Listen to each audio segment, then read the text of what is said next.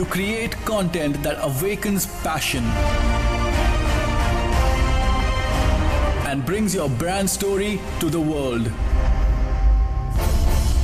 Stories that engage and transform. We are geared to expand and explore new narratives and craft solutions for your brand needs. Agile and dynamic, we are the storytellers and the story doers of tomorrow. We are fluid. Ideate, accelerate, transform. And our quest has just begun.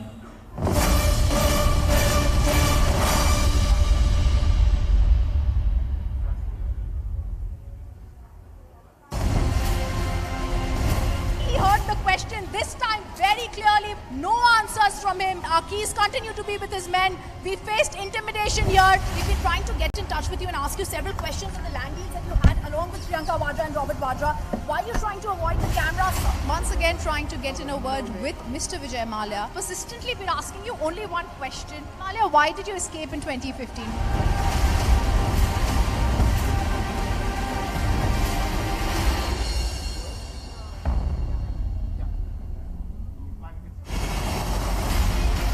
Public TV, the news doesn't wait. The news is always live and always breaking. For the first time, we are showing you the pictures of aggression there was inside the Radisson Blue Hotel. The Chief Minister of Maharashtra vacates his residence. Sena supporters coming out in large numbers, showing their support to Uddhav Thackeray.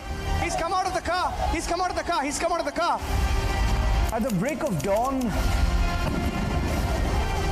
the former Prime Minister Shinzo Abe, who was shot at while delivering a speech in the Nara city. He was. Good morning, ladies and gentlemen. Thank you for joining us today as we bring to you live from New Delhi, Republic Media Network's second edition of India Economic Summit, a one-of-a-kind event aimed at discussing, deliberating and ideating on the Indian economy and its massive potential to become the global superpower with some of the brightest and sharpest minds in attendance here. Let's take a look at the audiovisual. Today, India is taking the world by storm. Having cemented our position as the fifth largest global economy, 250 साल तक जो हम पर राज करके गए थे, 250 साल तक उनको पीछे छोड़ करके हम दुनिया की इकोनॉमी में आगे निकल गए।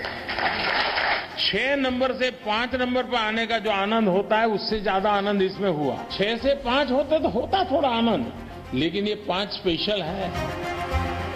We are at the cusp of actualizing the $10 trillion vision. The government is hitting the accelerator on growth. The corporate sector is catalyzing the economy. Entrepreneurs and unicorns are bullish. Now, union ministers, bankers, investors, policymakers and trailblazers will assemble on one platform for conversations centered on Mission Superpower. Republic Media Network brings you the largest, the biggest, the most star-studded business and economy summit of the year, the India Economic Summit 2022. My name, ladies and gentlemen, is Rini Simon Khanna, and it sure feels good to be in a hall with a live audience and have a galaxy of speakers who will join us throughout the day to converse on the state of the economy. Republic Media Network's India Economic Summit 2022 hopes to provide answers to pressing questions in a world amid concerns about global recession and rising inflation, by delving into the dynamics of the Indian economy and engaging in gainful dialogue on the macro and microeconomic picture with some of India's foremost thinkers, policymakers, ministers, business leaders, investors, and of course, our entrepreneurs. But as we settle in for an engaging day, I'd like to request you to please observe the safety protocols and also to refrain from using mobile phones inside the hall. As much as we would like to keep our sessions interactive, we are compelled to look at the constraint of time, as also for our guest speakers and panels, as well as for our broadcast schedules. So please do not interrupt or disturb the discussions as they happen, and do follow the instructions from the moderators and me as we guide you through each session.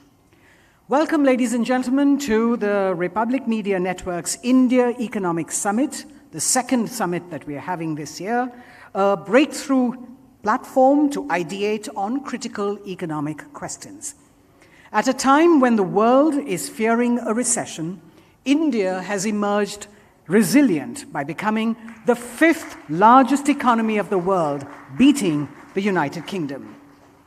We're so pleased to see many of you here. We've got the Honorable Minister joining us, and all of you joining us physically and online today at the India Economic Summit to bear witness as we have 5 ministers, bankers, investors, policymakers, economists, and thinkers join forces to turn the spotlight onto the country's economy, the scope, the breakthrough potential that India has, and of course, help chart the roadmap for the nation to soar collectively to unsurmountable heights. Ladies and gentlemen, as has been mentioned before and will be repeated often today, the fastest growing economy in the world recently surpassed the United Kingdom to become the 5th largest economy in the world and is only growing upwards. There is a clear goal in sight, and that is Mission Superpower. So I'd like to now invite Republic Media Network's Editor-in-Chief, Arnab Goswami, to please welcome you all and set the tone of the day.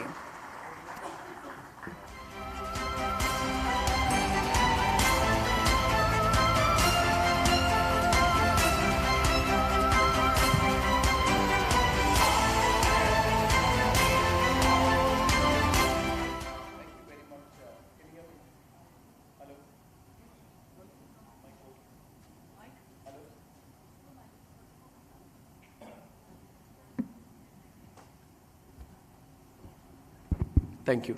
Thank you. Good morning, everyone. Good morning, everyone, and thank you, Rini. It's wonderful to be once again back at the India Economic Summit. We are going to have a fantastic session today. We have so many wonderful sessions right through the day. I'm so excited to have the Union Minister, Mr. Ashwini Vaishnav, with us. I see my friend Mohandas Pai and Mr. Kamal Bali of Volvo. We see so many people here. So first of all, a big shout out to all the early birds who've woken up fresh with their breakfast and with us this morning. We're going to stay right through lunch and dinner and have a great time together. Now, a couple of things just at the start that I want to tell you about. First of all, it's an exciting period for us at the Republic Media Network. It's been a beautiful year last year in terms of our growth story. And it's also been something that has taught us fortitude, not just us as an organization. I think all of us across the country as a people have fought back COVID, and it's great to meet once again in hopefully what are these post-COVID times. About the Economic Summit, I won't make a long speech. I don't need to. We are here to listen to all of you, but a couple of things. Yesterday, the managing director of the IMF said, and I wanted to start with this quote, India deserves to be called a bright spot on this otherwise dark horizon because it has been a fast-growing economy even in these most difficult times. But most importantly, because India's growth is underpinned by structural reforms. Therefore, the point was the tough decisions we took are now paying dividends, and it is now the time to seize the opportunity. We have taken very difficult decisions, decisions which any political economy finds difficult to commit itself to. We've taken the decisions because of our outstanding political leadership, and we must compliment the determination of the country's political leadership over the last 8 years to not be opportunistic but to be strategic.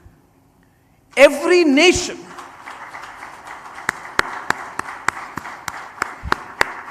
this is not for me, this is for what's been done by the government. Every nation has a hockey stick moment. Every nation. I believe personally that every growth cycle has a hockey stick moment.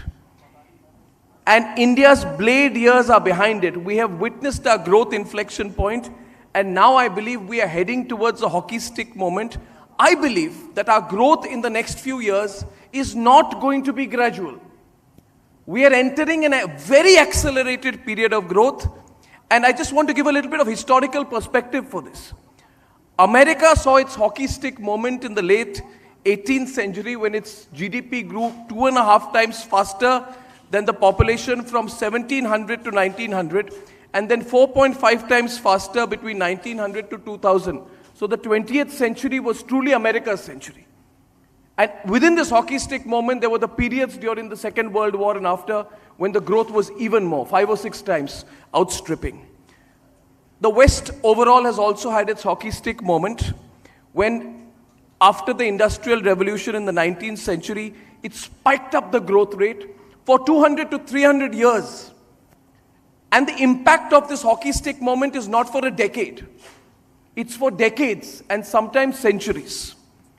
Japan, which was behind Eastern Europe before World War I, it caught up by the United States by the end of the 20th century when it saw its hockey stick moment.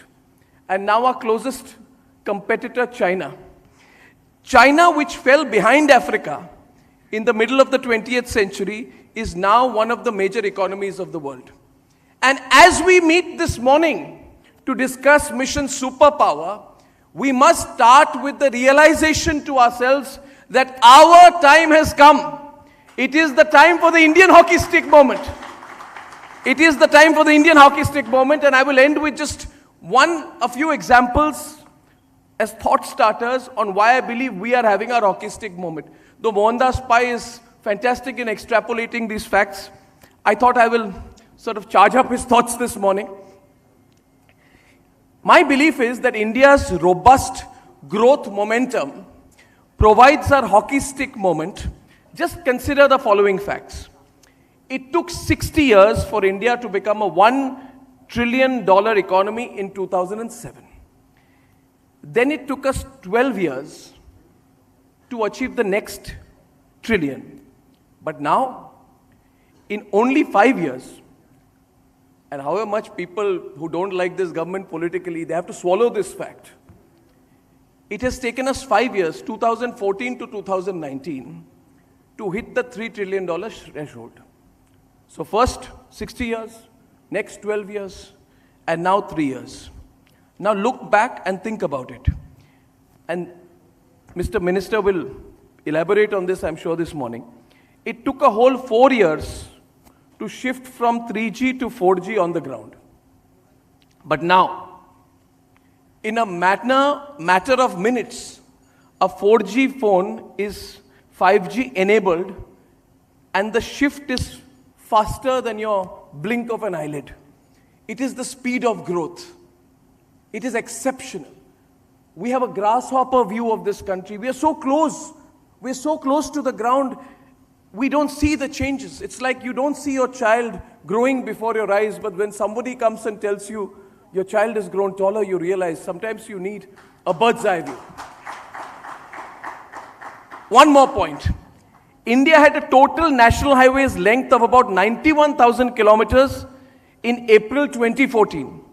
Today, we have completely increased our national highway network by over 50%. No country has achieved that. We talk about what China achieved in the late 90s and 2000s. We are doing far better than China. We are doing far better than China did in the 1990s. India's steel production has seen a 152% increase since only 2013. That's rapid growth. So all these facts must just tell you that when the external environment in the world is weakening, we are accelerating. We are looked upon globally as the brightest spot in the world. And I believe that our economy should help provide a buffer against any negative impact. So, ladies and gentlemen, I will not say anything more than this, but to tell you just one thing. Yesterday, somebody asked me, what do you feel about the cynics? And I said, I have no time for them, because soon they are beginning to sound like broken records. Positivity, growth, and a sense of genuine pride in our collective achievement is going to be the bedrock of taking advantage towards what we call mission superpower, so that we realize the Prime Minister's ambition, our collective ambition, not by 2047. I believe that if we work well, we work together, and even media organizations like ours can play our small part in this. I believe that by 2030, we should be established as one of the economic superpowers in the world, in GDP terms, nominal GDP terms, social terms, economic terms, in every way. So let's have a fantastic day ahead. I look forward to spending a lot of time with you, and thank you all for coming this morning. Let's have a great day, and welcome to the India Economic Summit of the Republic Network. Thank you. Thank you. Thank you very much, Arnab. And as they say in Delhi, aapke muh mein ghee shakkar. So, ladies and gentlemen, I'd like to now introduce to you our next guest, a man who is taking India tech to its zenith. With more than 500 million internet subscribers, India is one of the largest and fastest growing markets for digital consumers. With the recent 5G launch, India is all set to take digitalization to a whole new level. Our next guest is here to make sure that every individual has access to the internet, to information and technology, a vision that our Honorable Prime Minister had effectively put through in his Digital India campaign. Let's take a look at the audiovisual.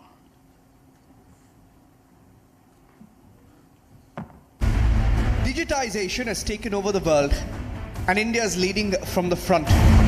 With over 788 million broadband subscribers, India is the second largest market in terms of internet consumption globally. With a robust Atmanirbhar digital infrastructure and a $1.5 trillion digital economy by 2025 vision, we are taking over the world by leveraging technology and harnessing innovation.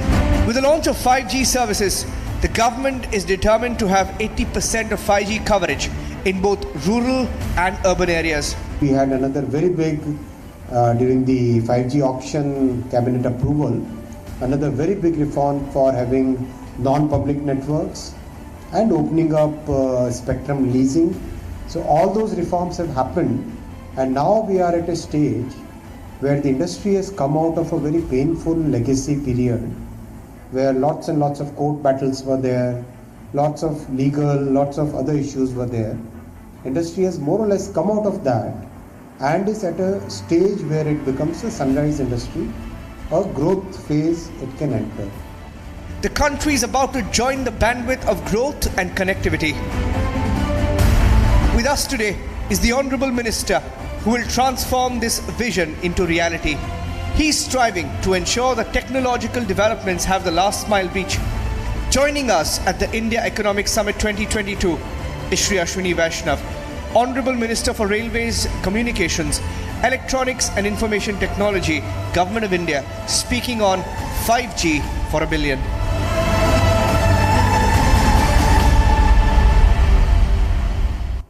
Ladies and gentlemen, please put your hands together to welcome Shri Ashwini Vaishnav, Minister for Railways, Communications and Electronics and Information Technology, Government of India, to give the keynote address on Mission Superpower 5G for a billion. Mr. Minister, sir.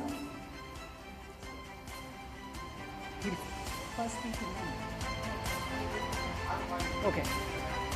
All right. Speaking to the Honourable Minister, Arnab Goswami, Editor-in-Chief, Republic Media Network. The minister, the minister is more than comfortable to have a fireside chat this morning, and I'm grateful for that because I believe that in the nature of the informality of our event, Mr. Minister, we are, we're flexible on formats. So first of all, thank you for that because I think that's what these sessions are about, right? We get to see each other up close and open up. So thank you, first of all. Thank you for all the for being here, and thank you for all the hard work that you're doing. I have been told by our reporters this morning that you do 15-hour days, straddled across 3 of the most important ministries in this government. And so first of all, kudos to you for all the hard work. I think that fact that you find time for us is a big thing for us. So I want to first have a round of applause for you for that. Thank you very much. Thank you. It's truly, truly remarkable. So may I start by just asking you a personal question, Mr. Vaishnav, before we go to the brass tacks. How is this shift, to a political role? And as I was asking you just before this event, today do you see yourself as a politician, a technocrat? How would you define yourself in this role that you're doing? And personally, how has this transition been for you? If we look at what politics of Prime Minister Narendra Modi ji is, he has redefined politics. For him, politics is making a transformational change in people's lives, especially people at the bottom of the pyramid. If you take that as the definition of politics, yes, I am very comfortable being that. Absolutely no difference in what one would have done as a bureaucrat, as somebody who's trying to make a difference in people's lives in the districts, in field level, and now at a much larger level. I don't see any friction in this shift. So we'll go through all the policy questions now because a lot of headlines will be made from everything that you say, and I hope you open up. How is the faster rollout of 5G made possible? Were you working on deadlines? Are you overcommitting on deadlines? Are you sure of delivery? See, industry was expecting that normally after the spectrum auctions, it takes generally a few months for the spectrum to be physically allocated, letters to be done, the harmonization of all the frequencies which has to be done. It takes generally earliest possible is a few months. It actually happened in one day. It actually happened in one day. It's amazing. So, I thought it was about 2 weeks since the letters of allotment were issued and all happened within 2 weeks of the auctions. But you're telling me it happened in a day. What's the inside story? 2 weeks is basically the time which is given to the telecom service providers to make the payments. As soon as the payment was done, I think the payment was done on the evening of, I don't remember the date now. Within 24 hours of that, the spectrum letters were out. So why these sharp deadlines?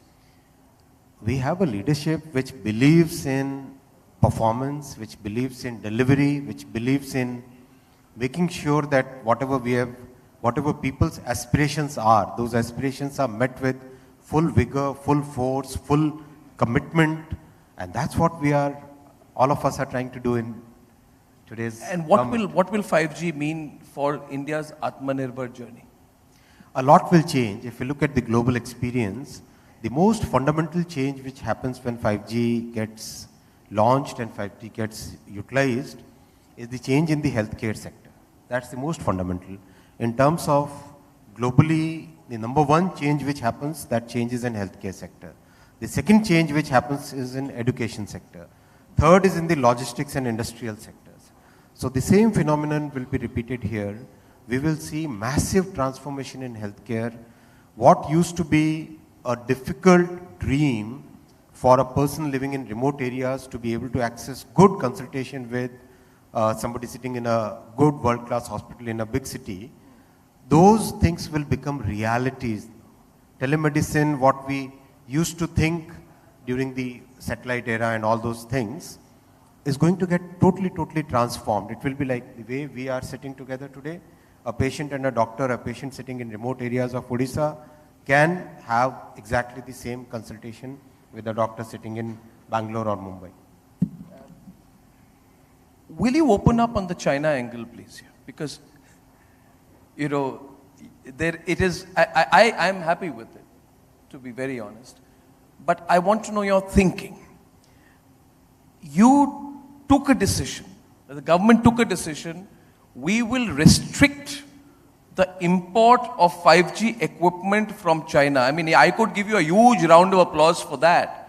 But I want to know why. I know it's great. We will be the first country to use indigenous 5G, which is fantastic, isn't it? Completely indigenous 5G in the country. But I want to know, isn't it great, Mohan? Fantastic, indigenous 5G. But why did you take a decision to keep China out? I'll be very candid on this. Please. And would like to explain the entire thought process. There are certain technologies which every aspiring nation should try and master. That doesn't mean that we shut ourselves out from the world. The idea is our engineers, our technicians, our people are among the best in the world. They are doing the best developments for the whole world. If we have a clear strategic vision and take a conscious call that we will develop certain technologies, come what may, we can achieve it. I'll give 2 examples of this. First is the 5G stack. End to end, if you look at the entire technology spectrum, there are only 5 countries in the world which have the complete end-to-end 5G technology stack. And now we are joining that club as the 6th country. It's not an easy task. What was important is Prime Minister had complete faith and complete commitment in our ability to deliver. No other leader would have given that kind of clarity of thought, clarity of purpose, which PM Modi has given. We could have kind of fluctuated saying that no, people are demanding 5G and we are not able to provide 5G today. Some countries have already gone ahead. We could have thought that no, let's import and let's go forward. No. He was very, very clear on this and that helped. I'll give the second example, the example of Vandebara Train. There are only about 8 countries in the world which have developed a train which can run at 180 kilometers per hour. We are the 9th country to do so, and again the goal which PM said that we must have a world-class train for our own people. The thought process within the system was that go out, import from Germany, import from France, import from Japan. But PM said no. He clearly said no. He clearly said no. It has to be developed by our own engineers. Again, it's that thought process of becoming technological leader, having that confidence in our ability to do, having that confidence in our engineers' ability to develop. That's what is making this big difference. I think that political conviction was not there earlier. If you go back, I can give you 100 examples. You take any particular technology, you take any particular sector, take the defense equipment, right? Where was the political commitment to try and develop our own guns? Where was the political, even things as simple as a rifle, right? The thought process, I'll tell you what has changed. The thought process was go out, scout for a technology, have a technology transfer agreement, and then live with the technology for next 30, 40 years. That thought process has changed.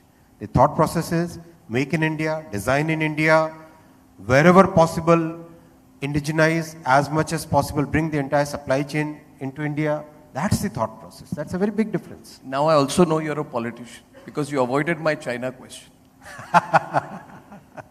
The minister thinks I'm trying to get him into Mr. Jaishankar's realm. But I'm curious. I greatly appreciate it. I totally agree with you. I mean, if you look at, I'm going beyond your ministry. I remember way back when I was a reporter, I did a story on a massive public sector undertaking in our country which was working in the field of drugs and pharmaceuticals. And as part of the story, I spoke about the retrenchment of hundreds of employees in that organization. And when I went around, when I met the scientists from the organization, I remember I was in my 20s, and they told me that, Arnab, we are capable of beating the Chinese. These basic drugs, which have suddenly become our biggest imports after the opening of the Indian economy, if we just had 6 months to 1 year to catch up, we could have done it. But we rather chose a Chinese substitute. My direct question to you, Mr. Minister, please answer it.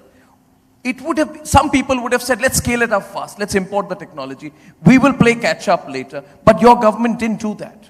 So is there a risk factor that you think about when you're sitting in the government, when you're talking to the Prime Minister?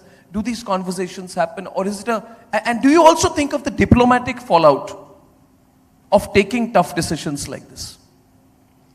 Very clear commitment towards developing technologies, very clear focus on where we want to go. That's what most of these reviews which PM takes in our ministries, at least 3 ministries which I hold the responsibility for. Very, very clear decisions. See, the question is, if we want shortcuts, if we want band-aids, if we want things which are going to be good for today, that's possible to do, anybody can do. But if we are aiming at taking ourselves to a developed nation status by 2047, then shortcuts won't work. Completely agree with you. You completely skirted the China question. I will get Mr. Jaishankar and answer that. But I got your point, and I think we greatly appreciate the belief that the government has in our own expertise. I want to know, last question on this, on your present IT Telecom ministry. 5G is projected to be 100 times faster than 4G. 6G, they say, no, 6G will be 100 times faster than 5G. And one day there will be 7G. Are we getting lost in words? What is the future looking like to you? I want to know what is the impact of all this speed for the average Indian. What does the future look like to you, and how will we benefit? How will everyone benefit? If you can, in basic terms, explain that. If you look at very basically, how's this whole technology picture getting evolved, right? 3 things are happening. First, the cost of compute is reducing dramatically. The compute power is increasing inversely to the cost of compute. Second, the cost of communication is reducing dramatically, whereas the communication power is again increasing significantly. Third is the cost of sensors is reducing phenomenally, like it's almost like 15-17% CAGR. And the number of sensors which are available with a very small footprint, they are increasing dramatically. The convergence of these 3 factors is changing practically everything that we see. There are examples of using 5G where exactly as per the water requirement of a plant, you can give exactly the exact number of drops that have to be given to that particular plant, you can do that. So those are the changes which are happening. How the world will look, I would like to again put it in the context of what we are thinking. We as government are thinking, we as the team of Prime Minister Modi is thinking. After almost 30-40 years, first time in the International Telecommunications Union, first time India's IP rights was recognized, included as a part of the standards, and today the 5G standards has India's IP rights incorporated in for the first time. It's not a small feat because the entire telecom industry is kind of controlled by 4 or 5 big players, and those 4 or 5 big players will never let anybody have a seat at the table. First time we were able to snatch, we were able to make our presence felt. Now in 6G, Prime Minister has given us the lead that we have to be the leader. He has given us that target. And already we have invested significant amounts of time and resource and funds in getting the 6G developments in place. Already we have more than 15 patents. We have more than 15 patents for 6G technology. Our teams are today called for all the major discussions. We have a clear roadmap laid out for taking the lead. Now the lead is not just in rolling out, Arnab. The lead is in technology. The lead is in making sure that we are the technology leaders in 6G. It's not just rolling out. It's very, very important. Today we have 35 manufacturers of telecom equipments. We have 5 manufacturers, designers of good quality radios, which is the most critical equipment.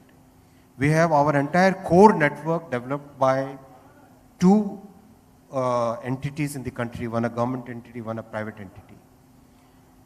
You cannot imagine the power it puts in the hands of our country. See, if you don't have your own core, somebody can just put a pipe in there, and whatever things you try to do on your phone or on your machine, on your computer, the network itself is leaking to somebody else, right? Having our core is of strategic importance. Having our radio networks is of strategic importance. So those are the things on which we are making significant progress. So you're already thinking of 6G? Yes, of course. And you are thinking of the applications of 6G? Absolutely. And you are talking to those, even private sector or research, who will be putting out those applications of 6G so that you can execute it fast?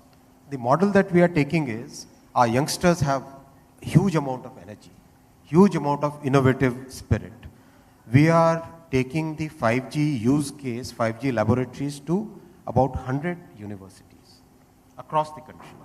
Just what we are doing in semiconductor, exactly that same phenomenon we are taking into 5G also, 5G and 6G too, 5G and beyond is what we are calling it. So we set up a lab in the remote areas of Jharkhand, everywhere in the country. Practically each and every state will get 2 or 3 labs. That way the students are able to think of new solutions, new use cases. They are able to look at how 5G can impact their own lives, how 5G can make a difference in the people around them. So that's the way we are moving.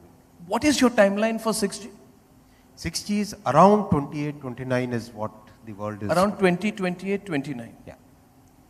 And you're preparing for 6G? Absolutely. So India makes the transition to 6G by 28, 29. And I also want to share another very important information with you. We recently had the elections of International Telecommunication Union. Yes. Indian candidate Ms. Revati, she won with record margin. I think out of the 170 odd members of the ITU, we got 130 votes. So the world is recognizing that India is emerging as a technological superpower. It is not just a country which develops for the world. It is a country which can do, which is doing for its own also. And actually, in the G20, I want to share with you. Yeah. In the G20 group of ministers, at least 8 ministers told me that we are waiting for your 5G to be rolled out so that we remove our dependence on the country that you named. And the country that I named. All right. Mr. Vaishnav, I am now beginning to enjoy this. Yes. Go ahead. They wanted India to come out and say that yes, our 5G has been rolled out now and we would like to use the 5G from India. The country that I named is probably going to be looking at this headline coming out of this event, that India commits to the implementation and execution of 6G by 28, 29. The country that I named, which is frightened at our growth prospects, will now have a nervous breakdown listening to what you said this morning. But I think this is getting frighteningly exciting for us. Mr. Vaishnav, this is wonderful. I mean, if you think about this, we are thinking of the execution of 6G, and what a way to start this morning. How affordable is this going to be? How affordable, I think about, because you got to increase the base of 5G and 6G. Do you think about it? Because it has to reach the people. As per ITU's affordability index, India is the most affordable telecoms industry in the world, whole world. That trend is going to continue. So the most affordable, largest base, fastest implementation. Wow. You have your job set out. This is remarkable. A link to that, semiconductors. You alluded to it. Now my question is, how is the government planning to achieve the target of the semiconductor industry amidst a massive global shortage? Just expand on it a little bit, Mr. Vaishnav, because you say that within the next 5 to 6 years, you're talking of 28, 29, as we move towards 6G, we will also become a great semiconductor design capital in the world. Right? We have a 76 billion semiconductor industry at present. How does the government go about achieving this target, and how crucial is it, Mr. Vaishnav, to achieve the target when there is a massive global semiconductor shortage? Do you have any innovative ways, Swadeshi ways to achieve that? Okay, so bit of context. 10 years back, what was electronics manufacturing industry in India? Practically negligible. What is electronics manufacturing industry in India today and where it is going? Today it is already at $80 billion US. It is growing at 17 to 19% CAGR. It is likely to cross $300 billion in the coming 5 years. Now, what's the most important raw material for electronics manufacturing? Most of the stuff that we see around today has electronics in it, and every electronics has semiconductor in it. Semiconductor is one of the most strategic item today. If we look at the global world, that's the most important item. The country definitely deserves to be the economic powerhouse. It has to have semiconductor industry. Now, that's one part of the story. The second part of the whole thing is, we have close to 50,000 semiconductor design engineers in our country, working for all the best companies in the world. That's the second part. Now, third part, globally, if you look at the semiconductor industry, 20% of the global semiconductor workforce, especially at the higher ends, is all Indians. Now you put all these things together and you can definitely come up with a solution by which India becomes a powerhouse in semiconductor industry. It's not an easy task. It's going to be a long and arduous journey. It's going to be a very, very difficult journey. It's going to be a journey which will really test our patience, will really test our execution capabilities. It's not an easy thing to have even one fab in a country. It's a very, very difficult journey. We are cognizant of that. I want to tell you, when we went to the Prime Minister for review of what we want to do in semiconductor, we sought 45 minutes. He gave us 2 hours and 45 minutes. And what was his essential line of questioning to you? What was the Prime Minister's central line of questioning to you in that meeting? Each and every detail in this, he wanted to ask how you are going to execute this. What will be the implications? Where can we fail? So those are the things that he went in good details, because everybody knows that it's very easy to say that yes, we want semiconductors, but how many countries are actually able to deliver on it? So the thought process was that we must design our entire program in such meticulous detail that we should understand what are the failure points and we should be able to mitigate those risks right up front. So you're saying the Prime Minister does this kind of deep SWOT analysis with you? At least in every major thing, in railways, in telecom, in semiconductor, in 5G spectrum auction. I know that in BSNL revival, the meeting went on for almost 2.5 hours. What is the weakness that you identified for the Prime Minister when he, as you said, he questions and challenges the assumptions which you're making, and he asks for what the challenges would be? In the semiconductor SWOT analysis, what was the weakness you probably identified, or the threat? If you don't mind sharing a little bit of that detail. I mean, I'm sure the country that we have named this morning is also listening very closely to you. You don't want to give away state secrets on this platform, but what is the weakness that you possibly identified? There are, if you ask me, 4 or 5 major challenges. And we are cognizant of each one of those challenges. See, again, I'll give an example, another example. When India wanted to start the automobile industry, did the Ford or Volkswagen or Toyota come to India? No. Did the top names come to India? No. Who came to India? Somebody who had more hunger, somebody who had some willingness to take the risk and go forward, right? That kind of company came. Correct. That is exactly the same phenomenon we'll see in the semiconductor industry in India. We probably initially will get some of the players who are more risk-taking, may not have that kind of capability. So we have to balance that out. That's a big challenge we have to face. How do we face that challenge? We have tied up with some of the best laboratories in the world. There's a laboratory in Belgium, IMEC. I personally visited them and requested them that we are a country which is starting on this journey and we need your support.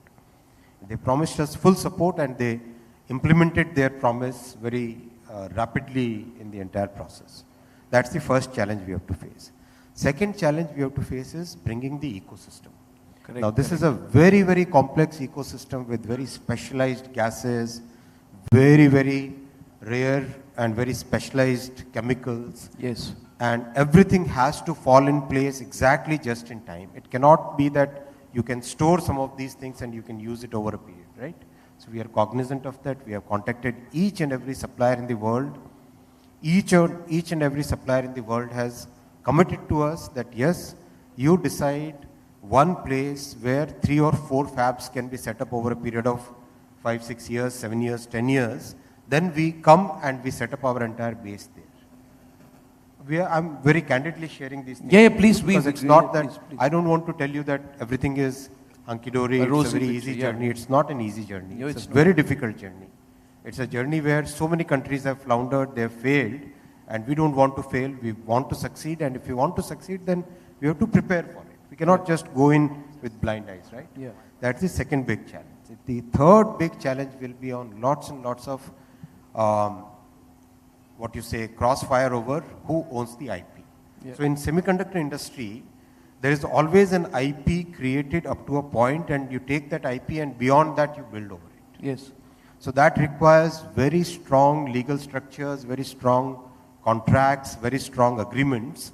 So we are cognizant of that. And we have created a team where some of the best in the world are today advising us. People like Vinod Dham, yes, who invented Pentium, right? Yes. People like Professor Rao from Georgia Tech, people like Professor Paul from Stanford. They are the ones who are advising us, they are the ones who are guiding us at every step. So it's a journey where today best of the best minds have already joined this journey. They are supporting us and they are the ones with whose help we are moving forward. It's going to be difficult, but we will achieve. What is coming across to me as I listen to you is that what the government is providing, and I'm also looking at this from a macro perspective, what the government is providing to external stakeholders, to the private sector, to people who provide the R&D base, and people who will invest in India and work collaboratively with you.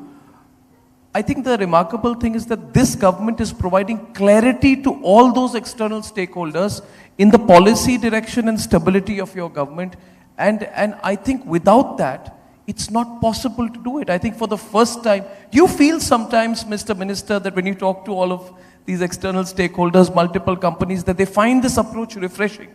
Because I am looking at you as a very committed and sincere man. The sincerity is really coming across very clearly. But it's important to provide clarity, I mean, to a number of, it's a labyrinth of people who will work with you to provide stability to the semiconductor dream. Again, I'm asking you an approach question. Is this approach new? See, this approach is... And refreshing. This approach is very refreshing and the commitment from our leadership is so clear that it helps us navigate the waters very, very clearly. See, again, without taking any names, a very large company which has turnover more than $100 billion, the chairman of that company made a statement that India has changed. When he visited India after 15 years, he visited. He didn't visit for a very long period. Yes. And he was so surprised by the candidness, by the freshness, by the sincerity of the approach, and he met Prime Minister. The meeting went on for almost an hour and 15 minutes. Yeah. It was like, yeah. It was a totally different experience for him, because which Prime Minister in the world is willing to give that kind of time and energy and support for developing a very good long-term future for the country? Yeah. No, I think this clarity is so important. And I also appreciate the candor and depth with which you are sharing details this morning. Mr. Minister, let me tell you, as a journalist over 10, 20 years, I've seen symbolic statements by ministers who come to events like these, make their 5-minute speech, and then, leave.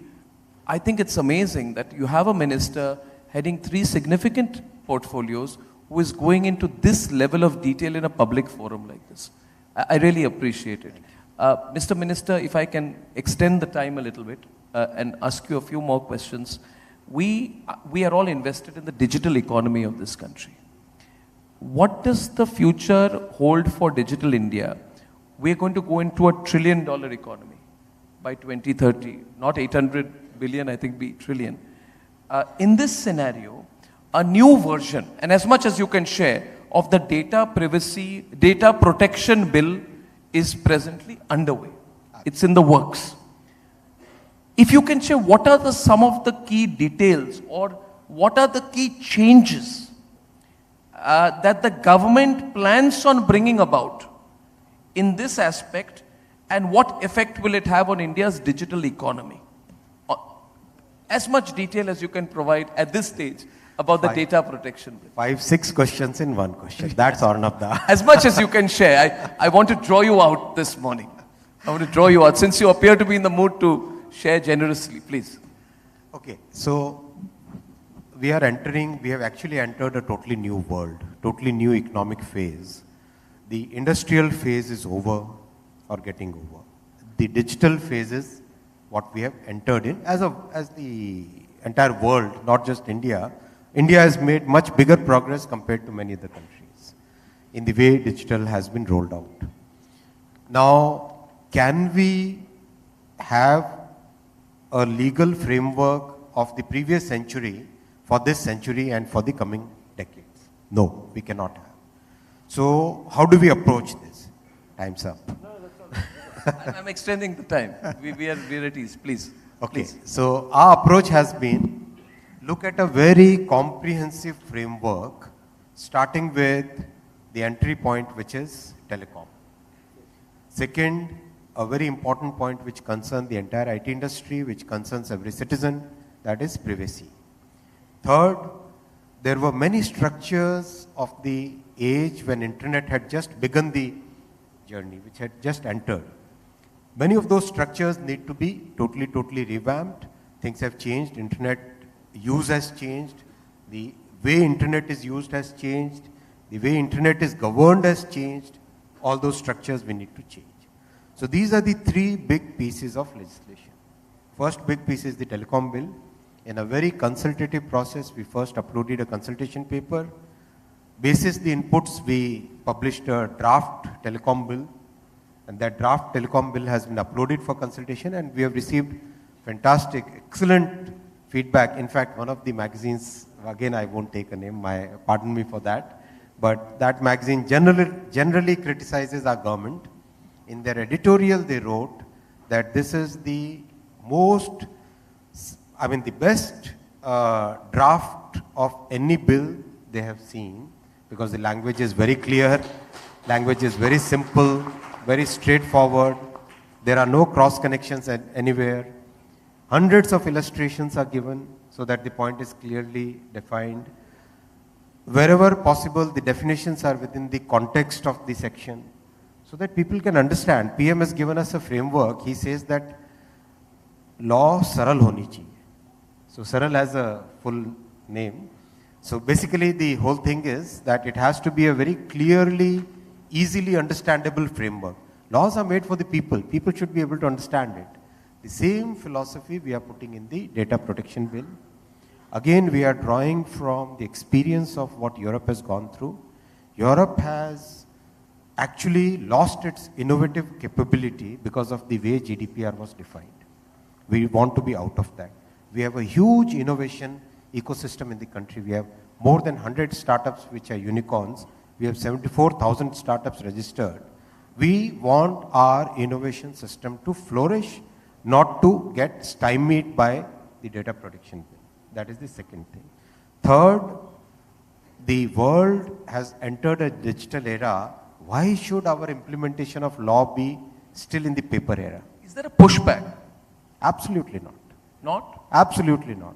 It's a very progressive way, it's a very forward-looking bill, and I'm sure once you see the bill, you will really appreciate the thought process which has gone in it. Prime Minister has again and again said that nothing should be done without proper consultation. And we are following that process. We are consulting almost every stakeholder possible, and when the draft bill comes, that will again be uploaded for consultation.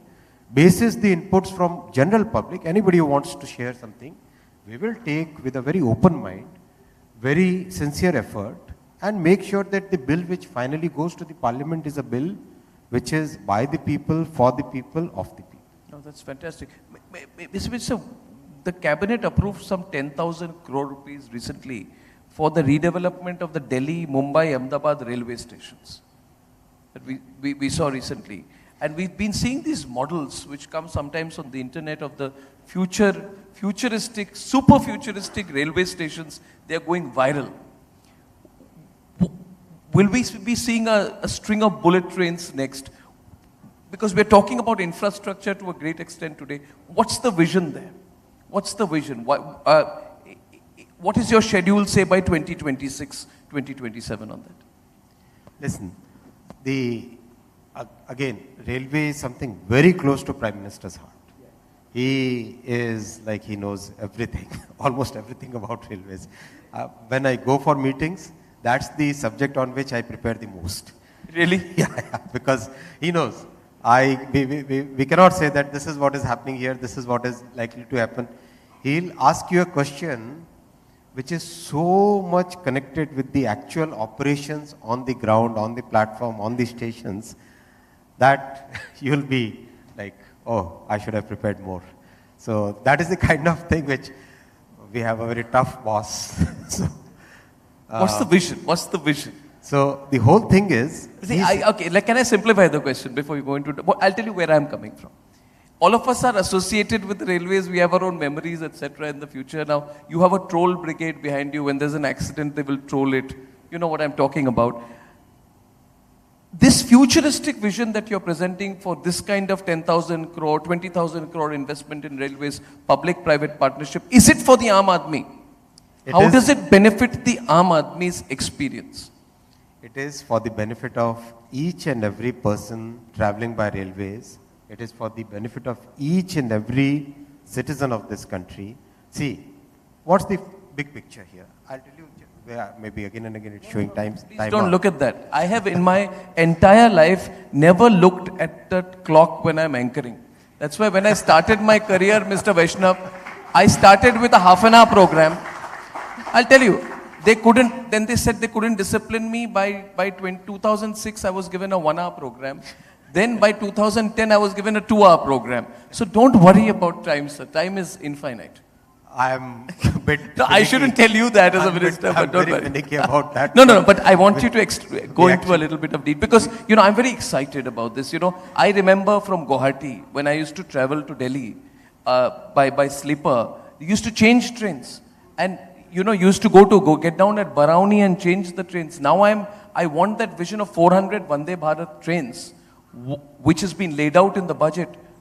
What's your timeline for that? I just want to know, I began with 5G. I want to end with railways because I want to look at physical infrastructure and IT infrastructure and then understand the sense of it. Please. For me, time is very finite. No, please. I know it is, but please. I really wish I had as much as you can. 3-4 hours in a day. As much as you can. More. Please. So the vision is very clear. First and foremost, passenger experience has to change. Without being an extra burden, without putting any extra burden on the passenger experience has to change. Difficult task, but achievable. Second, safety has to be paramount. Safety has to be paramount. Third, very clearly we have to fundamentally change the technology that we have had for 50, 60 years. That technology has to totally change. These are the three basic things on the passenger side. There are things on the freight side. We can have another session on that. On the passenger side, first and foremost thing is the station. PM has given us a target of 200 stations. So we have by now created a master plan of about 139 stations. And each and every master plan is designed for future, designed for making sure that the growth of a city is actually accelerated by the station and not get hampered by the station. And believe you me, when the first 50 designs that our team, all of us, we took to the Prime Minister, he reviewed that entire thing for almost 2.5 hours, each and every station. After 2.5 hours, he was not happy. He didn't approve. He didn't say, Aage badho. He didn't say that. We came out of that room so disappointed. We were thinking that what has happened? We put in so much effort and still it has not got approved today. And in the night, I get a call from PM. He says, आपने जो तैयारी की है, वो आज के लिए अच्छी है. आगे से 50 साल के लिए सोच के वापस तैयारी करके लेके आओ. आगे के 50 साल के लिए सोच के लेके. It's a very different thought process. It took me a while to understand what is Prime Minister's thought process, how far he's thinking. We went back, we put everything in the shredder and took some of the best architects, some of the best town planners, some of the best designers. We took them, sat in long workshops. How do we plan for 50 years? It was a very difficult thing because where is the data? What kind of technology changes are going to happen? All those things we have to put in the system and then plan. We went back after 2.5 months of hard work and we got the approval from the boss. This is a wonderful insight and it's a wonderful note to end on. But because this is the story of the day, and I will only wrap up by saying that we used to say, sir, that in the 1990s, China thought 20 years ahead, and it is remarkable and such an insight today that we have a Prime Minister and a government which is thinking 50 years ahead. We will outstrip China, and it's not mission superpower, it's a question of when we will be a superpower. You are heading fantastic 3 ministries. You're doing a lot of hard work. You have warmed up the entire day for us, and I'm very grateful to you for that. Thank you so much. Thank you, I Mr. really enjoyed Vaishnav. this. Thank you. I was a bit afraid of how Arnab will grill me. Sir, thank you so much for giving all that space. I am warming up for the rest of the days. Thank you. Thank you. Thank you very much, Minister Sir and Arnab, for that really captivating and revelatory conversation. Thank you for spending time with us and really patiently hearing out all our concerns, and thank you for giving us a ringside view of what your world is all about. Ladies and gentlemen, we move on to our next segment, and we've got Mr. Anil Agarwal, who founded Vedanta in 1979 and made his way to the international capital markets in 2003. This was the first company, ladies and gentlemen, to be listed at the London Stock Exchange. Prior to Vedanta, Mr. Agarwal also founded Sterlite Industries, which became the first industry in India that set up a copper smelter and a refinery. Vedanta Resources, headquartered in London, is a globally diversified natural resources conglomerate with interests in zinc, lead, silver, copper, iron ore, aluminium, power generation, and oil and gas. Our next speaker, Mr. Anil Agarwal, founder and chairman of Vedanta Resources Limited, giving us a special address on Mission Superpower, the drive to build a nation. Distinguished guest, it is my privilege and honor to be with you. I wanted to be personally there, but my passport has gone to embassy. I can talk about our India I can talk about the opportunity. I can talk about myself and giving back. India today is in a sweet spot. I never felt and feel in my life what I am experiencing today. The world is looking to India. Our tall leader, our Prime Minister, Sri Narendra Modi ji, because of geopolitical situation, 1.4 billion people and the huge market in India, Indian people credibility, the hard-working people has put a spotlight on us. This is the time. Let's all of us be together to eradicate poverty from our country, provide job to everybody, and to make sure our women empowerment to be accelerated. I've never seen the government to be so active, positive in India. We have come from what rank of ease of doing business to today double-digit number. Is a land of opportunity, land of entrepreneur. This is going to be $3 trillion economy to $30 trillion economy. It is all of you to remain focused. There is nothing which we don't have in India. Still, we are importing. It is a time to reverse. It is a time for us. It is a time for our youth. It is a time for our entrepreneur. It is a time for our startup. It is your time. Very important that you work hard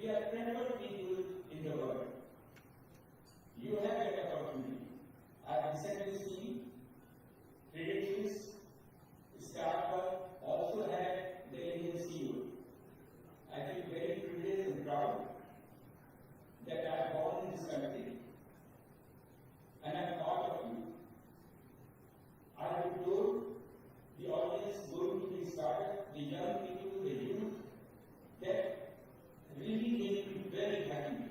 We have natural resource, we have human resource. My dream is to have optical fiber to the home, to we can make the world smaller.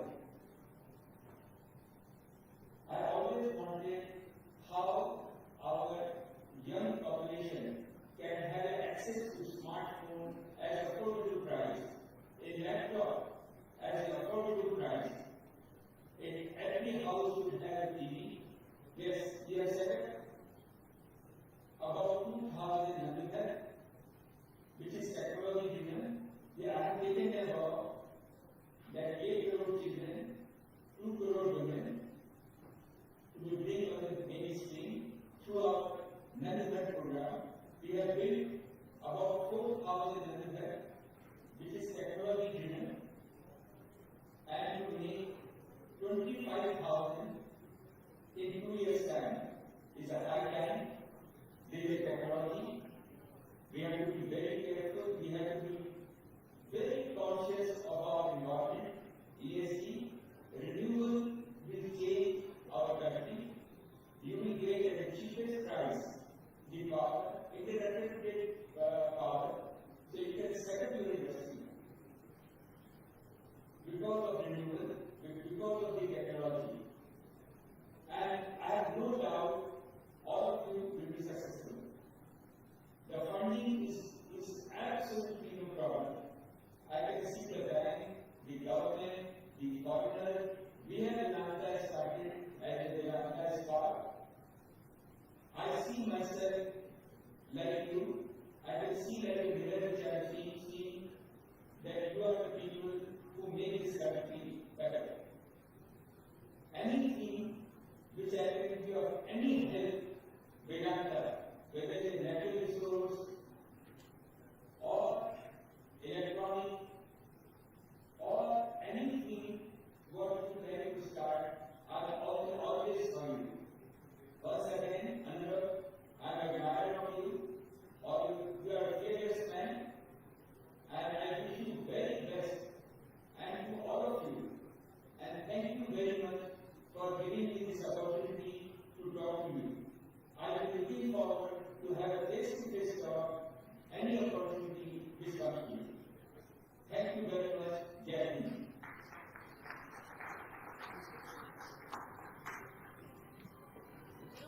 Thank you very much, Mr. Agarwal, for that invigorating perspective that will serve as a guidebook for aspiring entrepreneurs and the youth of India.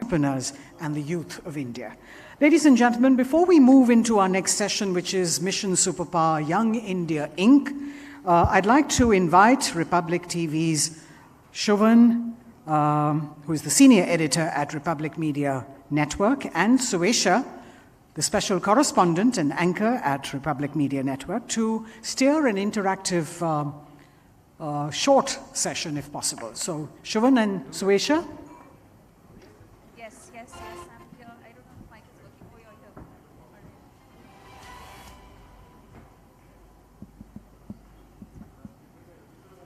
So, Rini has insisted that we have to keep it short. So, we'll keep it short, Shovan. But Arnab right here has already set the tone for the day. And, while everybody would expect that it's a very serious summit and we'd be talking about India's mission superpower and the growing economy, slight laughters and, the anecdotes that Arnab put out has, evoked a lot of reactions. And in fact, Sriram Cholia, if I could come to you, Shovan, because we just heard the minister, and I was thinking, what would you be thinking at a point when the minister was refusing to take the name? He was not taking the name. The C word, I think we all know it, and I think he was just being proper because there is a division of labor with ministries. But I think it's quite obvious there's a national security dimension to 5G. There's a real threat of Chinese getting a backdoor and gathering information and spying on us and affecting our diplomacy and our technology. So I think Atmanirbharta is about reducing dependence on China. That's a very central aspect to this when you look at a global dimension. And so, Surisha, I think Minister was quite clear that he was saying that to compete with the big two or the big three in the world and to catch up with them and to eventually overtake them, our dream is very much dependent on strategic decisions we take now. Yes. So the decision to keep out this unnamed country is very, very strategic, and it is meant to send us a signal also that we can be an alternative to China. We have the capacity and the technology, and like Minister was saying, if 8 out of the 20 G20 countries are saying that they are looking forward to India's development and that they will want to use our technology and our platforms and our equipment, nothing like it, because that means that we are shaping up to compete with the biggest in the world. And I think that is a strategic signal that we have sent by going for indigenous. Absolutely. And you know why, Shravan? I am particularly looking forward to all the conversations because it is about a futuristic India, and I want you to talk about your panel next. Well, in fact, we have a power-packed panel coming up right now, ladies and gentlemen. It's about young India, and there's a lot to talk about. And I think so the aim perhaps would be that everyone of you who are here in this auditorium perhaps will go after this session with that feeling that can we also start our own startup? Which is why, because I know of your panel, Shravan, and I know you have some very interesting voices lined up in your panel. And exactly the feeling so important in a time that we are in our country, because we see the youth so inspired, moving forth at such steadfast speed. And, you know, to really have these voices and to get their story, to get their ideas all coming under the same roof. So I'm being told, Shravan, that your guests are already here. We'll just start right away. Over to Rin.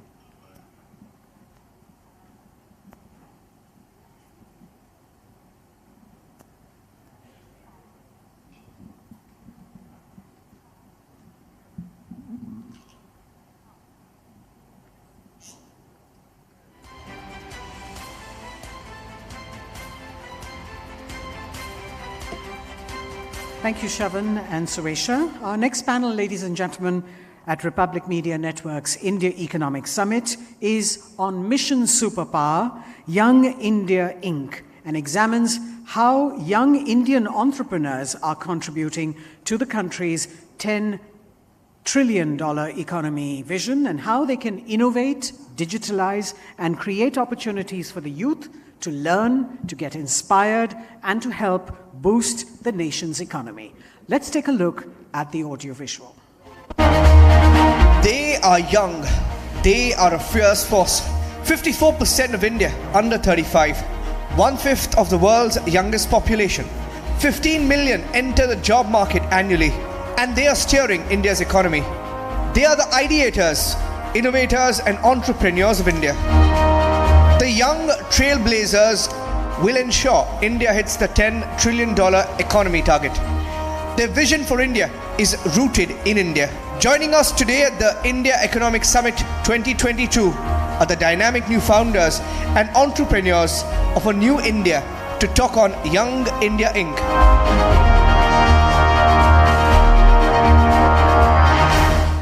I'd like to now invite Mr. Shravan Sen, Senior Editor, Republic Media Network, to moderate this session. As speakers, we have Mr. Arnab Pai, Founding Partner and Chief Investment Officer at 314 Capital. As CIO, Mr. Pai has over 70 seed and venture capital investments across several investment categories in India and the US. He's deeply involved in the startup ecosystem in India and has served as the co-president of Stanford Angels and Entrepreneurs India and the national vice chairman of the IMA Young Leaders Council. Mr. Pai has also received the 35 Under 35 award from Entrepreneur Magazine India. Mr. Nikhil Kamath, co-founder of Zerodha and True Beacon. Zerodha is an Indian institutional brokerage firm and a trading platform. Mr. Kamath started working at a call center at a young age of 17 before he started his business in 2010. Zerodha's business took a huge leap amid the COVID-19 pandemic when its user base grew 100% every month. Mr. Kamath has recently topped Hurun India's 40 and under self-made rich list of 2022. Of course, Nikhil Kamath will be joining us live from Jaipur. Ms. Upasana Taku, co-founder and COO of MobiKwik. Ms. Taku was listed on the Forbes list of Asia's 25 most powerful businesswomen in 2019. She was also recognized as the first woman to lead a payments startup by the President of India in 2018. MobiKwik in the year 22 recorded an 80% jump in its revenue, and prior to MobiKwik, she held senior positions at PayPal and at HSBC. And Mr. Keshav Bajanka, Executive Director of Century Ply, the man behind the company's stellar growth of decorative verticals, which includes successful implementation of new supply chain projects and foray into new business. Century Ply, of course, is an industry leader and recognized as one of the best plywood brands in India. It's over to you, Shavan.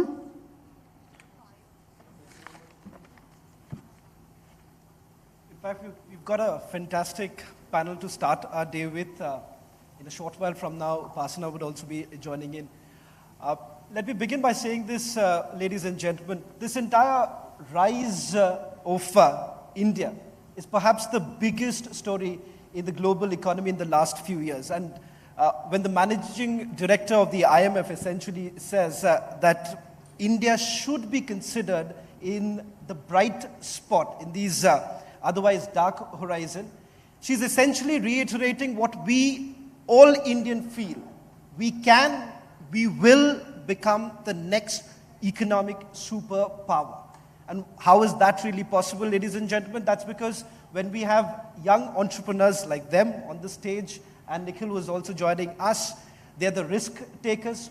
All of this becomes possible. And we have that faith. And the Prime Minister rightly says that if today India has reached a position, number 3 in the world when it comes of creating startups, it's all because of the risk takers like Pranav, Keshav, as well as Nikhil. In fact, I would like to begin the session first with Nikhil, because Nikhil, I would describe him, he fits that description that today's entrepreneurs are like modern day cowboys, simply because he started off with about an 8,000 rupees call center job, has become a billionaire, and in his recent blog he says, we need to have a stupid faith to believe that everything will work out. So Nikhil, I want to start with you. For becoming a superpower, would you say that we really need to have that stupid faith, as you call it, stupid faith that we will achieve it?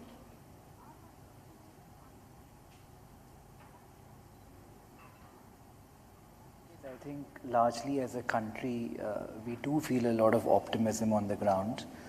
I would say even outside of India, when you talk to international investors today, they might not be very optimistic about their own countries, but when they talk about India, it's always with a lot of optimism. So I'm sure we're on the right path. We need to be cognizant to the bumps on the road along the way. The very near future looks slightly tumultuous with all the different headwinds we have from inflation, interest rates going up in the West, higher cost of borrowing. So I think while we remain extremely optimistic about the future as a country, it's also probably wise to look at the short-term problems that there might be in industries across the board and plan accordingly as well. Let me bring in Pranav, because what I find very interesting in Pranav, in your profile, is the way you've handled it in terms of your selection of investments, be it in Yulu, as I was talking to Keshav a short while back in the back room. Why Yulu? And there are several others, and one would say these are non-mainstream companies like Koo, for that matter, Licious. It does appear there is a pattern, Pranav, in your thinking, and that is essentially investment in businesses which has a direct impact in everyday life. How would you say that perhaps this is the direction perhaps that we need to take forward in terms of building a superpower in the right investment, choosing something that is going to have a direct impact? Yeah, certainly. I think that's a great way to actually encapsulate what we look for. I think India is this very strange ecosystem now, where it's a large country, there's 1.4 billion people, it's the youngest country in the world, it's such a dynamic economy now. And we still have fundamental problems that we can solve. And of course, we can build young companies, startups, use technology to address those challenges. So that's what we do in venture capital. We study markets closely. We're surprised by how many obvious non-mainstream opportunities there still are in India. You mentioned a few of them, from electric vehicles to food, to commerce, to banking. And we've tried to find the right founders with the right domain knowledge and hopefully be the best partners we can as they build from 0 to 100. In fact, some of the people here, like Nikhil, Upasana, they encapsulate that story of starting with that idea, being the best people for that specific challenge, and working non-stop to get that problem solved at scale. And in India today, scale means 1 billion people.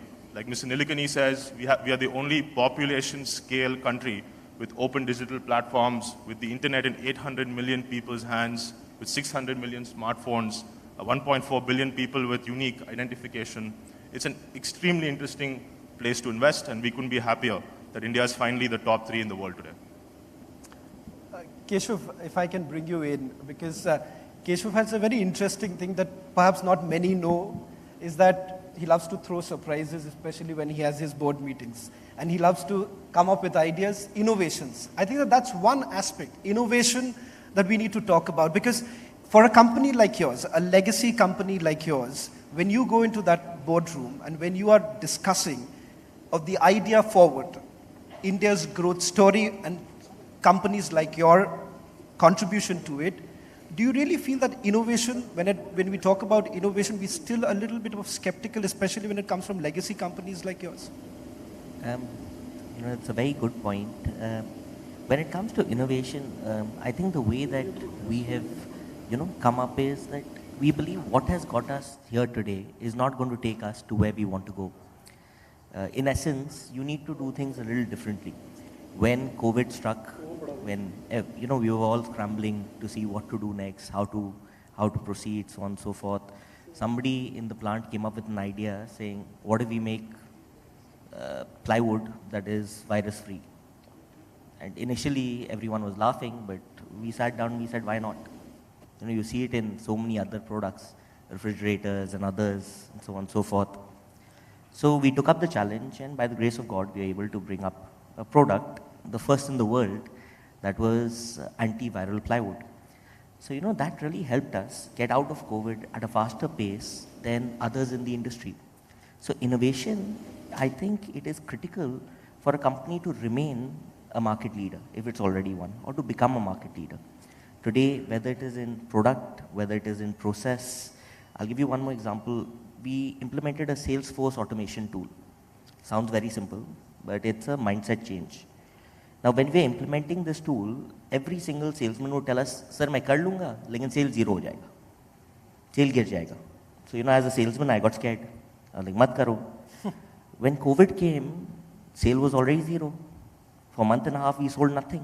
So I said, "Boss, अब क्या गिराओगे?" Now, implement it. So today, by virtue of a little luck, of a few innovations, we have reached where we are today, and this is now a philosophy that we follow. Let me also welcome Upasana.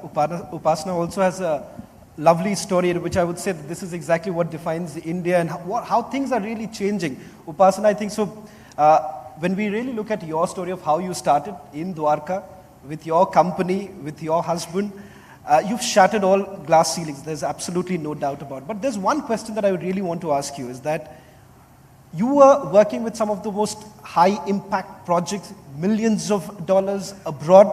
What is that one aspect brought you back to India? And what is it that you saw that, yes, it is changing in India, we need to be part of this growth story? So, thank you everyone for having me here today. And so to the question to this answer is curiosity, opportunity. I was very well established in my career in the Silicon Valley. I was working with PayPal, which was at the time and continues to be today global leader in payments, and I was getting the opportunities of a lifetime. I got to launch PayPal in several new markets in Europe. I got to acquire a company along with the team at PayPal in Tel Aviv. So it was a very nice fast track career that I was on. But after doing that for 3-4 years, I was like, what next? You know, the quantum of the project has gone from 20 to 50 to $200 million, but what next? And there is still a lot of innovation happening. I mean, since then, many more decacons in payments and fintech have happened in the US. But in developed markets, what happens is that the innovation opportunities are more incremental in nature, and emerging market opportunity is really fundamental. When I came back to India at the end of 2008, we had about 15 million digitally paying users in a country of 1 billion. Today that number has of course exploded, and we have 250 to 300 million Indians who pay digitally. But still, I mean, there's still a very large runway of growth, right? Because it's a country of 1.3 billion, 800 million have bank account but are still paying using cash, non-digital. So there's a lot more to be done, and that's still scratching the tip of the iceberg, because if I look at other financial products, even today, despite all the digital transformation that has happened in the last 5 to 10 years, less than 70 million Indians have access to credit. Less than 30 million Indians invest or have access to insurance. So, I mean, all these numbers are less than 10% of the population of India. So, from an innovation and opportunity point of view, it's like a greenfield.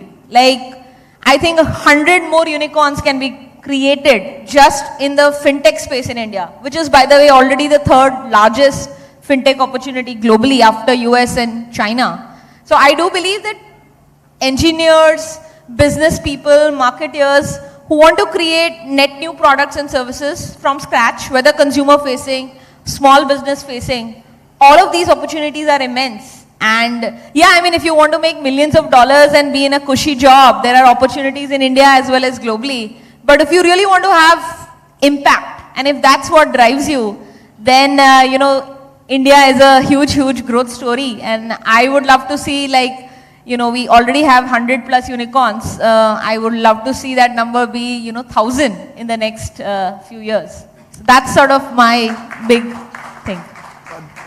Perhaps that's the aim. Pranav, I think so. I would like to bring you on this, because you and your brother, you both have been extremely bullish about the Indian economy, saying that perhaps by the end of this decade, you're projecting that India could be, you know, the 3rd largest economy just behind the US and even for China for that matter. I want to understand from you, what's the way forward in terms of the challenges, as Upasana was also pointing out, that we know where to go. How do we really go about it? And when you yourself said that this is the decade for India's entrepreneurship and startups, how do you define that? I think a lot of things have come together to give us that confidence for this decade. I think the first thing we see, you know, given we graduated from the education system a decade or less ago, there's been a cultural change in the young people of India. There's a confidence in this country, in this economy, in being Indian, in staying, in remaining here, in solving India's problems that we hadn't seen when we were in school or college before. There's a confidence and an inspiration from the first batch of successful Indian founders, startup operators, entrepreneurs, so many of whom are on stage. There's a big cultural change in the next set of operators taking over India's largest companies. For example, at Century right here. All that happening at the same time is a very strange coincidence. And it's taken 30, 40, 50 years of 2 generations of Indians making sacrifices, building every day, staying back here, going through tough times, to be honest, to get the country to where it is today. So I think the first thing we always talk about is we try to make the awareness of this cultural change as widespread as possible. Many people still don't believe this is happening. Many people in government still have other bigger challenges to solve, so this part is outside, it's in the rear view mirror, if you will. So we think if we embrace this cultural change, we'll notice we have this very natural tide in our favor. And if we harness it correctly, it's, in my opinion, the energy for that flywheel that takes us to the 3rd largest economy over the next 10 to 15 years. Now, there's only Japan and Germany ahead of us, around $4 trillion. We're at around 3. China and US, of course, are past 10. So for us, it's no longer about how do we be better than China, better than US. We need to set a simpler goal. 5 trillion, as the Prime Minister said, we'll get there very quickly. The only other country in the world to cross 10 in the next 10 to 15 years, 10 trillion should be our real goal. And at 10 trillion, India is wealthy, our systems, our business are formalized, Indians can spend, they're voting in the favor of the businesses that solve the best problems in their life every day. Another very interesting thing is now you can buy the stock of your favorite brands, your favorite internet companies in the public markets. They've gone IPO, and you can vote in favor of your favorite companies by actually becoming shareholders yourself. So there's this big transformation that's happened in the last 15 years that if we continue on this trajectory, I think we're definitely going to be the top 3 economy. Now, what are our challenges? We still don't have a widespread national system that supports entrepreneurship on the ground. It's not going to be only startups that transform the country. Of course, they'll take the headlines, they'll raise billions of dollars, they'll become unicorns. Media loves to talk about that. But the everyday transformation that's happening is, in my opinion, equally important. So it's all parts of the pyramid, or the stack, or the buckets, however you want to classify. The transformation's happening every step of the way. So we want to see more support for small entrepreneurs. We want to see more support for student entrepreneurs. We want to see more flexibility in India's universities and colleges. We want to see 100 IITs. Why do we have only 15 or 20?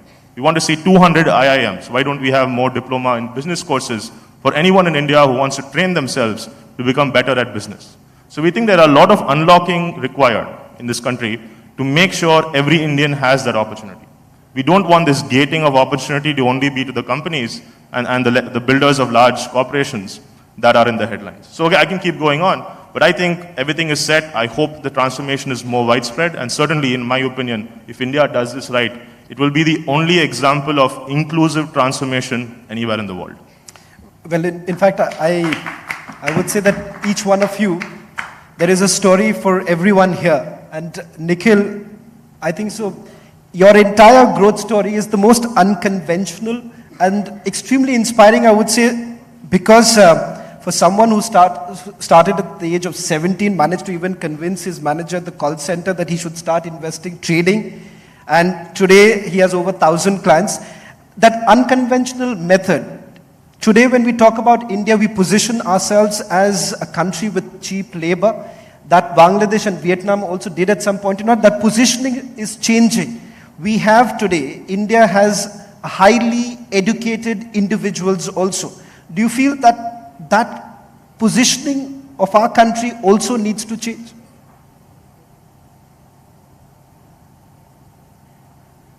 I think it is changing with time. When more Indian products are maybe used by foreigners, especially the Westerners, I think the perspective will change on the ground. In many ways, India is doing much better than the Western world. Like when I travel there now and I come back here, you know, be it in terms of crime, be it in terms of how clean our roads are, even like on many parameters where India was once lacking, we're really picking up. So this narrative around India, I think, will organically change, and it seems to be changing. Like I was saying in my earlier comment, people seem more optimistic about India today than their own geographies itself. And this is common in the Middle East, in Europe, in Southeast Asia. Everybody is looking upon India as the next big opportunity, and I think this is the right time for us, and this is the opportunity for us to really grow at a pace like, maybe comparable to China for the next 10 or 20 years. Pasana, if I can bring you on this, if you really look at companies in India which have truly gone global, it's been the IT companies or for that matter pharma companies. What do you think should exactly be done so that perhaps in the years to come we see diversification of more companies, truly, Indian companies truly going global? How do you see that? No, I definitely think the narrative has got to change, and I wish that, starting with all the media persons here itself, we should stop talking about cheap labor, we should start talking about smart labor, right. Smart people. Because, this narrative has been there for a long time, and we celebrate the Americans of Indian descent who are leading let's say the Fortune 50 companies, especially, you think about FANG or any other such acronyms of the large companies. So we should start celebrating overall the tech prowess and the engineering prowess of the country. Coming to your question about, will Indian companies go global? Yeah, definitely. I mean, you're talking about pharma and IT, and of course, Infosys has been the bastion in that, and we have sound representation from ex-Infosys leadership here. But I definitely think that SaaS companies, the B2B tech companies, have already taken their products global. I mean, Zoho is an excellent example. Freshdesk is another example. So there's stuff happening, but it's still small. There aren't like hundreds of companies that we can talk about. I think that consumer-facing product and tech companies have also tried. I mean, there were times I think that Oyo and Ola and others have dabbled abroad. But I think that as exits and liquidity and more Indian companies get listed. I mean, last year we saw a few, and of course this year the market has not been kind to anyone. But I think in the next 5 years or so, we'll see many of the large Indian internet companies becoming, massive, not just in the Indian market, but they will, expand to other geographies as well, whether it is South Asia or whether it is other emerging markets moving to Africa, MENA, that we will see. But I definitely think that Indian companies are first busy, at least the consumer-facing companies are busy catering the Indian market. Right. But sooner than later, once they reach a certain scale, they want to replicate their success in other markets, especially because there are many countries where we do believe that our tech platforms can be easily replicated. Innovation from the tech perspective is not as great. I mean, I can talk about a market that we've been looking at, some markets in Middle East, etc., where we think they're evolved because they have the superb highways, amazing airports, amazing infra. But I mean, I can only speak for my sector because I'm a financial services person. You can't do an instant transaction over there. A P2P transaction of payments, which we all do on UPI, like in 5 seconds now, you can't do that in many countries of the world. In fact, even the US, ACH transaction used to take 3 days until few years ago, right before COVID. So there's a lot of innovation that we can take to other markets, even from the point of view of generating faster revenues, speeding up the growth of these companies. Because India is a country of 1 billion, but the ticket sizes here are definitely small. And from a revenue and profitability perspective, it takes much longer for companies to get to a certain scale. So as an example, if a company like MobiKwik has taken 10 years to get to $100 million in revenue in the Indian market, it will probably take us 4 to 5 years to replicate that in a market where the average spend per user is high, because we can take our platform, customize it and launch it in a new market and get to that scale much faster. Upasana, just to follow up on what you essentially said, because the finance minister also indicated the same, that the time has come for Indian companies going abroad and putting a stamp on it, especially when it comes to payment gateway companies like yours, fintech companies like yours. There is a huge opportunity. When you look at that opportunity, do you think it's time to perhaps scale up? Yeah, I mean, definitely. I'm saying that India is a difficult market. Companies that are able to rise to even a mid-level stage, let's say they are not even in the top 5 or top 10 companies in their category in India, they have reached a certain scale where they can take their know-how of product, engineering, operations, and take that mix and formula, and they've reached a certain level of success. They can definitely try their hands if they have access to capital or if they are profitable, like many other companies B2B companies generally tend to get profitable faster. They can definitely take up the agenda of going global, trying a few markets and trying to create an equivalent level of scale of business in those buckets as well. Pranav, because we've got a very young audience, and when it comes to entrepreneurship, there's that element of fear. There's always that element of fear. So what is it that you would say in terms of the risk appetite? Would you actually tell that it is perhaps the right time to actually give wings to your dreams by going ahead with what you believe?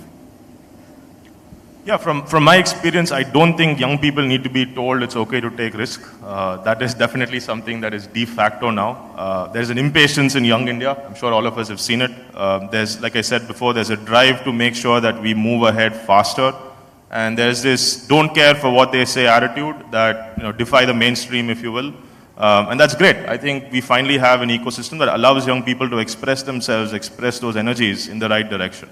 But I must also say, I mentioned this before, there are two generations of Indians who have come before. It's not like they did not take risk either. So many Indians had to leave this country, go to the US, the UK, Europe, Australia. That was taking a lot of risk. They've pulled an entire family up because one person took that risk. So many Indians started small businesses, logistics, distribution, retail, so on and so forth. They were all taking risk. So I believe in India, we have this culture of risk-taking. It is not new to us. It's been there for thousands of years. And if we allow Indians to express themselves, if we have systems and governance that sets the right boundaries and removes friction, I strongly believe we don't need Indians to be told anything. They will show us the way, for sure.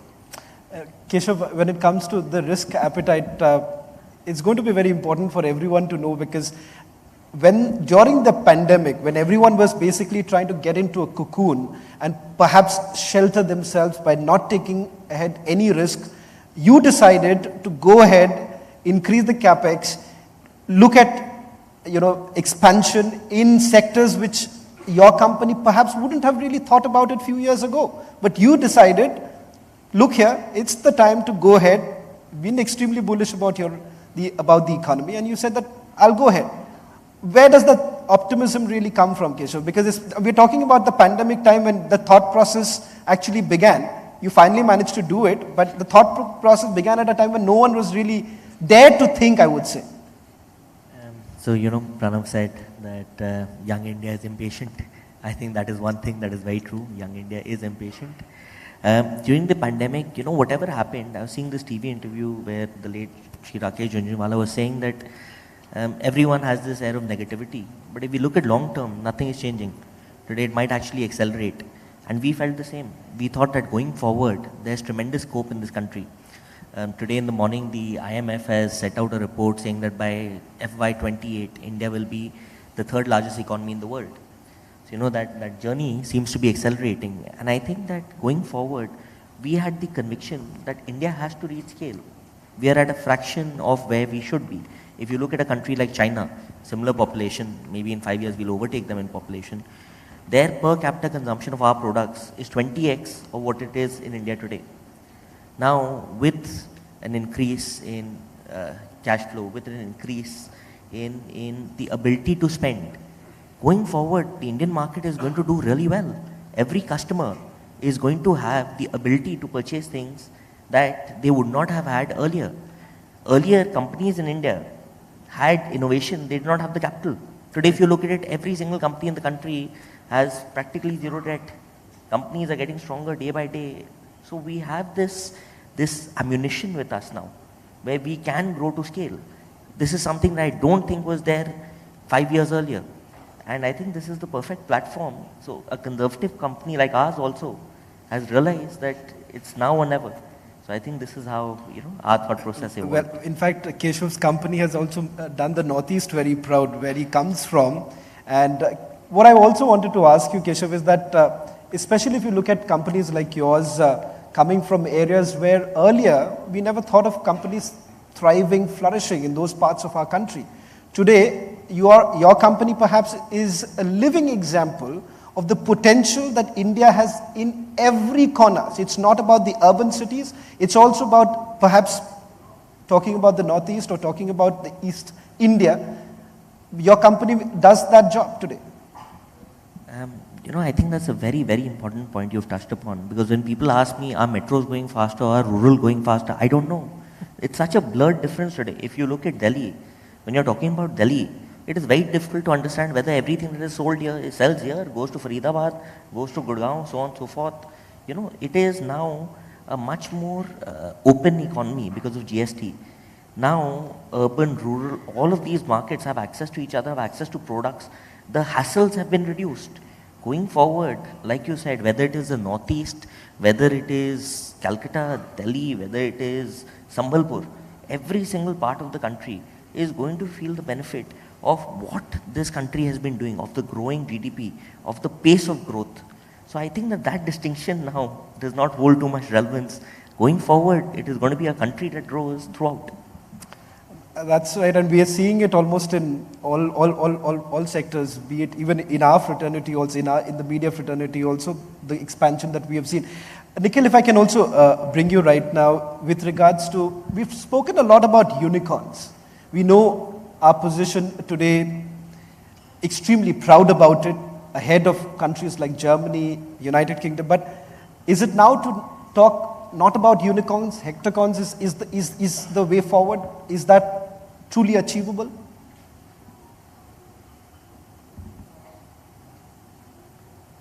So we all have a lot of cliched optimism in a way when we're on these panels. So, let me take a slightly contrarian view to kind of counterbalance the optimism prevalent in the panel right now.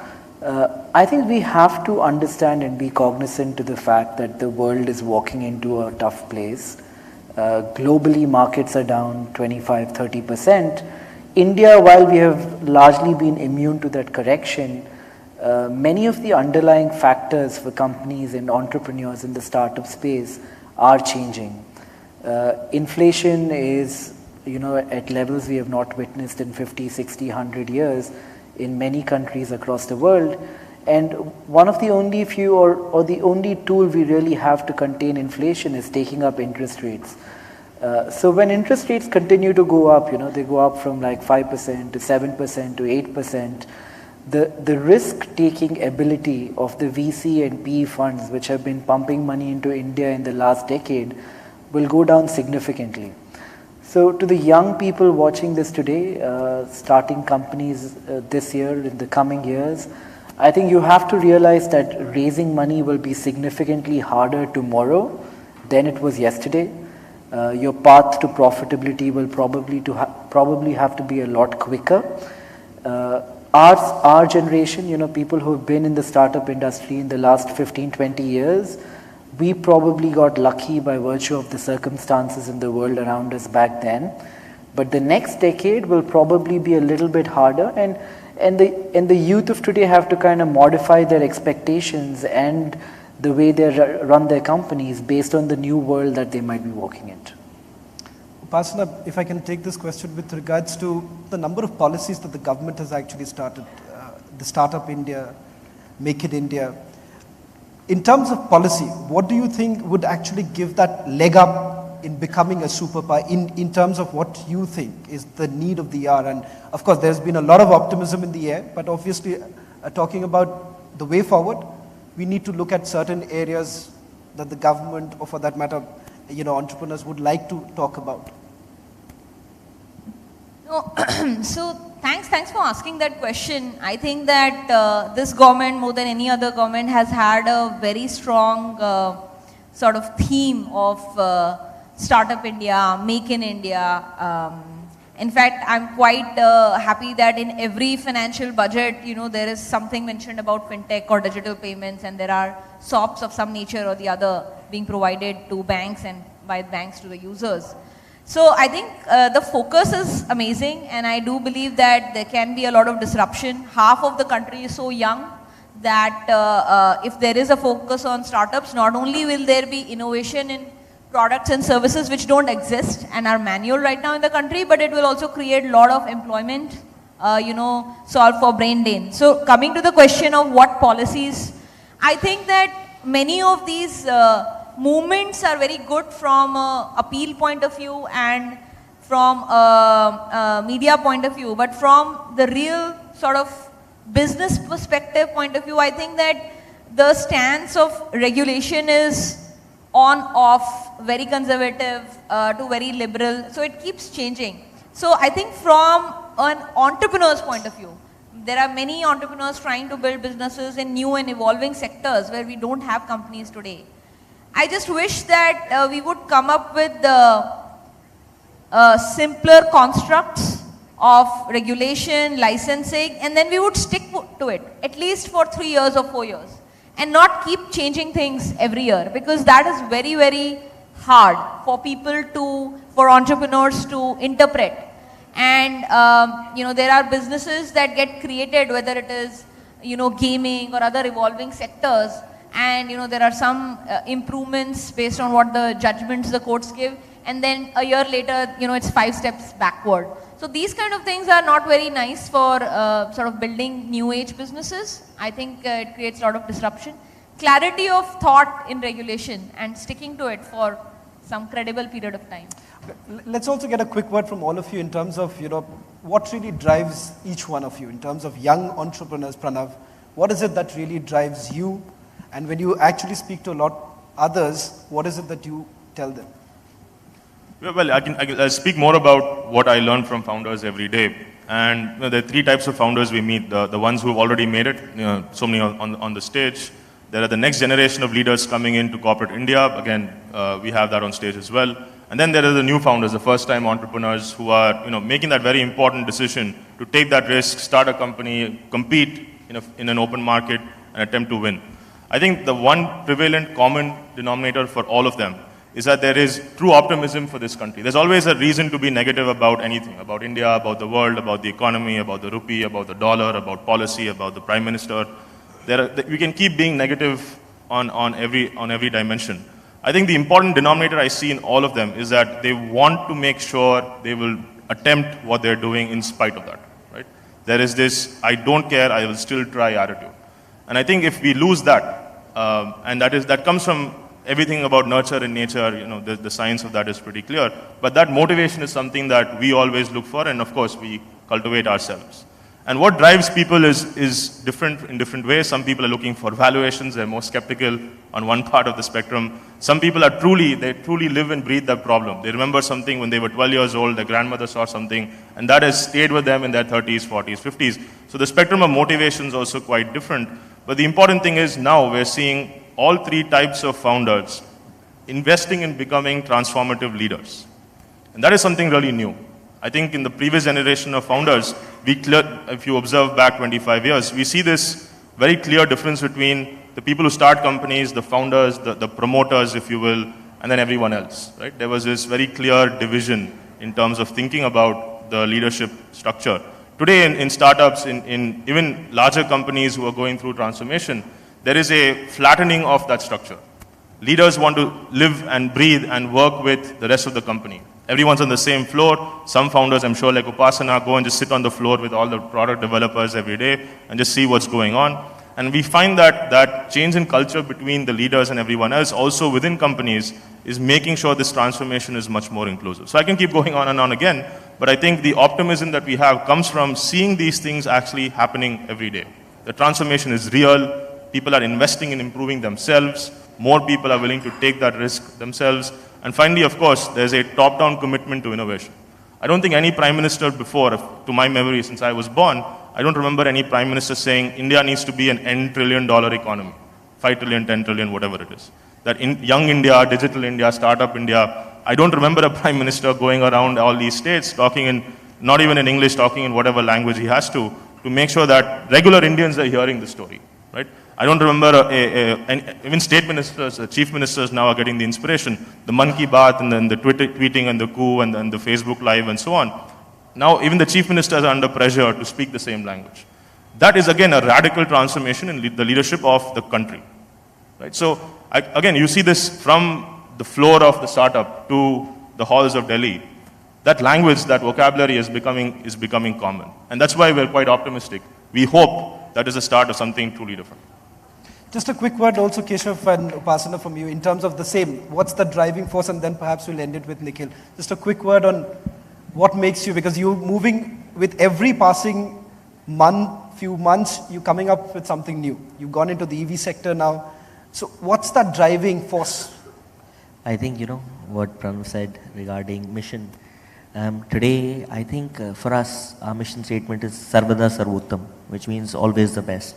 So you keep attempting to improve yourself. It's like Kaizen, continuous improvement. You try and see whatever you can do better, and you put your effort and time in trying to achieve that. Our objective is to give our customers the best products and the best services. And in order to do that, whatever needs to be done, you work towards the same. Otherwise, it's very difficult for you to go to a place that you want to reach. So I think that's it. What about you, Upasana? What drives me? Absolutely.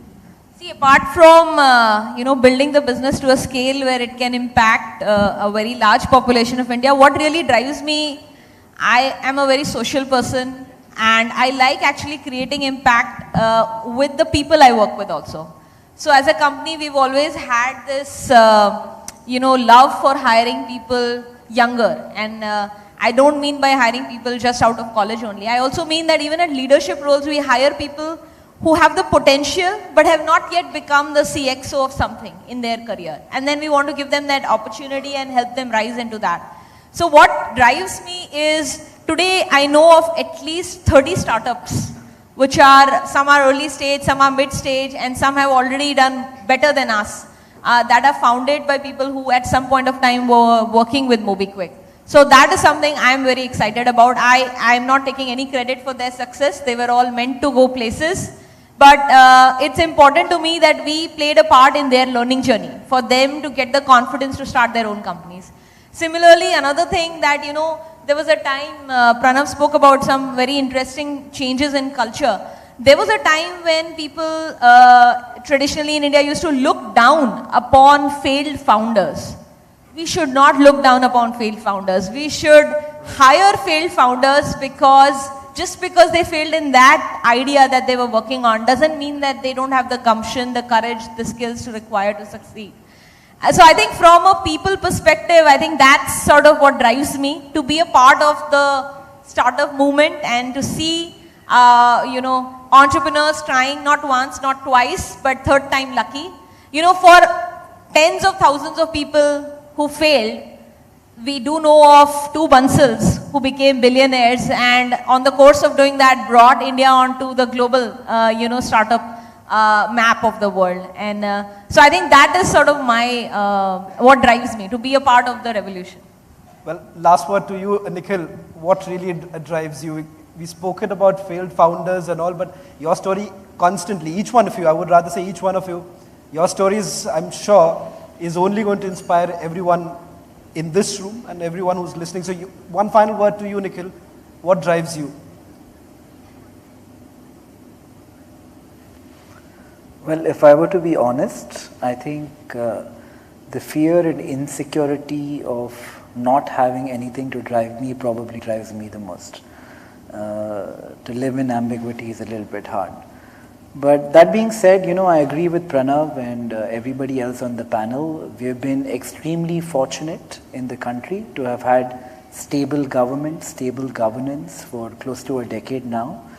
And often people assume that individuals are exceptional and don't pay enough, don't give enough credit to circumstances around them. And I think by virtue of the incumbent government, our Prime Minister, the circumstances around us were such that people like me, Pranav, Upasana, all of us could thrive at whatever level that each of us did, or we'd like to believe that we did. So I think thank the circumstances and continue, hope that these continue into the future, and the next generations have similar, if not better, circumstances under which they can start their companies and they too can thrive. Well, thank you very much, Nikhil, Upasana, Keshav, and Pranav. I think so. Each one of your stories, I would say, not only makes us believe that anything is possible. I think so. We're still at the cusp of becoming that mission superpower. Thank you very much. Thank you very much, Shravan, Pranav, Nikhil, Keshav, and Upasana. Well, ladies and gentlemen, give them a bigger round of applause. This is the young change makers who are changing the world around us. Their calm, committed manner in which they conduct business. This was really an engaging session, so thank you very much. We'd like to now take a short break of just about 15 minutes and get prepared for the next segment that we will quickly do on stage. Just a short break, ladies and gentlemen.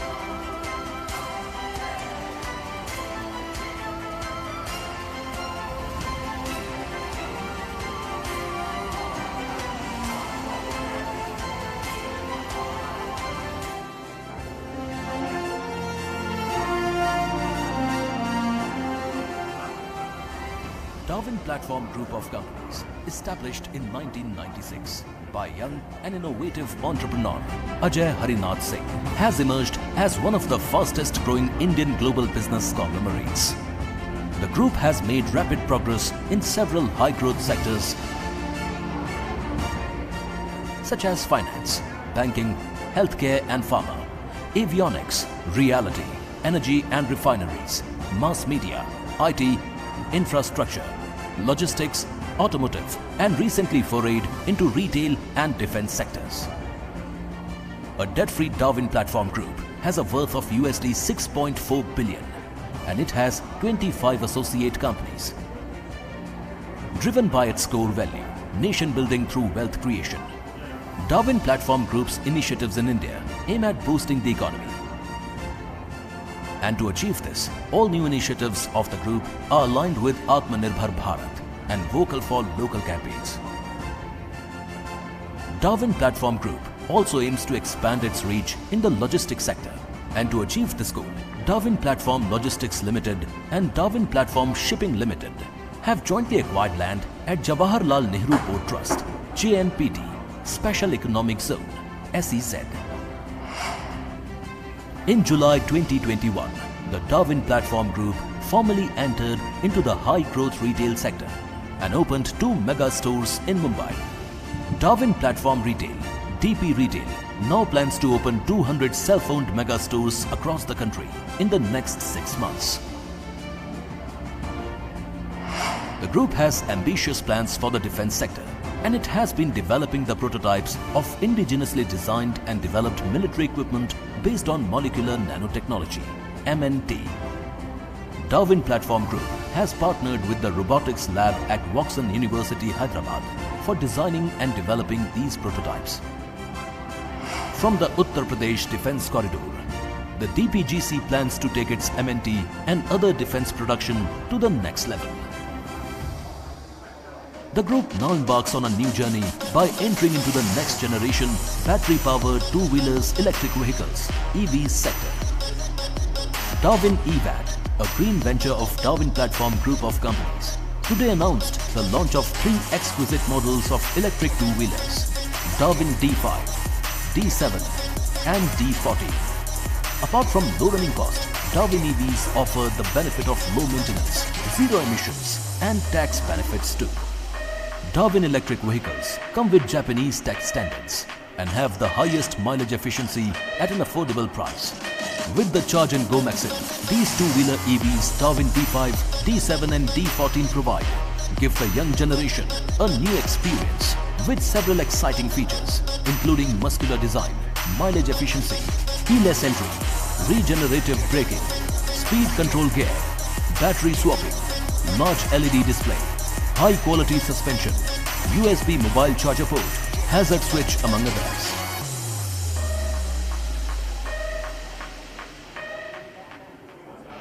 Darwin Platform Group of Companies is one of the fastest growing diversified Indian conglomerates with global footprints.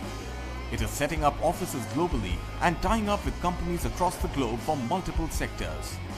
The company has ventured into real estate and construction, stockbroking and finance, arms and ammunition, mining, airlines and many other sectors.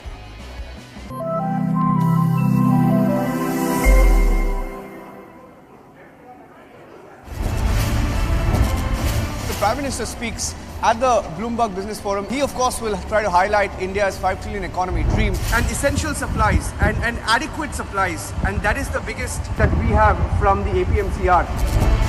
Raj Thackeray is not backing down, and supporters of Raj Thackeray have used the loudspeaker to send a message.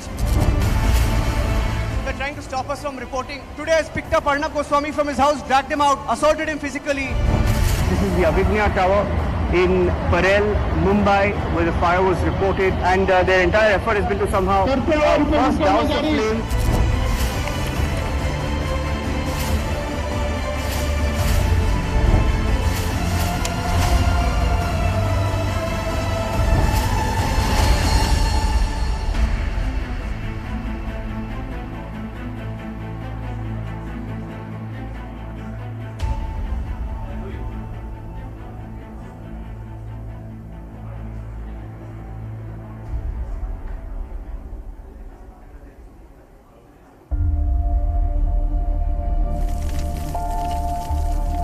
news network powered by India's love.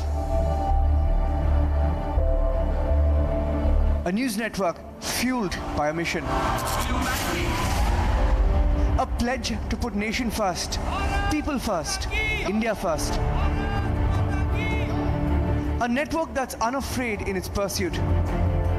A network that is undeterred in its quest for accountability. Mr. Malia, you try to besmirch everyone. You're a cheat, you're an unaware, you're a fugitive, and don't try and pretend, Mr. Malia, that you cannot hear me.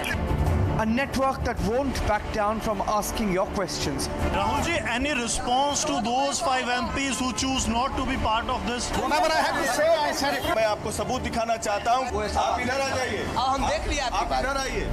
A network that expanded to serve Rashtra ke naam. Namaskar, मैं हूँ Arnab Goswami.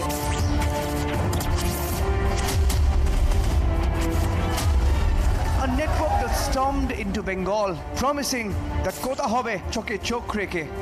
Republic Bangla, kotha hobe, chokhe chok reke. A network that global newsmakers turn to.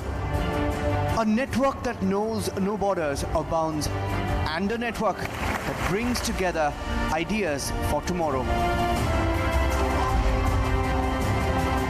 A network that shall not bow down. A network that is unstoppable. The Republic Media Network, India's most loved.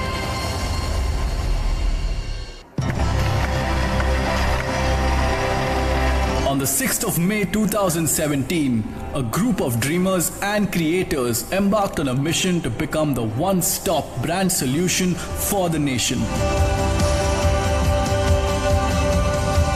Aimed at making business scalable and sustainable, setting new benchmarks in TV and digital production. Working in unique ways, setting ideas into motion, gauging brand needs, co-creating, co-constructing and exceeding expectations. Ideating and executing campaigns for the most coveted brands.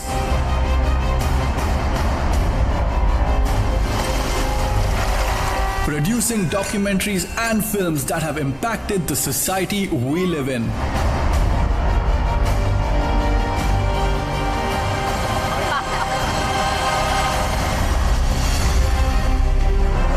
From themes to formats, we are experimenting every day. Pushing our boundaries every time to create content that awakens passion and brings your brand story to the world.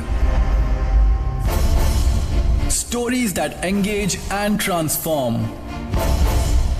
We are geared to expand and explore new narratives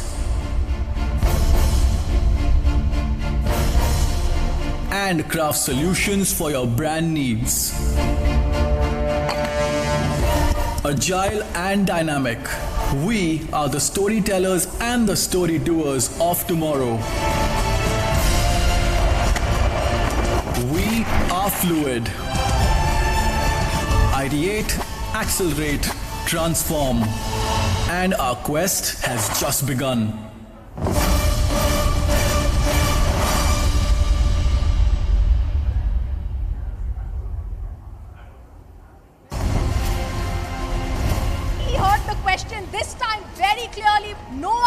From him. Our keys continue to be with his men. We faced intimidation here. We've been trying to get in touch with you and ask you several questions on the land deals that you had along with Priyanka Vadra and Robert Vadra.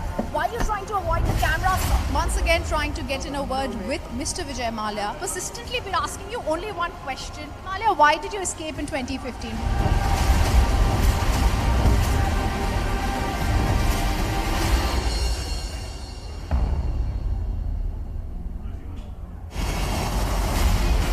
Public TV, the news doesn't wait. The news is always live and always breaking. For the first time, we are showing you the pictures of aggression there was inside the Radisson Blue Hotel. The Chief Minister of Maharashtra vacates his residence. Sena supporters coming out in large numbers, showing their support to Uddhav Thackeray. He's come out of the car. He's come out of the car. He's come out of the car. At the break of dawn, the former Prime Minister Shinzo Abe, who was shot at while delivering a speech in the Nara city. He was shot at point blank range, not once but twice. He was seen bleeding, following which he collapsed and also suffered a cardiac arrest. In the middle of the night, 1:05 a.m., Anil Deshmukh has been arrested under Section 19 of the PMLA. Breaking news on Republic TV. Navneet Rana को लेकर police पहुंच चुकी है। सीधी तस्वीरें Republic Bharat पर इस वक्त हम आपको दिखा रहे हैं। News sees no weather. Non-stop operations coming from the Indian Army. People who have been missing in the operation, police, army, all are monitoring the situation. 25 से 30 मिनट के अंदर एकनाथ शिंदे महाराष्ट्र के राजभवन यहाँ पे पहुंच जाएंगे. The alliance with the Congress NCP has weakened Shiv Sena's Hindutva position. 24 hours ago, a bombardment that took place in Ukraine. News sees no boundaries. This mass graveyard in Bucha bears testimony to the brutal acts of the Russian troops. So how has this study tour helped when Karnataka is suffering? News does not stop, and you shouldn't have to either. And that is why we are bringing the news to you right where you are. Your iPad, your mobile, your laptop. You can stream as you go. You will be surprised to know that India's biggest news brand reaches 25.75 crore people just on connected devices. That's 1 in every 5 Indians every single month. Republic Bharat has emerged as one of the most popular brands on digital. In fact, just in the month of March, during elections, the streaming base saw a record-breaking over 83 crore views. Just last month, Republic Bharat's live stream was viewed 25 crore times. ये देखिए bulldozer चलता हुआ और ये gate को तोड़ दिया है पर घर का जो खिड़की है उस पर बुलडोजर चला है अपर रीचेस में क्लाउड बर्स्ट हुआ जिसकी वजह से फ्लैश फ्लड्स हुए जिसमें अभी भी रेस्क्यू ऑपरेशंस जारी है Republic Bangla has shaken up the Bengali news genre with an unbeatable digital media presence of 2.5 million views on an average monthly basis and on non-stop news coverage. যারা বিক্ষোভকারী তাদেরকে বোঝানোর চেষ্টা করা হচ্ছে যাতে এক্ষুনি যাতে এই যে বিক্ষোভ চলছে সেই বিক্ষোভ তুলে নেওয়া যায় 50টা বছর অতিক্রম করার পর কোথাও মনে হচ্ছে যে না কোনো কিছুই বৃথা যায়নি কোনো কিছুই বিফলে যায়নি রিপাবলিক বাংলা প্রথম ছবিগুলো দেখানোর চেষ্টা করব কিভাবে এই পুরো ইরপিন বুচার এলাকায় যখন যুদ্ধ হচ্ছিল কি হয়েছে আর রাস্তার মধ্যে কি অবস্থা এই সময় যে খবর রিপাবলিক বাংলা দর্শকদেরকে জানাতে চাইবো প্রয়াত সঙ্গীত শিল্পী কেকে কলকাতায় অনুষ্ঠান চলাকালীন মৃত্যু হয়েছে কেকে এরকমটাই জানতে পারা যাচ্ছে All the relevant audiences are going the streaming route. Just take a look at this cut on viewership. In fact, don't take our word for it. Ask those around you right now. They are on connected devices. Republic streaming TV gets massive incremental views of 257 million per month. From the political updates in Maharashtra to the developments in Sri Lanka, all the news in high definition without having a television set in front of you. And it matches the experience that you get with a television. And that's the power of Republic live streaming. Sanjay Raut had stated that everything is fine with the Shiv Sena. Getting some breaking news right now from Taj presidency where the BJP will be forming the government soon. NCP as a party शपथ ग्रहण में यहाँ पे मौजूद होगी आंसू gas के गोले छोड़े गए प्राइम मिनिस्टर का दफ्तर जहां लगातार प्रदर्शन श्रीलंका में चल रहा है Connected TV is the future of news viewing, and Republic is India's #1 streaming service. It's accessible, it's high quality, it's available on all platforms, and we decided to make it free. Come join the live streaming revolution with Republic. Republic Live Stream, India's #1 streaming news. He heard the question this time very clearly. No answers from him. Our keys continue to be with his men. We faced intimidation here. What we have to see is what action will really be taken here in this case.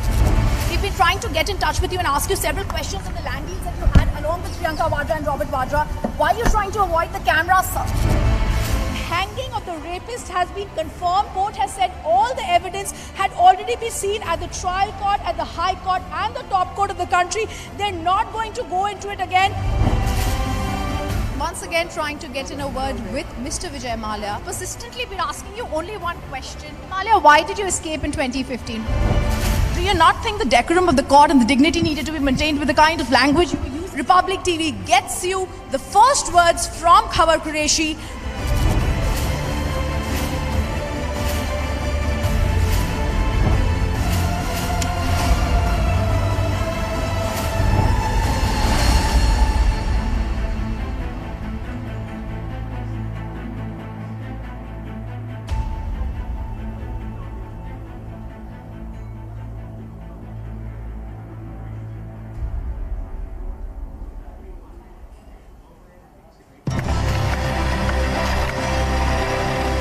On the 6th of May 2017, a group of dreamers and creators embarked on a mission to become the one-stop brand solution for the nation. Aimed at making business scalable and sustainable, setting new benchmarks in TV and digital production. Working in unique ways, setting ideas into motion, gauging brand needs, co-creating, co-constructing and exceeding expectations. Ideating and executing campaigns for the most coveted brands.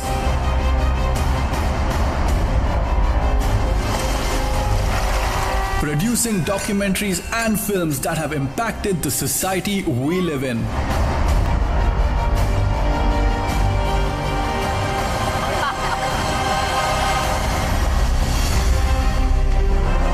From themes to formats, we are experimenting every day.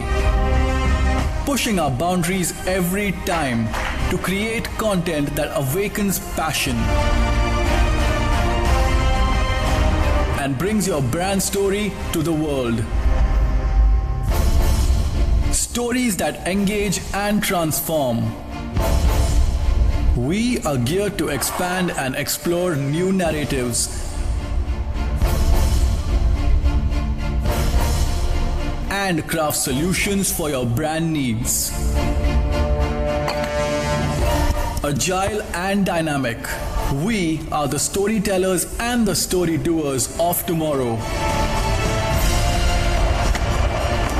We are fluid. Ideate, accelerate, transform. And our quest has just begun.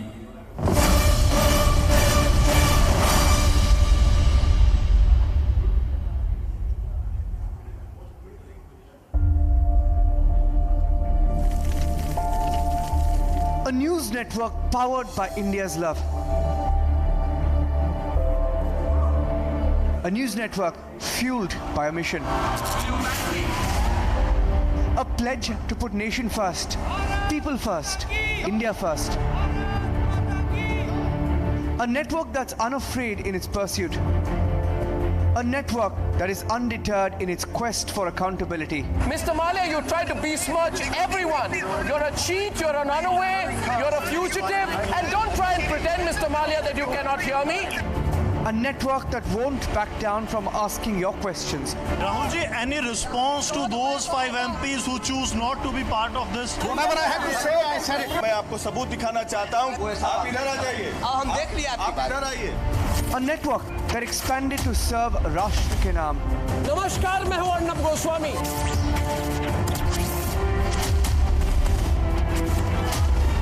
A network that stormed into Bengal, promising that kotha hobe choke chok reke.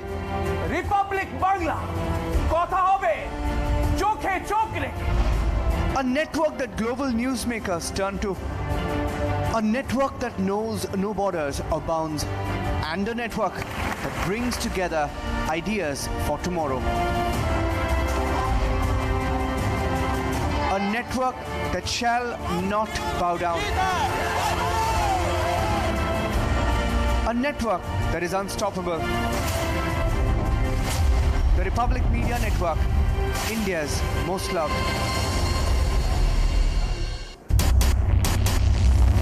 Police vans have also come in right now just to give the security to the BJP legislators right now as they are staying here for a while before the government formation actually takes place. About 17 locations where these searches are being carried out. In all likelihood, the number is going to go up. There could be some arrests. Total of 8 CCTV footages that have been accessed. This encapsulates Kole's murder that has taken place.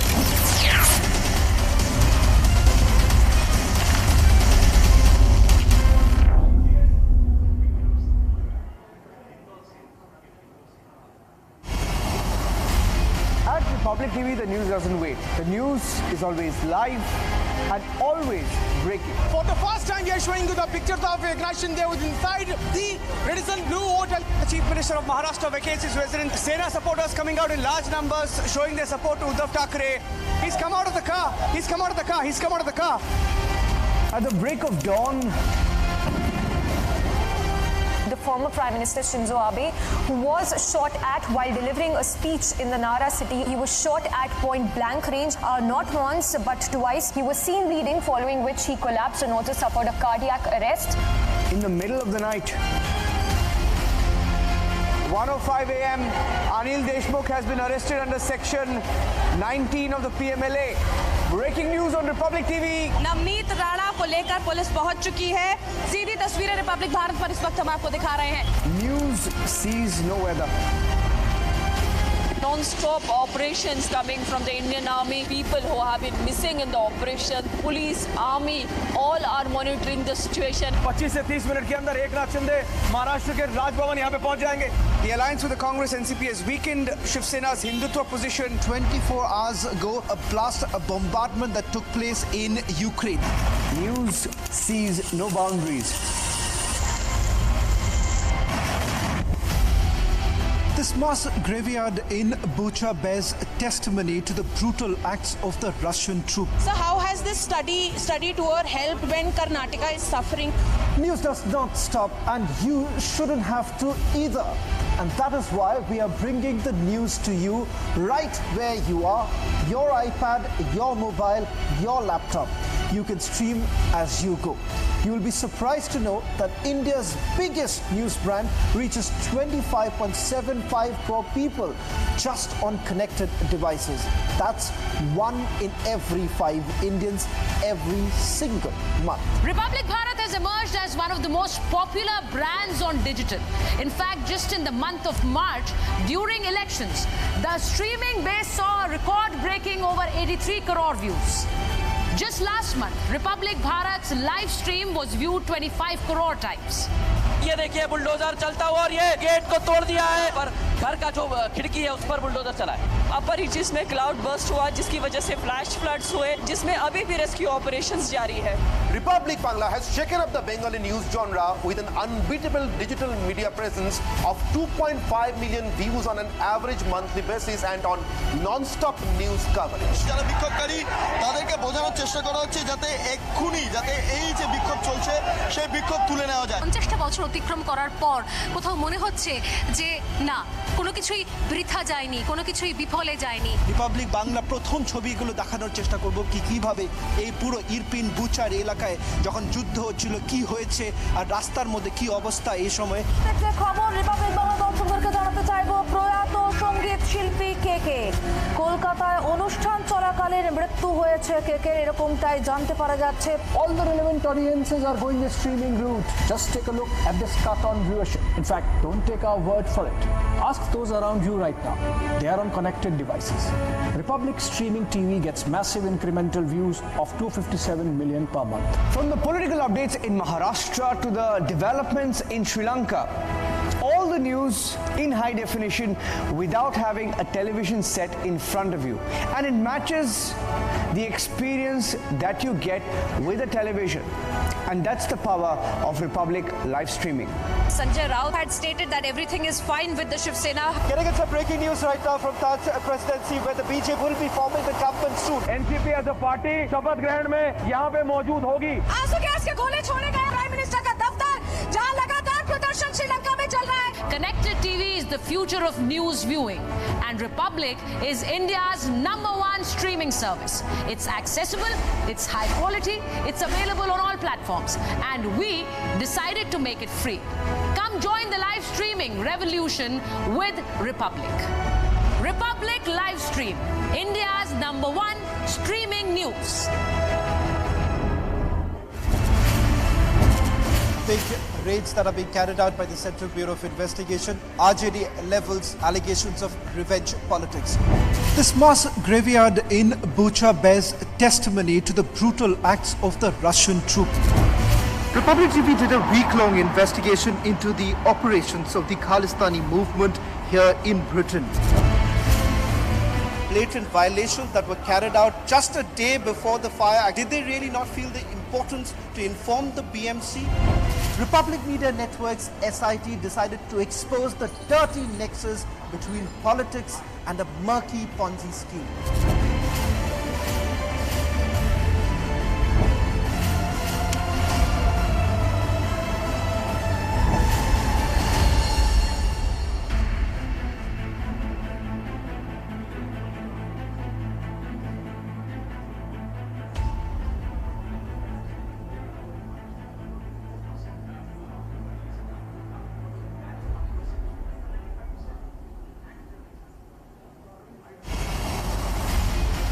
Public TV, the news doesn't wait. The news is always live and always breaking. For the first time, we are showing you the pictures of aggression there was inside the Radisson Blue Hotel. The Chief Minister of Maharashtra vacates his residence. Sena supporters coming out in large numbers, showing their support to Uddhav Thackeray.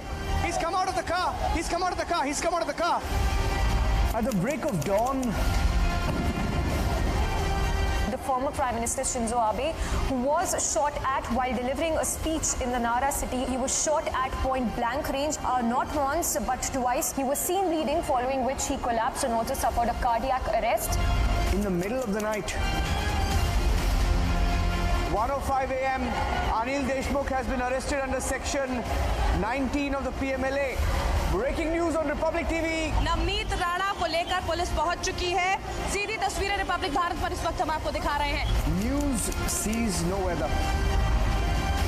Non-stop operations coming from the Indian Army. People who have been missing in the operation. Police, Army, all are monitoring the situation. 25 से 30 minute के अंदर एकनाथ शिंदे महाराष्ट्र के राजभवन यहाँ पे पहुंच जाएंगे। The alliance with the Congress NCP has weakened Shiv Sena's Hindutva position. 24 hours ago, a bombardment that took place in Ukraine. News sees no boundaries. This mass graveyard in Bucha bears testimony to the brutal acts of the Russian troops. So how has this study tour helped when Karnataka is suffering? News does not stop, and you shouldn't have to either. And that is why we are bringing the news to you right where you are, your iPad, your mobile, your laptop. You can stream as you go. You will be surprised to know that India's biggest news brand reaches 25.75 crore people.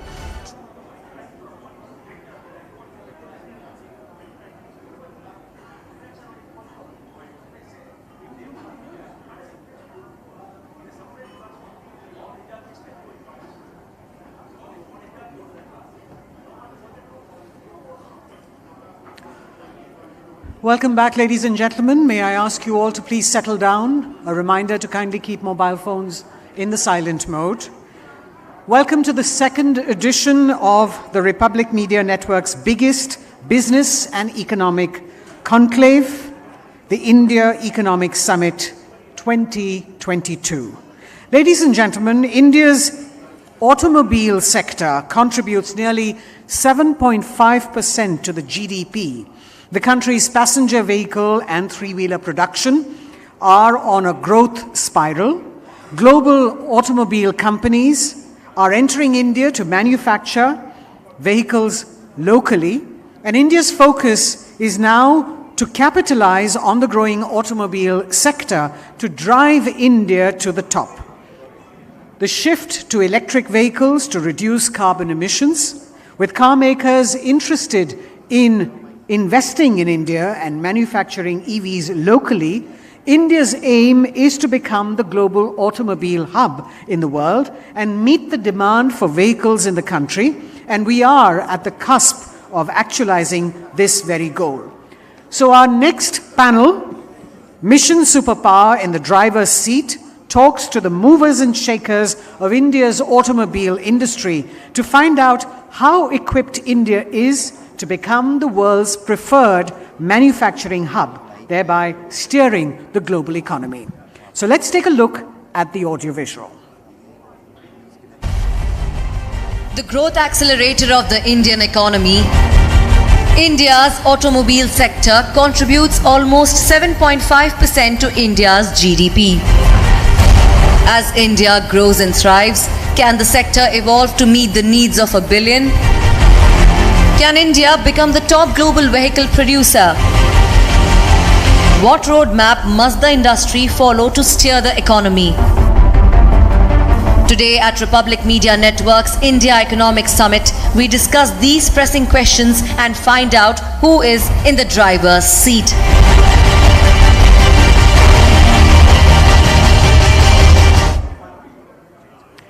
To moderate this session, I'd like to invite on stage Suesha Savant, Special Correspondent and Anchor, Republic Media Network. Our panelists for this session are Mr. Rajiv Chaba, President and MD, MG Motors India. Under his leadership, the marquee brand has successfully introduced 3 products within 18 months of operations, with its products focused on connected, electric, shared and autonomous. Mr. Chaba has held various senior positions with top global automotive brands such as Chevrolet, General Motors, across multiple international markets, including China, North Africa, and Egypt. Mr. Chaba has also bagged several awards and recognitions during his illustrious career, including that of Automotive Man of the Year by Autocar Professional 2019, Editor's Choice Award for 2020 by CSR Times, and many more. Joining Mr. Chaba is Mr. Kamal Bali, President and MD, Volvo India. Mr. Bali's illustrious career spans over 4 decades, and prior to working with the Volvo Group in India, he worked with leading Indian and multinational organizations at senior executive positions. He's an active speaker at various national and international fora and holds senior positions such as the chairman of the Swedish Chamber of Commerce India, the past chairman of CII Karnataka, member of the Karnataka Government Vision Group, and board member of the Xavier Institute of Management, Bhubaneswar. So it's over to you, Suesha, now. Thank you so much, and thank you all for being here. A very good afternoon to all our viewers watching from home. And thank you so much to both you gentlemen, honestly, for the reason that I was really looking forward to this conversation. I think we're in such an interesting time, especially when we're talking about the auto industry and how it has evolved in the last 3 decades, especially the transformation that it has gone through, and for how exceedingly well we are doing.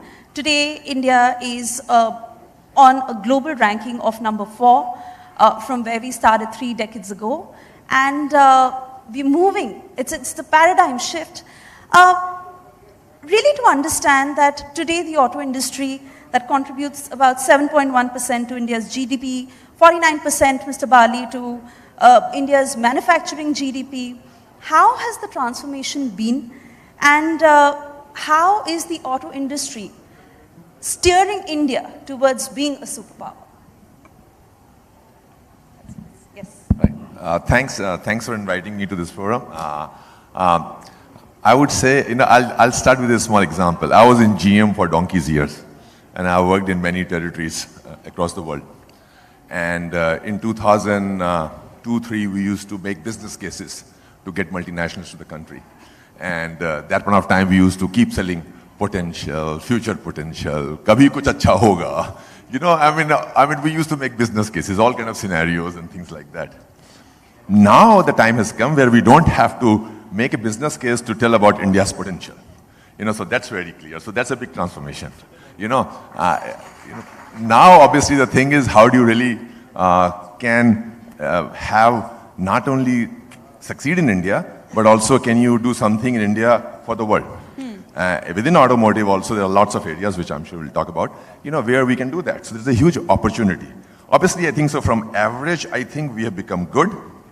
Now from good to great, how do we go? And that's the point we need to discuss.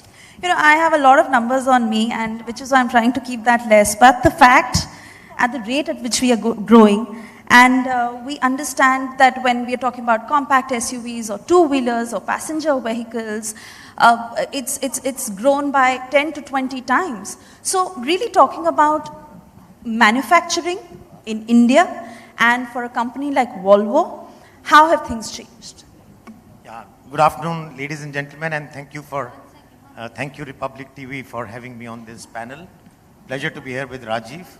Well, manufacturing sector and the automotive industry is actually, the automotive industry is actually the bellwether of manufacturing industry, as it accounts for almost 45% of the manufacturing sector. And I think it's been growing pretty well. We've had, of course, cyclical numbers in between, but I think today we are producing close to 23 million vehicles, and this is likely to grow at a very quick pace in the coming years. But I think going forward, the interesting part is the growth is going to be not simply in numbers. It's going to be very, very different growth. And whenever we talk about automotive industry, generally the whole discussion gets overshadowed by EV. EV is just one element of the future, the ongoing automotive or the business of mobility. So let me tell you, there are 5 or 6 things which are going to happen going forward. Number one, alternate energy carriers will come in, which means you could have a battery, you could have hydrogen fuel cells, you can have the current engines using biofuels, non-fossil fuels. So that's the first big shift which is going to happen, which is what we talk about in a big way. The second shift what we are seeing is connectivity, digitalization and automation. That's another very, very major shift. Just to give you, how is this shift going to help? Just to let you know, today, if a truck moves, Mr. Agarwal is here, only 10% of the fuel in a truck is used to move cargo. 90% is waste.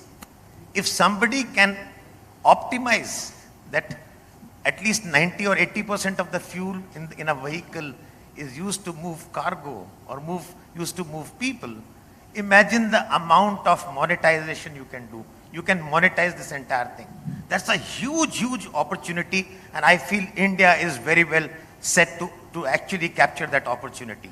The third is, of course, going to be new transport concepts, which is hub-to-hub movement, and then, of course, last mile connectivity. You will see drones on the last mile connectivity in a big, big way. So I think the future of mobility, just to keep it short, is very bright. It's very transformational. It's not going to be simply, today you do 23 million numbers, tomorrow you will do 30, 50, 40. It's not going to be like that. It's going to open a completely new economy. And automotive companies will look like technology companies, because there'll be more of electronics and software inside a vehicle. So it's interesting times, and I can tell you, India is really, really poised for a big opportunity. I was in Gothenburg last week, and as Rajiv said very rightly, normally I am always welcomed and saying, oh well, India, I think the potential is very good. I mean, potential is always very good, but we never perform up to our potential. But today, people are saying, you are the guys who are actually performing on ground. And rest of the world is actually looking at it. And they're really, really looking forward to India actually winning now. Because I think India is the bet for rest of the world. You know, from what you're saying, and Mr. Chaba, we were talking outside on how it is very important to be solution-oriented, especially given how the market is functioning at this point, and how when the government, very clear in its intent of Make in India, I really want to understand for foreign players, for Indian players in the market right now, especially with in 2017, India having brought the Automotive Mission Plan 2026, how reforms have been eased for the industry, and most importantly, the role that your companies are playing, and for the Indian manufacturers as well. How achievable is this mission? So you know, I would say that, like I'll continue from where I left, that, you know, the enablers are getting in place now. The policy is getting in place. The intent is there, you know, and now few things we need to do. You know, we all are proud Indians here, but sometimes we suck in execution, right? We talk a lot, we don't execute well. So I think that execution needs to improve. You know, and the second thing is, I would say that, you know, and I keep giving this example that in a small company like ours, where we have only 2,000 employees, you know, there are so much of dynamics within the company, and it's difficult to manage lots of things within a 2,000 company. When you have 1.4 billion population, and if the CEO of the country, just imagine the kind of things he needs to do. So it takes time. You know, it's a mammoth task. But one thing which I feel very strongly about our country is that our machinery, the decision-making machinery, has to be part of solution. The mindset has to be that how can I help you and how can I solve this problem? You know, that mindset is taking time to change. You know, and I think that is one important thing. It starts with, training of all the guys in the decision-making machinery of the government. You know, so that's very important, and then the execution is important. I'll give you one or two examples. Yeah, as part of my career, I was posted in China in 2011 when I was in GM.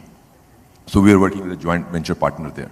So there in 2011, they were talking about how do we meet the emission criteria of 2020. You know, and it was not just a talk on paper. It was a pure execution plan in 11 for 2020. You know, also I remember the way that some good aspects of that country, that, you know, if you are not able to sell cars, or the economy, or suppose the country's target of a GDP is 8%, even the Shanghai province is given a target. Within Shanghai province, your locality is given a target. And within that locality, if your company falls, the whole machinery is trying to help you to produce more and sell more. So the whole concept is about solution, that if this is the country's target, it becomes the target for everyone. You know, so that mindset, I think we need to change in this country, in our country. You know, but otherwise the intent is there, enablers are getting in place, digitization, you know, I mean, we all should be very proud of, and to some extent thanks to COVID also, I mean, we are leapfrogging in digitization, and I will just take one word from him. I would say even in auto, coming to our industry, in auto industry, I think it's the auto tech. Frankly, we can be a global leader for sure. In fact, just to add to that, I think the ability to really lead, the ability to dream, even in the automotive sector, just like our young Turks you saw in the last session, I think it's happening even in the manufacturing sector today. Today, let me tell you with tremendous pride that India is the first country to produce green casting. We are talking about a sustainable world, zero greenhouse gas emissions. The first country to produce green castings for engines is India, and this was done just about 2 months back, and this is going to be exported completely. Today, 8-liter and 5-liter engines are being produced only in India for Volvo Group and is exported to all across Volvo Group. So these were things which were not happening earlier. We never dared to think like that. I think the last few years, I think people have started thinking, people have started delivering, and I think that's the major shift. What I see, we always talked of potential, now we are talking of performance. And I think that's the major shift which I see. In fact, Mr. Bali, you know, you were sharing that the challenges, you know, typically the mindset would be that in the auto industry, it would be manufacturing related challenges that the industry is facing. But now you also say that with the changing times, it's connectivity, automation, data privacy challenges. So these are newer challenges that the industry is facing. And again, we were talking about the government's intent and how Nitin Gadkari has also gone on to say that the idea of German auto giants setting up joint ventures, which again you had mentioned, collaborations, for establishing vehicle scrapping units, this will also bring down the costs of spare parts. So that will again make the market a lot easier, both for the maker and the consumer. Absolutely, and I think one of the things which is coming out clearly from this is that the era of collaborations and partnerships has started. Because no one company in the new business models in the automotive industry, no one company will be able to provide a 360-degree solution to the customer. So therefore, the era of collaborations, partnerships with startups has started. In the last 3 years, we have partnered with 8 companies, which 3 years back I couldn't have said that we would have partnered. We have partnered with our competitor Daimler to make hydrogen fuel cells, right? That's the first one. We have partnered with another company, our competitor, to do the charging infrastructure in whole of Europe. We partnered with Samsung for batteries. We partnered with NVIDIA for autonomous solutions. So I think the era of partnerships and collaborations has started, and I think it's a humbling experience for large companies, But I'm very happy that this is an era where you will bring in a lot of startups. Startups will come in if they have a good solution. And I think that is where India can stand out. And that's a great opportunity to my mind. Mr. Chaba, I want to bring the point of startups also for the reason that, the government has set aside a budgetary outlay of more than 25,000 crores for production-linked incentive schemes for the automobile industry, primarily to create jobs, for job growth, for supply chains, and also how you were talking about startups helping with the whole process of now EVs, for example, and at a time when it is growing at such a fast pace. How are you incorporating startups and helping with job creation? This is one topic where I can take hours and hours, but I'll keep it short. So much before we launched our first car, MG Hector, which is a connected car, we started working with startups, with Startup India and with TIE. We wanted to make sure that technology innovation becomes one of our #1 pillar for the brand, for the MG brand. So far we have worked with almost 800 startups in the last 6 years. We have mentored and hand-holded 46 of them. A few of them have gone ahead to raise lots of funds now. In fact, 3 days back we launched our MG Development and Program, Grant and Development Program with Startup India in IIT Delhi. The good part is now that when you work with the startups, some of these youngsters also work as reverse mentors for your employees. And also you get to know what's happening. So it's not only on the product side, but on the manufacturing processes side, the people side. In fact, some of the chatbots we got through these startups, which we're using in our call center now. So a whole lot of stuff is happening. So this is again our strength of the country, because lots of guys are coming in this area. Also, important thing is that how do you nurture the talent within the universities, to make sure that they go more towards entrepreneurship and startup rather than, like in my generation, doing jobs. And they're also, like, we have tied up with many companies now, with many universities now. We have in fact tied up with almost 30 colleges. And very simple thing, if somebody's in the auto probably can use this. We have to scrap lots of tested cars, right? Because you can't bring those cars on the road. So what we are saying is, where do you scrap the cars? Make it a little bit better. They cannot be driven, but you give it to engineering colleges, diploma colleges, ITIs. So the latest EVs, what we are producing, ZS EV, which is not a cheap car, it's 26 lakhs of rupees. It has got the world's latest technology. I would like to claim is the best EV on the road right now in that price band. I mean, we are giving it to colleges, to diploma colleges, ITIs, so that they can do reverse engineering, they can learn, and they can accelerate their thing. So lots of such stuff is happening now. Also, on EV side, the biggest potential remains that India-specific solutions, and which we can export also to likewise countries.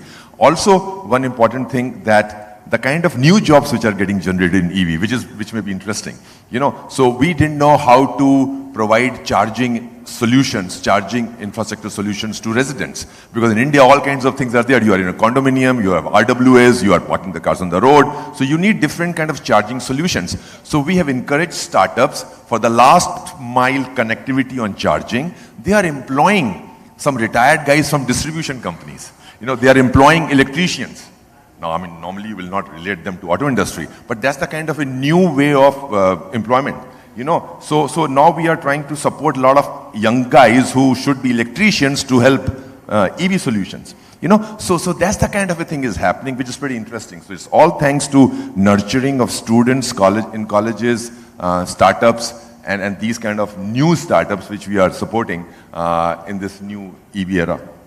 I want to talk to you more about EVs, and that is not something Mr. Badi is very gung-ho about. But then again, when we are talking about Make in India, I know. Then again, when we are talking about Make in India and the ease of doing business and the intent of the government, like we were saying, because we also understand that today the Indian automobile industry stands at 7.8 lakh crores. Exports, like you mentioned, stands at 3.5 lakh crores. And like Nitin Gadkari has said, that the dream really in the larger plan is to make it an industry of 15 lakh crores, boosting exports by many, many levels. Are we really around that time or working in that pace to achieve that target? Yeah, I think, Sushma, 3 or 4 things are happening there. I think, number one, we are very under-penetrated when it comes to automotive sector in India. Maybe in many areas with comparable countries, we are 1/10th fraction. So that's a good news in a way, because we are nowhere near saturation. So that's the first piece. The second piece is that government is supporting with the PLI scheme. Now that's a very interesting element. This is a big one, which actually is going quite unnoticed. And this PLI scheme is not to do more of the same. This PLI scheme is to bring in new technologies, because PLI is applicable only to new technologies. So with PLI schemes, a lot of anchor investors are going to come into India. You will see the who's who of the world when it comes to automotive sector, both at component level manufacturing as well as vehicle level manufacturing are already here, but more are going to come in. So I think that's the second thing. The third piece is that things like hydrogen fuel cells are going to be built here. Government has started a hydrogen mission. We are part of it. And I think there's a huge amount of consultation going on. I think that's going to be a big opportunity again. So I believe there are 3 or 4 pathways when it comes to electric vehicles, or to say alternate fuels. One is electric vehicles with batteries. Other one is with using hydrogen fuel cells, or you could be using hydrogen as a fuel on the same IC engine, or you could be using biofuels using the same IC engine. So there are many opportunities, different pathways. I believe the 2-wheelers and the 3-wheelers will go very quickly. The battery route, the lithium-ion battery, for long-haul transport, for trucks and heavy duty, it will be hydrogen with a combination of batteries to some extent. And also there will be biofuels which are non-fossil in nature, which will be used. So to my mind, number of opportunities, and we are all working very closely with the government, whether it is the vehicle scrappage policy. I think the mission of the government, or the vision to become net zero by 2070, is a very big statement in itself. Now it's quite an unwieldy thing to really decode how net zero will happen. So I think that's something very interesting, and I think government and all the actors in this game are all pretty much aligned, and I think we can see a direction going forward. And yes, please. If I can just add on to this export part and the job creation part. See, there's a statistics which says that if you produce 1 car in the country, it creates around 14 jobs, direct and indirect, right? So that's why it's almost 40 million people are employed in the auto industry. And if you look at the export of components, like, there are lots of good Indian companies exporting to even Teslas of this world, right? So, and then you have IT companies, all the top 5 IT companies, they are providing IT solutions to, I think, everybody in the world. So we have established certain things. So now you need to look at what are the future trends globally, and how do you take, in terms of exports, how are you in the forefront of those areas which are exportable? So from my perspective, connected car, autonomous, and an EV is the future, where like all the multinationals are spending their money right now. So from India side, I feel very strongly that, like India needs a specific solution of the battery, considering the thermal situation and stuff like that, and also like, the recycling of battery, and we are, and the whole life cycle management of battery. If a battery in a world can work for 10 years, we Indians probably would like to work it for 16 years, 20 years, because we recycle everything. You remember, you may not remember, some of the guys remember that we used to keep shopping bags under the mattress. We sell old newspaper, we sell old beer bottles. This whole recycling, we don't throw away anything till it gets wasted. So like a battery, can we extend the life of the battery? Because then you come to the questions of raw minerals are not available and blah, blah, blah, energy security. So the whole solution by Indians on longevity of the battery life, maybe we can use old batteries in rural electrification, things like that. This idea and this technology can be exported to all emerging markets like Middle East, Africa, Latin America. Because Europe and America will not be working on solution for those countries. We will work for specific solution for India, which can be exported. Likewise, connected car. I would like to dream on this thing. When I was young, I used to talk about, can you give a phone free? And then you will charge for services. And probably it's kind of thing happening. So I'd see a world which India can do. Car is free, but you will charge for various services. So car will be used as a platform. You know, and then you say, okay, if you want to drive the car for 1 week, I'll charge this much, you know, and insurance this much, resale price this much. And if you want to use the data, which already we are doing in MG, that some data is free, and high-end data for the high-end services for streaming music and everything, you have to pay extra. So actually there can be various charges, and so this solution will be great for Indian consumers, which are value-conscious customers, and this can be exported, this whole technology. So this connected car, because we are strong on IT anyway, so if we use it in this auto and make it auto tech, that is a huge potential. And especially for a company like MG, where you're looking at a surge of almost 138% when it comes to the EV segment, and which is why I want to ask you that the passenger vehicle market is moving like never before in terms of the way the demand is surging. Today we are in an India where probably in the metropolitans, in a family of 4, there are 3 cars in one house, and again, the buyer is the youth between the age group of 25 to 35, nice corporate salaries of about 80,000 to 90,000 rupees, and a car being a necessity. Given how you're moving in terms of innovation and also having a sustainable technology, how do you see consumerism evolving in the next decade? See, so I still believe, we don't talk more about Uberization and at this point of time because of COVID it went down. But frankly, all consumers accepted that idea of sharing. And this will come back. Because of COVID, probably it has gone the backseat right now, due to obvious reasons.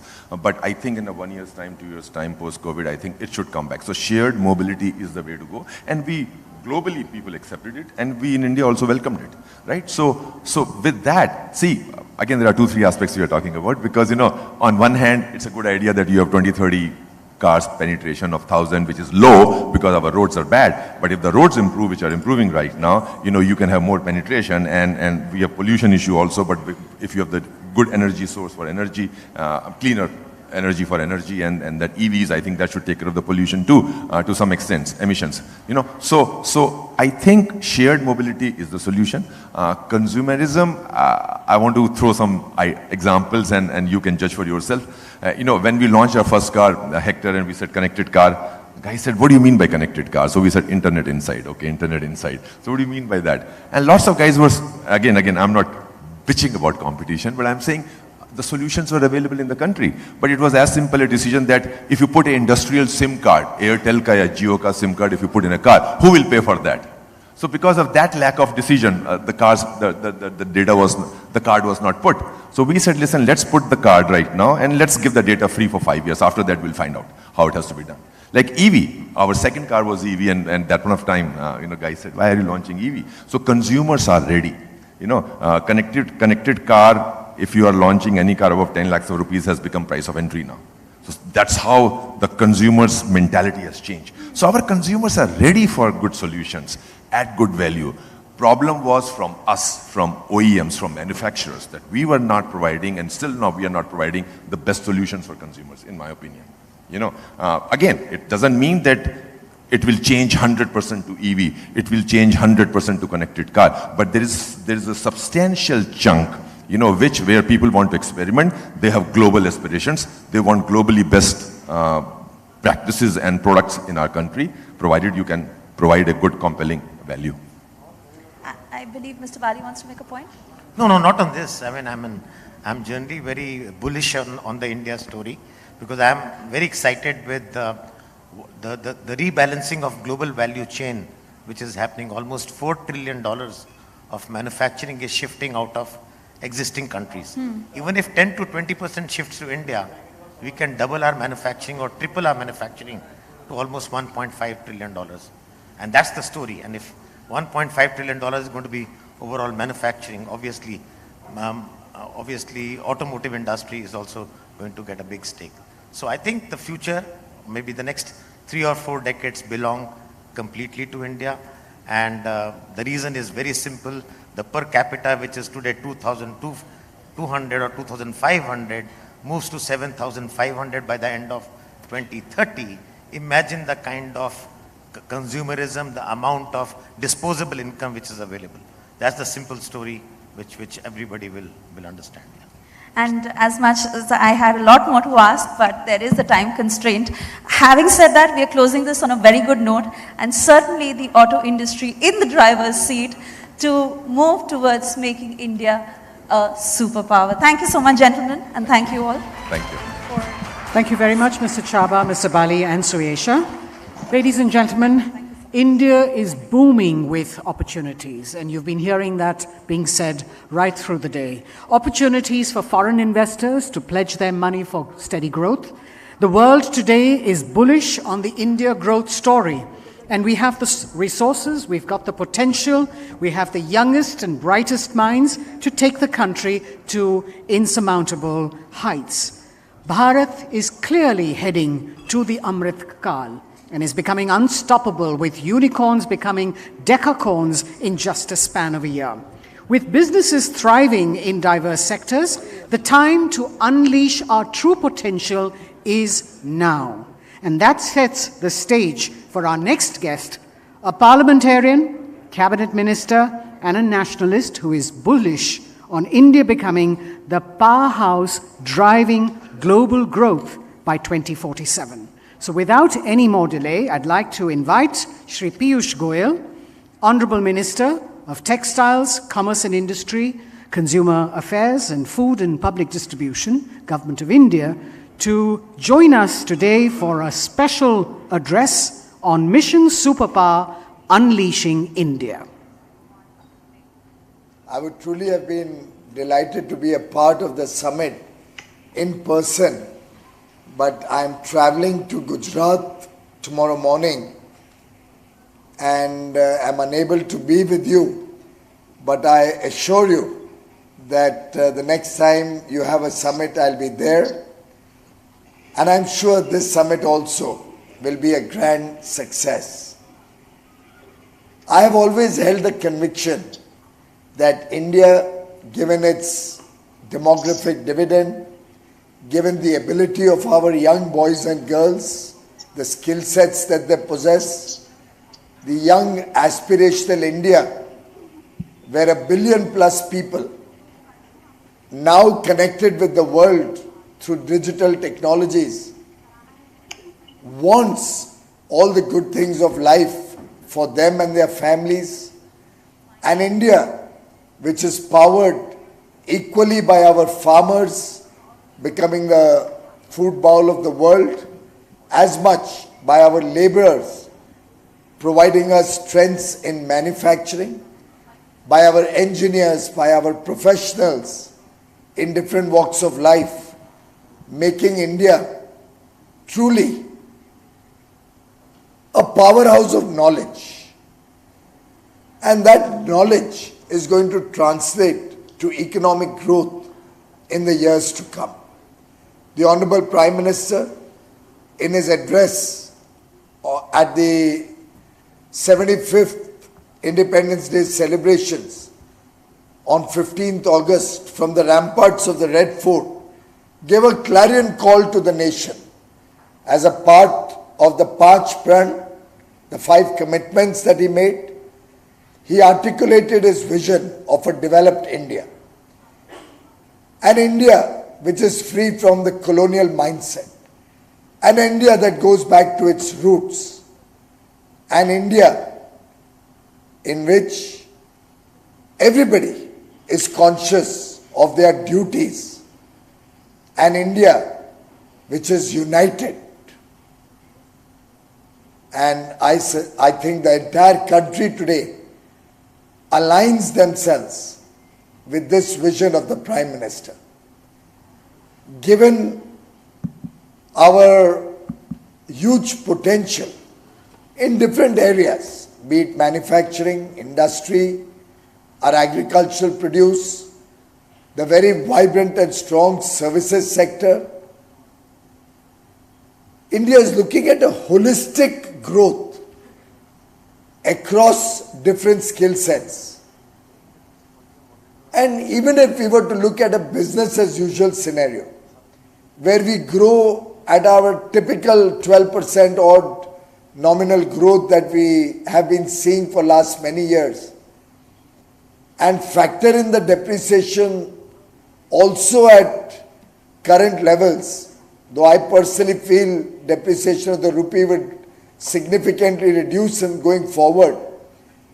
But over the last decade, we've seen an overall depreciation over the last 8-10 years in the region of 2-2.5%. When you do the maths based on the simple, elementary, normal growth that India sees, you come to a $30 trillion plus economy by 2047, which will translate to a nearly $20,000 per capita income for every Indian citizen. Friends, India today is the fastest growing economy in the world amongst the large emerging markets. While we are also facing all the challenges, all the stress that the geopolitical situation in the world, soon after we barely got out of the pandemic, is facing, the fact that there is inflation which is 4 times, 5 times higher than ever before in most developed countries, the fact that most countries are seeing a huge erosion in the value of their currencies vis-a-vis the dollar, the fact that across the world economic growth has come down very significantly.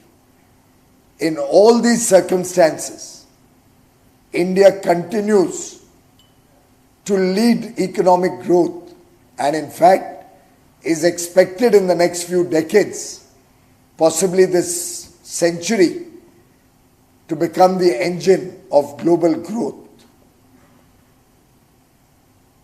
Let me try and put together why I am so confident of the future of India. Over the last 8 years, Prime Minister Modi has focused on providing for the basic needs of every citizen of India. There was a time roti, kapda and makan were the pressing and urgent needs of every citizen, and most of their life went in ensuring 2 square meals in a day or ensuring that they could save enough money to maybe build a small house.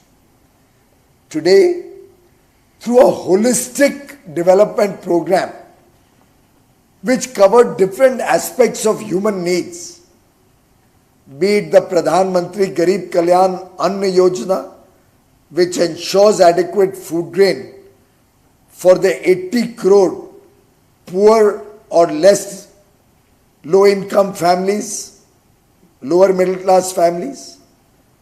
They already were getting food grains through the National Food Security Program. For the last 28 months, in fact until December, they will get 5 kilograms per person additional food grain free of charge, which will ensure that nobody ever has to sleep hungry. Over 3 crore families have either got or will soon receive a proper home. Every home in the country today has an electric connection. Every home has a toilet. Every home has internet connection, either already available or will soon be available. In fact, the country has launched 5G well ahead of many of the developed nations. Piped drinking water is being taken to every home across the country. We all know clean drinking water can help bring down significantly disease and health care costs. Over 50 crore people are eligible for free health care in the world's largest health care program ever envisaged, ever implemented. We are taking digital technologies across the country through a huge broadband optical fiber network. We are expanding infrastructure like never before. In fact, capital investments on infrastructure are today 4 or 5 times what they were 10 years ago. We believe high quality infrastructure will lead to lower logistics costs, will lead to ease of doing business, ease of living, will help the economy grow in the years to come and make us competitive across the world. India today is engaging with the developed world from a position of strength. Atmanirbhar Bharat has helped us design our industrial and manufacturing ecosystem in a manner that for critical inputs we are not dependent on any country. Whether it's the production linked incentive program where nearly 2 lakh crores is being given to 14 different sectors to create global champions, or the Semicon project in which 76,000 crores will be given to promote the semiconductor industry in India. Be it our effort to engage with developed world for free trade agreements or comprehensive economic partnerships. We have already concluded 2 in a record time with UAE and with Australia. We are in dialogue with many other countries for robust, fair and equitable free trade agreements which will be a win-win for both countries, which will be in national interest and which will provide huge opportunities for Indian business, huge opportunities for new jobs, for work, and give a fillip to our manufacturing and industrial base, also to our farmers and dairy sector.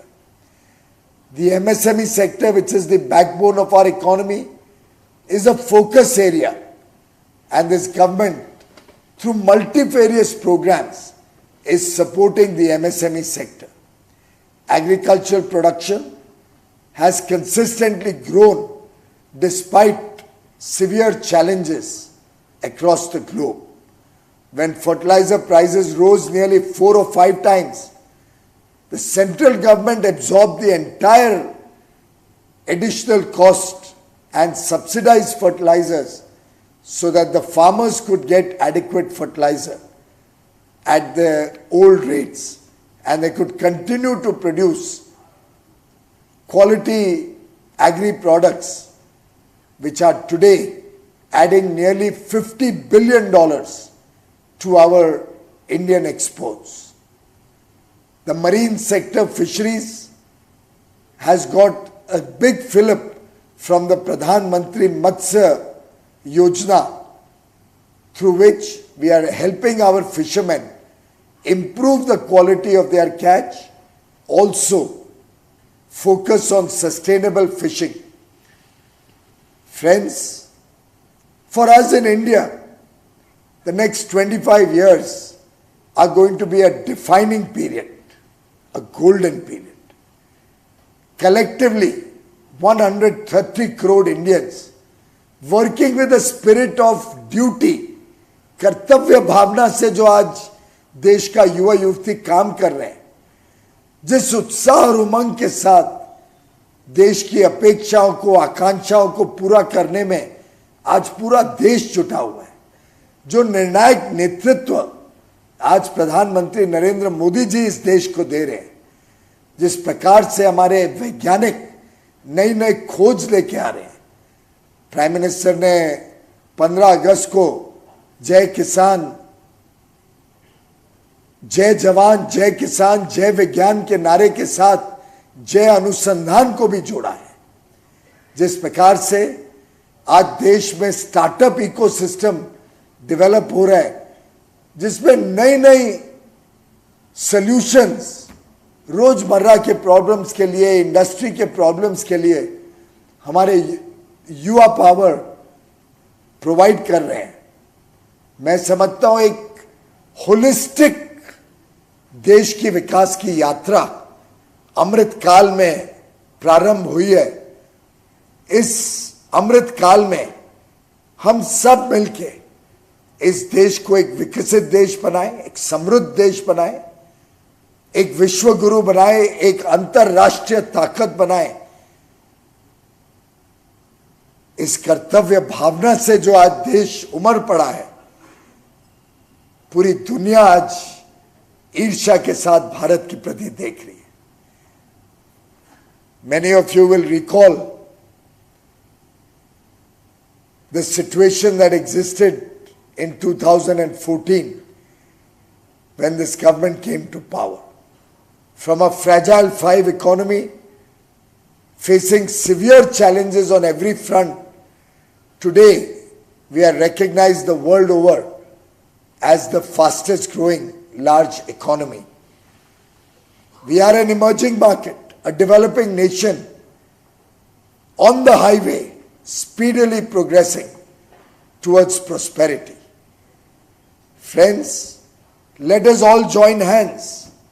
Let us all work together to meet the aspirations of every fellow Indian. Together, let us commit ourselves to making India great, to making India a superpower. My warmest wishes to all of you in this endeavor. We are in the midst of celebrations. We are in the midst of the festival season. I pray for your good health, your prosperity, your well-being, and I also wish Republic and Republic Bharat all the very best in their service to the nation, in their contribution towards making India and Indian people progress in their own way. They have provided a platform which is helping in creating the people's voice, in articulating the people's voice. I wish them well in all their endeavors. Thank you.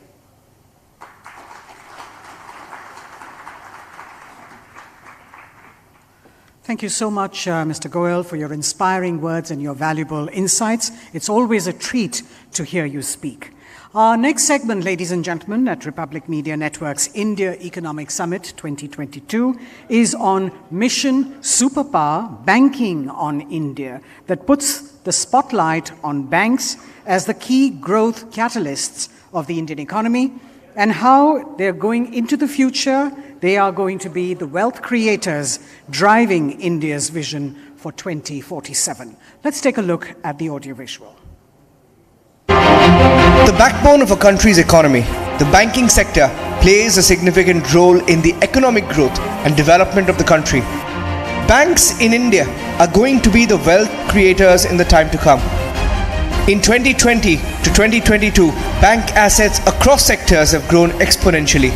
Total assets across the banking sector have increased to $2.67 trillion in 2022.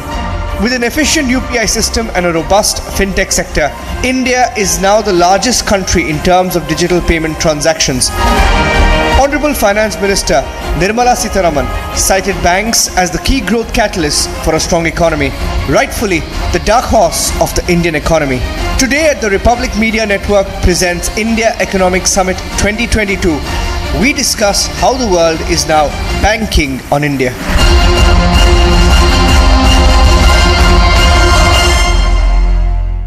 I'd like to now invite Rhythm Anand Bharadwaj, Executive Editor, Law and Governance at Republic Media Network, to please moderate this session with Mr. Sanjeev Chadha, Managing Director and CEO of Bank of Baroda, India's oldest and second largest public sector bank that provides high-tech net banking services to its customers. In 2019, Mr. Chadha was honored with the Freedom of the City of London Award in recognition of his contribution in promoting the bilateral relations when he was working in the London office of SBI. His area of expertise includes retail banking, corporate finance, investment banking, mergers and acquisitions, structured finance and private equity. It's over to you, Rhythm.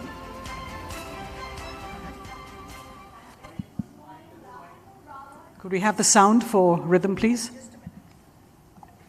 It's on. Yeah. Thank you, Rini, for your wonderful introductions and making sure that the summit shines like always. A very good afternoon to everyone who's here. I love the way everyone's so engrossed in listening to what's happening. It's an honor to be on stage now with Mr. Sanjeev Chadda. And sir, as I introduce you, I also want to say he's the chairman and the managing director, the CEO and the managing director of the Bank of Baroda. Thank you, sir, for being with us. Just a short while ago, I want to begin by saying what Piyush Goyal said. This is going to be golden years of India to come. When it comes to the banking sector, the finance minister has clearly stated that in a developed India 2047, there's going to be a lot of contribution of banking. Mr. Chadda, how do you look at it, and how can banks ensure India as a mission superpower is on agenda? So thank you, Rhythm, and a very good afternoon to everybody. So I think we need to look at in the context of how India as a financial system works. There are different models in different parts of the world. US, for example, is an economy where the bond markets really are central to the financial system. India, much like Europe, is largely dependent upon banks in terms of financing. So banks do have a disproportionate contribution to make when it comes to the financial system in India. And also is in terms of how the history has played out. So banks today also pretty much do the work which the DFIs, the development financial institutions, used to do in the past. So they are not only providers of working capital, they also do a lot of project finance. Then because of the nationalization, banks are front and center in terms of financial inclusion. So you can almost say that every aspect of the Indian economy, whether it is industry, whether it is MSMEs, the export sector, and increasingly consumer finance, banks are front and center. In terms of where we are positioned now, I think we are at a very fortuitous time in India's history, in India's financial history. I think the banks have come out much stronger through COVID. If there was one sector which performed well during COVID and also is now poised to outperform, it is banks. Partly it is on account of the fact that the corporate credit cycle has improved and the challenges that we had over the last 7 or 8 years have dissipated, but a lot of other things, for instance, again, well capitalized, a lot of reforms which have happened. So I think the finance minister, I think, made a very important point that as we move again in terms of our next phase of development, the banks are well poised to play a very important role. Absolutely. Therefore, I come to the Bank of Baroda. It's reported a whooping 79.3% in the year-of-year jump in the net profit in Q1. What role, Mr. Chadda, does the Bank of Baroda envision in this path to being a superpower? So I'll again, I think this is a forum where we probably again need to talk more in terms of the financial system, maybe less about BOB, but I can illustrate again, I think a few points with the example of the bank. So as I mentioned earlier, I think the fact that development in India needs to be broad-based is very important. So of our 130 million customers, nearly 70 million are financial inclusion customers, Jan Dhan account holders. So we have a 6% market share in India, but our market share in terms of Jan Dhan accounts is 17%. I think this is something which is very important because if growth has to be sustainable, it needs to be broad-based. And through the creation of this enormous infrastructure of Jan Dhan accounts, I think we have done a signal service to the country. For instance, when we had COVID and the government wanted to make sure that you can transfer money to the people who needed it most, jobs had been lost, it was the banking system through our business correspondents and this Jan Dhan account network which were able to reach out to them. The second important part, I think, is the digitalization agenda, which is again fundamental for a number of reasons. So we had launched our Bob World app about 1 year back. Today we have got something like 22 million customers. We are a bank which is 117 years old, but 4 times as many customers use Bob World today, every day, as compared to those who come to our 8,200 branches. So I think this is something which is very fundamental because if you were to look at the history of the last 100 years, every time you wanted to do more business, you said, okay, I need to now open so many more branches, hire so many people. But with digitalization, that linkage of a scalable model which rested upon scalable costs has been broken. It is now possible for us to expand our business while making sure that costs are under control. The third part, again, I think what we have been talking of even in the previous sessions, for instance, the automotive sessions, is the power of collaboration and partnerships. Today, all banks, I think, are looking at doing more and more partnerships to make sure that they can reach out the last mile, that you can work with partners who can do certain things better. So I think all of these trends are what has powered both BOB and the banking system to become a much more effective partner in Indians' progress. Yes, and you spoke about digital marketing, digital payments, digitalization. The RBI in its payments vision for 2025 document has made the vision payments for everyone, everywhere, every time. How do you think this broad basing of digital payments is going to be a game changer for the banking sector and for India? So I think we spoke about the fact that financial inclusion is something that was very fundamental. So I think you're absolutely right. If there's been one revolution which has touched the life of almost everybody, it is the payment revolution.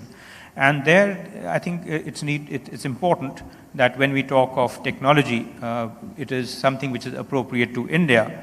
And the model that we pioneered through the UPI system is truly unique, and which again has worked very well for India in terms of the cost per transaction, in terms of scalability.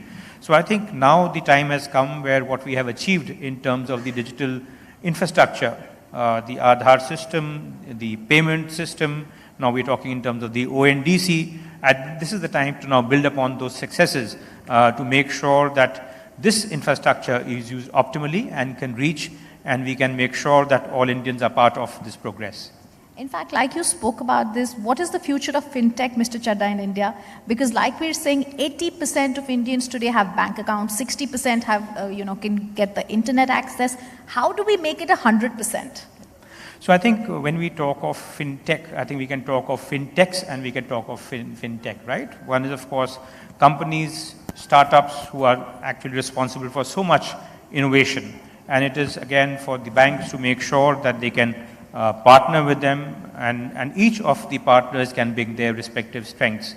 The fintechs are agile, they're innovative, they have the ability for last mile connect. The banks in turn have got capital, they are well regulated, they are also profitable and can make investments. So I think working with fintechs has to be part of the business model of each bank. But then we come to fintech without the S. And I think that's something which, as we have spoken earlier, is equally powering banks in terms of how they work. I spoke to you about Bob World, that is again financial technology at work in a bank. I talked to you about the Jan Dhan account network. Now we are servicing our Jan Dhan accounts through business correspondents who also work through handheld devices. That's also financial technology in action. So I think we have to make sure that we appreciate both aspects of the fintech revolution. Fintechs as a source of innovation, and financial technology which will make sure that when it comes to the financial sector, in particular banks, it touches everything in terms of making sure that costs come down, in terms of making sure that your risk management is better, in terms of making sure that your services to your customers are far better as compared to what they were. Absolutely, absolutely. Sir, because of these very reasons, the international media today says that it's the bankers, the Indian bankers, that the world is looking at, amidst the fact that China and Russia's growth prospects have gone down, of course, because of the Ukraine war and COVID. Today, because of global uncertainty, we are seeing this rise. But how do we sustain this advantage? So I think you are absolutely right. To my mind, the Indian financial system and Indian banks have been a standout success, possibly underappreciated. The most valuable Indian banks, if you look at in terms of price to book value, for instance, are from India. And Indian private banks who came in the last generation are very competitive, to the extent that foreign banks actually have found it very difficult to increase their market share.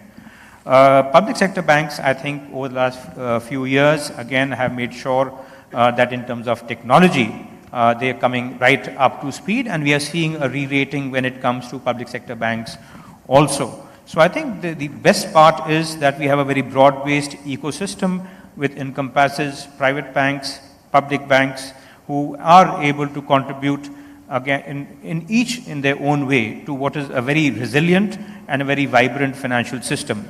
Actually, if you were to look at the World Competitiveness Report, India actually improved its ranking from, I think, 41 to 37 last year. But within that, if you look at the financial system, it is rated 21st. So the financial system is actually a source of great comparative advantage to us, and it is now for us to make sure that we leverage it for the progress of the country. Yes. So when you talk about progress, we also want to know when it comes to senior citizens in rural areas. There is a great lot going on in India. You just spoke about it, digital payments, digitalization.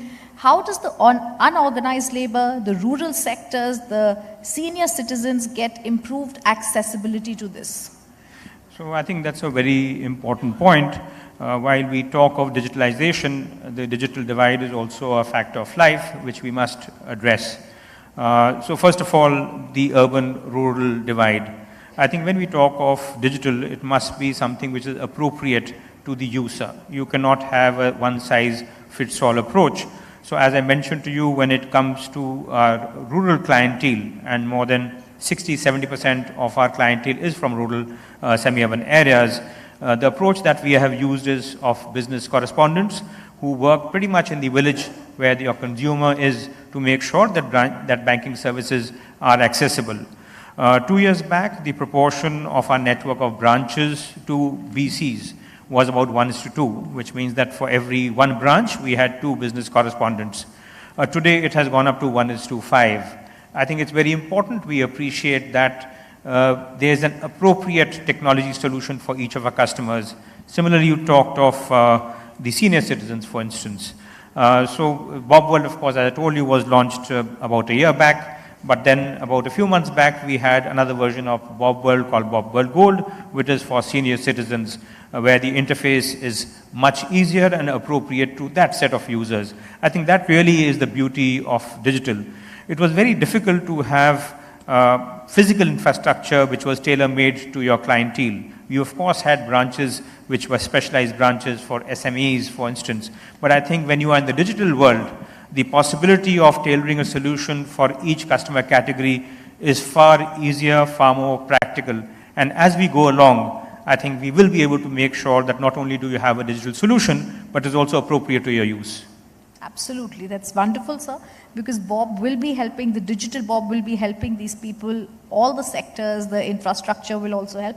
I want to ask you, how is the fintech industry placed in terms of values, with valuation? Are foreign investors interested to put their money in India's banking sector?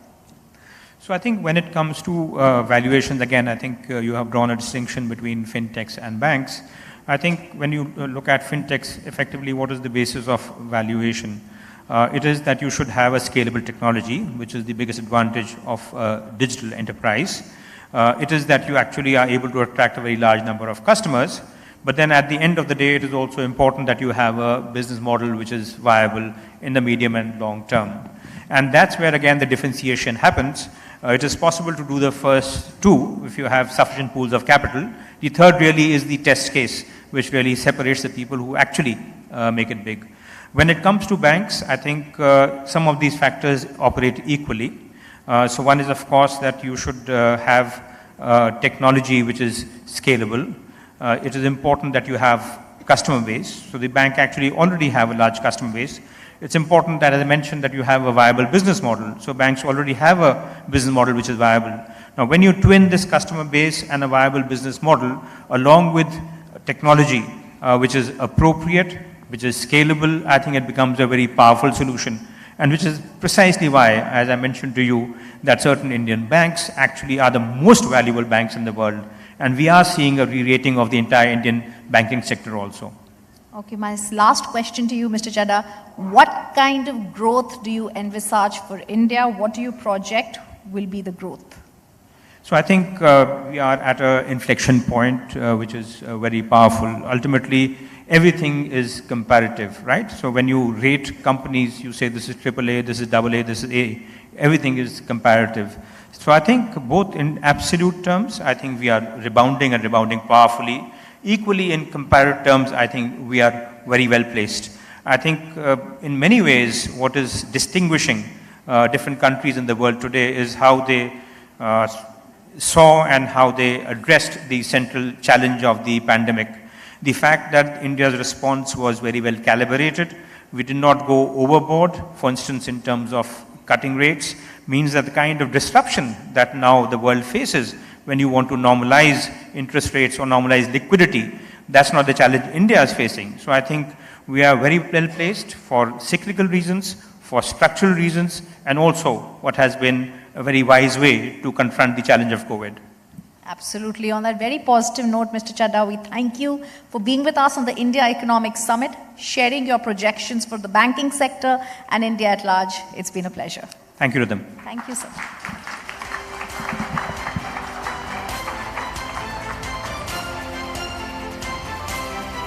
Thank you very much, Rhythm and Mr. Chadha.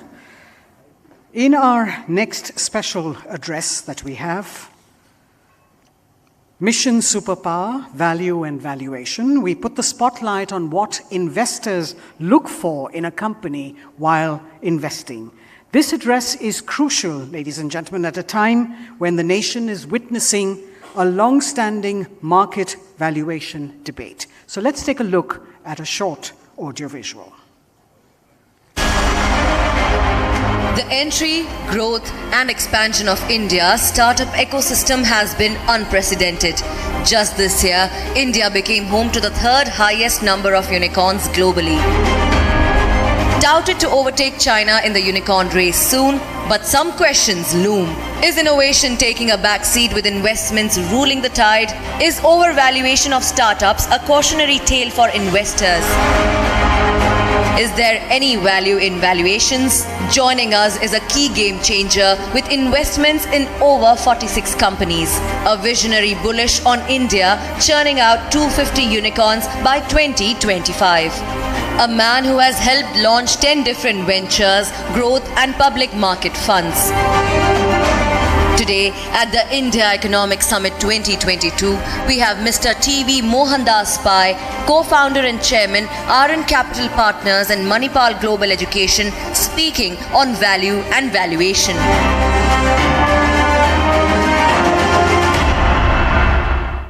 Mr. TV Mohandas Pai, co-founder and chairman, RN Capital Partners, is also known as the architect of Manipal for his contribution in developing the city. Mr. Pai has served as the chairman of SEBI and is now a board member of the NSE in India. He's emerged as one of India's angel investors as he helped start over 10 different funds in venture, growth and public markets. His investments include companies like Byju's, Council, Zoomcar, Licious, among many others. So I'd like to now invite Mr. Mohandas Pai to take the stage and share his valuable insights.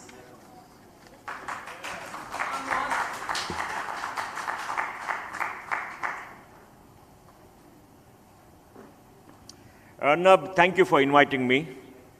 Everybody loves money. Everybody wants to be a billionaire. It's good to have a lot of money, and we should have ambitions to make obscene amount of money.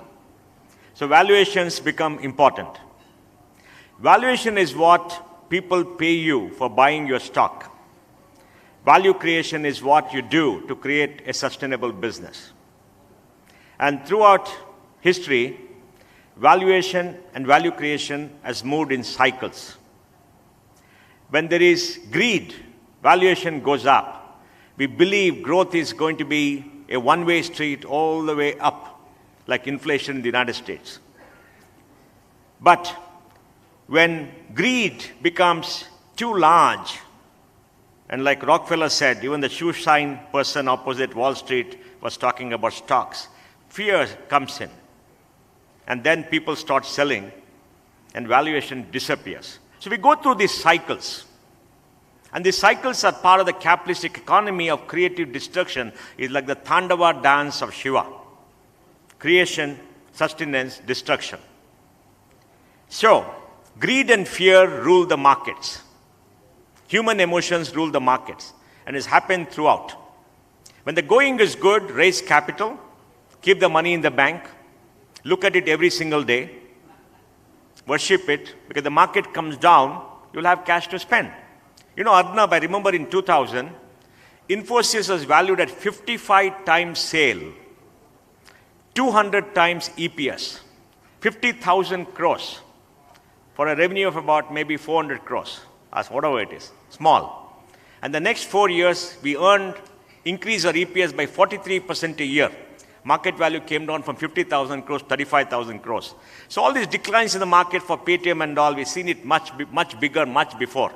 If somebody says my valuation is 30 times sales, you just laugh at them and say, okay, it happens. So there is this cycle that goes on, and I think we got to be very cognizant about that and build sustainable businesses.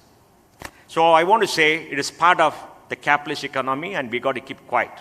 Now, how do you build a sustainable business? You build a sustainable business by creating products or services which people want, are payable to pay you a price, and people need. And this has to continue by relentless execution day in and day out. Entrepreneurship is a 24/7 hour job for everybody. There is no work-life balance in entrepreneurship. It's just work, because life is your work, like you do, Arnab. Every day, every single minute, like Suhail does, like the great man Sanjeev does. Every single minute is work. And work is life. It involves a lot of sacrifice. It involves creating value in future by sacrificing today. And you enjoy the benefits for a period of time, and it takes time. Anything that goes up fast comes down fast too. When the Nasdaq boom happened, Infosys valuation went up by $25 billion in 2 weeks and came down by $15 billion in 1 week. We never knew why it went up. We never knew why it came down. It was nice going up, while coming down, well, you felt a little bit surprised. So that is the second one. So build a sustainable business. Next thing is, raise capital when money is available. Don't look a gift horse in the mouth. When people are going and giving you money, raise the money. Get whatever valuation you want. But remember one thing, equity is very expensive. Equity holders want 20-25%. Banks only want 8-9%, right? They're very cheap. Except if you buy an apartment and go away somewhere to London or somewhere. So it's very difficult. But it's expensive, and investors want return on what you buy. If you are valued at 10 billion and raise $1 billion capital, they want 25% compound in the next few years. That's their expectation. And if you don't fulfill the expectation, the market will punish you. So you've got to be careful about how you value. And if you value, you must value at a point when the investors who come in see great value. If you're going for an IPO, we tell people value at a lower point than what you're willing to pay. You know, Arnab, in 1999, when we did the Infosys listing on the Nasdaq, we had a book of $3.6 billion for $72 million of capital. We didn't need the money. The money is still in the bank. We never used the money. Listing was for strategic reasons. And the book was around $37. And we fought with the big banks like Goldman Sachs to say, we don't want 37, give us 34. They were shocked. Nobody has argued with us to say that we don't want the best price. We said, look, we are diluting 3% of the stock. We want the investors to come in to make money. We want them to make money because we don't want to destroy the 97% for the sake of the 3%. If you price it high and the market falls, 97% are going to lose. If you're diluting 10%, you've got to take care of the 90%, not squeeze the 10%. You take more money from the 10%, the 90% will lose. All these guys who have gone to the market, very proud boys who think they're the cash whiskers, they've seen the stock price fall down 60, 70%. They destroy the value of the existing investors for the small amount of greed and to be heroes on a particular day to go price going up. So price is something that you've got to be very careful because the price has to be sustainable. And when you take money from the public, you have a fiduciary agent. You work for everybody, not for yourself. You have to work for the small investor, every single person, because you have taken their public money. I was in a FICCI event where a lot of industrialists are there. And as a SEBI committee member, we brought in majority of the minority for voting for related party transaction. Everybody came on stage and said, I own 60% of the company. Who is this person to tell me majority of the minority? Then the chairman told me to meet, to come and talk. And I said, look, if you take 1 paisa from the public, you are a fiduciary agent and they have a right, not you. You are not the owner of your company. You are a fiduciary agent and take care of them. So when you take money from investors, you must make sure they raise money. And I think that's extremely important. And then make sure that you have respect for capital. Somebody has given you money to invest, not to blow it up, to buy cars, or to go for a holiday and give bikes to all kind of people, because money is not going to be endless. Have respect for capital. Be frugal in the use of capital, because capital multiplies if you're frugal. And if you're frugal, you'll get outsized rewards. And the money is not going to last ever. You know, I remember one day, Arnab, Naramurthy came to my room and said, Mohan, I went to a meeting where people said that, you know, there's something called loans and advance in the balance sheet, and what is they hide something there. What are you doing? Then he told me, how much cash do you have in your account? Bank balance. I said, about 30,000 crores. I said, do you really have that money? I said, why are you asking? Parmalat, an Italian company, had just now had $1.5 billion of capital. It was a fraudulent capital because there's no bank deposit. They had printed the certificate. Then I told him, are you in town in another 2 days? He said, yes. I'll go to the bank, withdraw all the cash, and you and I will sit and count. So I'm just telling you this story is to say that you have to respect capital. You've got to be frugal, because it'll increase.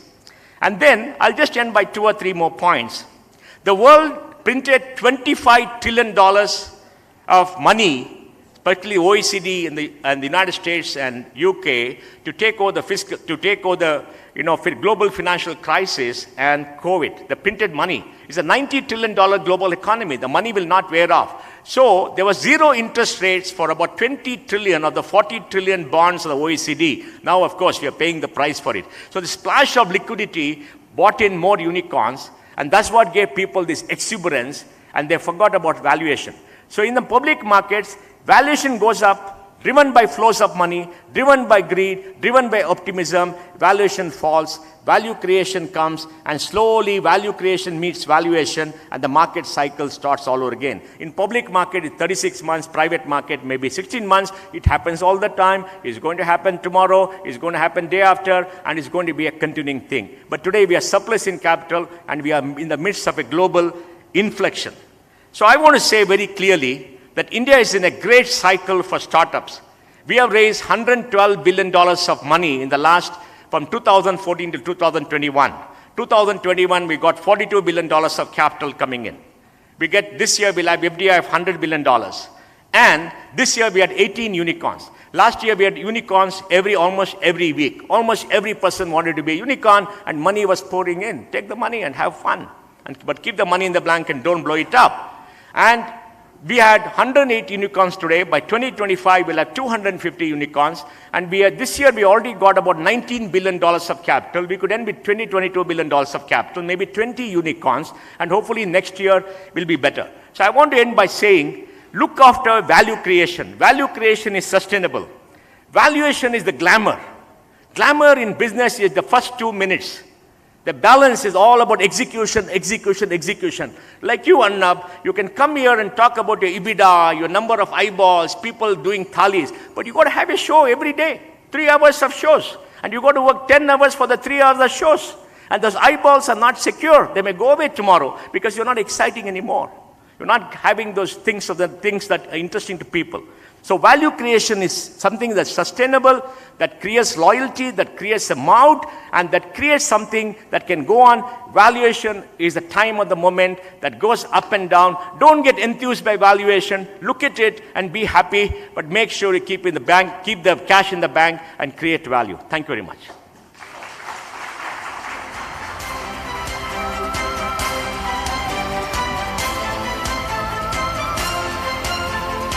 Thank you very much, Mr. Pai, for that engaging talk on value and valuation.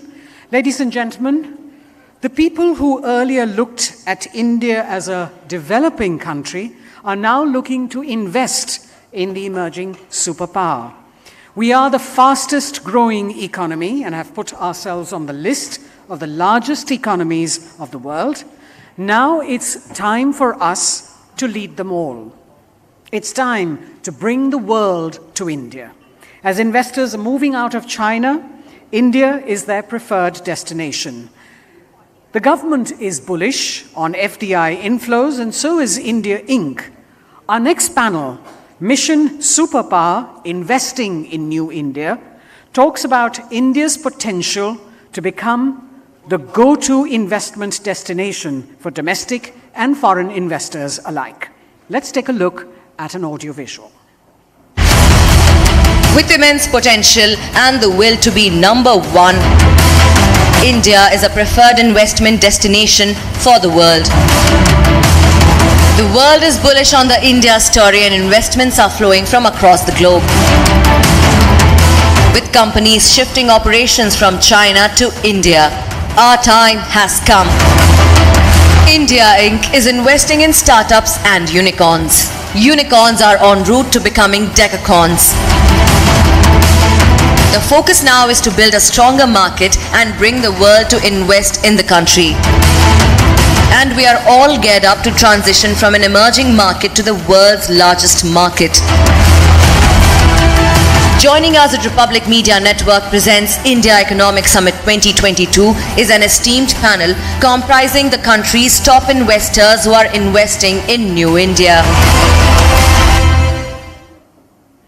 Our panelists for this segment are Mr. Sanjeev Bikhchandani, founder and executive vice chairman of InfoEdge India Limited, a company that proved that futuristic vision is the key to success. In 1995, when most Indians did not have access to the internet, Mr. Bikhchandani started a pure-play internet company, InfoEdge, in India, and it is one of the few profitable pure-play internet companies that owns some of the best online platforms like Naukri.com, 99acres.com, and has investments in some of the best startups in the country, from Zomato to Policy Bazaar. The InfoEdge Venture Capital Fund was also set up to invest in online startups across the country. We also have someone you heard just a few moments ago, Mr. T.V. Mohandas Pai, co-founder and chairman, Aaron Capital Partners. And to chair this distinguished panel, we have Mr. Lavkesh Kapoor. Mr. Kapoor is the founding and managing partner of Ananta Capital, with experience in investment banking, venture investing, and of course, operating businesses. Before he set up Ananta, Mr. Kapoor was the executive director and head of investment banking at Client Associates, which is one of India's largest multi-family office firms. He also founded Wisdom Hill Capital, a boutique investment bank and investment advisory platform, which merged into Client Associates in 2016. If I could request Mr. Bikhchandani, Mr. Pai, and Lavkesh Kapoor to please come up on stage.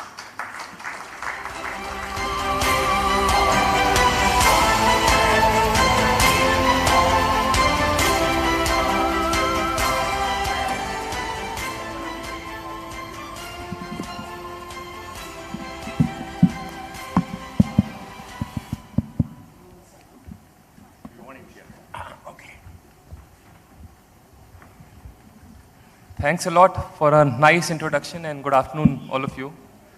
I was just doing my own research a few days back and I caught up with Mr. Bikhchandani backstage. A few data points to begin this discussion. So, last December 21 till now, the UK 10-year gilt bonds are down 52%. The MSCI Emerging Market Index is down 32%. For the first time in the history of Japanese economy, the Japanese 10-year bonds went untraded for 3 consecutive days this week. Amid all of this, if you see, India, IMF said 3 days back, is the only bright spot. And India is expected to be the fastest growing major economy in the world this year and next. And when I was reading all of this, an incident kind of replayed in my head. I'll share an incident with you. I was graduating out of my MBA class 15 years back. And as part of the convocation ceremony, our VC was addressing the entire student gathering there. And this was actually the start of global financial crisis. This was 2007, the world was about to enter GFC in 2008. And one of my batchmates asked the VC that, do you also feel that India is going to go through the same economic pain which the West is going through right now? The VC actually took a 10-second pause, took a deep sigh and said, कुछ बात है कि हस्ती मिटती नहीं हमारी, सदियों रहा है दुश्मन दौरे ज़मा हमारा. And everybody was clapping and ecstatic. And I want to ask the panelists here that do you also share the optimism of my VC 15 years back, that India is still the bright spot, or do you think that the financial storm is about to hit us as well? You know, you need a little bit of history to answer that question. Let me give you data. 1950, we are the largest economy in Asia. China was destroyed, Japan was destroyed, Southeast Asia was destroyed. 3 of the top richest families were in India, primarily in Mumbai, I think, because Delhi didn't exist at that point of time as the business center. And from 1950 to 1980, we grew at 3.5% a year. Population grew at 2.5%. Per capita income 1% a year because of Nehru's failed policy.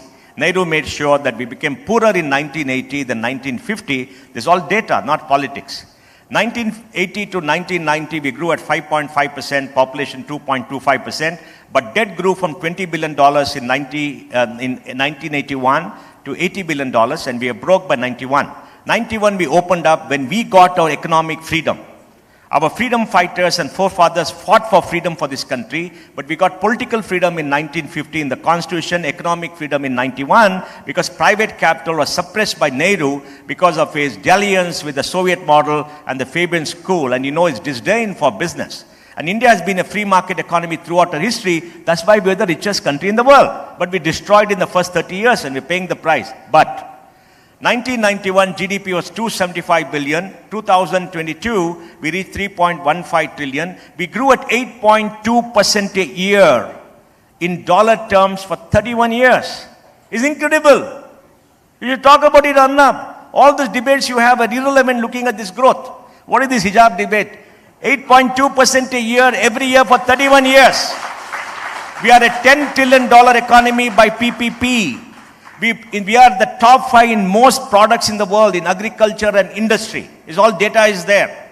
And in rupees, we grew at 12.5% a year from 5,72,000 crore to 236 lakh crores. In 2014, Shahzad, GDP was 113 lakh crores. In 2022, it's 236 lakh crores. And this year, we're supposed to go to 276 lakh crores. So am I optimistic? I lived through the last 30 years. I've seen the rise of this country. I've seen what people can do. I've seen that 108 unicorns. I've seen $1 trillion of value in the digital markets. I've seen the rise of Sanjeev. What more do you want? I mean, if I'm not optimistic, what do you want to be? And I've seen Suhail speak. I've seen Anna become a great entrepreneur and disrupt the media. I've seen Shahzad on TV having everybody for dinner and chewing them up and spitting them out. If I'm not optimistic with all this, what do you want? Come on, give me a break. No, I think you are much more optimistic than my VC was 15 years back. How do you feel, Mr. Bhikchandani? Well, look, there are ups and downs. And as Mohan pointed out in his earlier talk, that look, valuations go up and down. There are capital ebbs and capital flows. But if your business is fundamentally sound, you'll be fine. And look, if you go back to what Mohan said about creative destruction and what Schumpeter said, yes, some may not survive. Entrepreneurship will Darwinian. Some may not survive, but the ones who are fit will survive and do well. But the point I want to make, coming back to startups and investing in New India, which is the topic. So I graduated from college in 1984. So that's 38 years ago. And I joined a company. I was working as a trainee in a company. And when I look back to 1984 and I see today, there's been a huge change in the business environment, in the companies, in the economy, in the rate of growth, in how fast we are progressing. And when I look at it, actually a lot of the growth, a lot of the buzz, a lot of the investments, a lot of the increased employment has come from industries and companies that did not exist in 1984. So the IT services industry barely existed. IT-enabled did not exist. Mobile telephony did not exist. Private sector insurance did not exist. Private airlines did not exist. Private sector banks barely existed. They were legacy, but the new ones hadn't come in, right? So if you look at the change, it's been brought by new companies, new initiatives, and very often by startups. Some by diversification, like TCS was a diversification of large business house, but HCL and Infosys were startups back in '84, right? So actually, the startups of today will be the giant companies of tomorrow. All will not make it, but those that make it will become huge, and that will make the difference. So I'm optimistic. And let me tell you, the optimism is not misplaced. Another data point, S&P 500 of US is down 18% since beginning of year. And Nifty and Sensex, the broader Indian stock market, is flat. It's not down. It's maybe a minus 1% down and is up today 1.5%. And the reality is that the world is really looking at India as the only bright spot. But another reality is that stock markets generally globally always discount future. So while the stock market is doing fairly well, but the startup ecosystem is reeling under pressure. I think we've not seen this environment since last 6-7 years. I think 2015 was the last startup kind of bust which happened of sorts. So when do you see the real animal instinct, so to say, coming back into the startup ecosystem, sirs? Look, the animal spirit is still there. You come to Bangalore, I'll show you the animal spirit every single moment in my office. We get 800 startups coming and asking for capital every single month. I mean, in Delhi, you don't see much of that because you've got other issues. But look, the problem is let's not carried away by the animal spirit being linked to flow of capital. Right now, people are not investing as earlier, throwing money, not investing. It'll come back next year. Because I think January, February, there is $276 billion of dry powder, capital waiting to be invested, and people are going to get tired of seeing stock price come down. They'll start investing, right? So it'll come. Let's not link this funding to growth of companies. Good companies are growing. They're still raising capital. But, first half we had 16 billion. Last 3 months we had 3 billion. It's come down. It's not so much as that past. But people are happening. Now the key thing is, like Donald Trump said, when banks call you to the office and give you money without asking, take the money. That's what we did last year. We got $42 billion, Arnab, last year. You should have raised capital last year. You would have got $1 billion. You'd be a billionaire by now. We got $42 billion last year, okay? And this year it's come down. Before that, we got $12 billion. Maybe next year we'll get $40 billion. The key thing is very simple. Market moves in cycles. Valuation moves in cycles. Be careful. You have to last it out. Money in the bank is like blood in the body, right? Don't get too much of blood transfusion, don't lose too much of blood, and you'll be fine. So I'm very optimistic. So this could last somewhat. But even today, good companies can go raise capital at reasonable valuation. It's not that the money is dried up everywhere. Good companies can raise money. But if you're a company which is raising $1 billion, blowing it up in the next 6 months because you believe the more you spend, the more valuation you get, that's not going to happen for some time. And you were telling me about a survey you did, Mr. Bhikchandani, recently. Yes. No, look, I'd like to echo first Mohan's point. There is enough money available for startups and for early stage companies. We are seeing it. A lot of investors have got funds ready. It's just that they're being a little careful. They're asking more questions, taking a little bit more time, right? And they're applying some lenses when they're evaluating a proposal, which they perhaps are not applying so rigorously maybe 2 years ago. So we ourselves have invested more in the last 6 months than we did 2 years ago in terms of number of companies. We are seeing about 1,000 companies a quarter, and we invest in 3 or 4 out of that. So no, it's not 800 a month like Mohan, but Mohan, Delhi is okay. It's not so bad. It's okay. And you mentioned, Mr. Pai, that the irony is, and Mr. Bhikchandani was telling me backstage again, that all of this is happening at a time when there is massive amount of dry powder available. Dry powder means uninvested capital by the funds. And I was just talking to a few VC friends, one of the largest VC funds in India, just raised a $1.2 billion India dedicated fund, just a few months back. And bulk of that money is not invested till now. Another reality is that, which both of you mentioned, is that the economic cycle will always have booms and busts. That's the nature of the market. You'll always have ups and downs. The other side of the equation is, to the investee company is the investor. Now what was happening, again a question to you, a few months back, a few quarters back, actually a friend of mine shared a fantastic anecdote a few days back. Till a few months back, the only discussion in investor meetings and boardrooms was chase growth at any cost. There is no unit economics, there is no profitability in question, just chase growth. That is what we are here to do. And now the last few months, the only discussion is where is the profitability, where is the EBITDA. My question to you, sir, is that this slowdown which we are seeing now, and I feel, and maybe you can correct me, that the whole mentality of chasing growth at any cost, I think is fundamentally incorrect. It has to change, but do you think that investors also will learn through this economic cycle now? Will people become more rational? No, you can't accuse investors of too much intelligence. You can only accuse them of greed and fear because, you pour money when the money is available, and when it dries up, you sit quiet, right? The cycle is going to happen again. That's the nature of the beast. Human beings move by greed and fear. They're the only two emotions that operate in the public markets or the private markets. And that's going to happen again and again. It's not that somebody is going to calculate and do. Look, let me tell you one thing. Arnab comes to me and says, I'm starting something, give me $10 million. He's got a PPT. He gives me some projections. What are you going to do with the projections? Nobody knows what to do with it. For example, the regulators say you must have a valuation report. That value, the guy who values does not know half the business as it is.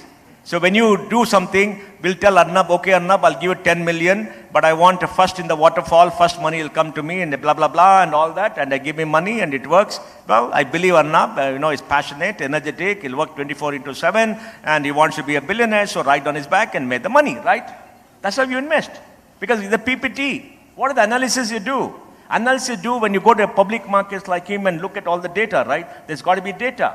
You look at the face of the founder and, body language and all the nice stuff, how he talks, and you give the money. You understand? So investment is an art. Okay? And that's how you fund entrepreneurs. And you have a portfolio. If you have 25 startups, maybe 5 will be unicorns if you're very good. Maybe 10 will fail. It's fine, and you get decent returns because you're getting risk. In the last 30 years, the US, the returns have been something like 15 to 17% for venture, which is the highest class of assets in the United States. The data proves so. You understand? And they've gone through multiple cycles. So we're going to go through cycles. We've got to do this. But the key thing is very simple. You have to create a sustainable business. And what a sustainable business means? Sustainable business means cash in the bank is the only reality in economics and in life.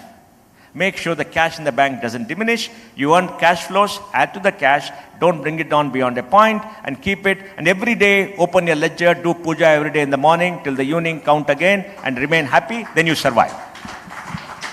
What do you think, Mr. Bikhchandani? Look, I think it's good discipline that companies, you build a big profitable company when money is a little tight. If you have too much money, you tend to spend it suboptimally. It's too easy. So it's good to have a little less money. You'll work harder. You will make things happen. And yes, some companies will make it, like Mohan said, and some may not, and that's life. Just to add to what Mr. Pai said, I think Arnab is a businessman. You talk to him any time of the day. The only thing he talks about is profitability. That I'm here to scale the business, but it has to be profitable.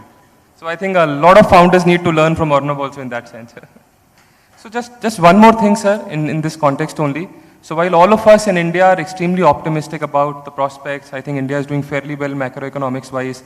But what do you think how is global market looking at India? So you must be talking to your global counterpart investors. How are they looking at India right now? You see, for the global markets, India has always been a curiosity and a rounding off error. Because, we didn't allow too much of capital to come in. See, only 2% of our GDP is coming in as FDI every year. Okay? This year we're getting 100 billion, maybe 3% because the GDP is much bigger. So India has been marginal to the world. We have been a controlled market. We are a much more open market today. FIs only own 600 billion of the $3.3 trillion in the public markets. In the private markets, maybe 300 billion, right? Compared to China, which has got maybe many trillions of value. Correct? And the total value of all the stocks and bonds in the world is $275 trillion. So we are very small. So we must understand we are very small. And we are still a poor country. Mera Bharat Mahan is very good, 5G is very good, everything is good. But our per capita income is 1,75,000. Bihar is only 50,000 rupees. Bihar is 50,000. UP is 80,000. Karnataka is 3,05,000. Bangalore is 8.5 lakhs. Richest city in India. So diversity is very high. So we must understand, we have to be optimistic. We have to work hard. We are a poor country. We must take the per capita income to $40,000 a year. $40,000 a year will mean about $56 trillion of GDP. It's a very large amount, but we can still count. We know how to count, right? So please understand that the reality of India is very different from what we talk here. We have to be optimistic. We have to work towards it. We have a huge growth ahead. We are supply constrained, not demand constrained, but demand at a price. When the price is low, demand will shoot through the roof. That's what China did. Now, China has grown at 9.9% a year from 1978 till 2022. China is a $19 trillion economy, $30 trillion in PPP. Can we be a China? Maybe not. But can we grow at 8.5% a year for the next 10 years? Of course we can. We got a very clean banking sector, no NPS. You know, they gave money to the Bush and Steel, 40,000 crores enough to everybody. They should give money just like, I mean, Arnab, we should have got money from the banks at that point of time. You know, you made a mistake. They're giving out money, doling out money, 12 to 15 lakh crores of NPS, but they cleaned up their act. Now they become very strong banks. So banking system is in good shape. Stock markets are in good shape. Our supply chain costs are 14% of GDP. US is 6%, China is 7%. Because the GST has come down to 12%. Because of the roads that are building will come down to 10%. And if we get a warehouse rail, come to 8%. We are becoming competitive in manufacturing. The PLI scheme is a fantastic scheme to improve manufacturing. And all the reforms and hard decisions have happened. Now the animal spirit in the Indians is there. And like Pranav said, young people are optimistic. They want to be enthusiastic. They're going to work hard. They're going to use technology. They're going to take India forward. You understand? And that is what makes you enthusiastic. And that's what is going to create this country. And let us remember one thing. Whether you like it or not, the sun will rise in the morning and set in the evening. And it's going to happen again and again. So be optimistic, rise up with hope, work very hard, and have a great dinner, go to sleep, get back, get to work, and go ahead. And that's what it is, right? Right, Sanjeev? Absolutely, absolutely. I mean, he's a billionaire. Sanjeev is a billionaire, but you know, look at the man. He works 24/7. He doesn't have a jet going off for a holiday to wherever rich people go for holiday. Suel, you got to tell him how to spend his money, man. He doesn't have style. Look at this guy. You know, get him a nice wardrobe. Get him a nice wardrobe. Make him up. Get him all those nice, you know, all the glamour in London and all that. Go after this guy. Look at this guy. Billionaire. People will be ashamed of billionaires if they see Sanjeev.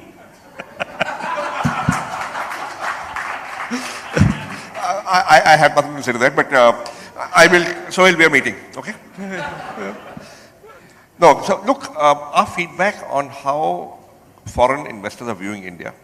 I don't know that much of public markets, but I know more about private markets. Well, I know public markets also because we're listed and we meet investors. I think, look, China is definitely not flavor of the month right now, as far as US and Europe are concerned. So there isn't money is coming out of China. Now, if there's a certain emerging market pocket, right, India is the best place to go right now for many, many people. And that's put us in a good spot relatively. That China mein paisa nahi ja raha. India is good. Brazil is not looking too good. Russia, of course, is untouchable, right? And therefore, India is positioned very well. But within that, obviously, people will be very discerning on where they invest, which company and how they invest, because of the higher risk being perceived, given the contraction globally in financial markets. But India will be all right. I've been meeting foreign investors from 94, 300 investors a year when our CFO, Arnab, only KK Mystery used to come after 96. And we have sold India for so many years. So India is certainly on people's map, but we make it difficult for them to get money into India. To open a demat account for a foreign investor, you've got to do something with the embassy and all kind of things.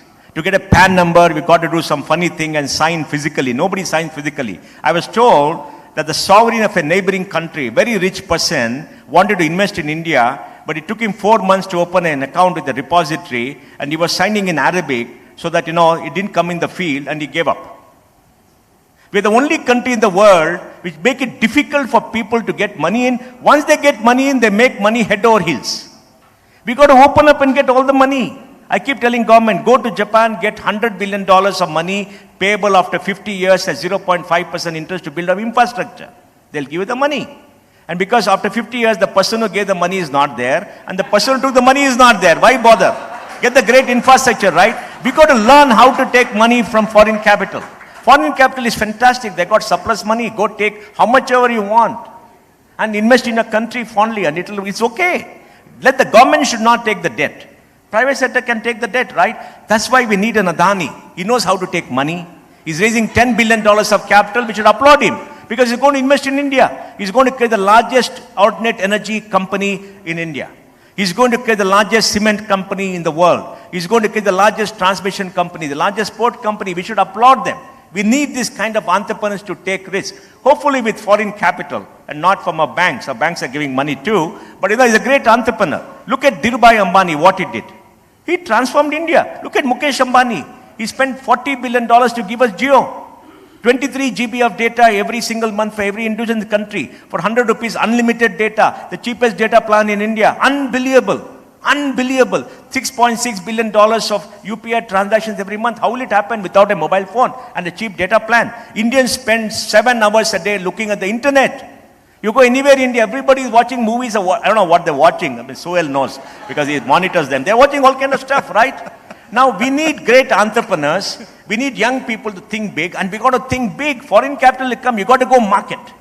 Foreign capital will come if you go and sell. You go and get market. Tell them you're going to get 30% a year, and I'm going to be the greatest investor. Out of 100, maybe 30 will buy the argument and give you money. Go get the money.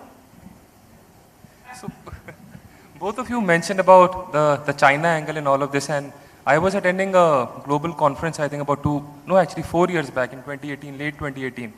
And one of the speakers there mentioned about China plus one strategy, which honestly wasn't even a word at that time, a phrase at that time.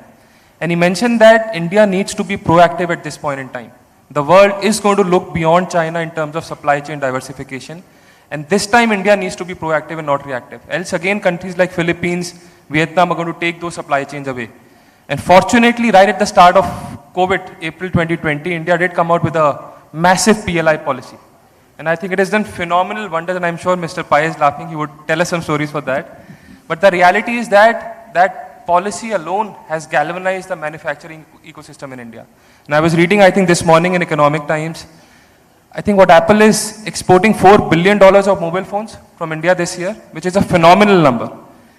What else do you think, Mr. Pai, India should be doing structurally now? So while Look, we have to go market the country. I want Suhail Seth to create a marketing strategy for India and lead the marketing drive for the next 5 years instead of going having nice dinners all over the world and get us $500 billion of capital in 5 years. Right, Arnab? Yeah, that's what we do. See, we have to market. The world is built on marketing. Let me tell you one instance, Arnab. An American kid will sell a $25 stuff for $100 and make the consumer feel that it's got a great stuff. An Indian will sell a $100 stuff for $25 and feel sorry for the consumer. You don't feel sorry for the consumer. You go sock it to them. You understand? We have to market. What we lack is not the great institution, the great banks. You know, Bank of Baroda quoting at 0.5 times book, 6.6 times book. HDFC is 4 times book. The great bank, good management, making obscene amount of profits. Why are they quoting at 0.6? They got to market better. Yes, the owner is the government of India and Delhi, and you know, it's difficult with Delhi and all that. But we have to market. The PE of a company in the listed market is a question of the faith investors have in you, and you have to market, you have to market, you have to market, you have to market. Please market this poor billionaire. I mean, you know, if you market him and his PE goes up to 60, 70, we'll get more valuation, Suhail. Suhail, you got to really work in the future. But sir, besides... Arnab, we need a fourth chair here, and Suhail needs to come up. Suhail, you got to answer that. And besides putting Mr. Suhail Seth under more pressure, what else do you think India should be doing structurally? See, we got good policies, we got everything, we got a bad image, we got a negative image. Let's be careful. And the negative image is buttressed by the left, who created negative thing. About the hijab controversy, to say there's a ban on hijab. There's no ban on hijab in this country. You can wear whatever you want. You can go nude in the streets. We are okay. We're the most liberal country in the world. But we got a bad image because we don't know how to address the global media. And we don't know how to get the image. We have to build our image. We have to get the best companies go out. We got to get the best marketing czars to go out. And we got to build the brand. And we got to do it. We got to lobby in the US. We don't put money in lobbying. US is a lobbying market. Democracy is a system. Democracy is a system of competitive lobbying.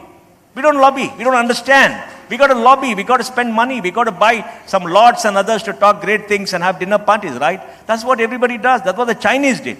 The Chinese bought over all opinion makers in America. They got what they want, right?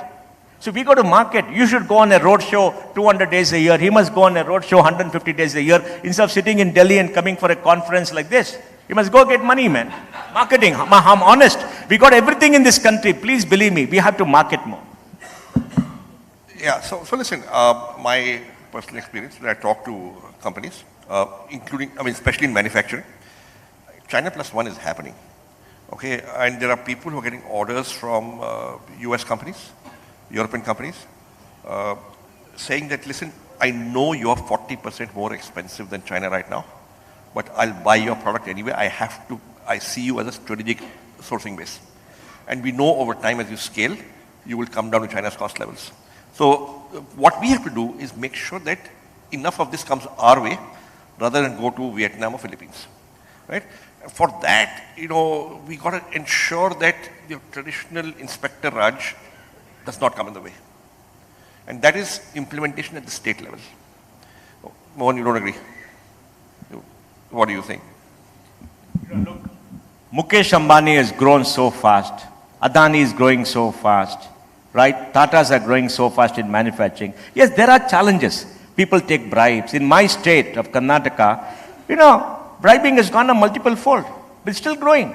We still have 15 million square feet of grade A office space being observed every single year. See, I tell you, let me give you an example, Sanjeev, because we got to think very differently. The IT industry started exporting and addressing the global markets. The global markets is 1.5 trillion. When we started, the Indian market was 50 billion. Today, we export 178 billion. 60% of global outsourcing comes here. 5.1 million people are employed. 500,000 people have hired last year, the largest in the world. The industry last year was 225 billion. This year, there will be $200 billion of export, $250 billion of industry. Is the largest industry in India. Will create 700,000 jobs. Right? Of the top 10 software service companies of market value in the world, 5 are Indian. Of the top 5, 3 are Indian. Of the 3 million employees in the top 10, 2.1 million are Indians. Of the 6 million Indians in America in software, 1 million are Indians. Of the 9 million working for American companies globally, 3.5 million are Indians. Look at this, man. We did it. Why can't everybody do it? You got to scale up. You got to address the global markets, not the Indian markets. Arnab, one Maruti, I think, had an operating margin of 18% for autos. Ford had 8 or 9% in the best year. Why such high profits? Levers has got 30% operating margin before advertisement. They spend 9% of sales on advertisement. No FMCG company earns 30% operating. Ask well, he'll tell you. Everybody wants fat profits. You got to look at the world, expand, and become very big globally. That's what the ambition should be, not this Indian market. You got to go to, other countries and conquer instead of spending time in Delhi. Go do it, man. You are young. Go do it. See, I'm serious. Address the global market of 92 trillion, not the Indian market of 3.15 trillion is small. And once you have scale, then you are going to be global master. How do you build the multinationals? We have to build the Indian multinationals. We have to go out. We have to raise capital. You understand? And everything is here in this country. We can badmouth India till the cows come home. But we have to change India. Murthy used to tell us, Arnab, he said, it seems Dick Whittington was in London, went to London from a small city, and he met somebody in the street. He said, sir, I heard the streets of London are paved with gold. I couldn't find any. Then he said, young man, the streets of London are not paved with gold. The streets of London are not paved. And you got to do the paving. So we got to do it. All of us in this room, I got to do it. We got to do it, man. You understood what I'm saying, Sanjeev? Sanjeev, you have grown so much in this country. You have been through all those pain. Despite that, you have grown. Am I right? Without that, you have been 10 times the size, right? I'll go overseas. I'll take Sohail with me. And I think Mr. Pai is going to ensure that Mr. Bhikchandani takes up the executive roles at InfoEdge again. In terms of image management, a funny incident again. A few days back, a friend of mine called me from Abu Dhabi. He works there with the Royal Fund. And he was saying that India needs to work at its image management big time. So people in UAE are talking about which country is going to come to their side if there is a war with Iran, Iraq, Syria, etc. And the only news which play about India in UAE is that Mr. Kejriwal's auto was stopped by BJP in Gujarat. And this is honestly bad because all these people are only talking about these stupid things about India. And I think India can do a lot with image management, Mr. Seth. I think you can help there. And in terms of getting back to the question about structural reforms, while everything seems to be going our way in terms of macroeconomics right now, where do you think India can go wrong? What are the potential pitfalls we should be avoiding? All the pitfalls gone wrong, it will happen. There's high corruption in Bangalore, corruption in Karnataka, Tamil Nadu, Telangana, everywhere. Because they're rich state, people are making money. There is a breakdown of law and order in Bengal. There's anarchy in Delhi because of the anarchist party. A lot of things are happening in this country, but they're all par for the course. We've been through this. We are a cacophonous democracy. A lot of things happen. You blow up everything else in this country, right? About this, Arnab, I want to make an unpopular statement. We've got 200 million Muslims in this country. It's the only country which has given them superior rights under the constitution. They can follow their personal laws, right? They get special money for their upliftment, correct? And we do so much for them as a country because our founding fathers said so. But today it's because some small lynching incidents, very small incidents, these are all crimes. They should be punished. Suddenly everybody is getting lynched. How can 200 million people be hurt? They're living together with everybody. Every day they're having meals together. They're joining together. Look at the negative image that's been done. Look, we have problems. We are sorting it out. But that should not inhibit you from doing what you want to achieve, man. The world has got surplus money. We must go get it. We must go market. It's up to us for not getting it, okay? So we should not wallow in self-pity. We got problems. We don't have power. We don't have this. Come on. It's okay. We are an emerging country. We are growing. Even US doesn't have power. Suel, tell me in Europe, are they going to shiver in the dark because of lack of gas? Correct. I mean, look at what is happening there, right? I mean, go to San Francisco. There are homeless people on the street. In San Francisco, Arnab, you go to a shop and rob less than $900, take away less than $900, there's no police will go after you. Yeah. And you can sit in front of the shop and nobody can go. 10% of San Francisco has gone away from the city. That's what somebody told me who's been there. Man, we don't talk about it in India. Why are we so negative? Let us be positive. Let us focus on right stuff. Let's grow. Am I right? I mean, there's so many good things happening in this country. Let's not talk about problems. There are problems, we're solving them. Modi has done more for the poor of this country in 8 years than any prime minister in India's history. The data says so. 25 lakh crores has been transferred to the accounts of all the poor people in this country in 8 years. 25 lakh crores. 5 crore houses are being built. 468 million bank accounts are being opened. 1,80,000 crores of deposits are there. Look at all this, man. No country has done this. Why are we talking about all these negative problem? Let's look at solutions. Let us look at what to do. Let us do 10x. Arnab, please take the flight to wherever you want to go and raise your valuation to 5 billion, Arnab. Yeah, we'll help you out. And Sanjeev will put $1 billion. So take Sohail with you, huh? No, look, I mean, I'll just give a couple of stories. So we launched Naukri in 1997, right? It was on one floor of my father's house in East Delhi. The voltage was 160, right? The power would go 3-4 hours a day, right? We still worked. So entrepreneurs will overcome hardships if you want it bad enough, right? And there'll be enough Indians who want it bad enough. So I would second what Mohan said, that listen, we will overcome our problems and we'll make it. My final question to both of you, some pieces of advice to the Indian startup ecosystem, the founders, while we are weathering this bit of a funding storm of sorts. Look, the sun is going to rise in the morning, set in the evening. Be optimistic, keep your head down and work. Work 24/7, 365 days a year, focus on the business, run a very good sustainable model, and go market.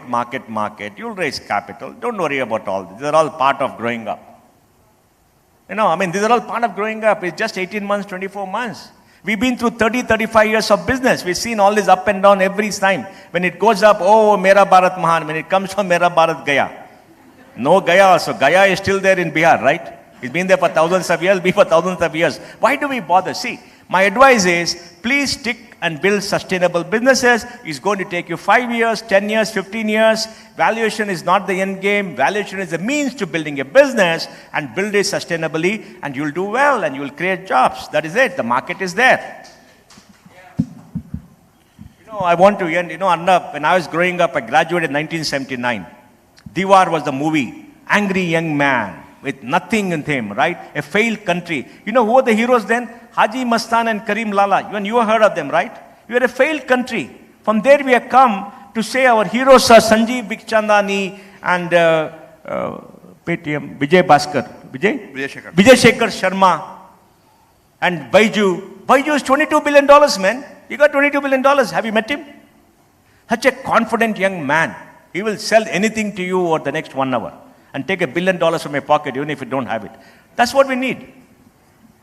I think Sohail's job is under threat. But you would want to share. I'm not being facetious. I'm not being silly. I'm not being facetious. All I'm saying is, look, go out and get it. Constraints are no constraints, and you can overcome them. We need optimism. We got great hope. This is a growing country. The country constrained by supply. Everything is in our favor. We are a young nation of 25, 29 years average, right? Go get it. The world is a big place. Make the world your stage and you'll succeed. It takes time. It's not going to happen tomorrow. There's a lot of hard work, a lot of self-sacrifice, a lot of travel, but you're going to do it. I mean, Arnab is a hero to me. He started his own channel with zero money, right, Arnab? Some savings were there, but but look at him today. The most successful TV channel in India. Millions of followers. Whatever Arnab says becomes the big show, correct? He destroyed everybody, right? Why can't you be an Arnab? Right, Arnab? I don't want to give Arnab competition. Mr. Bhikchandani, your some piece of wisdom for... I always tell young startups, right, and I'll go back to that advice, that the customer's money is better than the investor's money. Because if you're getting the customer's money and you're getting it at a price that's higher than your cost, then chances are you have a viable business and a good idea, as long as you can get enough customers, right? And if you're getting the customer's money, the investor's money will almost certainly follow. Because investors love to invest behind businesses that are getting customer money. Right? On the other hand, if you get the investor's money first, there's no guarantee that the customer's money will follow. Because getting the investor's money very often is about impressing a couple of MBAs in their early 30s, with a PowerPoint, right? And he believes you and he gives you some money, and then you go out, and then if you don't get customer money, because the customer is not going to be influenced by that. The customer is not your mother, not your father, not your cousin, not your brother, not your sister. The customer is somebody who will give you money a second time, only if it worked the first time, right?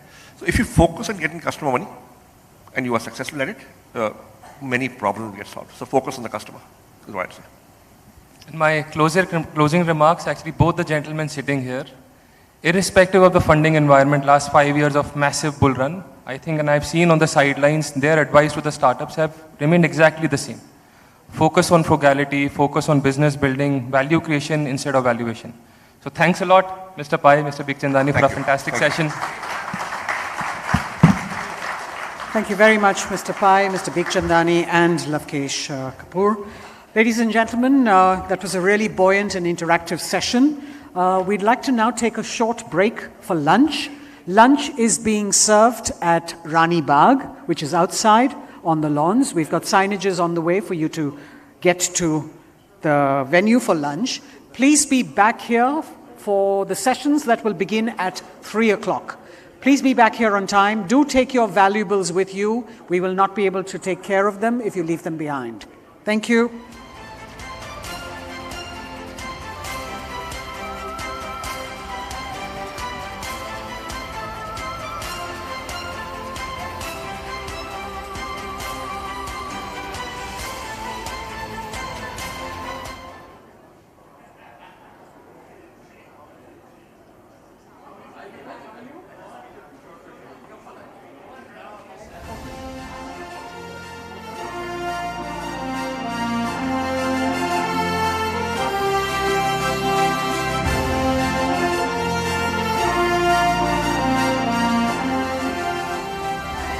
Darwin Platform Group of Companies, established in 1996 by young and innovative entrepreneur Ajay Harinath Singh, has emerged as one of the fastest growing Indian global business conglomerates. The group has made rapid progress in several high growth sectors such as finance, banking, healthcare and pharma, avionics, reality, energy and refineries, mass media, IT, infrastructure, logistics, automotive, and recently forayed into retail and defense sectors. A debt-free Darwin Platform Group has a worth of USD 6.4 billion and it has 25 associate companies. Driven by its core value, nation building through wealth creation, Darwin Platform Group's initiatives in India aim at boosting the economy. And to achieve this, all new initiatives of the group are aligned with Atmanirbhar Bharat and Vocal for Local campaigns. Darwin Platform Group also aims to expand its reach in the logistics sector.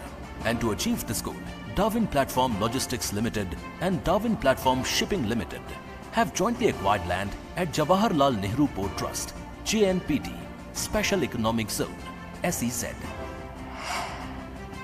In July 2021, the Darwin Platform Group formally entered into the high-growth retail sector and opened 2 mega stores in Mumbai. Darwin Platform Retail, DP Retail, now plans to open 200 self-owned mega stores across the country in the next 6 months. The group has ambitious plans for the defense sector, and it has been developing the prototypes of indigenously designed and developed military equipment based on molecular nanotechnology, MNT. Darwin Platform Group has partnered with the robotics lab at Watson University, Hyderabad for designing and developing these prototypes. From the Uttar Pradesh Defence Corridor, the DPGC plans to take its MNT and other defence production to the next level. The group now embarks on a new journey by entering into the next generation battery-powered two-wheelers electric vehicles (EVs) sector. Darwin EVAT, a green venture of Darwin Platform Group of companies, today announced the launch of 3 exquisite models of electric two-wheelers: Darwin D5, D7 and D40. Apart from low running cost, Darwin EVs offer the benefit of low maintenance, zero emissions and tax benefits too. Darwin electric vehicles come with Japanese tech standards and have the highest mileage efficiency at an affordable price. With the Charge and Go Maxim, these two-wheeler EVs Darwin D5, D7 and D14 provide give the young generation a new experience with several exciting features, including muscular design, mileage efficiency, keyless entry, regenerative braking, speed control gear, battery swapping, large LED display, high quality suspension, USB mobile charger port, hazard switch among others.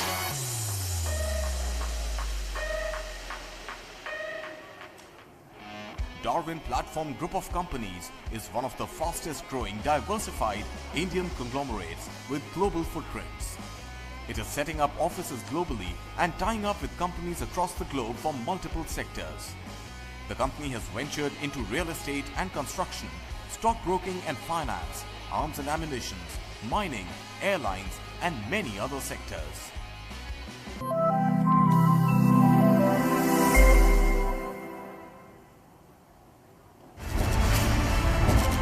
Big raids that are being carried out by the Central Bureau of Investigation. RJD levels allegations of revenge politics. This mass graveyard in Bucha bears testimony to the brutal acts of the Russian troop. Republic TV did a week-long investigation into the operations of the Khalistani movement here in Britain. Blatant violations that were carried out just a day before the fire. Did they really not feel the importance to inform the BMC? Republic Media Network's SIT decided to expose the dirty nexus between politics and a murky Ponzi scheme.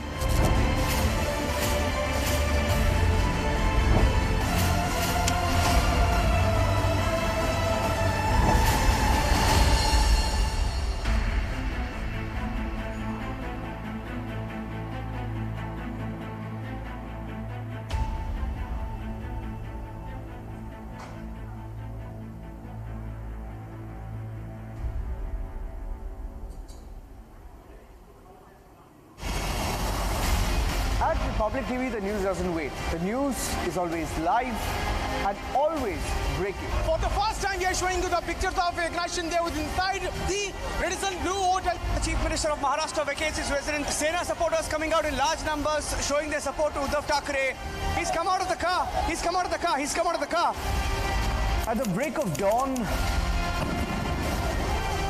the former Prime Minister Shinzo Abe, who was shot at while delivering a speech in the Nara city. He was shot at point blank range, not once but twice. He was seen bleeding, following which he collapsed and also suffered a cardiac arrest.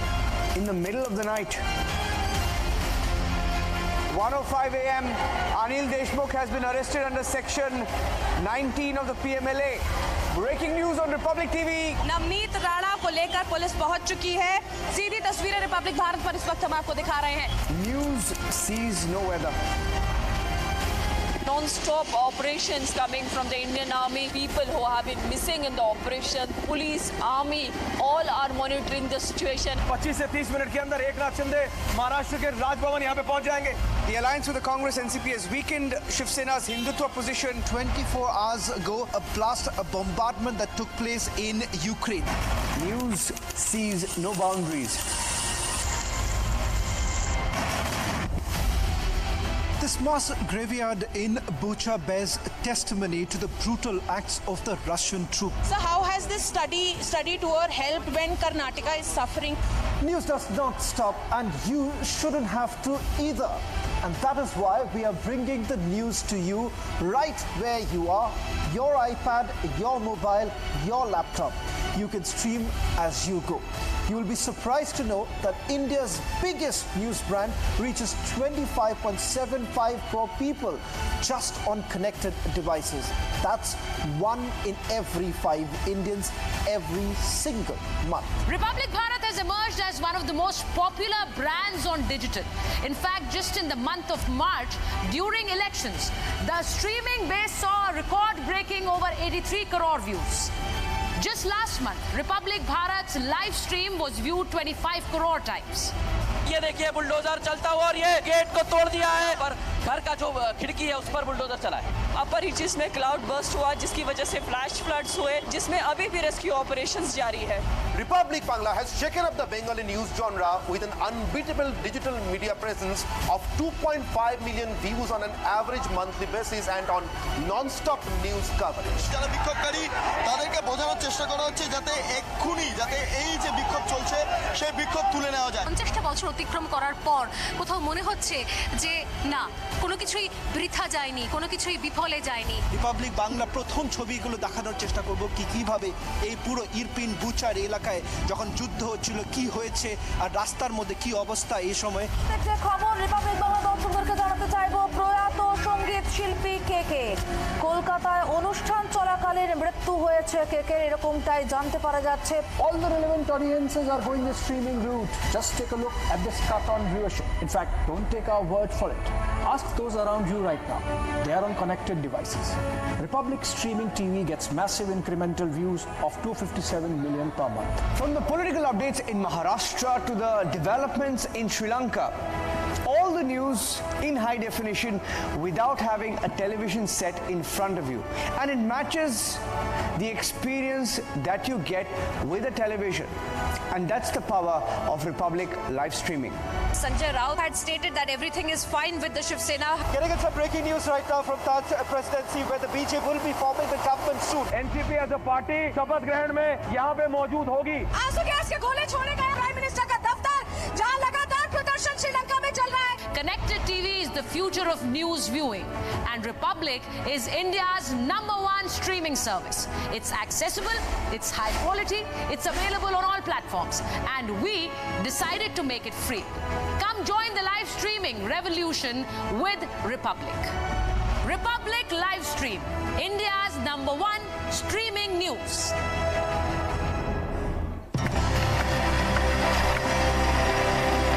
On the 6th of May 2017, a group of dreamers and creators embarked on a mission to become the one-stop brand solution for the nation.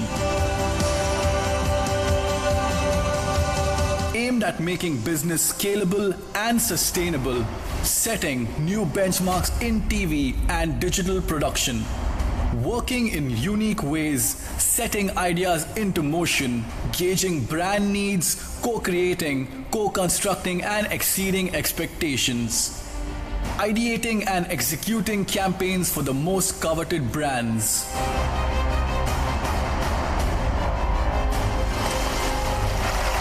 Producing documentaries and films that have impacted the society we live in.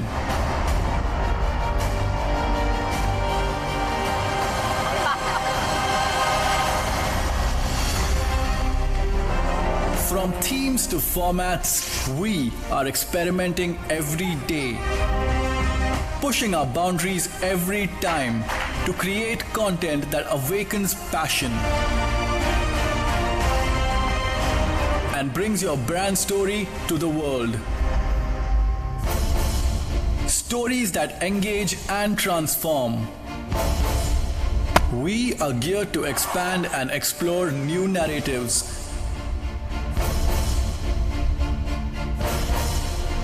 and craft solutions for your brand needs. Agile and dynamic, we are the storytellers and the story doers of tomorrow. We are fluid. Ideate, accelerate, transform. And our quest has just begun.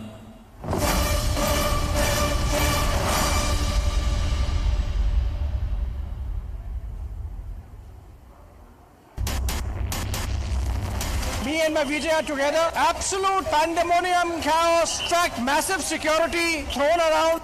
Big push diplomatic visit, which is going to be, of course, capped by the Quad leaders meets. Uddhav surrounded himself with unelectable coterie. You expect these people to dictate terms to a grassroots strong leader like Eknath Shinde?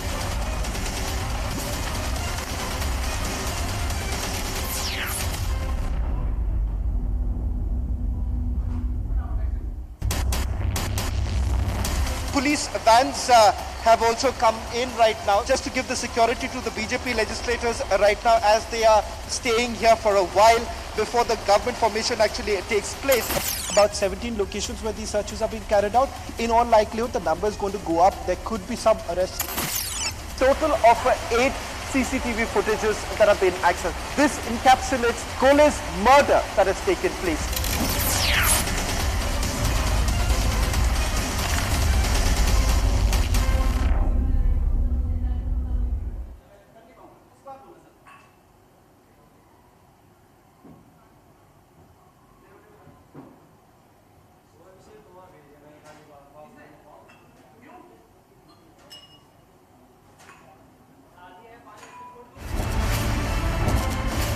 मोटे मोटे पत्थर फेंके गए। कल देर शाम किस तरह से हिंसा हुई है दिल्ली में, काला दिवस की कॉल को कश्मीर के लोग इसे सिरे से खारिज करते हैं, रिजेक्ट करते हैं। दिल्ली को न जलने देंगे और न ही सुलगने देंगे। एक एक तस्वीर दिल्ली से किसान नेताओं किसान आंदोलन को यहाँ पर खत्म करेंगे, ये बड़ा सवाल है। The ongoing debate on the shivling found in Gangvapi, the Supreme Court has stayed all matters in the lower court here in Varanasi.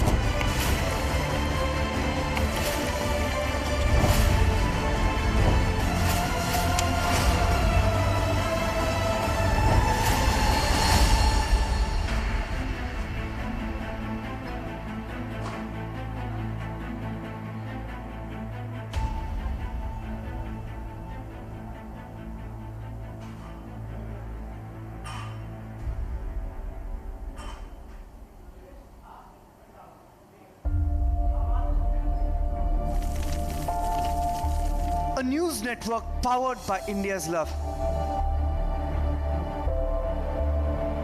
A news network fueled by a mission. A pledge to put nation first, people first, India first. A network that's unafraid in its pursuit. A network that is undeterred in its quest for accountability. Mr. Malia, you try to besmirch everyone. You're a cheat, you're an unaware, you're a fugitive, and don't try and pretend, Mr. Malia, that you cannot hear me. A network that won't back down from asking your questions. Rahul ji, any response to those 5 MPs who choose not to be part of this? Whatever I have to say, I said it. मैं आपको सबूत दिखाना चाहता हूँ। आप इधर आ जाइए। हम देख लिया। आप इधर आइए। A network that expanded to serve Rashtra ke naam. नमस्कार, मैं हूँ Arnab Goswami.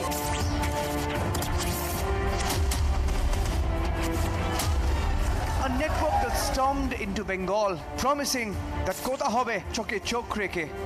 Republic Bangla, kotha hobe choke chok reke. A network that global newsmakers turn to. A network that knows no borders or bounds. And a network that brings together ideas for tomorrow. A network that shall not bow down. A network that is unstoppable. The Republic Media Network, India's most loved. At Republic TV, the news doesn't wait. The news is always live and always breaking. For the first time, we are showing you the pictures of Eknath Shinde who's inside the Radisson Blue Hotel. The Chief Minister of Maharashtra vacates his residence. Sena supporters coming out in large numbers, showing their support to Uddhav Thackeray. He's come out of the car. He's come out of the car. He's come out of the car. At the break of dawn, former Prime Minister Shinzo Abe, who was shot at while delivering a speech in the Nara city. He was shot at point blank range, not once but twice. He was seen bleeding, following which he collapsed and also suffered a cardiac arrest. In the middle of the night, 1:05 a.m. Anil Deshmukh has been arrested under Section 19 of the PMLA. Breaking news on Republic TV. Navneet Rana को लेकर police पहुंच चुकी है। सीधी तस्वीरें Republic Bharat पर इस वक्त हम आपको दिखा रहे हैं। News sees no weather. Non-stop operations coming from the Indian Army. People who have been missing in the operation. Police, Army, all are monitoring the situation. 25 से 30 मिनट के अंदर एकनाथ शिंदे महाराष्ट्र के राजभवन यहाँ पे पहुंच जाएंगे। The alliance with the Congress NCP has weakened Shiv Sena's Hindutva position. 24 hours ago, a bombardment that took place in Ukraine. News sees no boundaries. This mass graveyard in Bucha bears testimony to the brutal acts of the Russian troops. So how has this study tour helped when Karnataka is suffering? News does not stop, and you shouldn't have to either. And that is why we are bringing the news to you right where you are. Your iPad, your mobile, your laptop. You can stream as you go. You will be surprised to know that India's biggest news brand reaches 25.75 crore people just on connected devices. That's 1 in every 5 Indians every single month. Republic Bharat has emerged as one of the most popular brands on digital. In fact, just in the month of March, during elections, the streaming base saw a record-breaking over 83 crore views. Just last month, Republic Bharat's live stream was viewed 25 crore times. ये देखिए bulldozer चलता हुआ और ये gate को तोड़ दिया है, पर घर का जो खिड़की है उस पर बुलडोजर चला है। अपर रीचेस में क्लाउड बर्स्ट हुआ, जिसकी वजह से फ्लैश फ्लड्स हुए, जिसमें अभी भी रेस्क्यू ऑपरेशंस जारी है। Republic Bangla has shaken up the Bengali news genre with an unbeatable digital media presence of 2.5 million views on an average monthly basis and on non-stop news coverage. যারা বিক্ষোভকারী তাদেরকে বোঝানোর চেষ্টা করা হচ্ছে যাতে এক্ষুনি যাতে এই যে বিক্ষোভ চলছে সেই বিক্ষোভ তুলে নেওয়া যায়। 50টা বছর অতিক্রম করার পর কোথাও মনে হচ্ছে যে না কোনো কিছুই বৃথা যায়নি, কোনো কিছুই বিফলে যায়নি। রিপাবলিক বাংলা প্রথম ছবিগুলো দেখানোর চেষ্টা করব কিভাবে এই পুরো ইরপিন বুচার এলাকায় যখন যুদ্ধ হচ্ছিল কি হয়েছে আর রাস্তার মধ্যে কি অবস্থা এই সময়। একটা খবর রিপাবলিক বাংলা দর্শকদেরকে জানাতে চাইবো, প্রয়াত সঙ্গীত শিল্পী কেকে কলকাতায় অনুষ্ঠান চলাকালীন মৃত্যু হয়েছে কেকের, এরকমটাই জানতে পারা যাচ্ছে। All the relevant audiences are going the streaming route. Just take a look at this cut on viewership. In fact, don't take our word for it. Ask those around you right now. They are on connected devices. Republic streaming TV gets massive incremental views of 257 million per month. From the political updates in Maharashtra to the developments in Sri Lanka, all the news in high definition without having a television set in front of you. And it matches the experience that you get with a television. And that's the power of Republic live streaming. Sanjay Raut had stated that everything is fine with the Shiv Sena. Getting in some breaking news right now from Taj presidency where the BJP will be forming the government soon. NCP as a party शपथ ग्रहण में यहाँ पे मौजूद होगी। आंसू gas के गोले छोड़े गए प्राइम मिनिस्टर का दफ्तर, जहां लगातार प्रदर्शन श्रीलंका में चल रहा है। Connected TV is the future of news viewing, and Republic is India's #1 streaming service. It's accessible, it's high quality, it's available on all platforms, and we decided to make it free. Come join the live streaming revolution with Republic. Republic Live Stream, India's #1 streaming news. आप देख रहे हैं इस समय यहाँ पे अब पूरी की पूरी प्रिपरेशन की जा रही है। किसी भी समय यहाँ पे महाराष्ट्र के अगले मुख्यमंत्री आने वाले हैं। ये minute to minute are two are patrolling इस समय दिल्ली की सड़कों पर पेट्रोलिंग हो रही है। शरद पवार का पहले ट्वीट आया, उसके बाद यहाँ पे कंफर्मेशन हुआ है एनसीपी एज अ पार्टी शपथ ग्रहण में यहाँ पे मौजूद होगी।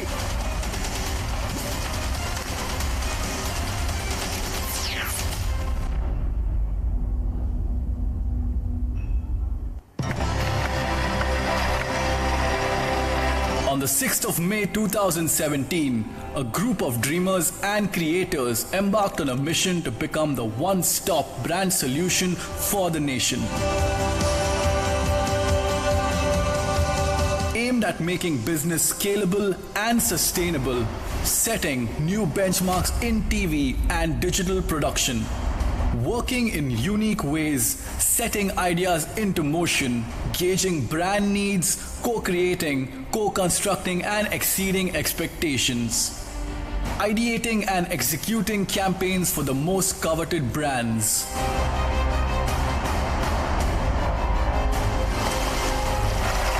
Producing documentaries and films that have impacted the society we live in.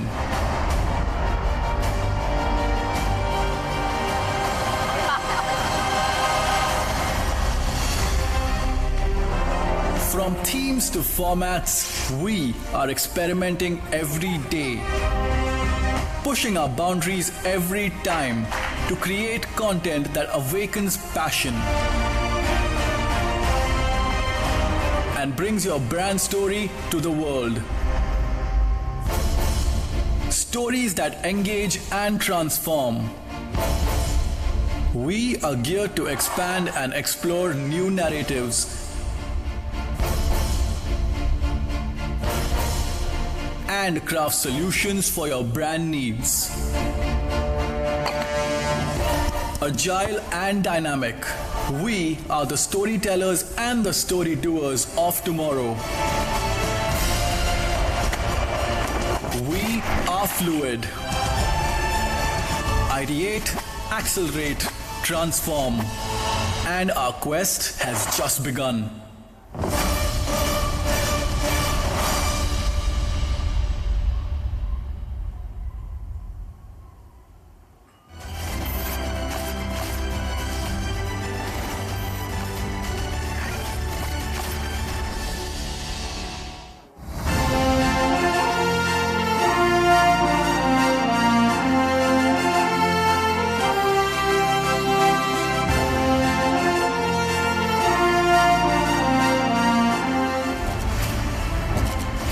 Prime Minister speaks at the Bloomberg Business Forum. He, of course, will try to highlight India's 5 trillion economy dream and essential supplies and adequate supplies. And that is the biggest that we have from the APMCR.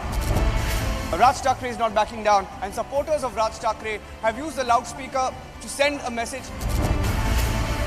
They're trying to stop us from reporting. Today has picked up Arnab Goswami from his house, dragged him out, assaulted him physically. This is the Abhignya Tower in Parel, Mumbai, where the fire was reported, and their entire effort has been to somehow burst down the flame.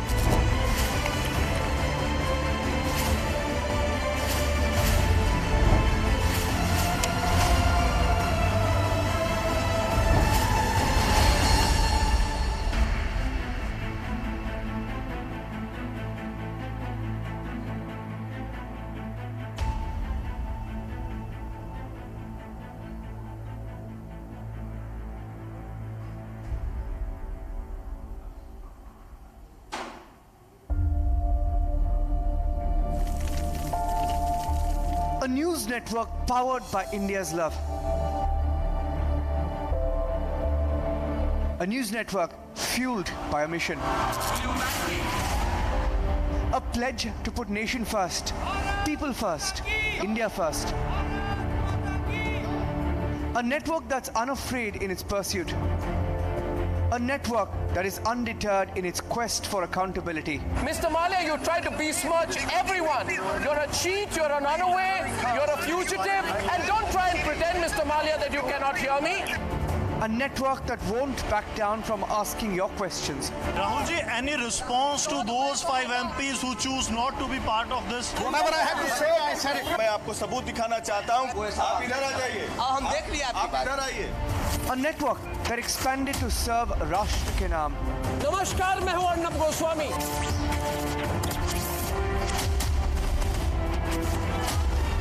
A network that stormed into Bengal, promising that kotha hobe choke chok reke. Republic Bangla, kotha hobe, choke chok reke. A network that global newsmakers turn to. A network that knows no borders or bounds. And a network that brings together ideas for tomorrow. A network that shall not bow down. A a network that is unstoppable. The Republic Media Network, India's most loved.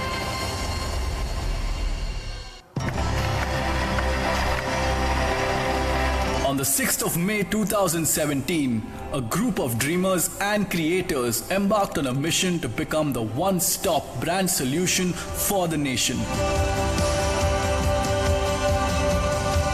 Aimed at making business scalable and sustainable, setting new benchmarks in TV and digital production, working in unique ways, setting ideas into motion, gauging brand needs, co-creating, co-constructing and exceeding expectations, ideating and executing campaigns for the most coveted brands.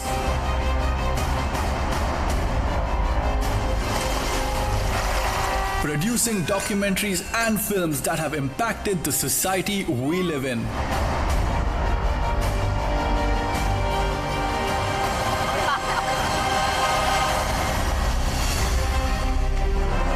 From themes to formats, we are experimenting every day, pushing our boundaries every time to create content that awakens passion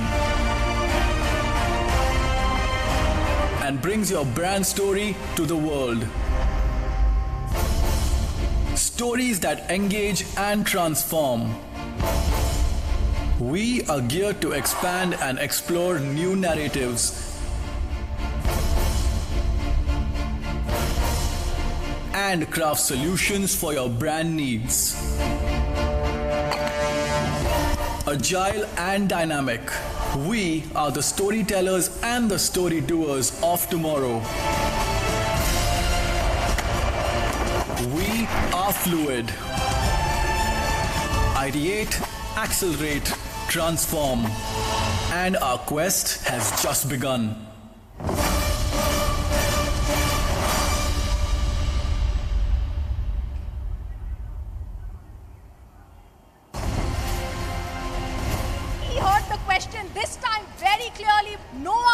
From him. Our keys continue to be with his men. We faced intimidation here. We've been trying to get in touch with you and ask you several questions on the land deals that you had along with Priyanka Vadra and Robert Vadra. Why are you trying to avoid the camera?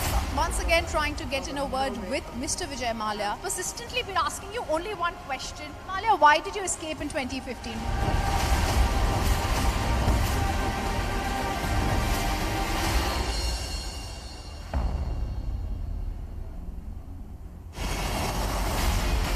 Republic TV, the news doesn't wait. The news is always live and always breaking. For the first time, we are showing you the pictures of Eknath Shinde with inside the Radisson Blue Hotel. The Chief Minister of Maharashtra vacates his residence. Sena supporters coming out in large numbers, showing their support to Uddhav Thackeray. He's come out of the car. He's come out of the car. He's come out of the car. At the break of dawn, the former Prime Minister Shinzo Abe, who was shot at while delivering a speech in the Nara city. He was shot at point blank range, not once but twice. He was seen bleeding, following which he collapsed and also suffered a cardiac arrest. In the middle of the night, 1:05 a.m., Anil Deshmukh has been arrested under Section 19 of the PMLA. Breaking news on Republic TV. Navneet Rana को लेकर police पहुंच चुकी है। सीधी तस्वीरें Republic Bharat पर इस वक्त हम आपको दिखा रहे हैं। News sees no weather. Non-stop operations coming from the Indian Army. People who have been missing in the operation, police, army, all are monitoring the situation. 25 से 30 मिनट के अंदर एकनाथ शिंदे महाराष्ट्र के राजभवन यहाँ पे पहुंच जाएंगे. The alliance with the Congress NCP has weakened Shiv Sena's Hindutva position. 24 hours ago, a blast, a bombardment that took place in Ukraine. News sees no boundaries. This mass graveyard in Bucha bears testimony to the brutal acts of the Russian troops. So how has this study tour helped when Karnataka is suffering? News does not stop, and you shouldn't have to either. And that is why we are bringing the news to you right where you are. Your iPad, your mobile, your laptop. You can stream as you go. You will be surprised to know that India's biggest news brand reaches 25.75 crore people just on connected devices. That's 1 in every 5 Indians every single month. Republic Bharat has emerged as one of the most popular brands on digital. In fact, just in the month of March, during elections, the streaming base saw a record-breaking over 83 crore views. Just last month, Republic Bharat's live stream was viewed 25 crore times. ये देखिए bulldozer चलता हुआ और ये gate को तोड़ दिया है। घर का जो खिड़की है उस पर बुलडोजर चला है। अपर रीचेस में क्लाउड बर्स्ट हुआ जिसकी वजह से फ्लैश फ्लड्स हुए जिसमें अभी भी रेस्क्यू ऑपरेशंस जारी है। Republic Bangla has shaken up the Bengali news genre with an unbeatable digital media presence of 2.5 million views on an average monthly basis and on non-stop news coverage. যারা বিক্ষোভকারী তাদেরকে বোঝানোর চেষ্টা করা হচ্ছে যাতে এক্ষুনি যাতে এই যে বিক্ষোভ চলছে সেই বিক্ষোভ তুলে নেওয়া যায়। 50টা বছর অতিক্রম করার পর কোথাও মনে হচ্ছে যে না কোনো কিছুই বৃথা যায়নি, কোনো কিছুই বিফলে যায়নি। রিপাবলিক বাংলা প্রথম ছবিগুলো দেখানোর চেষ্টা করব কিভাবে এই পুরো ইরপিন বুচার এলাকায় যখন যুদ্ধ হচ্ছিল কি হয়েছে আর রাস্তার মধ্যে কি অবস্থা এই সময়। খবর রিপাবলিক বাংলা দর্শকদেরকে জানাতে চাইবো প্রয়াত সঙ্গীত শিল্পী কেকে কলকাতায় অনুষ্ঠান চলাকালীন মৃত্যু হয়েছে কেকের এরকমটাই জানতে পারা যাচ্ছে। All the relevant audiences are going the streaming route. Just take a look at this cut on viewership. In fact, don't take our word for it. Ask those around you right now. They are on connected devices. Republic streaming TV gets massive incremental views of 257 million per month. From the political updates in Maharashtra to the developments in Sri Lanka, all the news in high definition without having a television set in front of you. And it matches the experience that you get with a television. And that's the power of Republic live streaming. Sanjay Raut had stated that everything is fine with the Shiv Sena. Getting some breaking news right now from Taj presidency where the BJP will be forming the government soon. NCP party शपथ ग्रहण में यहाँ पे मौजूद होगी। आंसू gas के गोले छोड़े गए प्राइम मिनिस्टर का दफ्तर जहां लगातार प्रदर्शन श्रीलंका में चल रहा है। Connected TV is the future of news viewing, and Republic is India's #1 streaming service.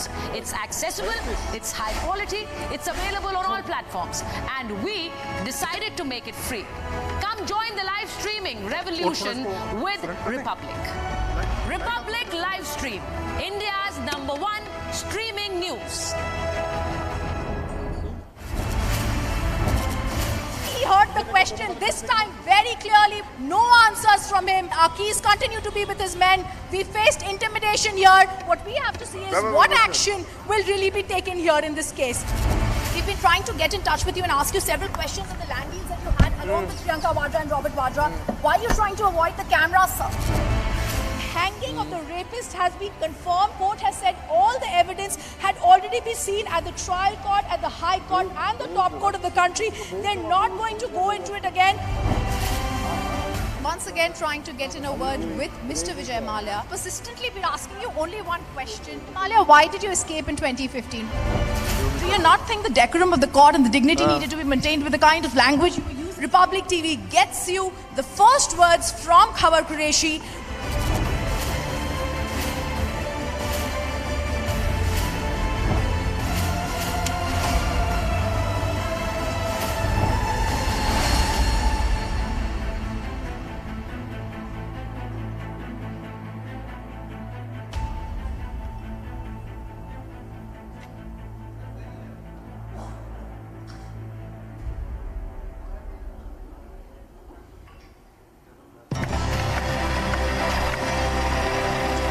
On the 6th of May 2017, a group of dreamers and creators embarked on a mission to become the one-stop brand solution for the nation. Aimed at making business scalable and sustainable, setting new benchmarks in TV and digital production. Working in unique ways, setting ideas into motion, gauging brand needs, co-creating, co-constructing and exceeding expectations. ideating and executing campaigns for the most coveted brands.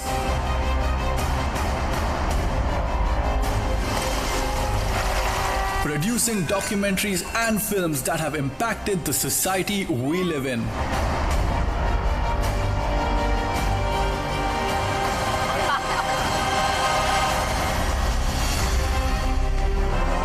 From themes to formats, we are experimenting every day, pushing our boundaries every time to create content that awakens passion. So notice suffered a cardiac arrest in the middle of the night. 1:05 a.m. Anil Deshmukh has been arrested under section 19 of the PMLA. Breaking news on Republic TV. Navneet Rana को लेकर police पहुंच चुकी है। सीधी तस्वीरें Republic Bharat पर इस वक्त हम आपको दिखा रहे हैं। News sees no weather.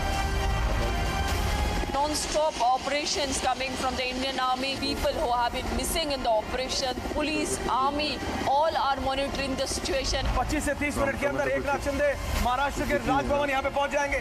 The alliance with the Congress NCP has weakened Shiv Sena's Hindutva position. 24 hours ago, a bombardment that took place in Ukraine. News sees no boundaries. This mass graveyard in Bucha bears testimony to the brutal acts of the Russian troops. So how has this study tour helped when Karnataka is suffering? News does not stop, and you shouldn't have to either. And that is why we are bringing the news to you right where you are. Your iPad, your mobile, your laptop. You can stream as you go. You will be surprised to know that India's biggest news brand reaches 25.75 crore people just on connected devices. That's 1 in every 5 Indians every single month. Republic Bharat has emerged as one of the most popular brands on digital. In fact, just in the month of March, during elections, the streaming base saw a record-breaking over 83 crore views. Just last month, Republic Bharat's live stream was viewed 25 crore times. ये देखिए bulldozer चलता हुआ और ये gate को तोड़ दिया है, पर घर का जो खिड़की है उस पर बुलडोजर चला है. अपर रीचेस में क्लाउड बर्स्ट हुआ जिसकी वजह से फ्लैश फ्लड्स हुए, जिसमें अभी भी रेस्क्यू ऑपरेशंस जारी है. Republic Bangla has shaken up the Bengali news genre with an unbeatable digital media presence of 2.5 million views on an average monthly basis and on non-stop news coverage. যারা বিক্ষোভকারী তাদেরকে বোঝানোর চেষ্টা করা হচ্ছে যাতে এক্ষুনি যাতে এই যে বিক্ষোভ চলছে সেই বিক্ষোভ তুলে নেওয়া যায়. 50টা বছর অতিক্রম করার পর কোথাও মনে হচ্ছে যে না কোনো কিছুই বৃথা যায়নি, কোনো কিছুই বিফলে যায়নি. রিপাবলিক বাংলা প্রথম ছবিগুলো দেখানোর চেষ্টা করব কিভাবে এই পুরো ইরপিন বুচার এলাকায় যখন যুদ্ধ হচ্ছিল কি হয়েছে আর রাস্তার মধ্যে কি অবস্থা এই সময়. খবর রিপাবলিক বাংলা দর্শকদেরকে জানাতে চাইব প্রয়াত সঙ্গীত শিল্পী কেকে কলকাতায় অনুষ্ঠান চলাকালীন মৃত্যু হয়েছে কেকে এরকম জানতে পারা যাচ্ছে. All the relevant audiences are going this streaming route. Just take a look at this cut on viewership. In fact, don't take our word for it. Ask those around you right now. They are on connected devices. Republic streaming TV gets massive incremental views of 257 million per month. From the political updates in Maharashtra to the developments in Sri Lanka, all the news in high definition without having a television set in front of you. And it matches the experience that you get with a television. And that's the power of Republic live streaming. Sanjay Raut had stated that everything is fine with the Shiv Sena. Getting some breaking news right now from Taj presidency where the BJP will be forming the government soon. NCP as a party शपथ ग्रहण में यहाँ पे मौजूद होगी. आंसू gas के गोले छोड़े गए प्राइम मिनिस्टर का दफ्तर जहां लगातार प्रदर्शन श्रीलंका में चल रहा है. Connected TV is the future of news viewing, and Republic is India's #1 streaming service. It's accessible, it's high quality, it's available on all platforms, and we decided to make it free. Come join the live streaming revolution with Republic. Republic Live Stream, India's #1 streaming news. Big raids that are being carried out by the Central Bureau of Investigation. RJD levels allegations of revenge politics. This mass graveyard in Bucha bears testimony to the brutal acts of the Russian troops. Republic TV did a week-long investigation into the operations of the Khalistani movement here in Britain. Blatant violations that were carried out just a day before the fire. Did they really not feel the importance to inform the BMC? Republic Media Network's SIT decided to expose the dirty nexus between politics and a murky Ponzi scheme.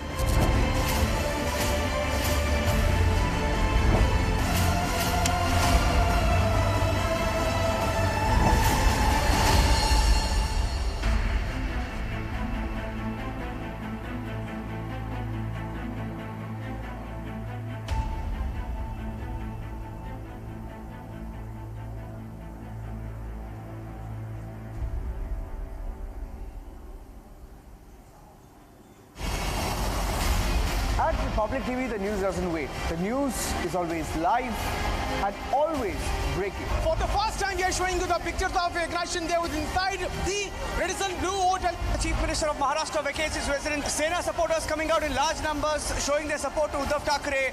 He's come out of the car. He's come out of the car. He's come out of the car. At the break of dawn, the former Prime Minister Shinzo Abe, who was shot at while delivering a speech in the Nara city. He was shot at point blank range, not once but twice. He was seen bleeding, following which he collapsed and also suffered a cardiac arrest. In the middle of the night, 1:05 a.m., Anil Deshmukh has been arrested under Section 19 of the PMLA. Breaking news on Republic TV. Navneet Rana को लेकर police पहुंच चुकी है। सीधी तस्वीरें Republic Bharat पर इस वक्त हम आपको दिखा रहे हैं। News sees no weather.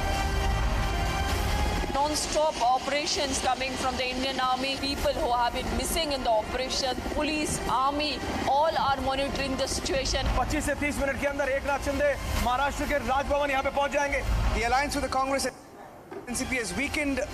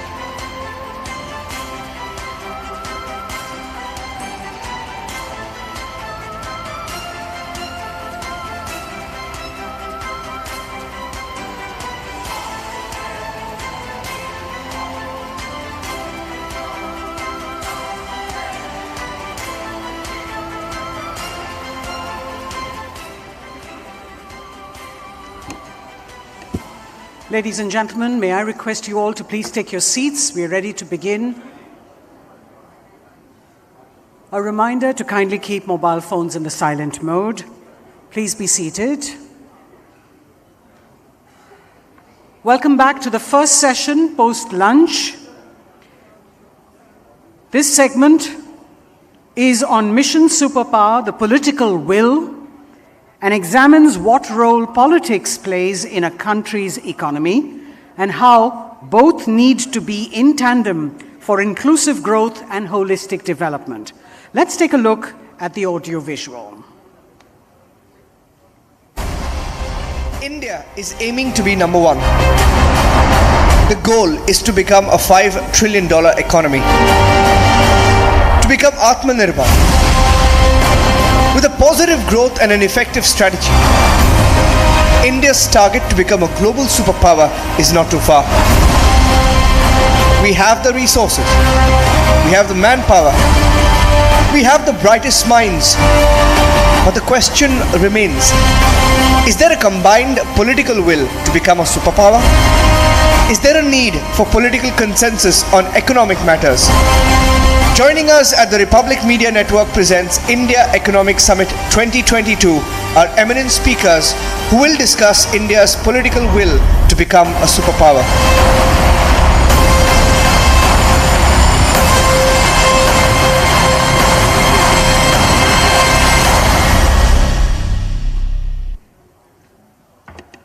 Ladies and gentlemen, we're just waiting for all our guests to come in from Rani Bagh. So please be seated. We'll start very soon.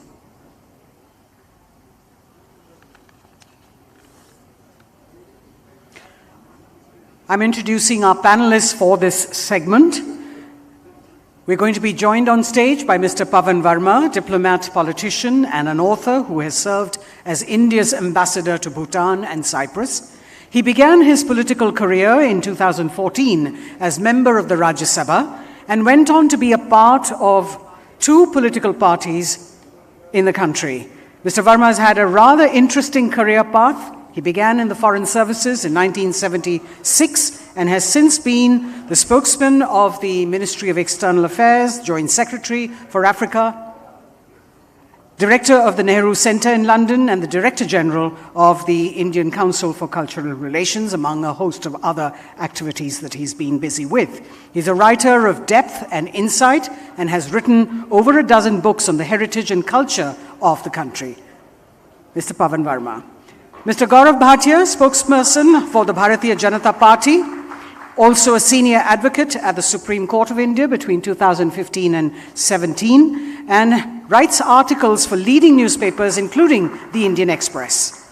Professor Arun Kapoor, economist and professor of economics at JNU from 1984, Arun Kumar, professor of economics at JNU from 1984 to 2015, former chairperson of the Center for Economic Studies and Planning at JNU. He's been vocal for the Indian economy, has authored many books on the state of the economy, black economy, and the impact of COVID-19. He's also written extensively in journals and in the popular press. We also have Aishwarya Kapoor, executive editor, politics at the Republic Media Network, to moderate this distinguished panel. So it's over to you, Aishwarya. Well, absolutely. After the lunch session, we have a full pack house here, and as I said, you introduce all the panelists wonderfully. Mr. Pavan Verma, former diplomat, Gaurav Bhatia, Supreme Court lawyer, national spokesperson of the BJP, and Arun Kumar, a senior economist. Arunji, I begin with you. Everyone who's ever read any of your articles know that you're a staunch critique of Prime Minister Modi. You say that not Modi, but his policies. I really want to ask you, Arunji, you just don't like the man's face, or is it really the policies? Because the way you write, it feels as if there's something personal there. Huh? Please tell us today. Aishwarya, I've never been personal. It's not in my nature. I'm essentially a writer and diplomat who also joined politics and went to the Rajya Sabha. I try to be as dispassionate as possible, and let me say, Mr. Narendra Modi is a good-looking man. That apart, in a democracy, don't believe there is scope for coercive conformity. We are entitled to our points of view. We may have our disagreements. We don't penalize dissent. And therefore, I have no antipathy either to the leader or necessarily to the party, but I stand very often in criticism of their policies. And I believe in a democracy, I am entitled to do it. No, but sometimes you're wrong, Mr. Verma, because you said that the Indian government is mesmerized by the virtue of their own statistics. Tell me if I'm wrong, sir. You said that, right? Mesmerized by? Mesmerized by the virtue of their own statistics. That is, they are taken over by their own numbers. They come out with their numbers. And you said that... let me tell you. Yeah. I would no, like but just let me tell you why you were wrong there, sir. When I was Arnab in the... like as we just began, when we began our India Economic Summit, he also quoted, and I am also quoting the IMF chief economist remarking India as sort of a bright light. So what's happening is, while internationally the policies are being acclaimed, accepted, a thought process within or a faction within says no, everything is wrong, everything is bad. So is it the hate towards the political ideology? I don't know if you consider the man who hands-on runs the RSS, Dattatreya Hosbale, as a critic. Because if he's not, recently... No, but did you listen to the full speech? Because Gaurav would want to come on this. I am just coming to that.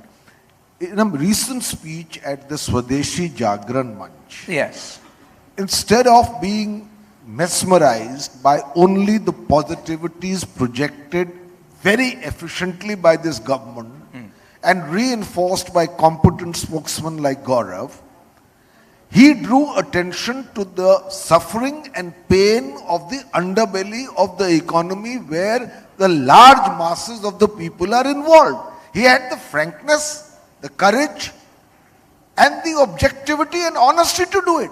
Gaurav Bhatia, you need to pick up the mic now. Thank you. So you heard Mr. Pavan Verma. Mr. Arun Kumar has yet not come in, and you have a lot of questions to answer. Gaurav Bhatia. The beauty of our democracy is that people like Pavan Verma ji, who is very erudite, and we hold him in very high esteem, can criticize us. And believe me, there is no greater satisfaction than to listen to his criticism and then also show him that he is not 100% right. India is progressing on the right path and is leading from the front under the leadership of Shri Narendra Modi ji today. And why do I say that?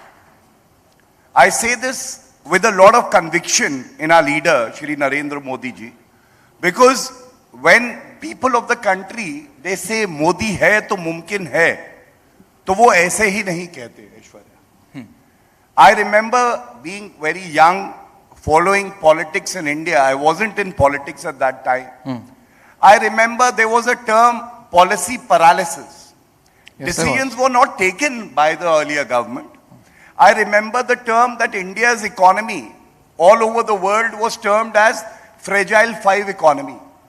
Today, I can proudly say, they dream a lot, but ultimately the man who ensures that the dreams are fulfilled for the common man is Narendra Modi ji. And I give the example of GST. GST was a dream that they had implemented by Shri Narendra Modi ji, and today the naysayers thought that GST in the quasi-federal structure that we have will not work in India. But month after month, the collection of the GST is around 1.4 lakh crore. Every month. What does it show? It shows the grit, determination of an honest Prime Minister who is working for the people of the country. And second, just a few weeks back, India became the 5th largest economy in the world. Right? You can pick, you can be a naysayer, you can criticize India for its fiscal policies. But overall, the economy is strong, and Narendra Modi ji and Nirmala Sitharaman ji are leading from the front. Third, if I could just give one more number and then you may ask me a question. The first quarter of 2022-23 shows a growth of 13.5%. for our economy, and this is when we are facing two big hurdles which are being faced by other countries also. First, the pandemic itself, and second, the war between Russia and Ukraine. But the Indian economy is resilient, progressing fast, and yes, we are proud of the fact that there are various schemes that the benefit is trickling down to the poor, to the marginalized, which is the policy of our Pavanji, government. just a minute. I haven't taken the initial remarks from Mr. Kumar. Mr. Arun Kumar, back in 2021 and January, if I'm not wrong, you said that when India was under lockdown and the world was going through the COVID time, you said that the Indian economy or the GDP, your exact words were that the GDP would shrink by 29%. You gave that prediction. And you were wrong, sir. No, I don't. You were wrong. No. No. And I'll tell you why you were wrong, sir. The mic, yeah. Yeah. No. Just let me complete, because of the contrary. It's hard to admit you are wrong The sometimes. contraction was only 6.6%. And you said it will be 29%. And hence I say, is it Modi whom you hate, or is it the policy? Let's be clear about it. So let me try and explain what I Please said. do, sir. Yeah. So, the Indian economy consists of two parts, the organized sector and the unorganized sector.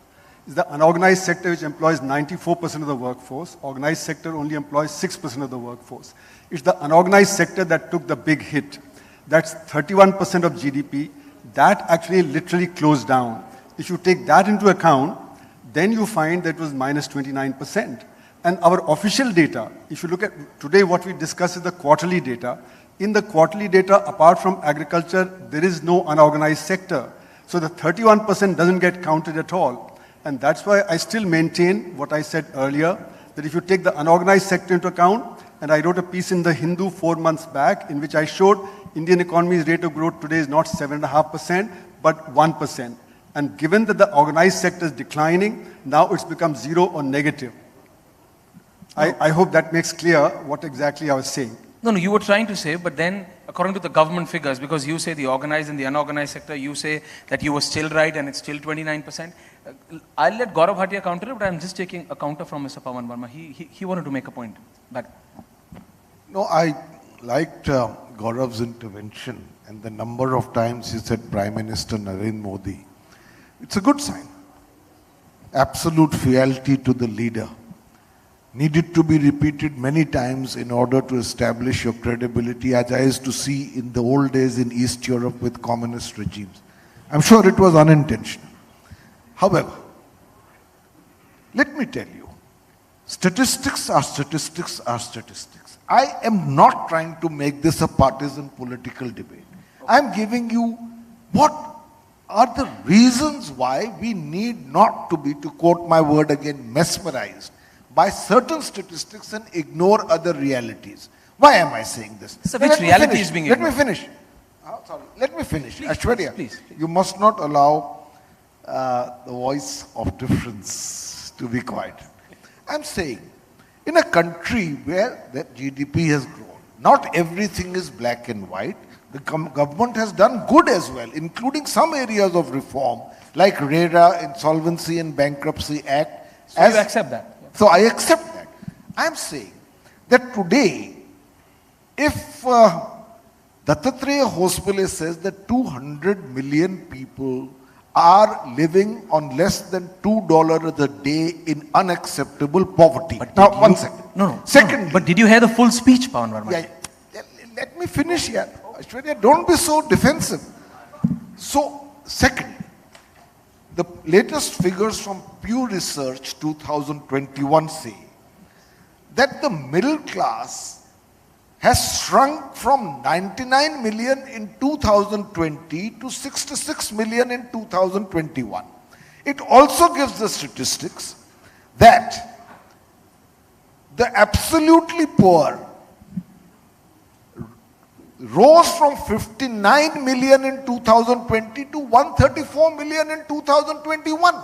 This is a country where, in spite of the top 100 companies making profits, and we are proud of them, this is a country where inflation is at a new high, unemployment is rampant.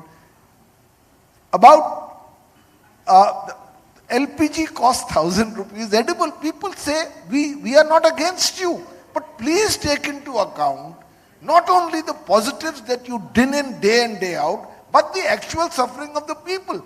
People are looking for jobs. People cannot manage the prices.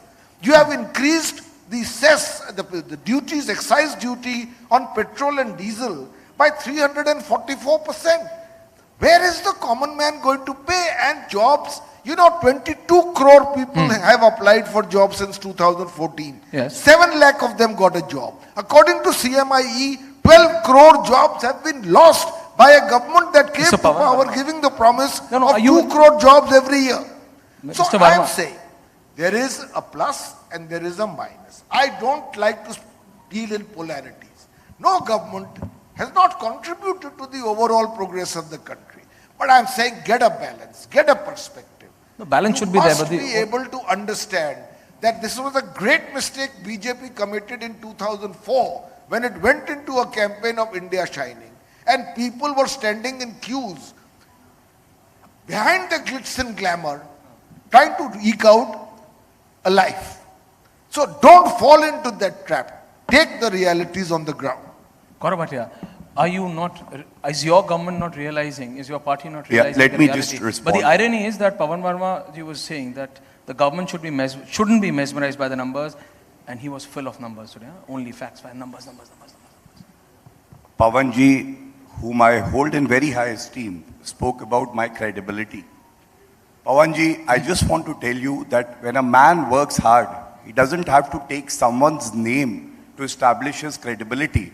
But yes, I feel honored to take the name of the Prime Minister, Shri Narendra Modi ji. It is much better than taking the name of likes of Afzal Guru and others, which the opposition has been doing. And अर्ज किया है, आप ही के लिए कह रहा हूं, विरोधियों का मैं बड़ा एहतराम करता हूं, विरोधियों का मैं बड़ा एहतराम करता हूं, मुखालफत से मेरी शख्सियत निखरती है. ये प्रधानमंत्री जी के लिए भी है और भाजपा के सारे लीडर्स के. आप जितना विरोध करते हैं वो उतना निखर के निकलते हैं.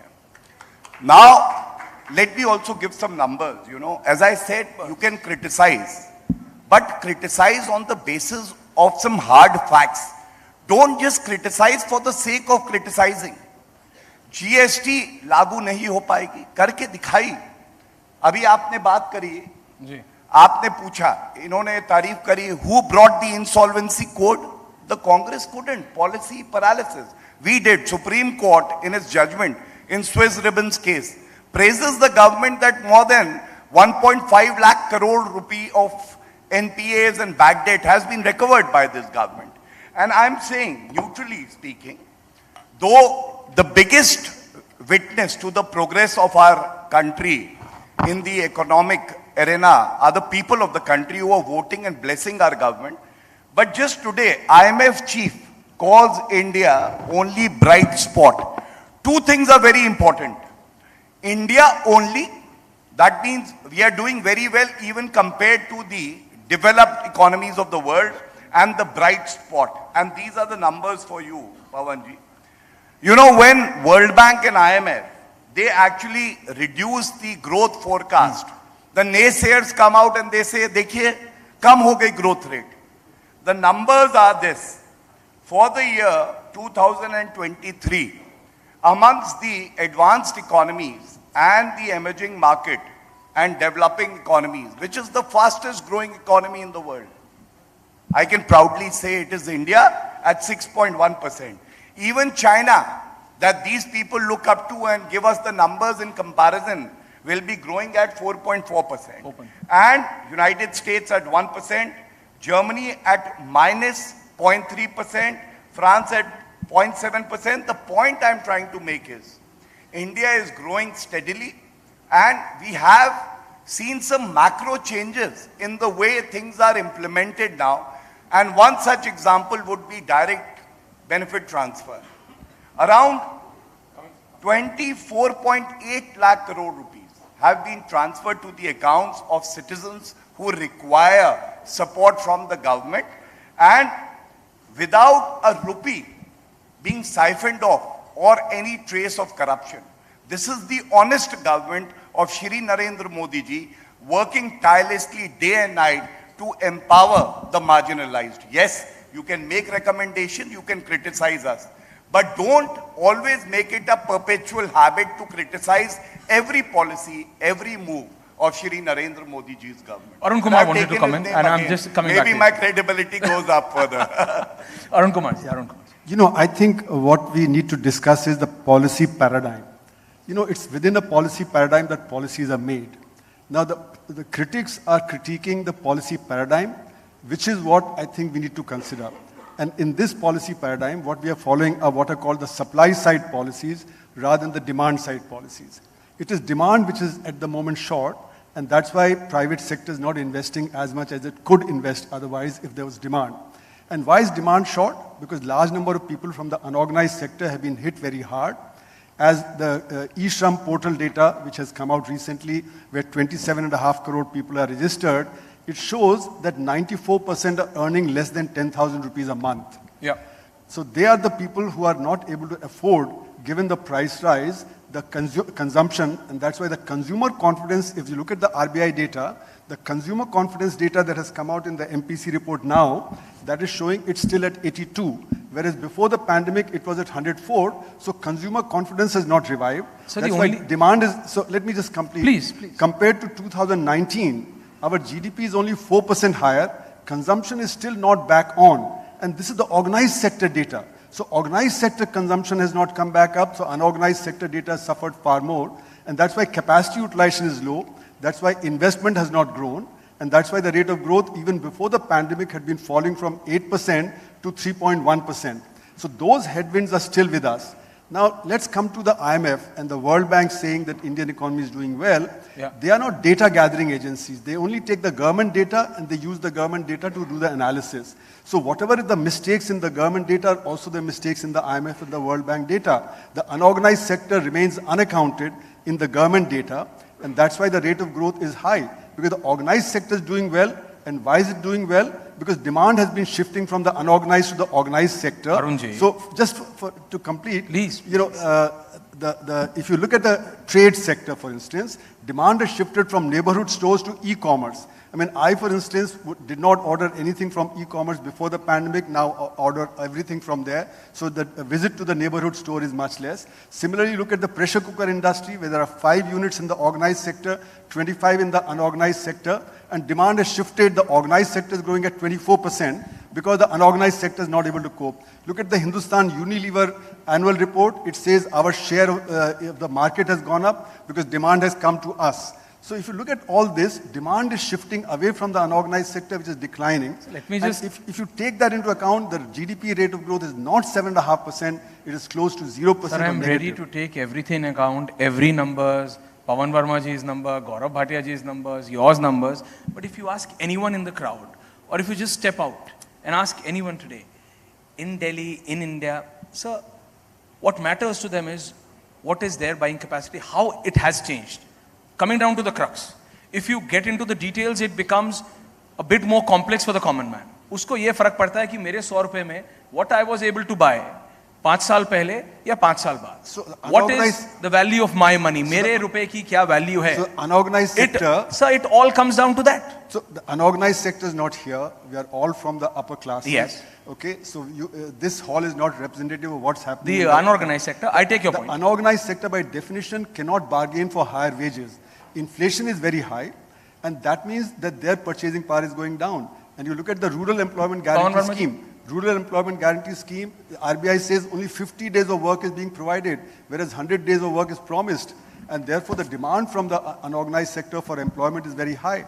The unemployment figures, you know, look at the labor force participation rate. In Brazil, China, it's about 65. In India, it's 45. So you feel, in other words, nothing right is happening. That is what you're trying to say, Arunji. The point I'm making is we have to have a balance between what is happening and what is being projected. Okay, point taken. So, Pawan Verma. Very quickly, when you overemphasize some facts and gloss over the others, generally speaking, you come out with a one-sided picture. We are not decrying the normal achievements of a government, and I have paid tribute to them as well. My point is very simple. when you take only an insular view of only the positives, you are making a big mistake as a political party. And I am reminded of a couplet, seeing the list of statistics Gaurav released. Very simple couplet. गुनाहगार समझेगी दुनिया तुझे, गुनाहगार समझेगी दुनिया तुझे, बस इतनी भी ज्यादा सफाई न दे. So you can go on giving statistics. The fact of the matter is, in the global hunger index, now if you praise the IMF, please accept some other world rankings as well. Global hunger index, India, in spite of this great progress, has fallen from a position at 55 in 2014 to 101 in 2021. You have a country where 800 million people are living on a government given dole in order to get one meal a day. And you are saying the IMF has given us a certificate, we are the future. We will be the future. I am a great optimist. But sir, one last point only. If in a country, 1% of the top segment owns 73% of the wealth of a country, there is something wrong. In other words, we are fast becoming one of the most unequal societies in the world, and therefore, my request to this government, my angst against the government is that you came with an absolute majority. Not once but twice. And in the end, you've fallen flat between two stools. Neither did you use that absolute majority to push through economic reforms diligently. And that may have been short-term pain for long-term gain. Nor did you do enough to create a more equitable society. And even worse, you refuse to recognize that there is pain and hurt. भाई उपचार कब होगा जब आप पहले समझेंगे कि समस्या क्या है? गौरव भाटिया, समस्या नहीं समझ रहे हैं पवन वर्मा कह रहे हैं. देखिए, कपलेट सुनाया पवन जी ने, तो मैं भी जवाब कपलेट से ही देना चाहूंगा. पहले उन्हें गुमा है कि मेरी उड़ान कम है, उन्हें गुमा है कि मेरी उड़ान कम है, मुझे यकीन है पूरा आसमान कम है. This is the story of India. People believe in the leadership of Shri Narendra Modi ji and honest politicians, and I would say even in the opposition. But don't criticize for the sake of criticizing. My second point would be, he mentioned about accepting the numbers coming from these world agencies and we should not be selective. And I agree with him. Pawanji, when there is a downgrade, whether it is the rating of India, whether it is the growth rate, I have seen, not you particularly, but others, in the opposition quoting from the IMF data, World Bank data. But when I am telling you the IMF chief is saying that India is the bright spot in the world, we have a panelist here, he is not willing to accept that. He is saying, no, Indian growth story is at 0%. My point is simple. If you talk about the hunger index, first we should also commend the Herculean task of the government during the COVID pandemic, when there was a sensitive prime minister who ensured that 80 crore Indians for 2.5 years get free ration. And I say this was not a favor. It was a constitutional duty cast upon the government and the prime minister, and he came out with flying colors. That is why we feel proud of the fact. Second, you raised the issue of inflation, and I come, as you rightly said, very prepared with data. I would quote, during the earlier government, and it's a good way of actually showing the correct picture to every citizen of the country. First of all, the two international factors that I've already named have a bearing on the Indian economy and the geopolitical system here. But at the same time, there was a policy paralysis. Government earlier in power, what were the numbers of inflation? 2008, 9.09%, 2009, 12.31%, 2010, 10.53%, and I can go on till 2013. The average was double-digit inflation, and the growth was less, the net difference was in minus. That means inflation was growing at a faster pace and the economy was growing at a slower pace. And then Narendra Modi ji came to power. 2014, the GDP growth went up to 7.41%, inflation came down to 5.8%, 2015 4.9%, 2016 4.5%, 2017 3.6%. All these years, the net difference is a positive one. What does it show? The inflation is controlled. The average inflation in the last 8.5 years has been around 4%. And even during these two, international issues that we have seen the inflation is at 6.5%. COVID pandemic and Russia-Ukraine war, which has a bearing on every major economy. India, we know, is a major economy because of crude oil prices also getting affected. It has a bearing on the Indian economy also.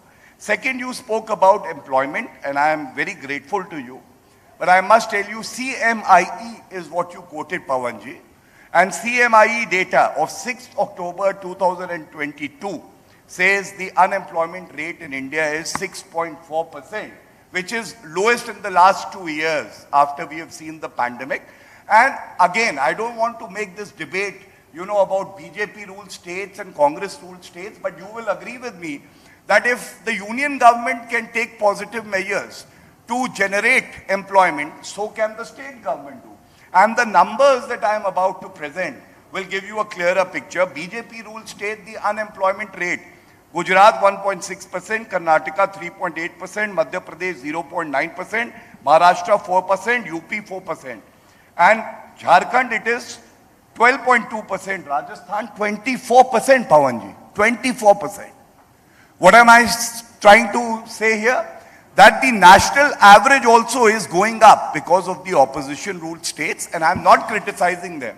Take benefit of the central government sponsored schemes rather than treating us like an enemy, because we are not an enemy. You may criticize us, but we would fight fiercely for your right to criticize us, as was said by Evelyn Beatrice. Thank you. Arun Kumar ji doesn't look satisfied at all. I want to say that, during the last 8 years, we've had policy-induced crisis.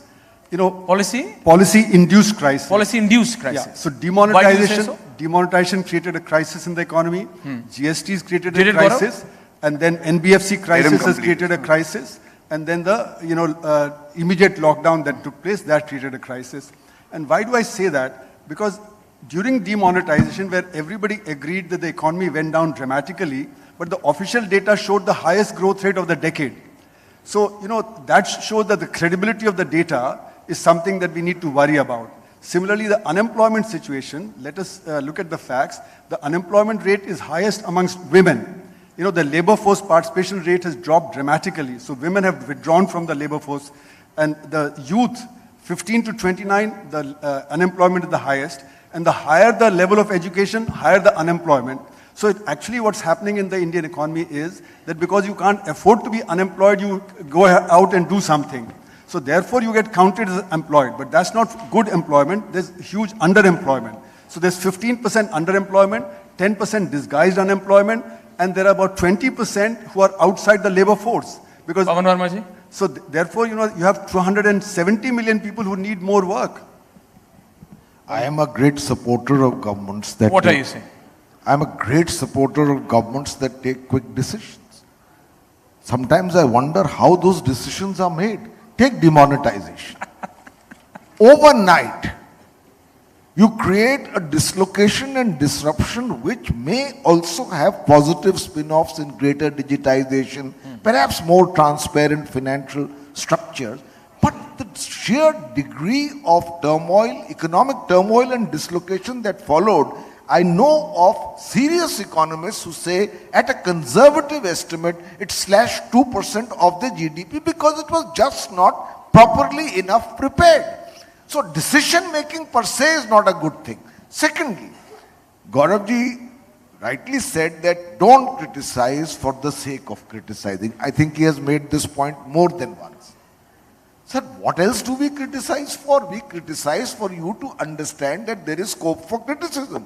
Ghalib has a very simple couplet. हर एक बात पे कहते हो तुम कि तू क्या है. तुम ही कहो कि ये अंदाज़े गुफ्तगू क्या है।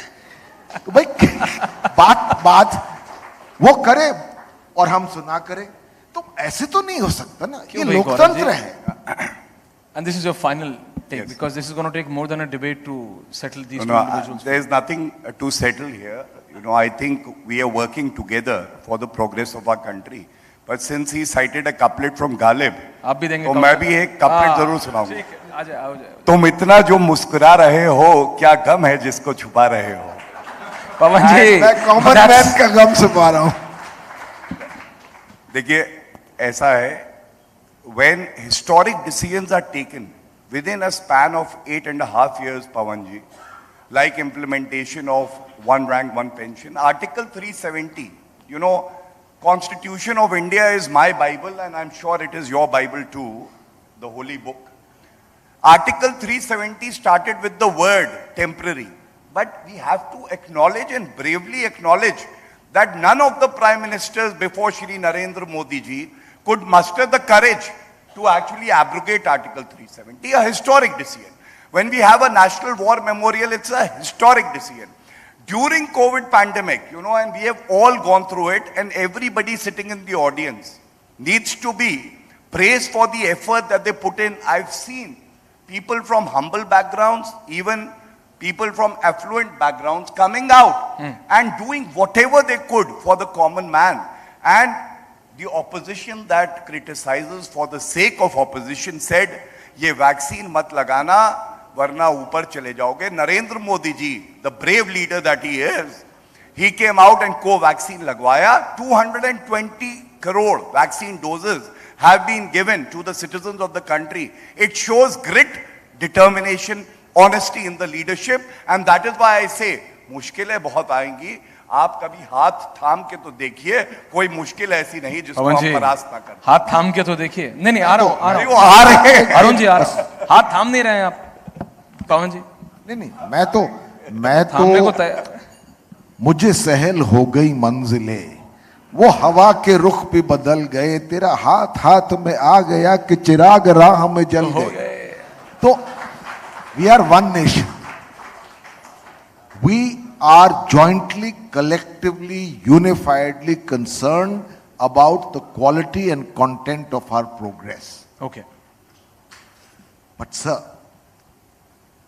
if today a great nation with a great cerebral heritage, going back to the dawn of time, 5,000 years, which believed in interrogation, criticism, enquiry, if this is the nation we are in, and Gaurav, I know, is a very intelligent young man, if he uses the word Prime Minister Narendra Modi making a tribute to him, please see when you are doing the recording, how many times it requires to be said. I'm not against him. I'm just saying you must have a situation. I take your point, the BBC, BBC, that you are not against there's a Gaurav, you are not BBC against accent. Mr. Bhupendra Yadav, who's just come in, the central minister. You are not When against he's an old friend, we were in parliament together, and I was chairing a standing committee of which I was a member, consultative committee. I'm just saying, there is an old BBC maxim. Admit your minor truths in order to have your major lies believed. But इतना तो मान लीजिए कि अभी मंजिलें और हैं, चुनौतियां और हैं। Who's denying that? नहीं, इसलिए मैं कह रहा हूं क्योंकि अगर आप वर्जन सुनिए इस प्रोग्राम में ही नहीं, तो कोई चीज गलत हुई नहीं है। और मैं कहता हूं ये हमारे देश के लिए हानिकारक है। It's not good because the suffering and pain is also very evident and visible. Final comments, Arunji. Fine. I think 30 seconds. This entire thing is about India becoming a superpower. So let's go away from the tutu. You don't like it? No, I'm saying let's go away from you don't want it, Arunji? And what I'm saying is, what are the challenges? You don't want it? What are the challenges that we need to look at? Environment is one challenge. Social sector education is another challenge. Research and development, that's a big challenge because we need to move ahead in technology. So let's go to the positives as to while you speak, minister is listening. Yeah. No, I'm saying why we need to go ahead and how do we go ahead. That's the point of debate, So the point of debate, I think what we need to know is that the new normal that has been created, how are we going to face the challenges of the new normal? And in that, the Cold War that is already going on, how do we going to face the challenges? Then only will we become a superpower. Otherwise, Point we taken, can sir. keep Aishwarya, just 10 seconds. 10 seconds. Then I need to. We are in this fight together. So I'm reminded as a last couplet that I want India to be in a position where it says, "Mat pooch ki kya haal hai mera tere piche. Mat pooch ki kya haal hai mera tere piche. तू देख कि क्या रंग है तेरा मेरे आगे. तू देख कि क्या रंग है मेरा तेरे आगे. क्या रंग है So मेरे आगे. let us all work for that goal, and for that we have to be sensitive. Final one before I end. A couplet should also be answered with a couplet, and I will end with that. Okay. हम वो दरिया है जिसे अपना हुनर मालूम है, हम जिस तरफ चल देंगे रास्ते बन जाएंगे. This is the story of India, and we shall succeed. And I must also say that today, when we talk about the Prime Minister of the country, and I take his name with reverence, with a lot of pride, for the fact that I have seen after decades that when a Prime Minister is elected and he is serving as the Chief Minister, he comes and he gives us 21 lakh rupees of his personal income, so that daughters of the government employees there can be given good education. I see him putting his forehead before the parliament, which is the temple of democracy. I've never seen that earlier in my life, and that is why I'm proud of it. Thank you. And on that point, I just want to end it with Pawan Verma ji said ki we are one India. All of us are together. But it's going to take more than 30 minutes to convince Pawan Verma and Arun Kumar. That's for sure. Thank you. Thank you very much. I was the one who said it. Thank you. Thank you all. Thank you so much, Aishwarya, Mr. Verma, Mr. Bhatia, and Professor Kumar.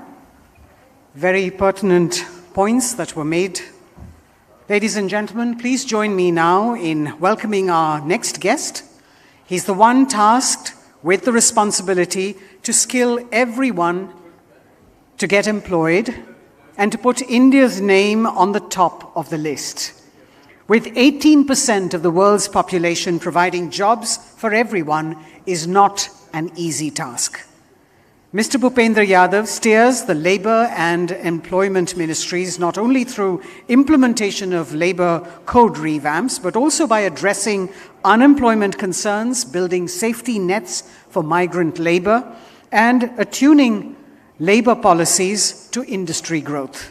But with increasing startups and MSMEs, it's India's time to catapult to the upper echelons of the global order. Let's take a look at the audiovisual. India, the country with the youngest population, is preparing its youth for technological transformation. From free training programs to Rozgar Melas, India is scaling up $1 billion for a more advanced and futuristic approach. और हमारी ये जिम्मेदारी है कि हम देश में एक ऐसा वातावरण खड़ा करें जिसमें श्रमिकों की कलेक्टिव बार्गेनिंग की ताकत भी बरकरार रहे और ईज ऑफ डूइंग बिजनेस का रास्ता भी बने. दोनों विषयों के संतुलन के साथ चलने से ही देश का विकास हो सकता है. Right from manufacturing to the export of finished goods, India is becoming a strong, skilled hub. Joining us today at Republic Media Network presents India Economic Summit 2022 is Shri Bhupendra Yadav, Honorable Minister of Labour and Employment Environment, Forest and Climate Change, Government of India, speaking on India's upskilled and unstoppable force.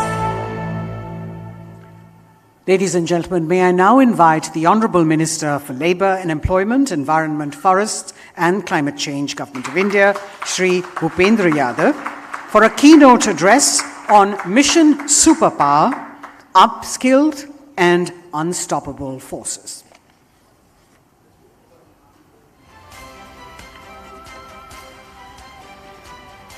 Republic TV के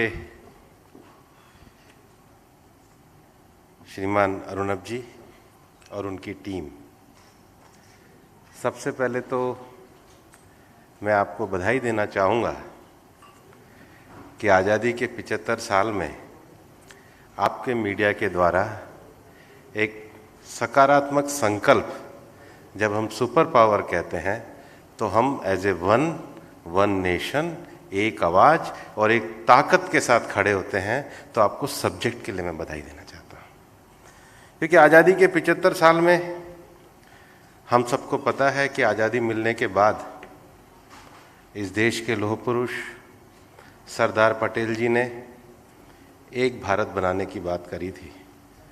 हालांकि बनाने के बाद कुछ लोगों को अभी भारत जोड़ने की याद आ रही है, वो तो 75 साल पहले हो गया था।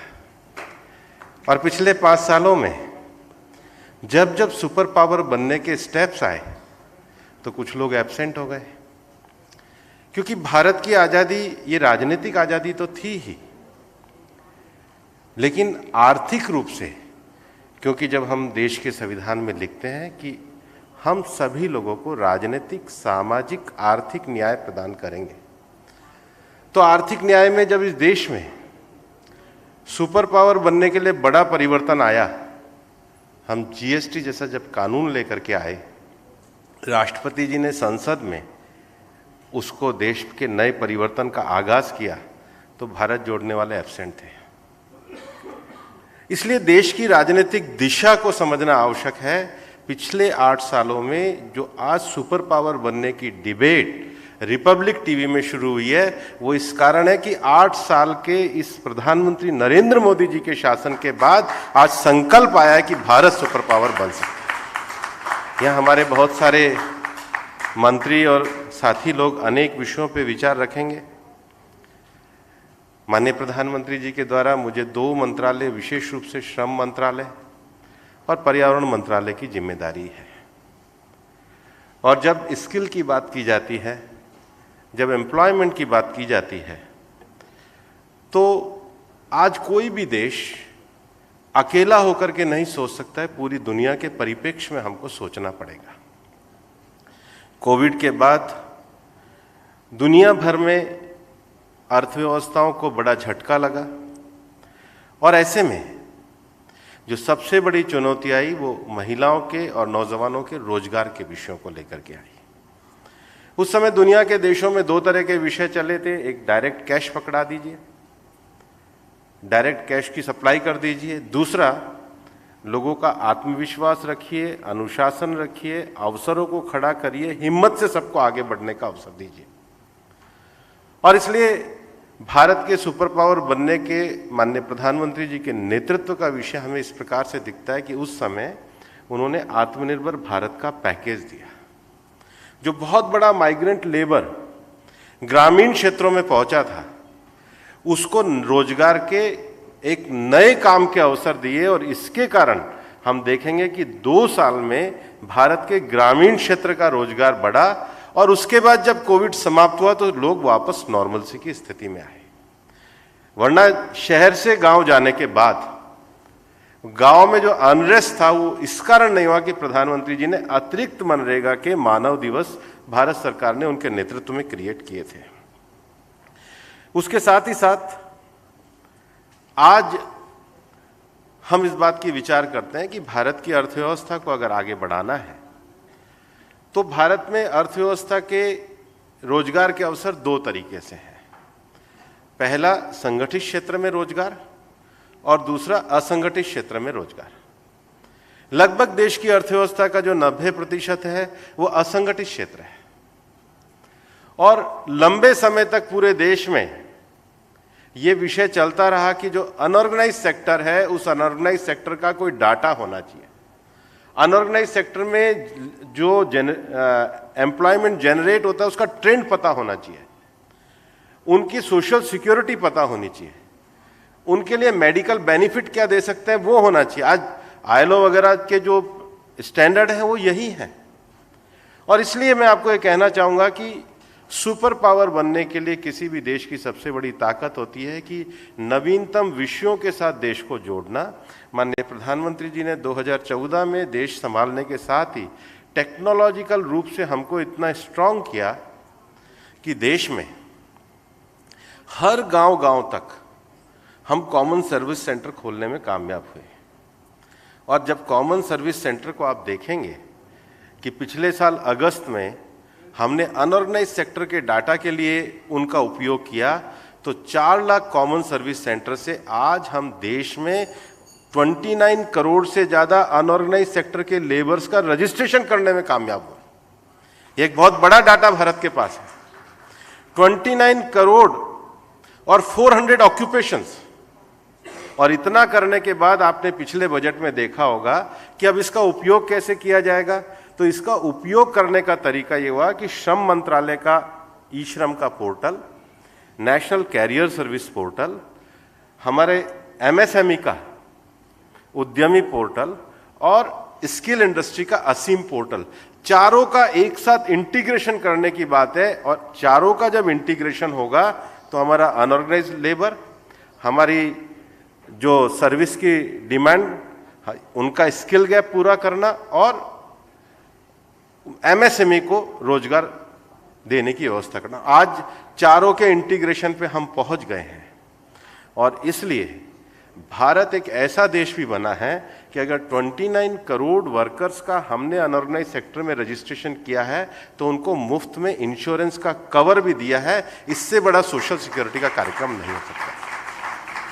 इसके साथ ही साथ लेबर मंत्रालय ने अभी तक जो हमारा डाटा है वो स्टैटिस्टिक्स डिपार्टमेंट जो पीएलएफएस का डाटा निकालता था, पीरियडिक लेबर फोर्स सर्वे। तो पीरियडिक लेबर फोर्स सर्वे जो था वो एक तरीके से डिमांड साइड का सर्वे है जिसको स्टैटिस्टिक्स डिपार्टमेंट निकालता है। बहुत वो ये बता रहा है कि देश में कार्य के अवसर बढ़ रहे हैं, लेकिन एक विषय ऐसा लंबे समय से देश में ये था कि हम डिमांड साइड की तो सप्लाई की तो बात कर रहे हैं, लेकिन देश में कितनी डिमांड पैदा हो रही है इसको कैसे गिना जाएगा। तो लेबर ब्यूरो के द्वारा हम लोगों ने एक इंस्टीट्यूशन बेस्ड सर्वे शुरू किया, उसकी चौथी रिपोर्ट भी आ गई है और ये बता रहे हैं कि 2013-14 के मुकाबले भारत में 3 करोड़ 8 लाख नए रोजगार के अवसर केवल ऑर्गेनाइज सेक्टर में बने। ऑर्गेनाइज सेक्टर जो कृषि के अतिरिक्त है, मैन्युफैक्चरिंग उसमें हो सकता है, ट्रेड उसमें हो सकता है, ट्रांसपोर्ट उसमें हो सकता है, एजुकेशन उसमें हो सकती है, हेल्थ उसके अंतर्गत हो सकता है, हॉस्पिटलिटी उसके अंतर्गत हो सकती है। ऑर्गेनाइज सेक्टर में लगातार देश के रोजगार के बढ़ने का ट्रेंड है। ये सर्वे नहीं है, सर्वे को सपोर्ट करने के लिए अगर आप देखोगे तो प्रोविडेंट फंड के आंकड़े हैं, नई इंडस्ट्रीज का रजिस्ट्रेशन है।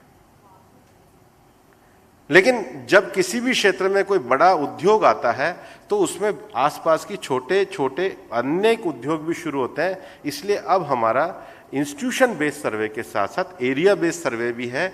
जैसे सूरत में अगर आज ऑर्गेनाइज सेक्टर में अगर टेक्सटाइल इंडस्ट्री है तो टेक्सटाइल इंडस्ट्री के साथ ऑटो वाले, पान वाले, सब्जी वाले, ये जो एरिया बेस्ड जो एम्प्लॉयमेंट जनरेशन है इसको लेकर भी काम कर रहे हैं।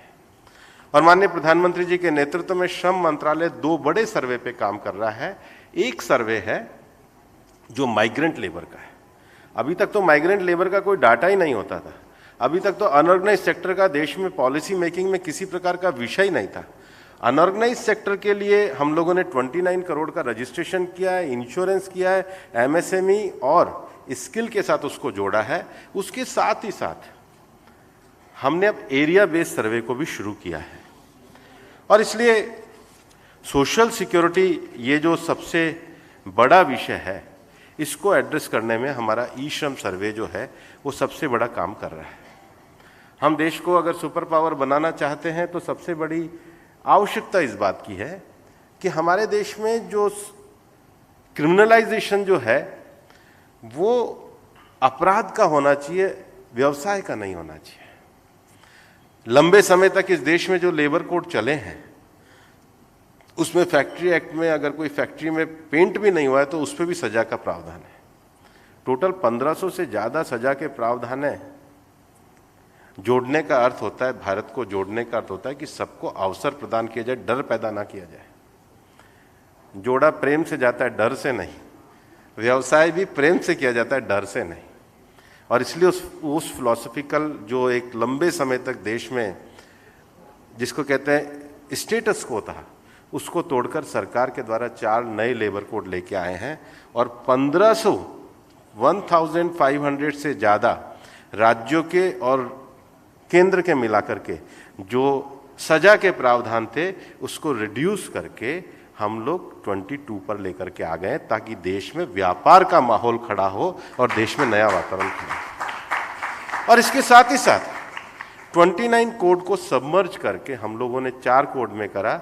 और मैं तो कई बार हमारे लेबर में कहता भी हूं कि हमने 70 साल तक देश चलाया इंडस्ट्रियल डिस्प्यूट एक्ट के साथ। मोदी जी की फिलॉसफी आई, कोड का नाम ही बदल दिया, वो इंडस्ट्रियल रिलेशन कोड है।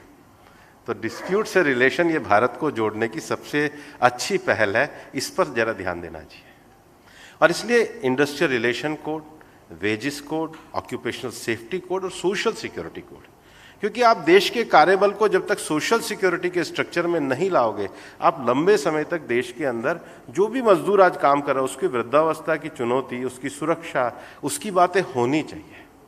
और इसलिए ये 4 कोड आने के बाद जो दूसरा विषय है वो देश के स्किल गैप को भरने का विषय है। स्किल गैप को भरने के लिए पूरी तरीके से प्रधानमंत्री जी के नेतृत्व में पिछले 8 साल में स्किल मिनिस्ट्री को चलाया गया है। अनऑर्गेनाइज सेक्टर के लिए एक ई श्रम पोर्टल को तो शुरू किया ही गया है। अगर आज भारत में सबसे ज़्यादा दुनिया के देशों में जब हम जाते हैं, इंटरनेशनल फोरम्स में जाते हैं, तो हम कहते हैं कि हमारे श्रम मंत्रालय के द्वारा 2 बड़े काम किए जाते हैं। सबसे बड़ा काम अपने कार्यबल को अच्छा स्वास्थ्य देना, और आज हमारे देश में ESIC स्कीम के द्वारा हम 3 करोड़ 90 लाख श्रमिक और उनके 12.5 करोड़ परिवार के लोगों को हम बेहतर मेडिकल की सुविधाएं देते हैं। आज एम्स के भी जो नए डायरेक्टर आए हैं वो ESI के अस्पताल के डीन थे। ये इस बात को दर्शाता है कि हमारे पास ऐसे कॉम्पिटेंट डॉक्टर है जो एम्स के भी डायरेक्टर बन सकते हैं। ये हमारी सरकार के क्षमता को दिखाता है, जो हमने ESIC अस्पताल के लेवल को बड़ा किया है। देश में 160 ESIC के अस्पताल और 18 मेडिकल कॉलेज चलते हैं, लेकिन अब उसको हम ऑक्यूपेशनल बेस्ड डिसीज के साथ जोड़ना चाहते हैं। जिस क्षेत्र में जो श्रमिक काम करते हैं, बीड़ी श्रमिक काम करते हैं, उनकी अलग ऑक्यूपेशनल डिसीज है। पत्थर के काम करते हैं, उनको सिलिकोसिस जैसी अलग डिसीज है। तो ऑक्यूपेशनल बेस्ड डिसीज पे अगर हम अपने देश के श्रमिकों का ध्यान रखेंगे तो हम एक ज़्यादा होलिस्टिक तरीके से अपने देश के कार्यबल को क्षमता निर्माण के साथ जोड़ सकेंगे। और दूसरा, प्रोविडेंट फंड के मामले में जो नया हमारा कोड भी आया है, उस नए कोड में हम प्रोविडेंट फंड के माध्यम से देश के सोशल सिक्योरिटी के नेटवर्क को बढ़ाने के लिए लगे हुए हैं। और इसलिए जो प्रधानमंत्री जी की जो एक संकल्पना है, और भारत की संकल्पना में सुपर पावर बनने की दृष्टि से जो उन्होंने दृष्टि खड़ी करी है, वो दृष्टि ये कहती है कि लास्ट माइल डिलीवरी और टारगेटेड डिलीवरी। प्रधानमंत्री जी अगर 2014 में ये कहते हैं कि देश के हर गांव में बिजली पहुंचेगी, तो 19 का चुनाव जब पार्टी लड़ने जाती है तो हर गांव में बिजली पहुंचती है। प्रधानमंत्री जी कहते हैं कि हर महिला तक उज्ज्वला होनी चाहिए, तो उज्ज्वला का टारगेट पूरा नहीं होता है, सेकंड टारगेट भी पूरा होता है। प्रधानमंत्री जी जब ये कहते हैं कि देश में लोगों को फाइनेंशियल इंक्लूजन के साथ जोड़ना चाहिए, तो आज 40 करोड़ के जनधन खाते से हम इंक्लूजन खोल पाए हैं। जब हम कहते हैं कि देश में डिजिटल क्रांति आनी चाहिए, तो हम 4 लाख कॉमन सर्विस सेंटर खोल के 29 करोड़ मजदूरों का रजिस्ट्रेशन कर रहे हैं जो अनऑर्गेनाइज सेक्टर के। और जब हम ये कहते हैं कि देश को स्वास्थ्य के संकट से निकालने के लिए देश के अंदर सबको सुरक्षा मिलनी चाहिए, तो टारगेटेड टाइम में 200 करोड़ से ज्यादा लोगों का स्वदेशी वैक्सीनेशन बन के अगर लग जाता है, तो इस बात की उपलब्धि को दर्शाता है कि भारत अपने जिस संकल्प को तय करता है उसको प्रधानमंत्री नरेंद्र मोदी जी के नेतृत्व में प्राप्त भी करता है। और सुपर पावर बनने के लिए सबसे बड़ी बात यह है कि आप इस प्रकार के वातावरण को कैसे खड़ा करते हैं। और इसलिए चाहे ईज ऑफ डूइंग का विषय हो, नए इनिशिएटिव्स का विषय हो, ग्लोबल चैलेंजेस का विषय हो, इंटरनल डेमोक्रेटिक विषयों को मजबूत करना हो, और कल्चरल उत्थान करना हो, क्योंकि कोई भी देश अपनी एक लंबी परंपरा वैल्यूज के साथ बढ़कर के काम करता है। और इन सारे विषयों को देखते हुए आज दुनिया में 3 बड़े विषय चलते हैं। पहला, एनवायरनमेंट की दृष्टि से ये चलता है कि पूरी दुनिया में जिस प्रकार से आज हम रह रहे हैं, एनर्जी बेस्ड सोसाइटी पे रह रहे हैं। अगर एनर्जी ना हो तो ना ये टीवी चलेगा, ना लाइट जलेगी, ना कार चलेगी, कुछ भी नहीं होगा। लेकिन ये जो एनर्जी है, अगर हमने परंपरागत तरीके से ही जिस एनर्जी का इस्तेमाल किया, तो कार्बन एमिशन बढ़ने वाला है, धरती का तापमान भी 1.5 डिग्री से बढ़ने वाला है। और इसलिए भारत दुनिया के उन चुनिंदा देशों में है जिन्होंने 2015 में पेरिस में दुनिया के सामने जो अपने राष्ट्रीय लक्ष्य घोषित किए उसको समय से 9 साल पहले पूरा करने का काम किया है, तो भारत ने प्रधानमंत्री नरेंद्र मोदी जी के नेतृत्व में किया है। और इसलिए एनर्जी सेक्टर में ग्लासगो में COP26 में प्रधानमंत्री जी के द्वारा दुनिया को जो पंचामृत दिया गया था, जिसका अर्थ है कि उन 5 नए विषयों को, चाहे रिन्यूएबल हो, चाहे कार्बन एमिशन कम करना हो, चाहे हमारे देश में लाइफ मिशन को स्थापना करनी हो, चाहे 2070 में हमको नेट जीरो प्राप्त करना हो, उसके साथ ही साथ दुनिया की जो दूसरी बड़ी चुनौती है वो लैंड डिग्रेडेशन की है। क्योंकि कुछ भी हम एनर्जी के साथ जी नहीं सकते और बिना अच्छी लैंड के हमारे को फूड और सप्लाई हो नहीं सकती। लेकिन अर्बनाइजेशन के कारण, फ्लडिंग के कारण या यूरिया के कारण आज दुनिया में सबसे बड़ा जो चैलेंज है वो लैंड डिग्रेडेशन का है। भारत ने उसके COP की भी अध्यक्षता करी और भारत ने अपने स्केल में इतना बड़ा काम किया है कि लैंड की क्वालिटी ठीक रहे। इस देश में प्रधानमंत्री जी के नेतृत्व में पिछले 8 सालों में 29 करोड़ किसानों को सॉइल हेल्थ कार्ड दिए गए हैं। आज हमको समझ में नहीं आता है, लेकिन किसान के पास जब जमीन की क्वालिटी होती है तो लैंड डिग्रेडेशन को बचा सकता है। और तीसरी जो बड़ी थ्रेट है वो बायोडायवर्सिटी की है। हम अपने डेली के फूड से लेकर, एनर्जी से लेकर, कॉस्मेटिक से लेकर, ऑयल से लेकर सब चीज़ों के लिए बायोडायवर्सिटी पे डिपेंड है। और इसलिए भारत एक ऐसा देश है जिसने दुनिया में अपने इकोलॉजिकल बैलेंस को बना के रखा है। हम अपना फॉरेस्ट कवर भी पिछले 8 साल में बढ़ाकर रखने में कामयाब हुए हैं। और इसीलिए भारत ने दुनिया के सामने एक पूरा विज़न रखा है कि अगर कोई इकोलॉजिकल रॉन्ग होता है तो इकोलॉजिकल हार्मनी हमको रखनी चाहिए। यही कारण है कि प्रधानमंत्री जी ने जो चीता का इंट्रोडक्शन किया उस इकोलॉजिकल हार्मनी को बनाने के लिए किया, जो दुनिया में भारत ने एक नज़ीर के रूप में पेश किया है। और इसलिए मैं कहना चाहूँगा कि जो सुपर पावर बनने की जो लक्षण है वो पॉलिसी इंटरवेंशन के तो साथ है ही, संकल्प के तो साथ है ही, उसके साथ साथ एक विज़न के साथ भी है। और आज प्रधानमंत्री जी ने दुनिया में जो एक नया विज़न दिया है वो विज़न है मिशन लाइफ का, कि भविष्य में दुनिया के जो संसाधनों का प्रयोग हमको करना है वो संसाधनों का प्रयोग हमको इस प्रकार से करना है कि वो माइंडलेस कंजम्पशन ना हो, माइंडफुल यूटिलाइजेशन हो। माइंडलेस कंजम्पशन दुनिया के पर्यावरण की सबसे बड़ी चुनौती है। माइंडफुल यूटिलाइजेशन ये भारत की जीवन पद्धति है और इसको दुनिया में जिसने दिया है प्रधानमंत्री नरेंद्र मोदी जी ने लाइफ मिशन में दिया है। ये लाइफ मिशन भी कामयाब होगा, दुनिया भी कामयाब होगी और भारत के सुपर पावर बनने का संकल्प भी कामयाब होगा। Thank you very much.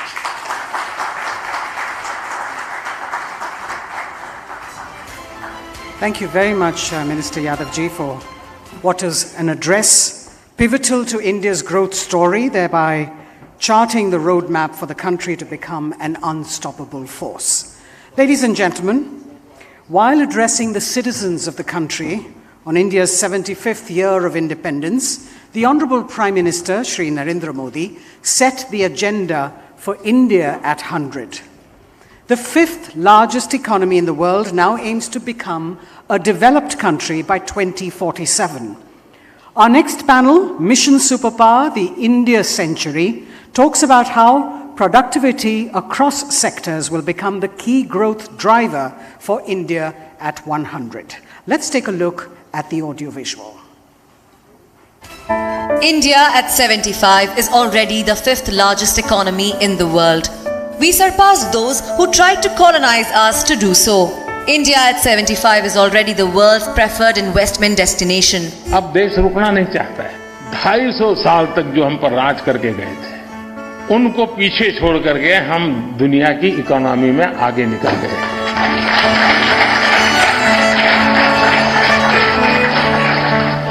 6 number से 5 नंबर पर आने का जो आनंद होता है, उससे ज्यादा आनंद इसमें हुआ। In the growth story of any country, the corporate fraternity always plays a pivotal role. India Inc. is pivotal to making this India's century. Top leaders across sectors come together at Republic Media Network's India Economic Summit 2022 to discuss this century being the India Century.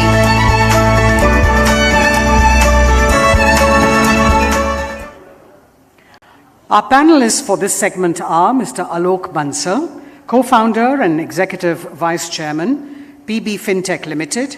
PB Fintech Limited owns India's leading insurtech brand, policybazaar.com, and leading lending marketplace, paisabazaar.com.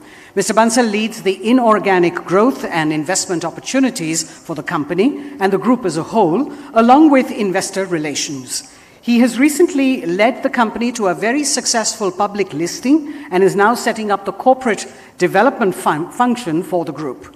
Prior to joining policybazaar.com, Alok has worked in various cross-functional roles with Mahindra & Mahindra and GE. He was recognized as one of the top 100 CFOs in the country by the CFO India magazine in 2016. Mr. Deepak Bagla, MD and CEO of Invest India. Mr. Bagla has had a stellar career spanning over 3 decades with the World Bank, Citibank, and private equity, having responsibilities across Europe, Africa, and Asia. Invest India is the national investment promotion and facilitation agency promoted by the Government of India, and he's also a member of several high-level government committees, including ones on fintech and innovation. He was on the investment committee for the US government's $1.5 billion fund of funds for startups, and is on the advisory board of the government's $7 billion fund of funds for MSMEs. He is the president of the Geneva-based World Association of Investment Promotion Agencies with membership of 105 countries. So I'd like to invite both of them up on stage, and to chair this session, may I invite Mr. Sameer Manchanda, a serial entrepreneur and non-executive director and chairman of DEN Networks, India's leading cable television distribution company. Mr. Manchanda is a trained chartered accountant and has been associated with the finance and Indian electronic media industry for over 3 decades. He's also the president of the News Broadcast Association and currently a member of CII and FICCI's Media Entertainment Committees. May I request all 3 gentlemen to please come up on stage.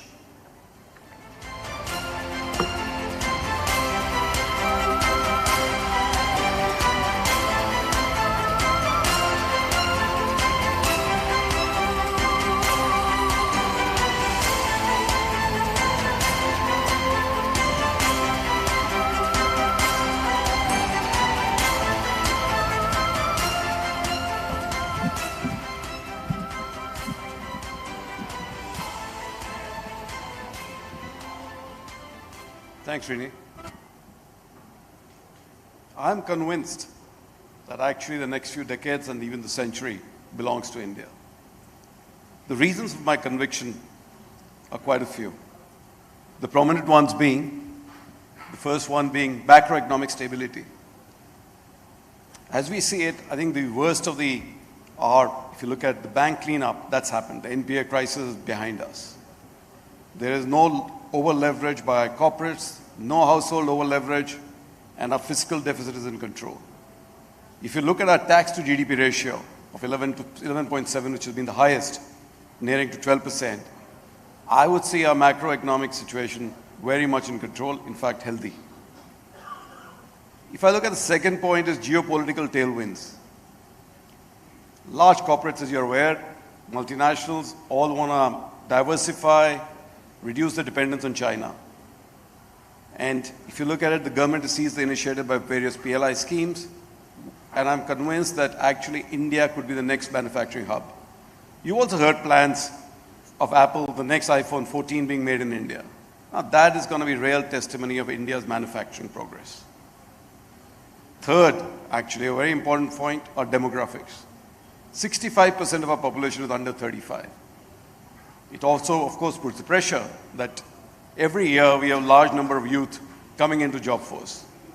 But I am clear that with the years to come and the employment opportunities rising, this job force, this young people will actually be a multiplier to our GDP. And we are seeing that. And I think it'll be the future as manufacturing, services, the rest of all the sectors take off. This is what's going to really help multiply our GDP, being a multiplier factor. The fourth actually is being a digital revolution. I mean, we are all witness to the digital revolution which has taken place. The last 5-10 years I've seen broadband, internet, or data offtake being really reaching the highest in the world. Now what does that mean? If you look at simple terms, Aadhaar, which is unique identity number, has made things so simple. You can actually open up your bank account remotely. You're actually, if you look at the vaccination program, pandemic is all, again, with your Aadhaar. All those things of digital payments, medical remote, all that has been helped with digitalization. Forget about entertainment and infotainment, which you've seen as a revolution happening. It also means that actually remote rural areas become more inclusive. They're no longer, the boundaries of actually being so many kilometers away get drawn out or get withdrawn because of digitalization. You're become a part because the news is now, or information is available with everyone real time. But it's global India, and that's what the digital revolution has done. And I would feel with the advent of 5G and actually more broadband penetration taking off to rural areas, this will accentuate the progress. The next is, if you look at good governance and political stability. Now, we've seen that. I don't need to answer that more in detail. Actually, it also stems in with the points which I've highlighted above. Stand up and show the good governance. The last but not the least, actually a very important point, is when you really compare the world at large. Now, when you look at the world at large, what's happening? Just look at it. You look at the US. And in the US, what's happening? Inflation at a record high. And what is it saying? They're saying is the best case, a benign or less recession, which they call it soft landing, or worst case, a very bad recession. But a recession is imminent. Nobody's questioning that. I mean, it's all saying that, what could be the best case of recession be. Then you look at UK and Europe. UK, inflation levels more than 10%, similarly with Europe, energy crisis, and then you get on looming recession. Go to China. If you look at China has its own problems, you see a real estate crisis. You have seen actually with zero COVID policy, closures. So where does it leave India? It leaves India as the only shining beacon in the whole of the world with size. And what does that mean when you are shining with anywhere else? Where does it mean? It attracts capital. Effectively, I see large amount of investments coming into India, which when it comes in, creates actually job opportunities, creates high GDP, and we carry on growing and growing. So I would say that it'll be a very different, a strong, vibrant, and economic superpower India in the years to come.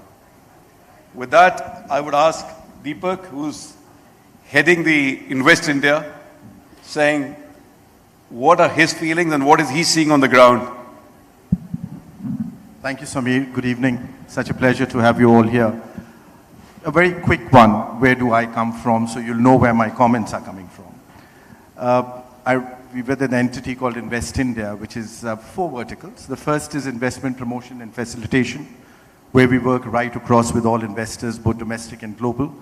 By the way, it's completely funded by the government. It's not an entity which makes profit on these things. The second is Startup India. We are the execution arm for Startup India. The third is the Prime Minister's Science and Technology Initiative. So all innovation happening within the system to see where we can commercialize it fast. And any innovation which is happening outside, see how do we bring it into the government, be it agriculture, be it the border security force, or be it anywhere in all the sectors. And the last is the digitization of the entire investor journey, from getting a national single window to dashboards where the Prime Minister personally monitors a large number of these projects and how they are succeeding. We just saw a clip when the Prime Minister mentioned how we moved from number 6 to number 5. Just think about it. In the past 84 months, we moved ahead of Russia, Italy, Brazil, France, UK. Superpowers. In terms of a GDP. In 84 months. It is unprecedented. Give me an example of any other economy in the world which has moved at that pace.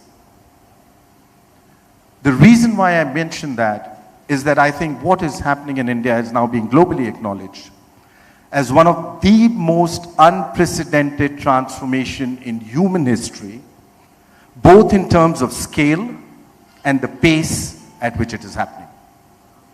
And I know it's a very strong statement. You'll all push back and say, where is it coming from?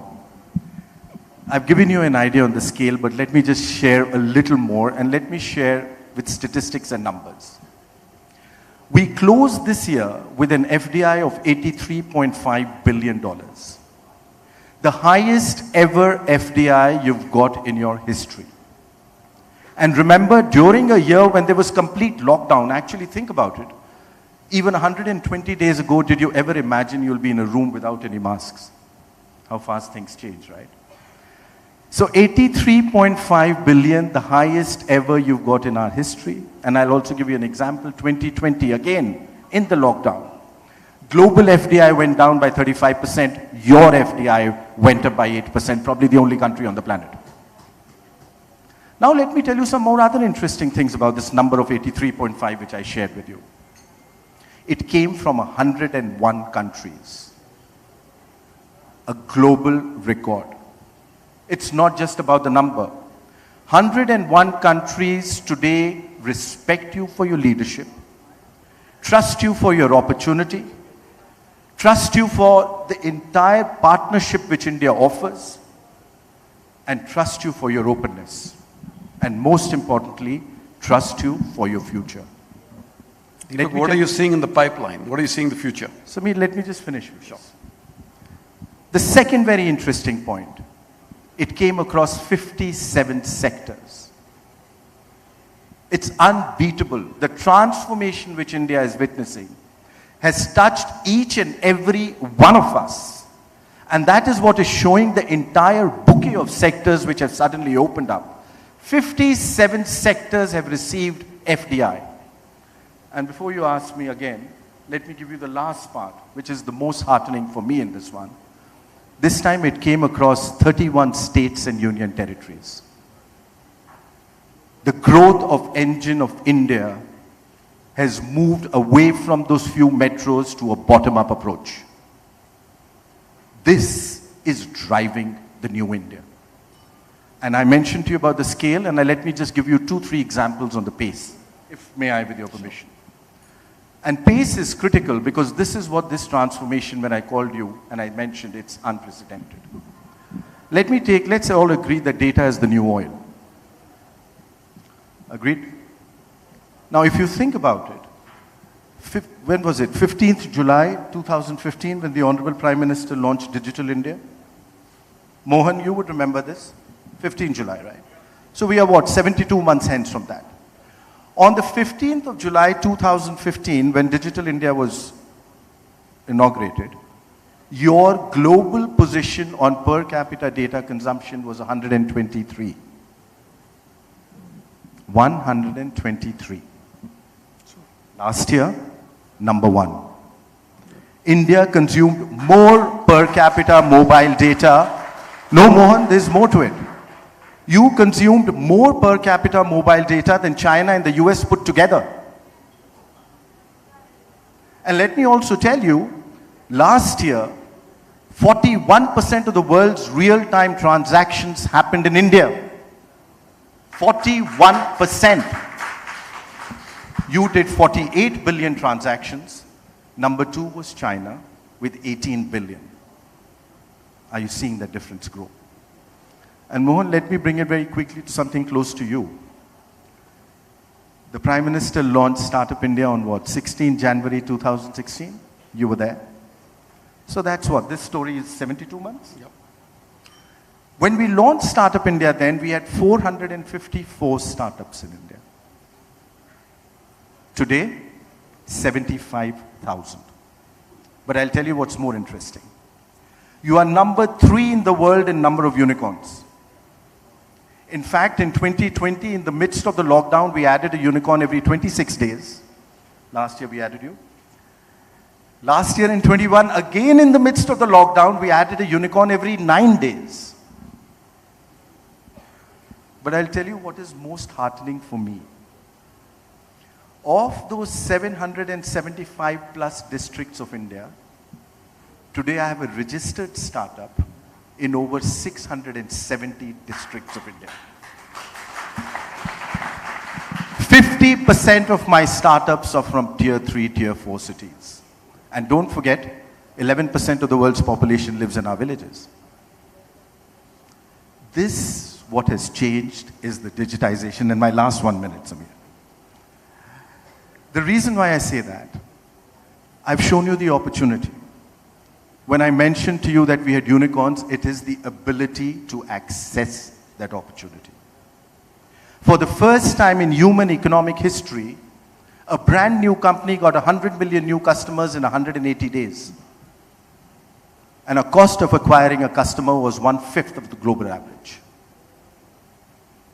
Never before has it ever happened. So let me now let you know, in the next 9,000 days, we will be 100 years old. And when we are 100 years old, 20% of the world's work class will be with you. 21% of the world's middle class will be here. Tell me any other parallel in the world which can match it. Thank you. None. So true. We've all said that and we believe that, and we really witnessed a digital revolution as we said it. Alok, what have you seen? I would say the insurance sector itself, would have really taken off with the advent of digitalization. No, definitely. So good evening, everyone. See, if we talk of insurance per se, obviously insurance is all about data. But just building on what Deepak ji mentioned, if you look at India as a story, India is always seen as a market. When we talk to investors, they always talk about TAM, to target addressable market. And India has always been, out there that yes, it's one of the largest market possible. What has now started to happen is it's starting to deliver on that promise. And once you have the market, it's entrepreneurs who have to bring solution to that market. Now, when we look at, historically, we have had millions and millions of SMEs, shopkeepers, kirana shops. So we always had that entrepreneurial spirit. It's just that the enabling environment, capital, technology, labor, all that stuff has started to come together now. And once you have all the ingredients in place, you automatically have a lot more companies which will start to come out. And the best part is, because these companies start to come out, they start to create jobs. Instead of looking for a job, now you have people who are creating jobs. And that's the one biggest change, if you look at next 30, 40, 50 years, that's going to drive the growth of this country. When we started 14, 15 years back, starting a new company was seen as a very risky venture generally. And today it's seen as something which most of people aspire to do right out of college. So the whole mindset has transformed in that period. So the way this whole data piece, the delivery piece, technology piece is going to impact every vertical. And in finance services specifically, because of the nature of the product where you don't have any physical good, is obviously going to be the biggest beneficiary. We have all seen what UPI has done for the payment systems. The way RuPay has become such mainstream. Now buying insurance, getting a credit card, getting a loan online is something which seems very natural to everyone. And again, this is not just restricted to the metros. It's gone down so much into the tier 2, tier 3. Today we have got more than 60% of the volume that comes to us from those cities outside of top 10 metros. If you look at our presence, we are opening offices all over India. Why? Because the customer is not happy to just talk to someone who is sitting out of, say, Gurgaon or Mumbai. They want a person who is sitting in their city to feel comfortable. And, today we have got presence in some 90 cities plus, and it's going to become some 200 cities plus very soon. So, the way the whole technology piece, and with 5G, I hope this will just accelerate, where the customers can get access to a lot of services in a much easier way. So, I'm very, very optimistic about what future holds for us. The only one thing which typically we should not fall in the trap of is looking at a monthly or a quarterly parameters. Because directionally, we are headed into a future which we deserve and we were always hoping for. Deepak, one question for you. With the recession, imminent recession the world over, as they're talking about, and you've seen some AI outflows, in the FIA outflows, are you seeing on the inflation level there, are you seeing the same amount of interest with the firms who wanted to come into India, which you saw in the last 12 months? So Samir, before I answer that, I think India is at one of its most important inflection points in its history of 5,000 years. And I'll tell you why I say that. For the first time in our history, every individual has turned into a human resource who can participate in the growth of the country and partake from the benefits of the growth of the country. For the first time in our history. You're seeing the stories which you're seeing, bottom up and all that kind of stuff which is happening. And that is because of digitization to a large extent. To answer your question, I had few statistics. The team came up with this yesterday. They knew I was coming here. They knew he was going to question me, so I thought they might as well. There's some statistics. What is our GDP? It's the aggregate GDP of all our states and union territories, right? So let's go down to where the growth is happening, where it all comes from. Statistics are for 2015 to 20, that 5 year. And we're being a little okay because we didn't want to get into the pandemic here. If I look at the average growth of each of these states, I picked up the average. 27 states grew at 10% plus. 7 states grew at 8 to 10%. 2 states were just a little below 8%. And if I continue growing at this average growth rate, when you are 100 on 15th August 2047, you will be 52.9 trillion. This is the average. Okay? Now let me pick up what is the lowest which each of the states. So what we did is during these 5 years, pick up the lowest growth which they had in any year. If I take the lowest, you will be 30 trillion in 2047. That's the lowest. That is work as usual. Guys, when you're not going to be doing anything more. But now let me give you where your potential is. If I pick up the highest which each of these states has achieved during that period of time, I have 35 of them which have grown at 10% plus. I have 7 of them which have grown at more than 15%. I have 3 of them which have grown than more than 20%. And these are big states which I'm talking about. And if I add this and if I go by that highest point, the potential number, and this is pure math, works to $108 trillion.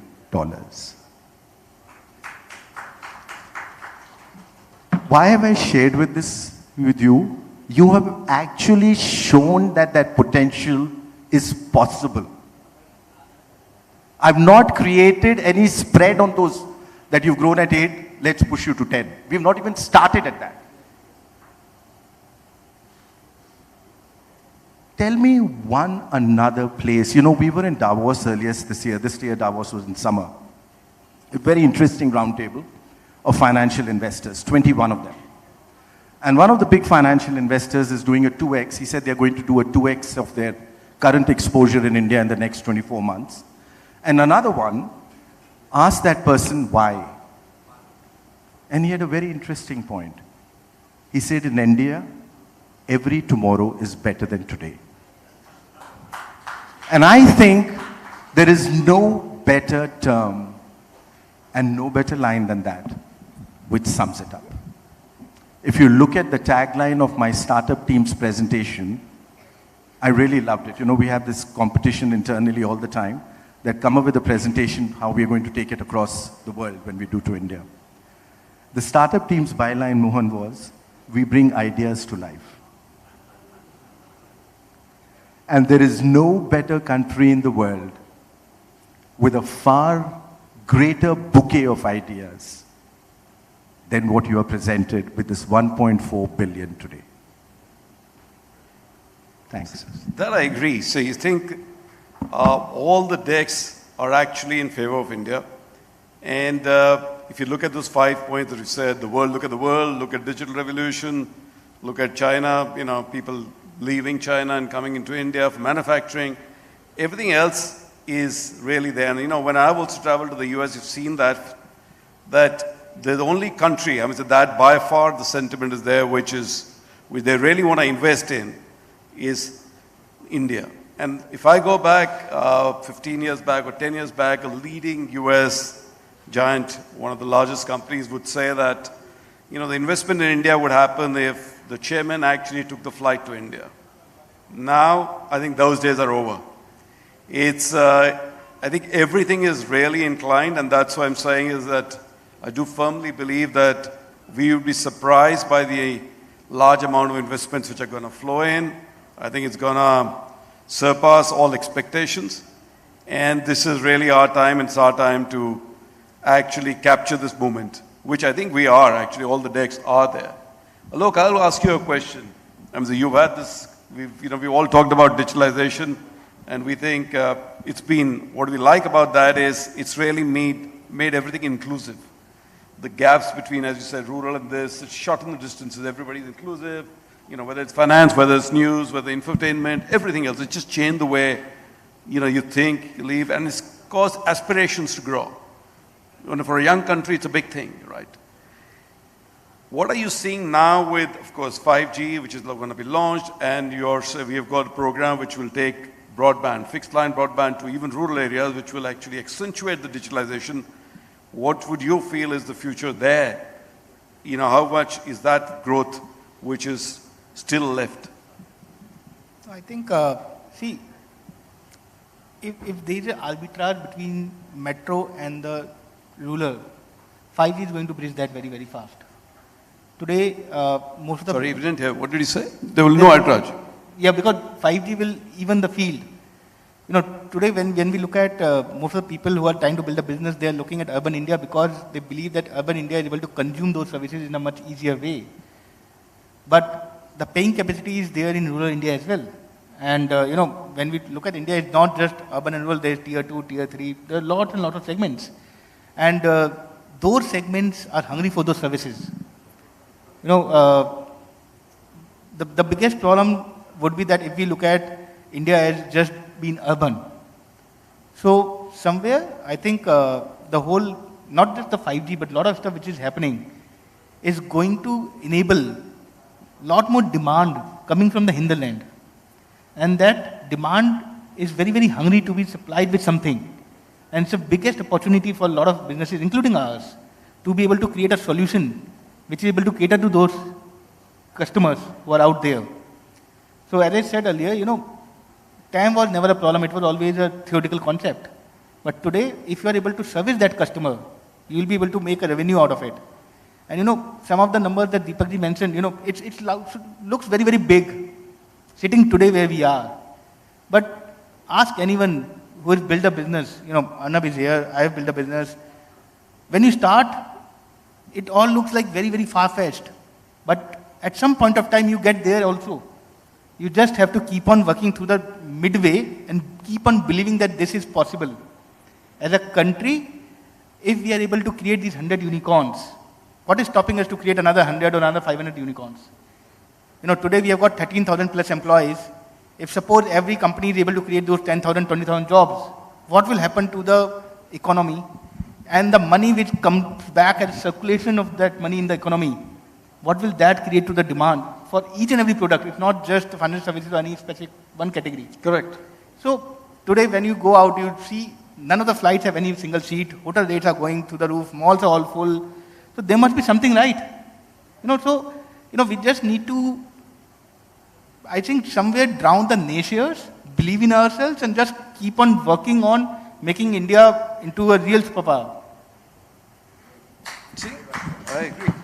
See, the effect of digitalization again is that it brings in transparency in the economy, right? You cannot say everything is above board, which would also mean higher GSTs, higher collections, higher everything, which is self this thing. So I think, but tell me one thing on a thing when you talked about, we know the startup thing.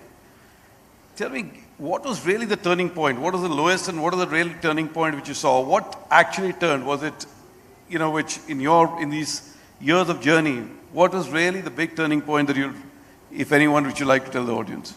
So one, it's very interesting you asked me that. Mohan, you remember when we were launching this startup thing in Goa? And there was a discussion, what should be the target of number of unicorns by 2025? And there was a thought, let's do about 150, let's be real about it.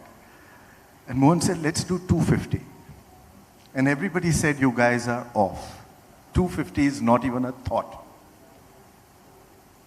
Tell me anyone here who will say it's not even a thought now. 2025, we will far exceed the 250. I'll tell you what happened. The other interesting thing, when we were launching Startup India, the first thing was a society's ability to celebrate failure. We did not have that. No. That's true. That's been missing. I mean, if you had a guy who was in a startup, he'd never get a mother-in-law who will agree for their daughter to get married. Look, I'm serious. That's how it was. It's changed completely. You look at the top schools today, when you go there and you want to go to the top 100 of them would be joining a startup and doing it.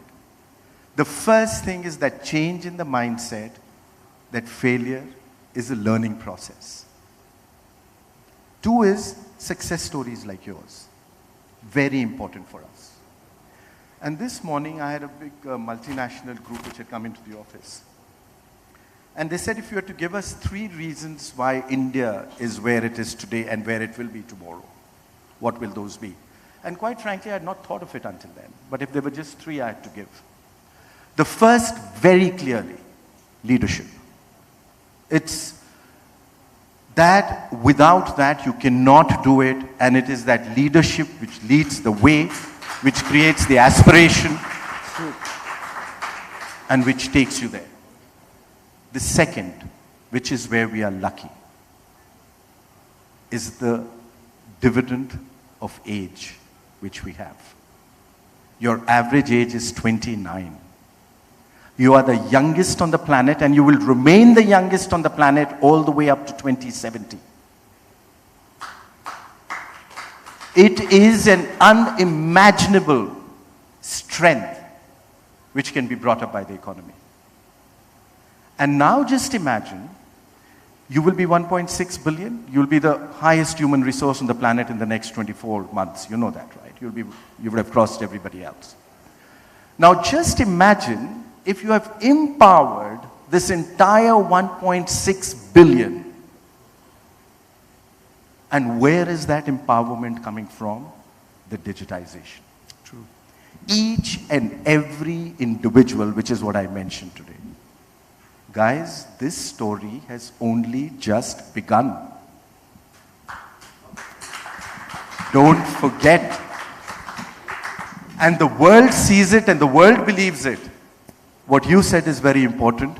Now you need to believe it and you need to deliver it. True.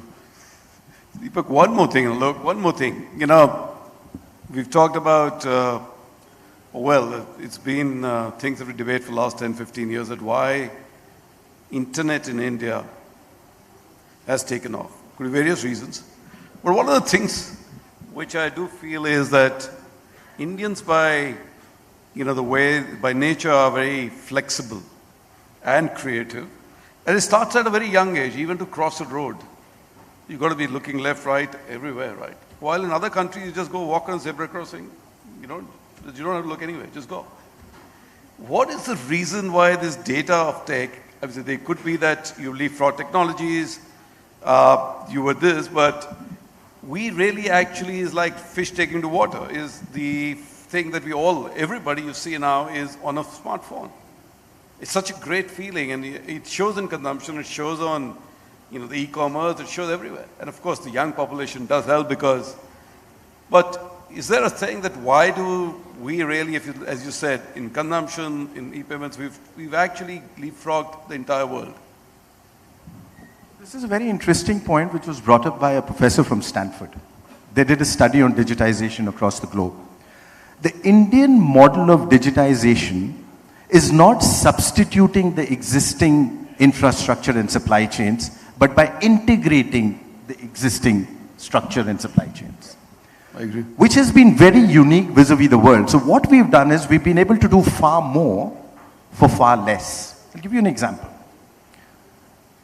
Before digitization came, the distance between a customer and a seller was about 1,000 kilometers. Sorry, was about 5 kilometers. You had to go to a shop to buy it, at best 5 kilometers. After e-commerce, it's moved to 1,000 kilometers. How else can you harness the diversity of India? This is where the digitization point, and this is India's desire of each and every individual to do better, the strength of a leadership to make it into an aspirational society, not a crib society, which was always complaining and cribbing. Look at everyone today. I love the crib when it happens. Why aren't we getting more? You know, one thing we've just said, what we've just done. So we are digitizing the entire investor journey. You come onto my website. By the way, I must tell you, my website is rated higher than your website. That's just a point in place.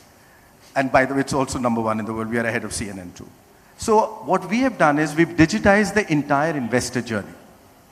You come onto the website, you get all information on India. We upside it every day. The second is you come onto my India investment grid. You have a set of projects, 10,800 of them currently, 195 countries have been visiting it. You can see the project as a global investor and get directly in touch with the proponent. You come to my industrial land bank. You will have plots which are ready. You click on that plot and you know where it is available. You know that big thing about getting land? Yeah. And we are soon going to bring it to a point. You click on it and you can apply for it. There's no human intervention so far. Then you come onto my national single window. Click, AI-based, it will ask you a few questions. You will have one application form, Arnab.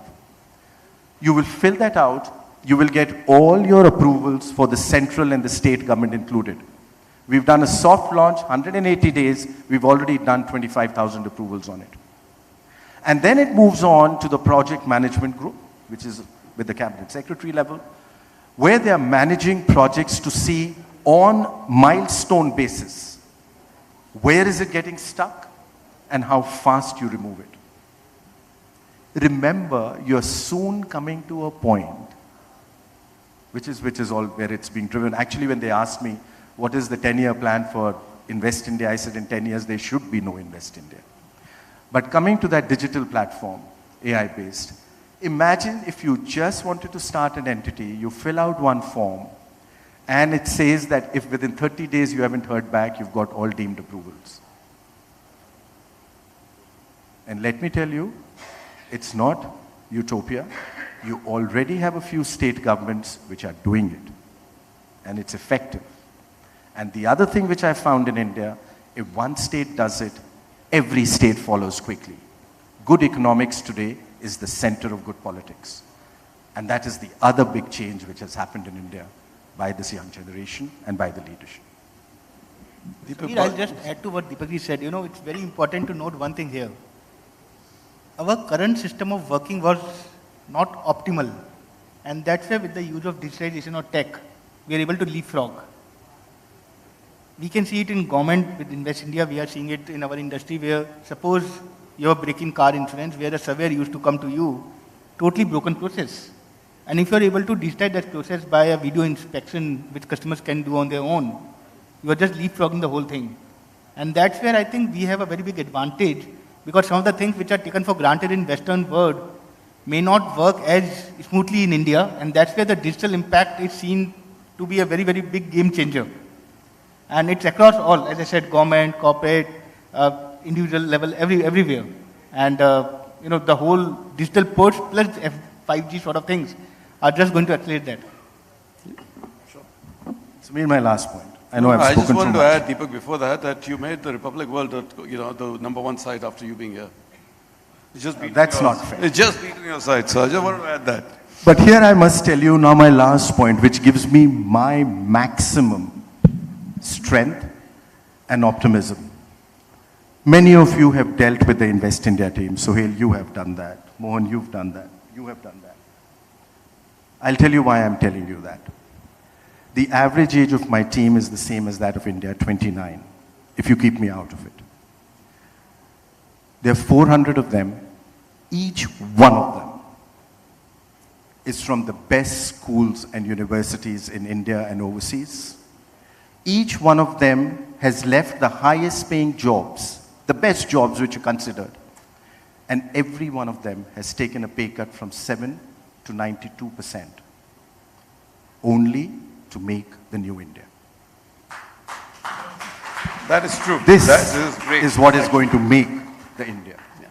Which is true. Really highly commendable. The best talent here. And I think that's one of the factors contributing to this.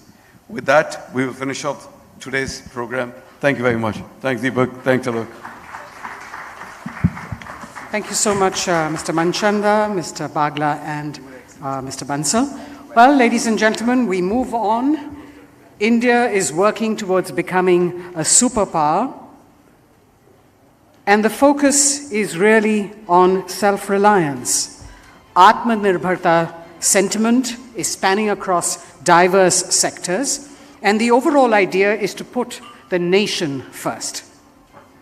Joining us now is Republic Media Network's consulting editor for strategic affairs, retired Major Gaurav Arya, who will give us a perspective on Mission Superpower, a self-reliant India, Atmanirbharta, and India's advancement in the defense sector.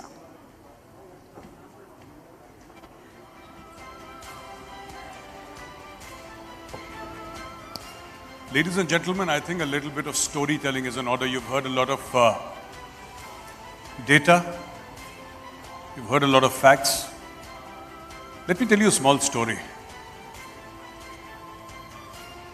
It was on 13th of December, 2001. If I'm not mistaken, when the Indian Parliament was attacked by terrorists. Lashkar-e-Taiba and Jaish-e-Mohammed together attacked the Indian Parliament, and India decided to respond militarily. And this military response came in the shape of Operation Parakram. More than 1 million men and women armed of the Army, Navy and Air Force went to the borders. There were combat air patrols flying, the Navy was on alert, the Army was at the border, and Operation Parakram had begun. Why am I telling you the story of Operation Parakram? Why is Operation Parakram important? Back to data and facts. In the Kargil War, 1999, we lost 527 of our soldiers and officers. 527.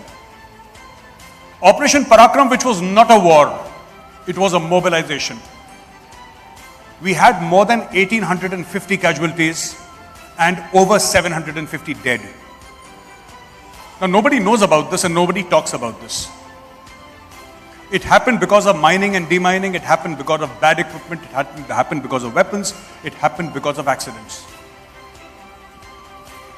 And we took great pride in saying to the world that we are the world's largest importer of weapons. We are number one. But there is a history to this all, you know, that there is a history.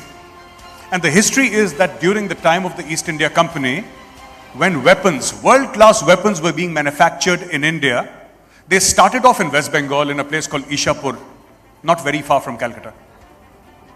And what happened was that during the First World War and Second World War, a lot of these weapons were made in India and supplied to the Allied forces across the world. When the British went back, 15th August 1947, slowly but surely, the weapons industry started collapsing in India. And over a period of time, we started importing more and more. There were various reasons. A, lack of research and development in India, lack of internal resources, lack of technology, and above all, that specter of corruption. Because when you imported, there was always a cut. Somebody said 10%, somebody said 15%, I don't know. But it has always happened in India. This has led, actually, to the death of soldiers. I don't know if there is an Indian Air Force officer present here. Sir, if I'm not mistaken, about 1,000 pilots have died after independence, sir.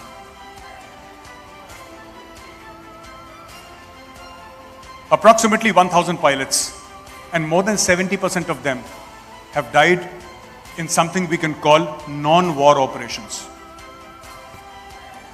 Why is this related to Atmanirbhar Bharat? You know, we can import all the Rafales in the world. India has the money. Tomorrow we can get 100 Rafales. But the problem is that if you want to become a superpower, you have to have your own manufacturing base. You cannot depend on the world to give you technology. You have to have your own aircraft. You have to manufacture your own aircraft.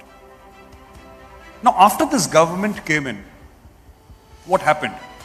Was Tejas a brainchild of the Modi government? No. Was the Arjun a brainchild of the Modi government? No. Was Vikrant a brainchild of the Modi government? No. What this government did different was it put steroids in the system.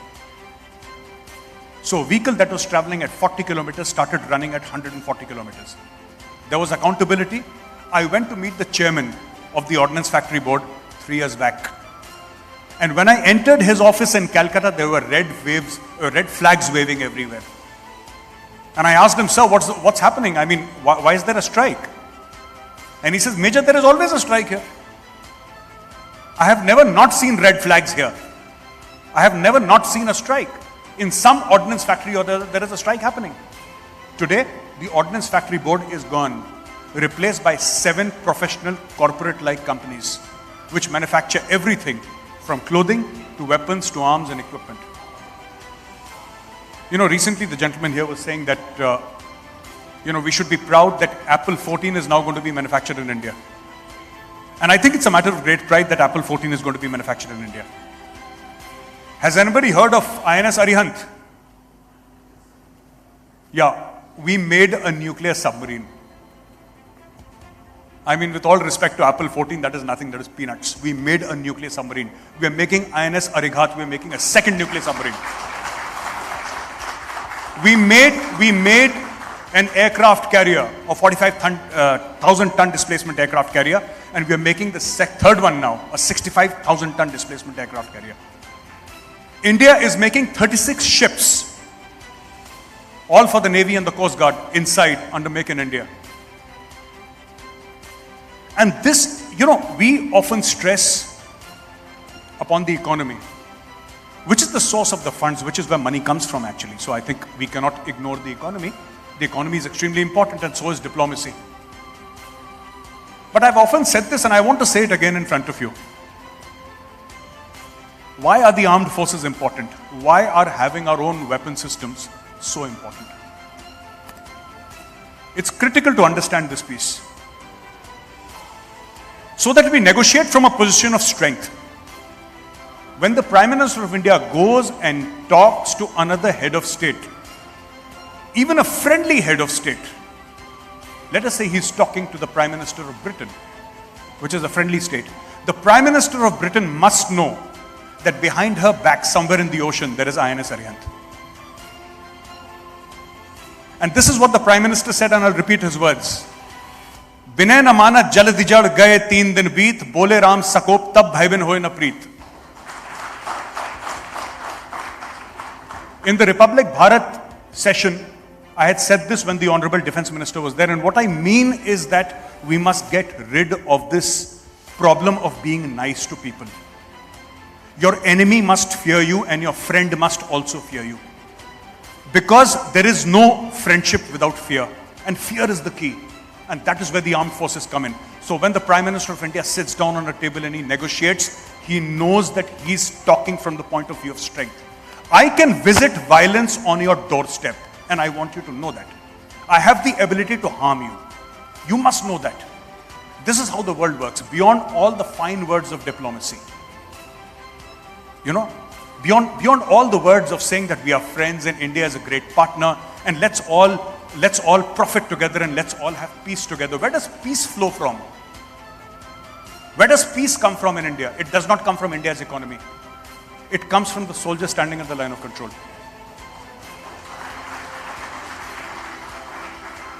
Some of the things I say, people might say that they are a little controversial. But you will be at peace as long as your enemies fear you and your friends fear you. For very long in India, we did not have our own systems in place. We were giving potatoes and wheat to the Russians, and they would give us rifles in return because we did not have the dollars to give to the Russians. Later on, they said, okay, we'll accept rupee payments. We did not have money. Today, we have money.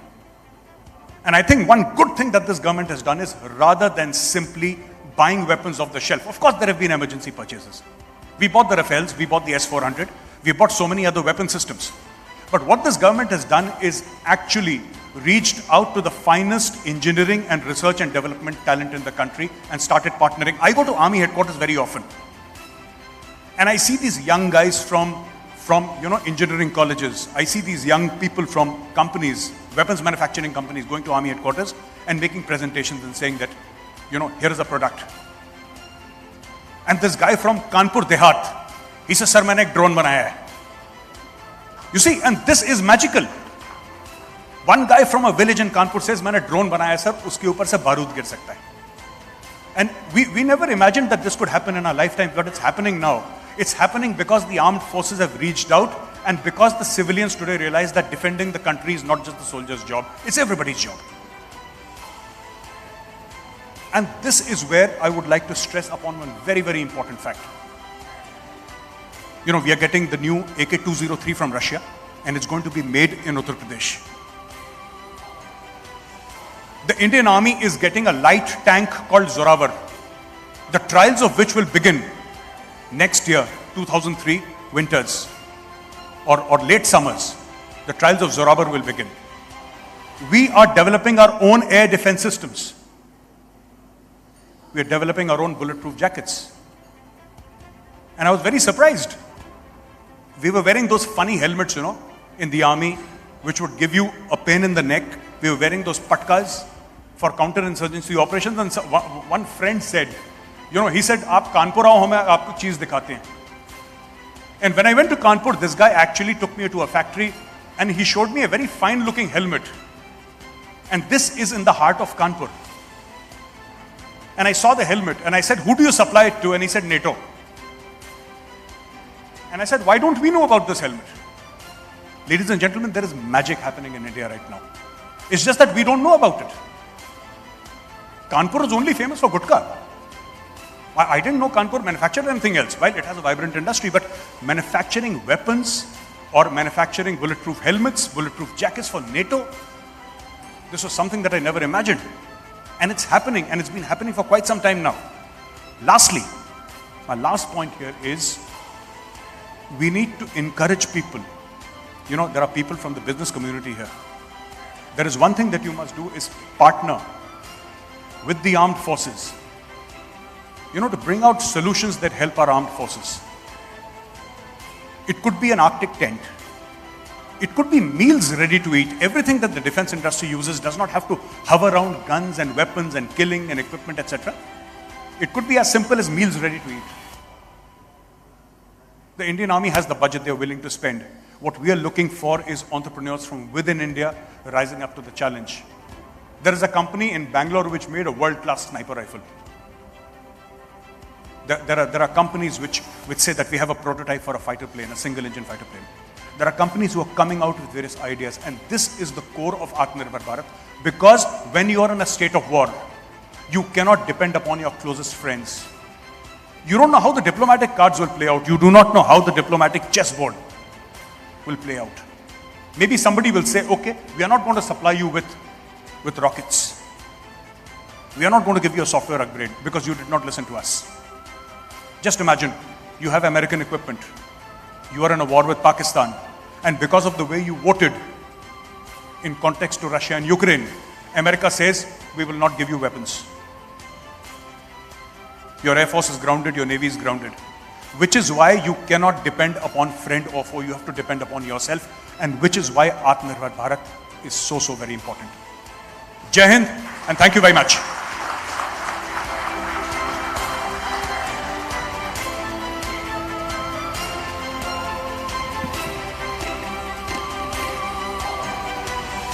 Thank you so much, Major Gauravarya. Ladies and gentlemen, we take a short break now for tea and refreshments, and we'll be back in about 10 minutes. Thank you.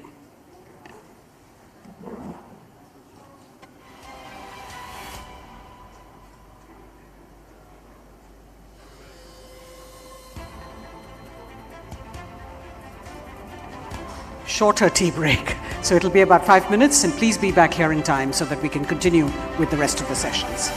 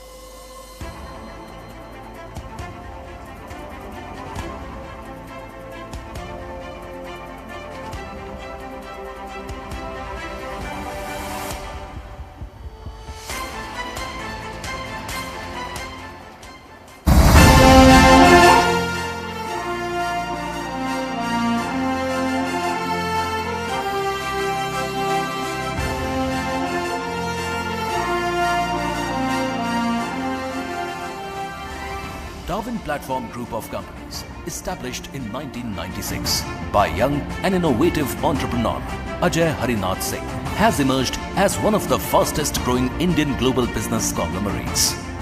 The group has made rapid progress in several high growth sectors such as finance, banking, healthcare and pharma, avionics, reality, energy and refineries, mass media, IT, infrastructure, logistics, automotive, and recently forayed into retail and defense sectors. A debt-free Darwin Platform Group has a worth of USD 6.4 billion and it has 25 associate companies.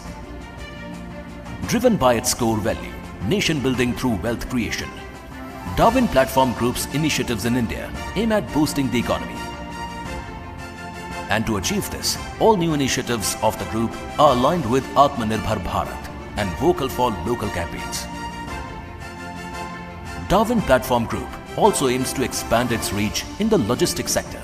And to achieve this goal, Darwin Platform Logistics Limited and Darwin Platform Shipping Limited have jointly acquired land at Jawaharlal Nehru Port Trust, JNPT, Special Economic Zone, SEZ. In July 2021, the Darwin Platform Group formally entered into the high-growth retail sector and opened 2 mega stores in Mumbai. Darwin Platform Retail, DP Retail, now plans to open 200 self-owned mega stores across the country in the next 6 months. The group has ambitious plans for the defense sector, and it has been developing the prototypes of indigenously designed and developed military equipment based on molecular nanotechnology, MNT. Darwin Platform Group has partnered with the robotics lab at Watson University, Hyderabad for designing and developing these prototypes. From the Uttar Pradesh Defence Corridor, the DPGC plans to take its MNT and other defence production to the next level. The group now embarks on a new journey by entering into the next generation battery-powered two-wheelers electric vehicles (EVs) sector. Darwin EVAT, a green venture of Darwin Platform Group of Companies, today announced the launch of 3 exquisite models of electric two-wheelers: Darwin D5, D7 and D40.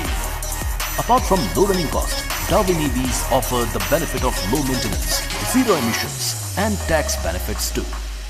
Darwin electric vehicles come with Japanese tech standards and have the highest mileage efficiency at an affordable price. With the Charge and Go Maxim, these two-wheeler EVs Darwin D5, D7 and D14 provide give the young generation a new experience with several exciting features, including muscular design, mileage efficiency, keyless entry, regenerative braking, speed control gear, battery swapping, large LED display, high quality suspension, USB mobile charger port, hazard switch among others.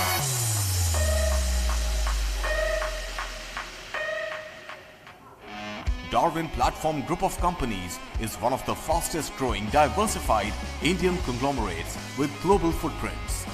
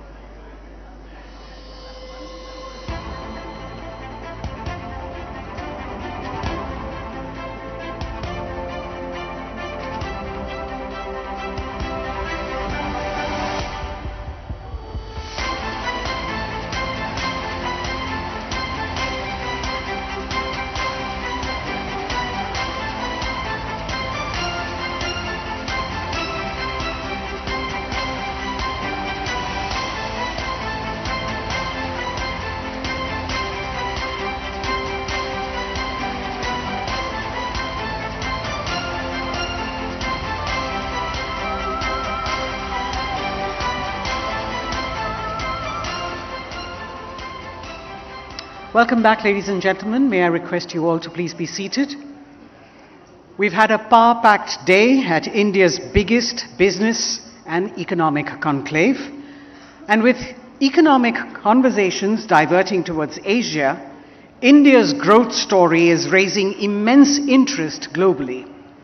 A leading member of the United Nations, founding member of BRICS, oft invited to G7, and now assuming presidency of the G20 in 2022, the world is certainly keenly interested to know what shape this story will take. And we are confident that we are just getting started. Let's take a look at our audiovisual. India is scripting a historical way forward to become a $5 trillion economy in the next 4 years. Initiatives like Make in India, Digital India, Startup India have already delivered rich dividends. India is leading the way by retaining the top spot as an emerging market. It has solidified its position as the 5th largest economy. Bullish on the India story. The world is looking at India with positivity. The 21st century is ours for the taking. Today, at the India Economic Summit 2022, we have Suhail Seth in conversation with Amitabh Kant to discuss what is shaping the India story. Ladies and gentlemen, in our next segment, Mission Superpower, Shaping the India Story, we have Mr. Amitabh Kant, former CEO Niti Aayog, and the newly appointed G20 Sherpa, who is also the author of Branding India, an Incredible Story. We all recognize Mr. Kant as the key driver behind the extraordinary Make in India, Startup India, Incredible India, and God's Own Country initiatives that positioned India and the state of Kerala as leading manufacturing and tourism destinations. To talk to Mr. Kant on a host of such exciting matters, we have Mr. Suhail Seth, the founder and managing partner at Counselage India. I'd like to now invite both Mr. Kant and Mr. Seth to please take the stage and enthrall us.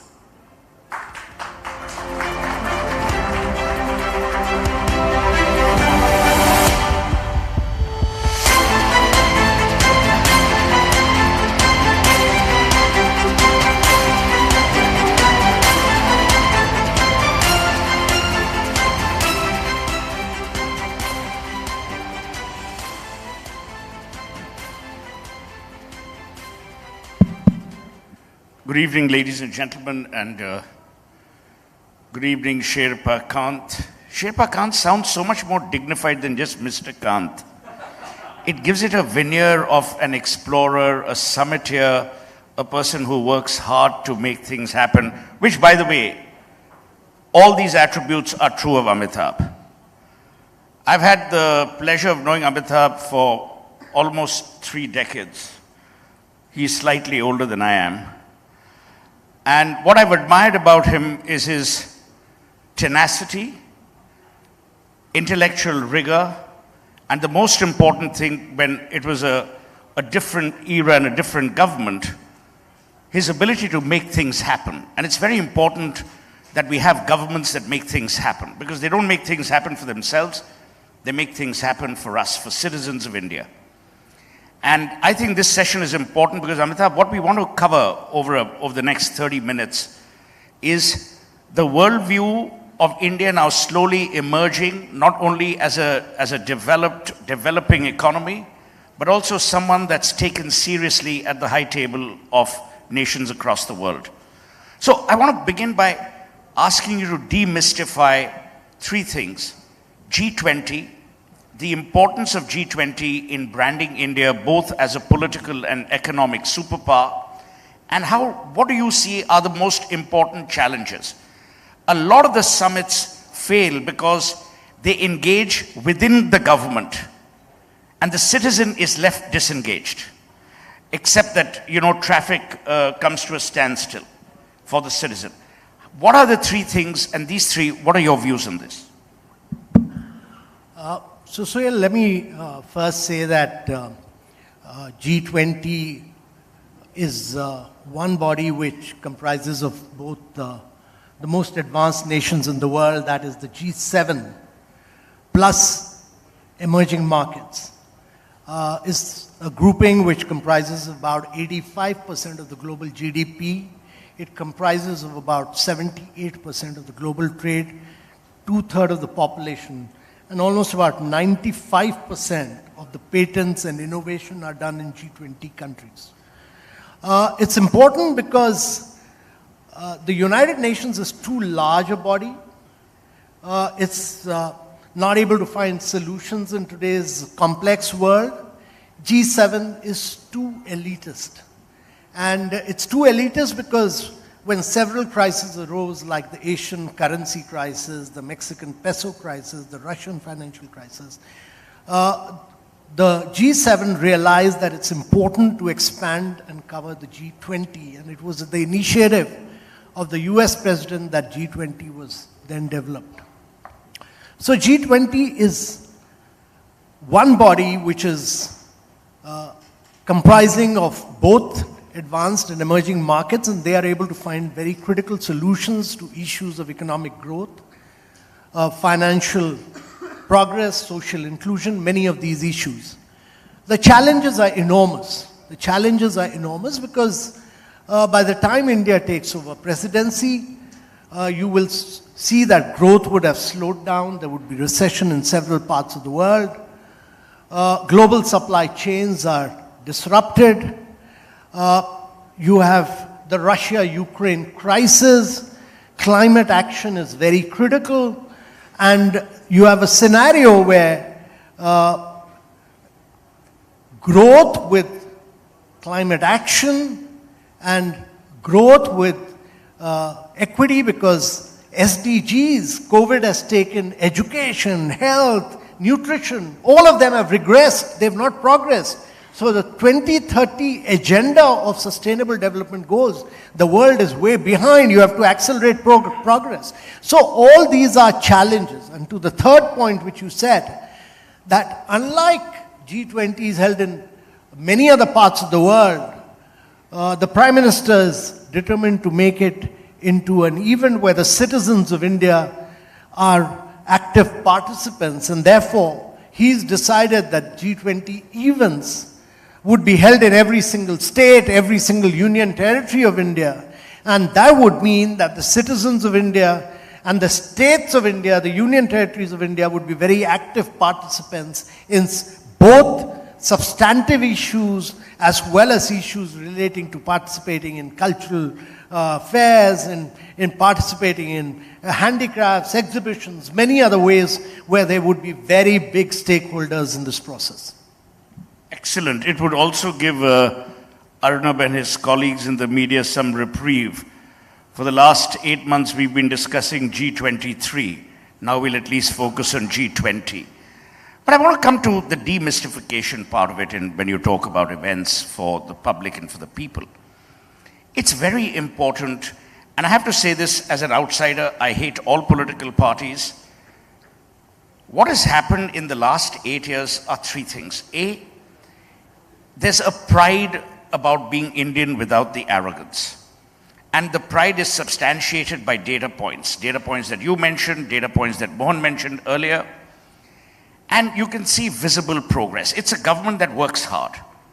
The second, which is a reality, is that the government has great individual communicators, but somehow the overarching communication of the government is poor, it's weak. The international outreach is weak. There's criticism, misplaced, not misplaced, but I think that needs some work.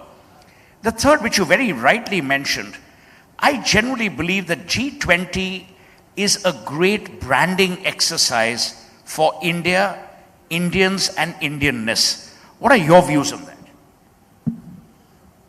So Sohail, you know, this is a unique opportunity. Firstly, it's a unique opportunity for every single visitor who comes to India to go back spiritually invigorated, mentally rejuvenated, and physically elevated as an Indian. You know, he must go back being an Indian. That's important. The second important point is that it's also important to build the India narrative. A lot has been done in the last 7-8 years. And it's important to point out to the world that we've created digital public goods of the kind, building up individual identity, fast payments, consent-based empowerment on digital data, CoWIN, FASTags, the kind of digital public goods we've built up. We've demonstrated to the world that the digital public infrastructure, all the innovations have come from an emerging market and not from an advanced market, as distinct from the big tech innovation model of US and the GDPR market of the Europe, where privacy was there but innovation was killed. But India has combined innovation with privacy, and therefore huge amount of, we are far more digitally advanced. We do 7x of digital payment of what United States, Europe and Canada do together. We do 3x of what China does in digital payments. It's also important to point out that we've done some remarkable work on infrastructure. We provided piped water connection to 81 million houses. 81 million houses under the Jal Jeevan Mission, which is like providing water connection to every single citizen of Brazil. We provided 30 million houses under the Awas Yojana, which is like providing house to the entire population of Australia. Entire population of Australia. And we've done 50,000 kilometers of roads, which is like building roads all through the European Union. Now, these are very major achievements in the last 7 to 8 years of this government, which need to be highlighted and pointed out to the world that there has been a radical transformation in terms of housing, in terms of electricity, in terms of providing LED bulbs, in terms of a huge transformation that has taken place. So I'm a great believer that the story of India has just begun.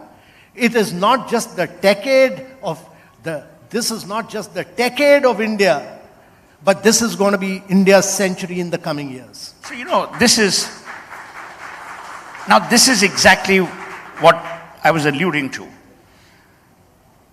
People buy benefits. Brands are all about benefits. You don't buy Colgate, you buy the whitest teeth. You don't buy Surf, you buy the whitest wash. What you're saying has a duality in terms of the narrative. All the things that you talked about have actually transformed India and are transformational for the world to see about India. My personal view is that this is the narrative that now needs to be played out. We need to somehow wrap this in quasi-emotional speak. Like, for instance, what you just said about Brazil, providing drinking water to every citizen of Brazil. The giganticism of the task that this government has undertaken and achieved is not known. Because our media, other than Republic, of course, is so busy worrying about, contentious issues on a daily basis. I don't blame them. But some of these stories have not found their way either in the Indian narrative within India or in the narrative about India in the West. How do you believe this is going to change? Because I know you've done remarkable work with Incredible India, where you got partners. I remember many, many years ago doing this phrase where Amitabh was also there. I wrote something called India Everywhere for Davos. If you remember, at that time we took buses, we took hoardings, we took everything to let the world know. Now today you're going to have 20 of the world's leading, most powerful leaders coming into India. What's that narrative going to play out before and after that? So Sohail, 2 points on that. One is that you will have all the top leaders, the finance ministers, the external affairs ministers, the central bank governors, the Sherpas, everyone in India. It's very important to put out data points. Talking in generalities doesn't help. Quite often we talk in generalities. We should actually put out with clear facts and figures the transformation that has taken place. Secondly, we must get, like I ran a program called the Aspirational Districts of India, which covered the most backward, 115 of the most backward districts of India. In 3.5 years' time, we transformed them simply because of data points. We got real-time data, we put the ranking in public domain, the districts competed, and all the aspirational districts, simply because of data and real-time data and competition, transformed themselves. Because we were naming and shaming them on outcome basis. This government has moved away from physical and financial achievement, and I've been 42 years in government, so I've worked with different governments. The earlier governments used to work on physical and financial achievement. This government has moved to outcomes and outputs.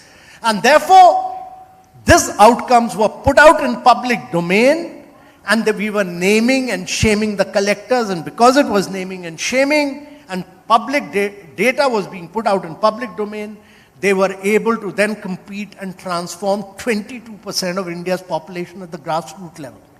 There are many such transformational stories. For instance, we do the Ayushman Bharat scheme.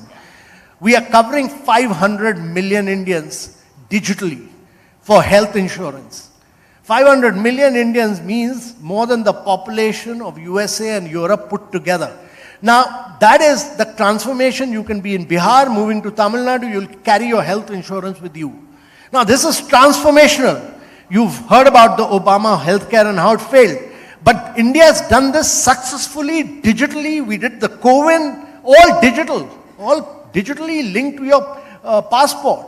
And therefore, these are the stories of transformation which must be put out in public domain with data points. And there are many, many, for instance, the aspirational districts, the UNDP said it's a model which needs to be replicated in all over Latin America and all over Africa to transform these countries.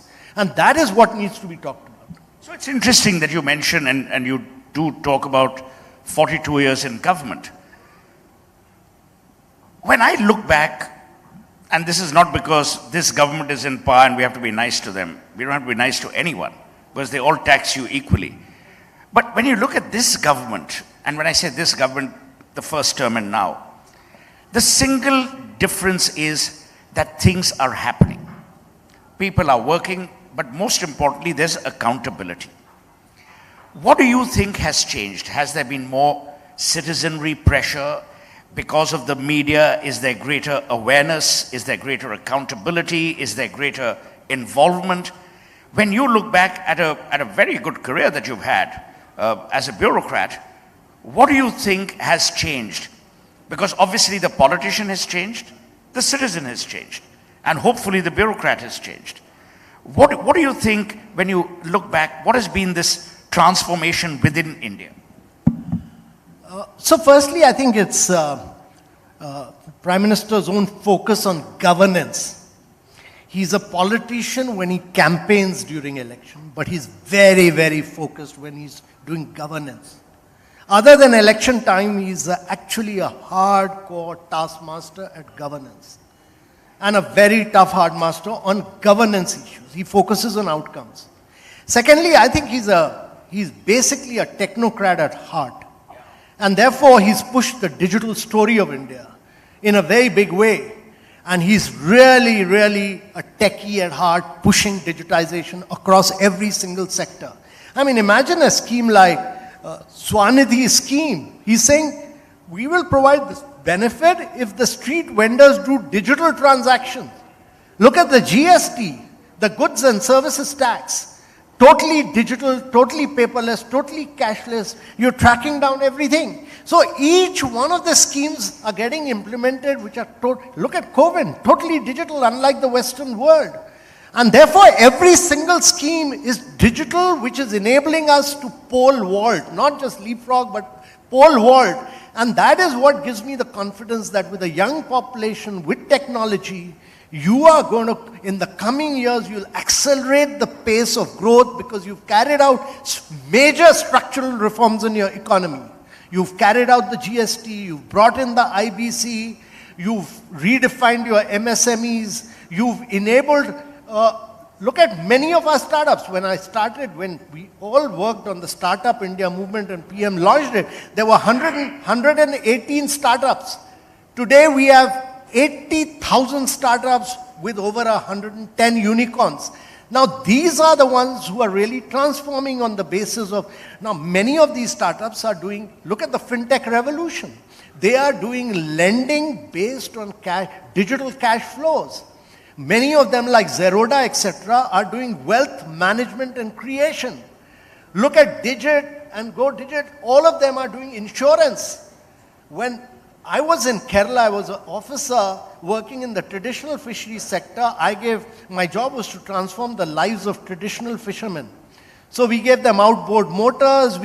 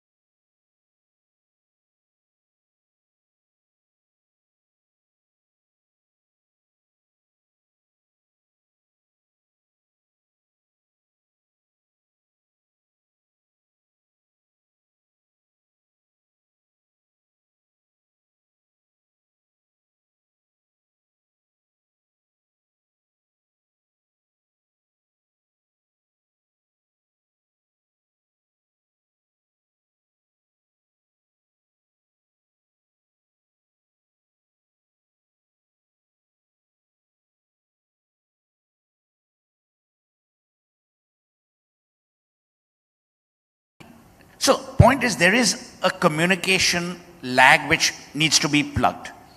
I want to now come to level 2. A lot of economists, both in-house and people who practice economics with taxi drivers, keep talking about joblessness and jobless growth, and keep talking about the fact that, oh, there's a high level of unemployment. Earlier, a speaker mentioned that we would be the world's largest population in another 2-3 years. Where do you see the challenges of unemployment, growth, aspiration, and how do you see that whole axis playing out? So Suhail, I'm a great believer in accelerating the process of growth. When Prime Minister talks about becoming a developed nation by 2047, he's basically saying that you have to transform India in 1 generation. In 1 generation. Now, some countries in Asia have done this earlier. But that would mean that India needs to grow rapidly to be able to grow with jobs. You create jobs not by distributing poverty. You create jobs by distributing growth. And therefore, we need to understand that if you grow at 6%, your $3 trillion economy would be a $14 trillion economy. If you grow at 8%, it will be a $22 trillion economy. But if you grow at 10%, you will be a $34 trillion economy. And you would have taken your per capita income from $2,100 to close to $25,000, bringing prosperity to every citizen of India. You will make him more advanced than anybody else. And that is the prosperity we need. And that means that India needs to fire on all cylinders. Not just services growth, it needs to fire on manufacturing, it needs to fire on agriculture, it needs to fire on urbanization, sustainable urbanization. And the challenge for India is that not only that we need to go digital, which we've done very successfully, we also need to be the first country in the world to industrialize without carbonizing. And this, to my mind, is a huge, it's not a challenge, it's a huge opportunity. It's a huge opportunity to technologically leapfrog. So let me ask you, and you can please be honest on this one. Who and what are the lag points? What are the things that are drawing us back from achieving this? Politics apart, and, political compulsions apart, what do you think are the 3-4 things that are actually holding us back from achieving this? And be as brutally honest as you want to be.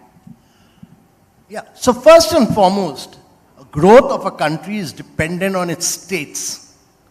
And therefore, it's very important that states must become the key drivers of growth. States need to accelerate the pace of growth, much like what Gujarat did. For 10 years in a row, it grew at about 11% plus. You need 10 Indian states to be growing at 10% plus. That's critical to my mind. That's critical, 10 Indian states. Secondly, you need, in the central and the eastern part of India, you need states to talk a different language, move away from agriculture. It's important because in India, 18% of your agriculture with 43% of your population in agriculture, low productivity jobs. These, without smart urbanization, it'll be impossible to grow rapidly. And I'm saying this because look at Uttar Pradesh. Gautam Budh Nagar, which is Noida and Greater Noida, is GDP of one district is 10x of what the second district Kanpur does. 10x of Kanpur. The GDP of Mumbai alone, one city, is more than the GDP of Uttar Pradesh. And therefore, smart urbanization backed by good manufacturing is the response to this. Without this, you need all these states, Uttar Pradesh, Chhattisgarh, Jharkhand, Bihar, all of them to drive the growth momentum. And that will create the jobs for you. But you see, the counter argument of this is always that the states, the places you mentioned, including Noida, have had a historical legacy. Mumbai has always been the commercial capital. The trick is to make semi-urban centers smart cities or urban-centric or urban-focused, as you mentioned. We are not focusing as much on the really small cities. I've worked across sectors. The Coimbatores of the world, the Ludhianas, have always generated a huge amount of revenue. But we need to spread that goodness. The antecedents, for those of you who are from Bengal, the antecedents of the Naxalite movement began because there was migration from rural to urban because of a paucity of jobs. So, one point is obviously states. But Amitabh, states will always have political compulsions. Some people, and it's really tragic, I don't want to mention names, some states, at the cost of their own citizens, are opposing goodness for just petty partisan political reasons.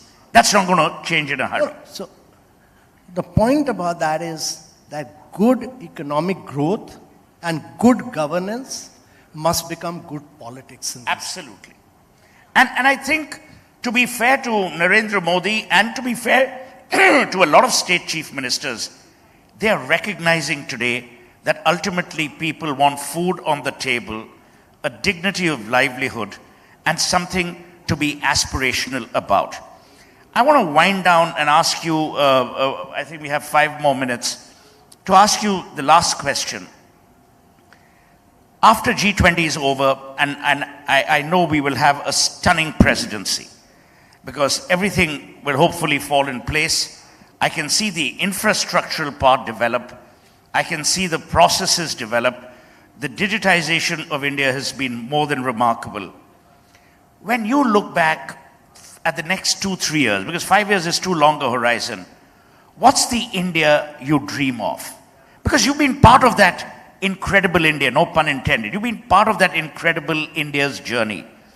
So when you actually demit office at the end of your presidency and move into yet another government appointment, which I'm sure will come your way because you've been good at it, where do you see India in the next 2-3 years? So, Suhail, first of all, it's important for every Indian to look at a much longer perspective rather than just 2 to 3 years. And it's important, I would say 3 decades. Prime Minister has defined it as 2047. India needs to do a 9 to 10% rate of growth year after year, year after year, year after year. This would require, much like what Prime Minister has aimed at a huge amount of structural reforms on a constant basis. It would require massive productivity enhancement. It would require a huge focus on massive use of going digital and going green. And it would require a huge focus on getting into sunrise areas of growth. It's important to understand this because India has been focusing on textiles, food processing, which are important from a job perspective. But we must understand that the sale of mobiles is more than the sale of automobiles today. So you have to get into renewable, you have to get into battery storage, you have to get into electric mobility, you have to make the quantum leap forward in all these artificial intelligence and machine learning. And these are the areas which will spur your growth rate to high levels and create completely new jobs, because I think we must understand one thing, that India will be accounting for 25 to 30% of the skilled manpower of the world by 2047. And therefore, we require new skills and completely new skills which will take on the rest of the world. This is our opportunity to capture the world and penetrate the world. I would just add one thing to that. Before you commence on Atma Nirbharta, there has to be Atma Vishwas. And today what we are seeing is a greater quotient of Atma Vishwas. The average Indian is more confident, he's more capable. Hopefully, the impoverishment of opportunities will diminish. I generally believe every country has poverty. Where we have suffered is we've denied equal opportunity to a large mass of people, which, as you rightly said, is disappearing. You know, when I look at India from a business perspective, from a perspective of dealing with so many businesses both here and overseas, I just don't see a great country. I see a great people.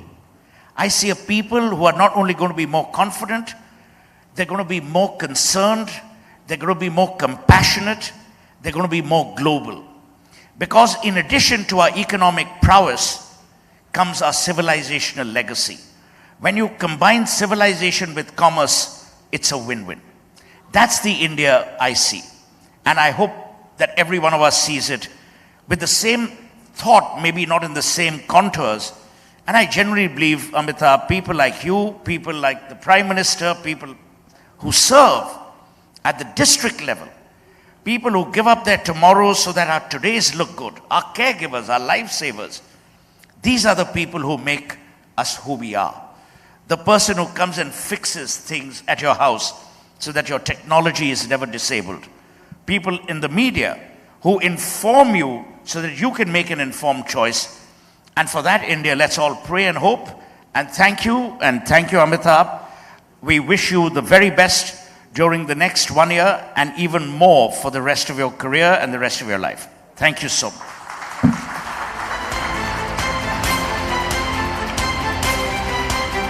Thank you so much, Mr. Kant and Suhail, for that fabulous conversation. Moving on, ladies and gentlemen,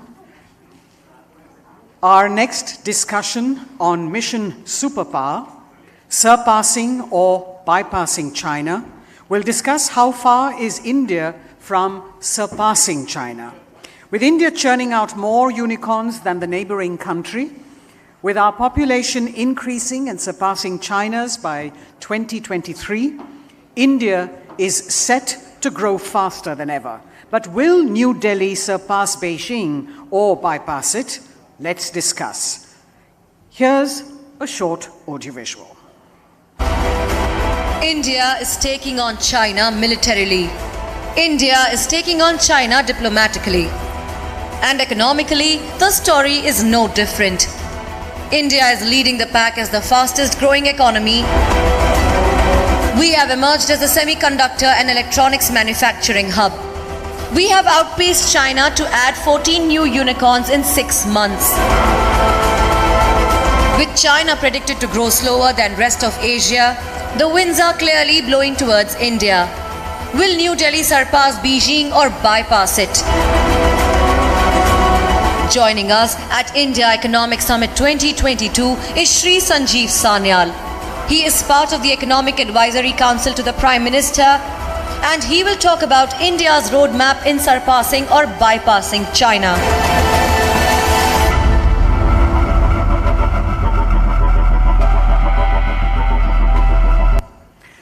We've got from Republic Media Network, Abhishek Kapoor, Senior Executive Editor, and Rhythm Bharadwaj, Executive Editor, Law and Governance, who will moderate this session. And as was mentioned, Mr. Sanyal is our guest today, the member of the Honorable Prime Minister's Economic Advisory Committee, who was previously the Principal Economic Advisor to the Finance Ministry. He has been working with financial markets since 1990s and has steered the drafting of the 2021-22 economic survey, which projected India's economy to grow by 9.2% in the financial year 22 and between 8% and 8.5% in the financial year 23. It's over to you, Rhythm and Abhishek. Rhythm, you'll start? Please go ahead, Abhishek. All right, so you heard formal introduction of Sanjeev Sanyal, you know. He's a man of many hats, economist, author, writer, thinker, and, curious topics like history of geography, you know. Ek nahi sambalta tha humse. He wonders, wonder how he manages history of geography. And also, to paraphrase that old adage that what Bengal thinks today, India thinks tomorrow, what Prime Minister says today, Sanjeev Sanyal and his team at the PMEAC, of course led by Vivek Debroy, they think yesterday. So a lot of thinking goes into what the Prime Minister really says. If I could begin by asking, I'll come to the China topic in a bit. Sanjeev, just a curiosity, when we have so many good economists, why the economy is in such a mess globally? When we have such good economists, why the economy is in a mess globally? Well, you don't want to get me started. Let me say that much of our... And the Nobel this time has gone for crisis management. Let me say that much of our current economic resilience and growth has happened mostly by ignoring the advice of global economists, particularly those based in the east coast of the United States. All right, Rhythm. Mr. Sanyal, in fact, before I came here, I did read up some books, and history would have been a great topic to have this conversation on. But we're going to keep it to China. I wanted to ask you, in an interview you had said, to catch up with China, we need to open up our economy. For that, we need an investment-driven economy. An example of United Kingdom was given. How soon do you think we'll have the kind of infrastructure in Uttar Pradesh or Bihar or Northeast to ensure that we have an investment-driven economy? I think to some extent we do have an investment-driven economy. So let me take a somewhat larger picture.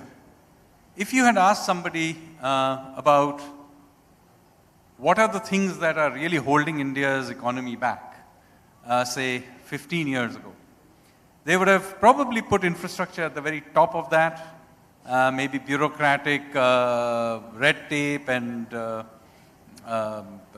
regulatory issues and so on and so forth. Now, I would argue that to a very large extent, if you ask business or multinationals or Indian, I doubt they will mention infrastructure as being very high up in that list. In the last decade or so, we have certainly the interconnections between our cities have been dramatically transformed. Whether it's through the Udan scheme and the number of airports we have now built across the country, even including in places like the Northeast, the highways connecting our cities, the availability of electricity and various other things. So the point is that while we can always keep building infrastructure, at least the interconnections between economic nodes and cities, etc., I would argue, are no longer the constraint to Indian growth that they may have been in the past.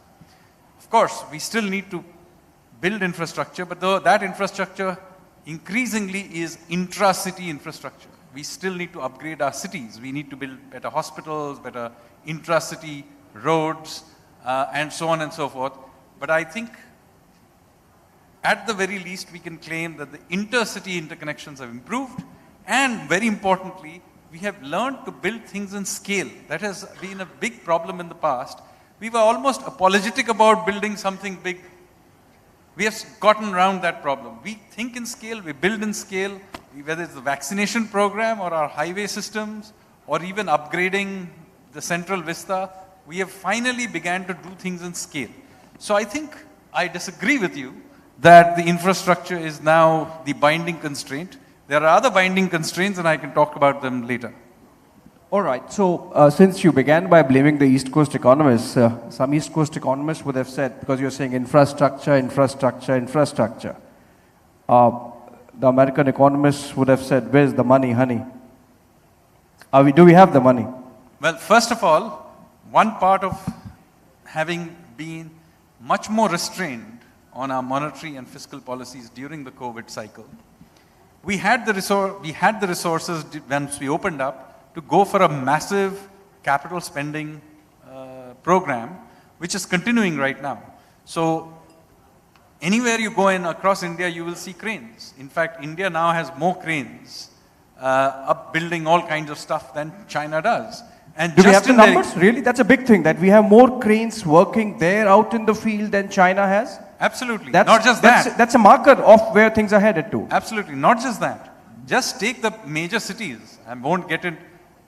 We are right in this city, as we speak, building a completely brand new airport to the east of us, which on day one is going to be bigger than the airport we have.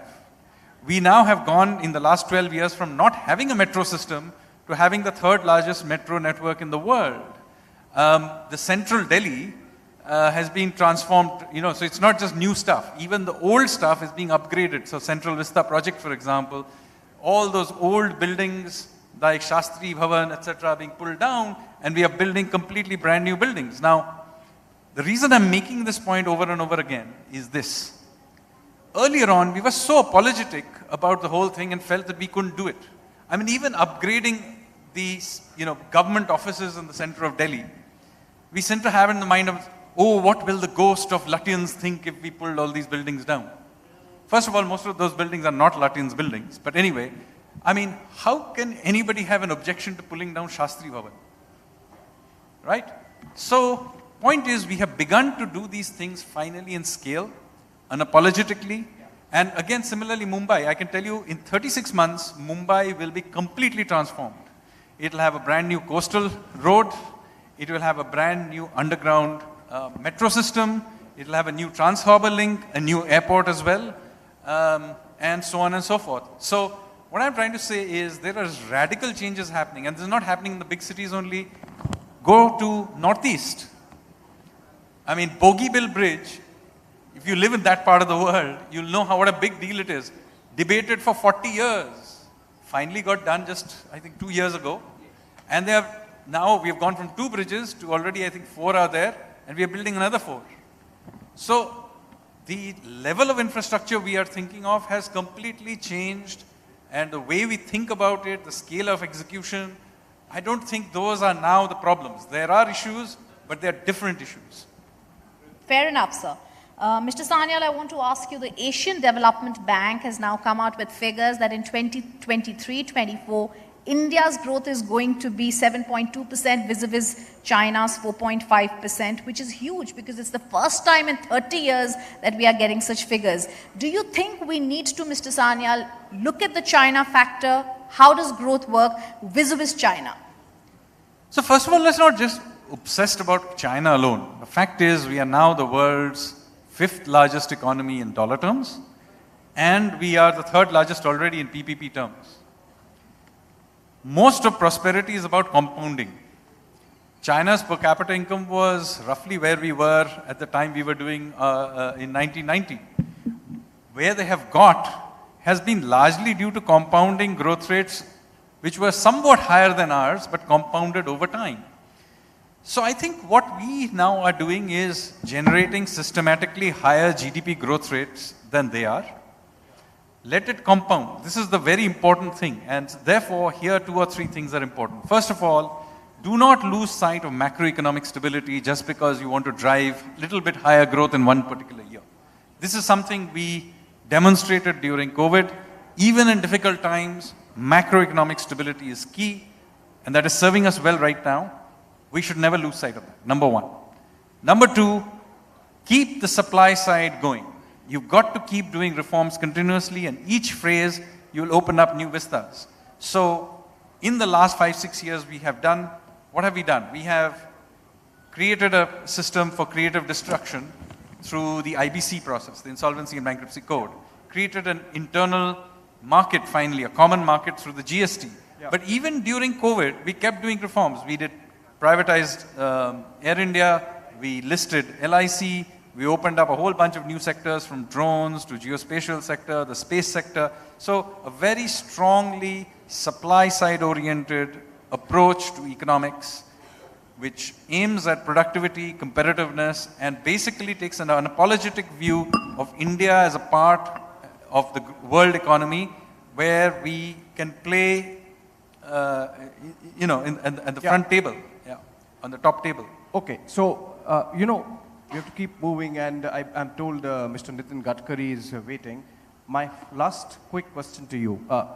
In your present role as a think tanker to the Prime Minister, and in your earlier role with the, thinking for the Finance Ministry, just a bit of crystal ball gazing for 2047. At the turn of the century, China was just about half the GDP of the United States, 1/3 actually, and they are almost edge to edge now. It's been about 20 years. We are almost 1/5 or 1/6 the size of China as of today. By 2047, are we going to beat them? Well, growth is not inevitable, it's earned. And so in order to earn that growth, we have to keep moving ahead. It requires effort. To be fair to China, they put in a huge amount of effort. Infrastructure was one part of it, which we have finally begun to do well ourselves. But there are other things we need to do. For example, enforcement of contracts and reforming the legal system's ability to deliver justice in time. That is a major big reform that we need to do going forward. Finally, we need to begin to do administrative reforms. The administrative system that we inherited, not just from the colonial period, but also what we added to during the socialist period. Most of the progress that we have made in the last 25 years is by withdrawing the powers of that administration. Now that has been good. We have benefited from that. But now we need to do things where the administration itself needs to be reformed for the things it needs to do, i.e. removing it from doing the things it should not do was good, but getting it to do the things it should do is even better. But you said we have a good car, good condition, a good driver, so we should be cruising. Well, we have got we have built a decent enough car, and we can keep building a better one along the way. But I think given the conditions of the road, the conditions are tough. The world is seeing massive monetary tightening, energy prices are extremely high, there are all kinds of other uncertainty, war, supply chains, etc. I think given those constraints, 7% is a good, solid growth rate, double of what China is going to do this year. I think we can sustain 9% GDP growth rate if we are given a clear road. If we, for example, get a situation like we had, say, in the early 2000s, if we get that situation, this economy right now can sustain 9% growth. I think that would be pretty good. I wouldn't right now force growth in order to get to 9%, given that there are lots of bumps along the way. And that's why I keep going back to the point that do not sacrifice macroeconomic stability for managing to force short-term growth rate. If 7% is what we're getting now, good enough, but let's sustain this and wait for the clearer road. Like a good economist, cautious optimism from Sanjeev Sanyal. Thank you so much. Thank you. We are on road to bypassing China. Thank you so much, Rhythm, Abhishek and Mr. Sanyal, for that captivating discussion. Ladies and gentlemen, our next guest has built roads and highways at a record-breaking pace. 4 world records in just 1 year.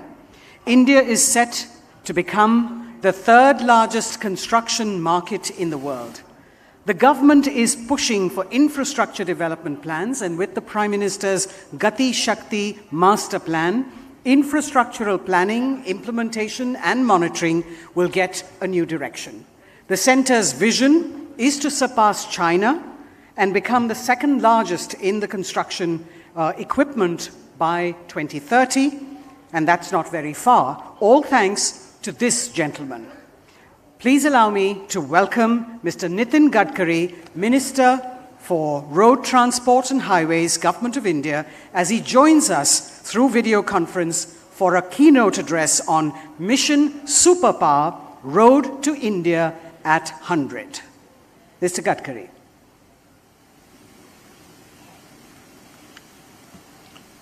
Thank you. It is really a great pleasure for me to interact with you.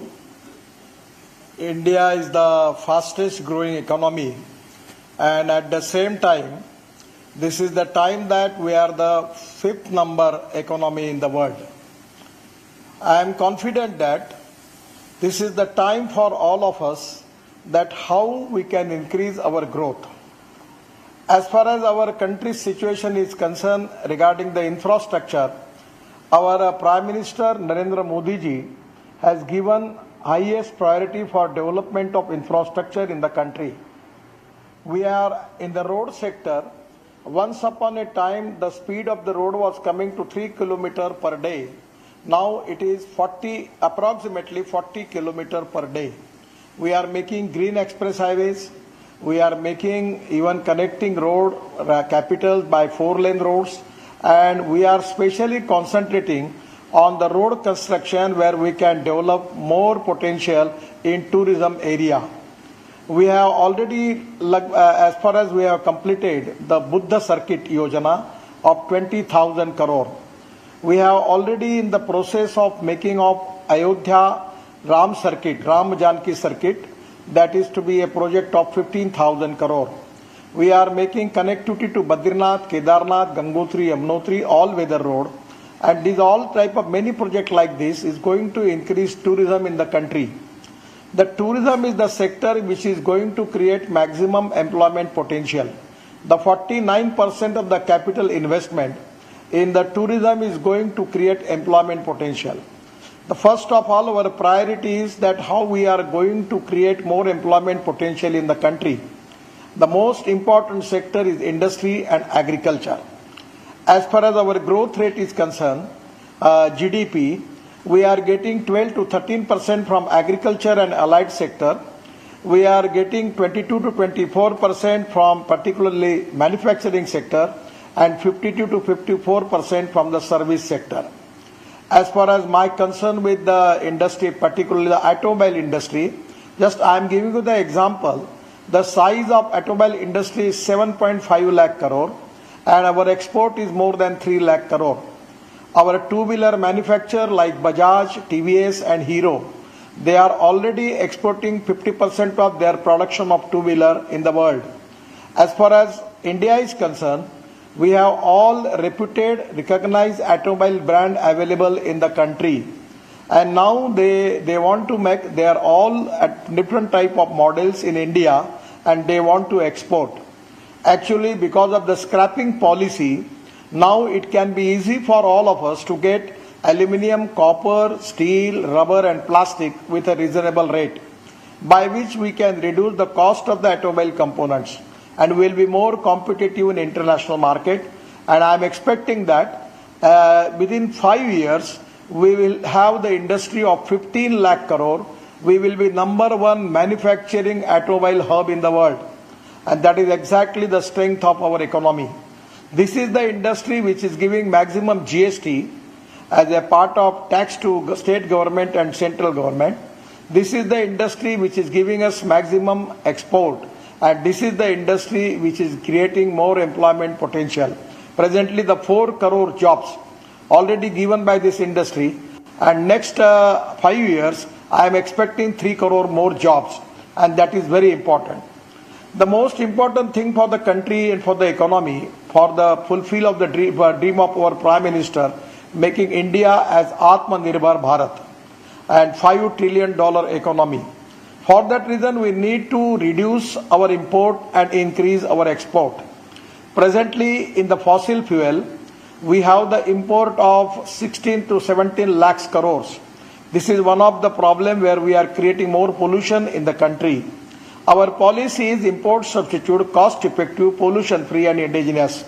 We are concentrating on alternative fuel Particularly, the most important thing is electric is very popular fuel in India now. We have waiting list for our four-wheeler for a year. We have two-wheeler in electrics, auto rickshaw, three-wheeler in electric also available. And even now we will have electric buses. I am giving you the example. Presently in the country we have 1,50,000 buses. I have just got appointed to launch double-decker electric bus in Mumbai. You just take the example. As far as the best record in Mumbai, running diesel bus, the cost is coming 115 rupees per kilometer. And now we have just received the tender for electric bus for 5,000 buses, 5,500 buses. We received the offer of 39 rupees per kilometer for non-AC bus and 41 rupees per kilometer for AC bus. I am confident that by these electric buses, in the next 5 years, we will have to more than 10 lakh buses in the country. Our public transport capability will be increased and the ticket rate will be reduced and people will get good facility. At the same time, in the transport sector also, presently our logistic cost is very high and that is one of the constraints as far as our export is concerned. Because of the fuel cost, our logistic cost is high. In China, the logistic cost is 8 to 10%. And even in USA and European countries, it is 12%, and particularly Indian scenario, it is 16%. I am confident by making Green Express Highway. Just I am giving you the example. Previously, it was from Delhi to Dehradun 9 hours, but now we are making Green Express Highway, Delhi to Dehradun 2 hours, Delhi to Haridwar 2 hours, Delhi to Jaipur 2 hours, Delhi to Chandigarh 2.5 hours, Delhi to Amritsar 4 hours, Delhi to Katra 6 hours, Delhi to Srinagar 8 hours, and Delhi to Mumbai 12 hours, and Chennai to Bangalore even in 2 hours. We are Lucknow to Kanpur in half hour. So this type of many green express highway we are making, by which we will reduce the logistic cost. And at the same time, we are planning for using of different alternative fuel. Just 2 days before, I got appointed to launch 100% flex engine car of Toyota Corolla, and that is on 100% bioethanol. Then 2-3 months before, I got appointed to launch hydrogen car. That is also from Toyota, the name is Mirai, means the future. So the day I am sure in the due course of time, we will have electric buses, electric scooters, electric bicycles. Even we will have flex engine car. The all automobile giants have already promised me to start electric car, flex engine car in the country, by which we will reduce the use of petrol and we will reduce our import. At the same time, even construction equipment machinery, we are trying to change the fuel. So this is to be a great thing which is going to reduce the logistic cost. At the same time, we are already importing the fossil fuel, where we will create our own alternative, which is import substitute, cost effective, pollution free and indigenous. The hydrogen mission is a great challenge, and I am confident that presently there are 3 types of hydrogen. One is making hydrogen from coal, that is called as black hydrogen. Then hydrogen from petroleum, that is called as brown hydrogen. And green hydrogen is from water and from organic waste. Our plan is to use municipal waste and municipal wastewater, solid waste management and liquid waste management, by which we will make the hydrogen, green hydrogen, and that is to be a future for the country. At the same time, we have now the methanol is available. The Assam Petroleum is making 100 ton of methanol per day. The methanol rate is 22 rupees per liter. We can use methanol in construction equipment, generators, and even in transport and shipping. So by creating alternative fuel like methanol, ethanol, biodiesel, bio-CNG, bioelectric, then bio-LNG and hydrogen is the future, and our startup, our research organization doing excellent jobs. Regarding the battery chemistry also, now lithium ion battery is the most important thing, but now we have developed aluminum ion, steel ion, and at the time zinc ion. We have got the aluminum air technology, which is really going to be create new potential for development of automobile industry in the country. I am really appreciate the way in which the startup and the new talented young engineers are working, 100% our future is very bright. As far as the present economy's growth rate is concerned, the most important sector where Prime Minister has given the special priority is our 124 aspirant districts, which are socially, economically, educationally backward, particularly the districts in agriculture, rural, tribal India and forest area, where we are developing tourism. And by tourism, we will create employment potential and growth rate there. At the same time, in agriculture, we are calling our farmer as Annadata. The policy of the government is to create them not only Annadata, but Urjadata. Our farmers is going to contribute for making of alternative fuel. Presently, we are making fuel like ethanol from sugarcane juice, ethanol from molasses, sea molasses, BAB molasses, ethanol from corn, even ethanol from food grain, and we are already successfully we have plant making ethanol from bamboo. In the Panipat, the Indian oil has already opened the Parali, which is a problem for pollution in Delhi, where we have a project that from Parali we have 1 lakh liter of bioethanol and 150 ton of biobitumen. The day will come that we don't need to import bitumen, and the ethanol will be the fuel, alternative fuel. The ethanol, electric, methanol, and making even from Parali, 5 ton of Parali is given 1 ton of bio LNG or bio CNG. I am not talking only about the fossil alternative of fossil fuel or particularly in the fuel sector, but every sector we are trying our level best to create more export, and that is exactly the spirit of Atmanirbhar Bharat. Even in the computer hardware, our idea is to start even semiconductor, many things, mobile phone, laptop. Now we are making in India, and day will come that we will be number one exporting all this material to the whole world. Even the world, all majority of the country are keen and very much interested to deal with India. India has got the potential. We have got the highest trained engineering manpower in the country. Our research is very good. Our startup are doing excellent job. Our pharmaceutical industry has got the tremendous potential.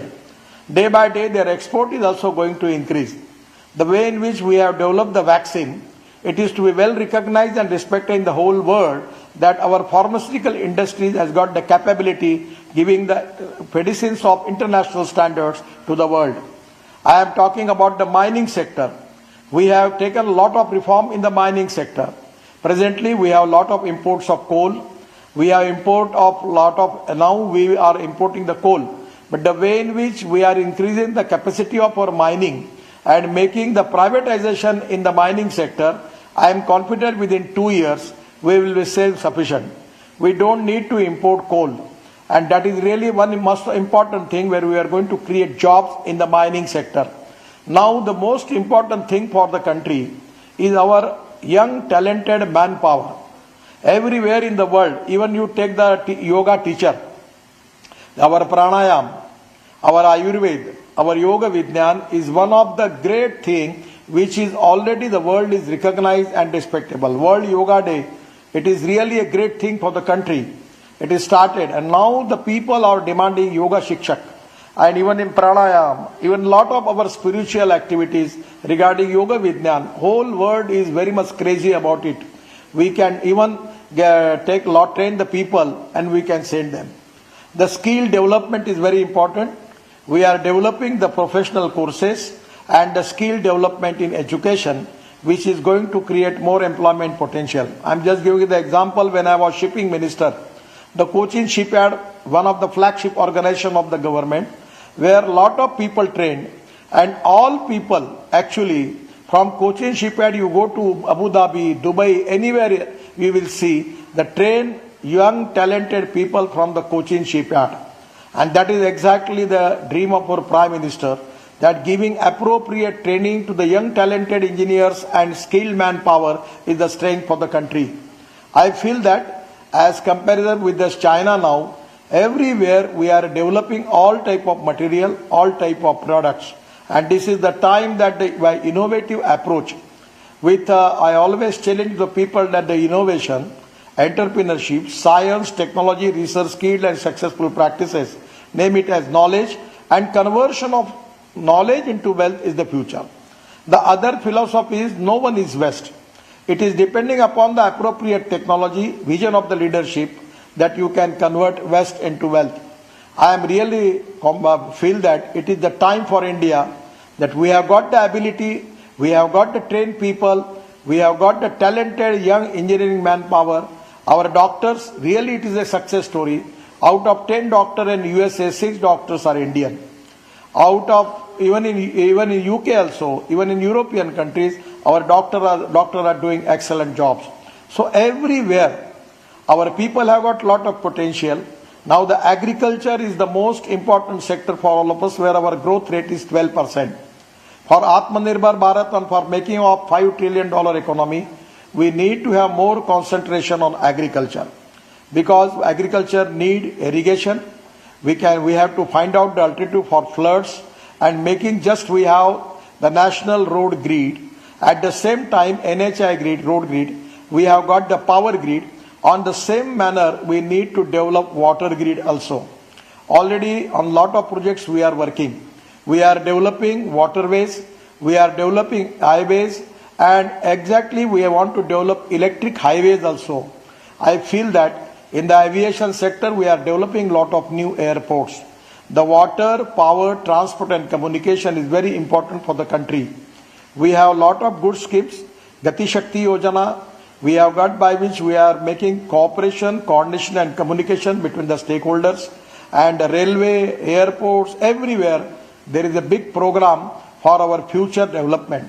And by all these things, I am confident that we are encouraging the people and for taking initiative in different fields, and by which we are going to increase our growth rate. I am really expecting that the economic future of India is very bright. We want to make India as a super economic power, and for that reason we need to develop agriculture, and for that reason somewhere in the edible oil we have shortage. We are importing the edible oil of 1,50,000 crore, but now we have an oil mission. We want to increase the using the productivity for soybean, for the all type of edible oil seed, and by which we want to make India Atmanirbhar Bharat. Even because of the crisis in the Ukraine war, we got opportunity to export of sugar. More than 1 lakh ton of sugar we have exported. So this is to be a success story, and by which I am confident that now our wheat, rice, sugar, everywhere there is a big potential for export. And that is one of the important things which is going to be helpful for our agriculture. So today, agriculture, industry, service sector, infrastructure, water, power, transport, communication, everywhere there is a positive growth.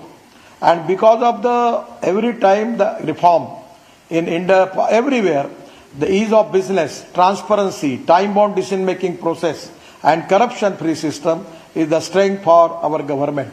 And that is the reason that under the leadership of Prime Minister Narendra Modi ji, 100% we will make India, presently we are number 5, but our target is we have to increase this number, and we have got the potential that they will come, that our economy will rise, and 100% we will be the one of the important economic country in the world.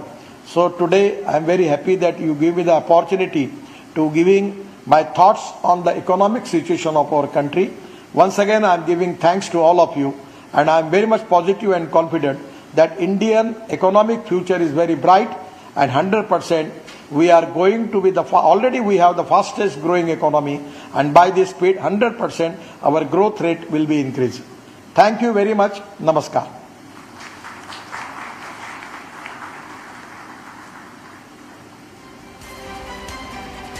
Thank you very much, Mr. Gadkari, for helping steer the Indian infrastructure sector to glorious heights. Ladies and gentlemen, the world is going digital, and India is leading from the front.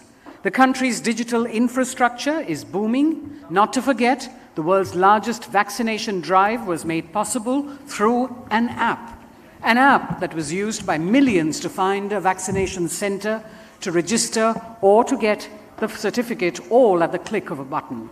From education to payments, today everything is quickly turning digital. Armed with an efficient UPI system, India is leading the world in digital payments. And let's not forget the revolutionary 5G launch in the country that is poised to make life easier for billions of Indians. Here's a short audiovisual. A revolution in the digital space is coming with the launch of 5G services, with the expected launch of a digital currency. India is already taking the top spot in real-time digital payments. 2023 is all set to usher in all-encompassing digitization. The country's vaccination drive was entirely digital. Today, India is the digital disruptor and consumer. At the India Economic Summit 2022, top voices from the digital space come together to discuss India's place as the world's digital headquarters.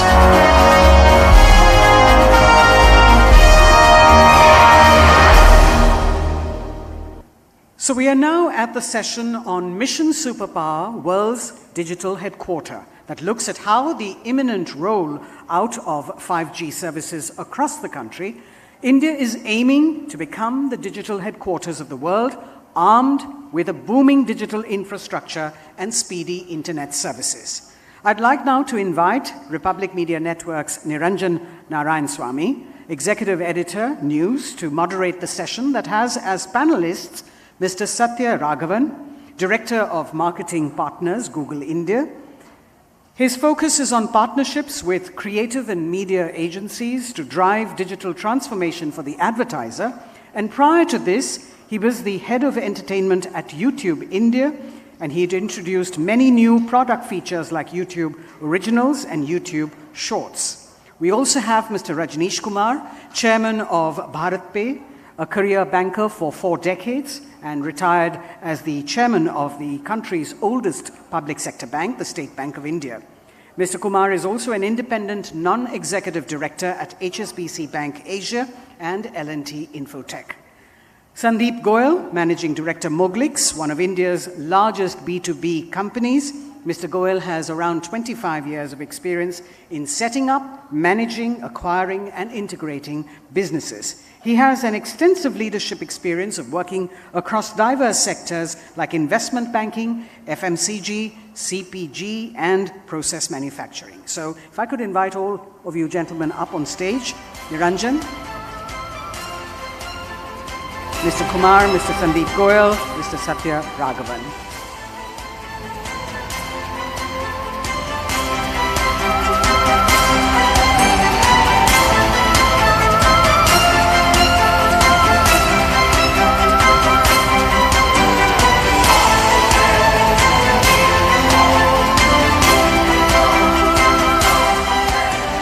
It's over to you, Niranjan. Thank you, Rini. So through the day, we had a lot of policymakers, thinkers, threw up a lot of numbers. So I'm not going to keep it very technical. And I know that this is about digital, so a lot of people will want to throw numbers in there. But just one, I'll start with one number and my experience with how digital has changed my life. This year, for example, there were about 74 billion digital payments in India. 74 billion digital payments compared to 25 billion in 2021, while China had about 15 billion digital payments. So in 2021, 25 billion digital payments and 74 billion by this year in July. So I'll start with Mr. Rajneesh Kumar. Rajneesh sir, you've been at the biggest bank in India, right? I don't carry a wallet anymore. Do you carry a wallet, sir? No. I don't carry a wallet. Do you carry a wallet, Satya? I carry a wallet, but it's mostly pictures of my family, but no cash. Typical. Yeah. What about you, Sandeep? Do you carry a wallet? Yeah, no cash. No cash in it. So I carry a wallet with just my IDs because you have to show them at the airport. But the last time I honestly don't remember going to an ATM. I haven't gone to an ATM in the longest time. When I go to a restaurant, sometimes they don't take tips because they take service charge, right? But when you want to leave tips, I ask them for their QR code, right? It's changed the way we live, right? I pay my from my driver to everyone online. So Mr. Rajesh Kumar, let me start with you. You know, we spoke about mission, when you speak about mission superpower, right?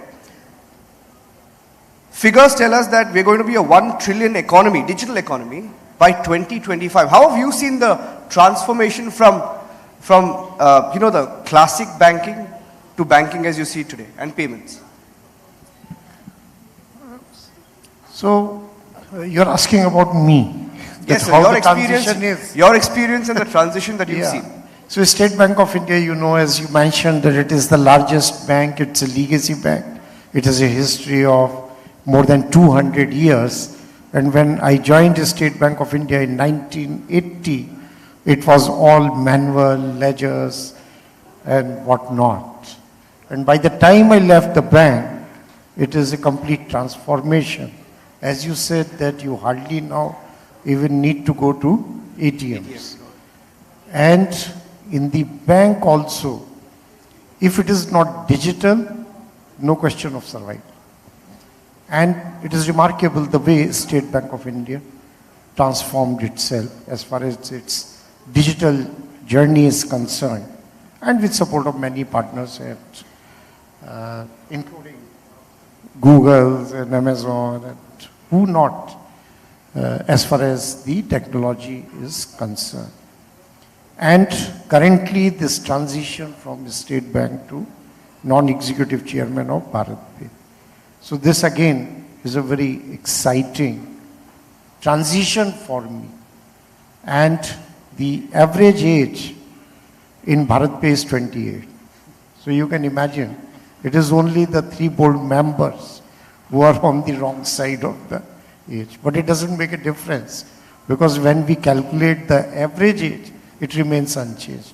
Because of 3 people, me, Mr. Kanungo and Kaushik Datta, it doesn't change that profile.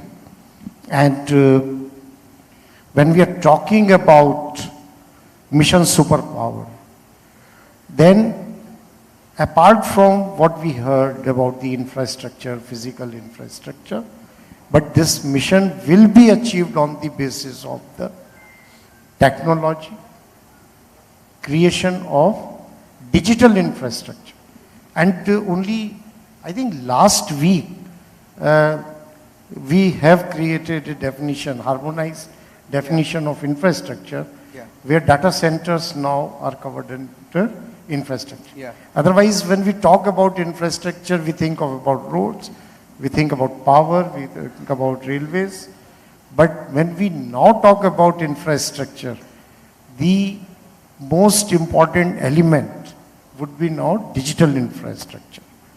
And the vision which our Honorable Prime Minister has laid, so it is about everything. It's about your physical infrastructure. Honorable Union Minister Gadkari ji, he outlined that vision, and earlier during the day many ministers came and outlined that vision. But the public good as well as the welfare of the citizens, that cannot be achieved for a country with more than 1.4 billion population without creating a very robust digital infrastructure. So you've seen everything, from the ledgers to the apps. You're at the app right now. All right. Now, Satya, remember YouTube and Google, remember meeting you at the YouTube office, I think when just before Republic was launching. Back then, this was 2016 if I'm not wrong. Back then, YouTube was a content platform where people would create videos and upload videos. But today, it's a source of living, a source of income for what? How many people? How many people? Yeah, no, thanks for sending me down memory lane. You're absolutely right. At one point of time, YouTube was a place where people came to express themselves, right? And that's exactly what everyone still does. I still remember way back in 2014 when I joined Google, most of the content on the platform was about music or food or comedy. As the years went by, in addition to being a place for entertainment, it also became a place for information, infotainment and things like that. In the last 3 or 4 years, it's also emerged as an amazing place for learning, whether it is for young children or people wanting to move up in the professional side of things. And while all of this was happening, exactly as you said, we also realized that it was actually creating an economic impact. It was also creating societal impact, cultural impact and all of that. But worldwide, we spent a lot of time trying to understand this phenomena. In India, we launched our first YouTube economic impact report, where a third party obviously did this. And we realized that, and we quantified this to a large extent. We realized that through, and the business model of YouTube, a lot of people are obviously aware of, but I'd love to say that, is we primarily generate a lot of our revenues through advertising. But over the years, we've also added many other features like subscriptions, memberships, and things like that. Whatever we collect from the marketplace, a majority of that goes back to the people who create that content. And that number is what we sought to quantify. And not just that, right? It's also then the ripple effect of all of that. Do you have a number of how? Yeah, absolutely. So the first report that we came out in 2020, we figured out that YouTube, the economic impact to the Indian GDP was about 6,800 crores. And while we did that, we also added about 6,83,900 jobs, right? So everyone from, someone who is at her home, possibly making videos on food, to, even a entity like yourself who uses it to get even more reach, right? So including all of these is what we realized. So you're right, today it's actually an economic value add to the country. I'll tell you, I was sharing the story with you and I just want to share it with all our audience as well. So, can you hear me now? Yeah. Okay, yeah.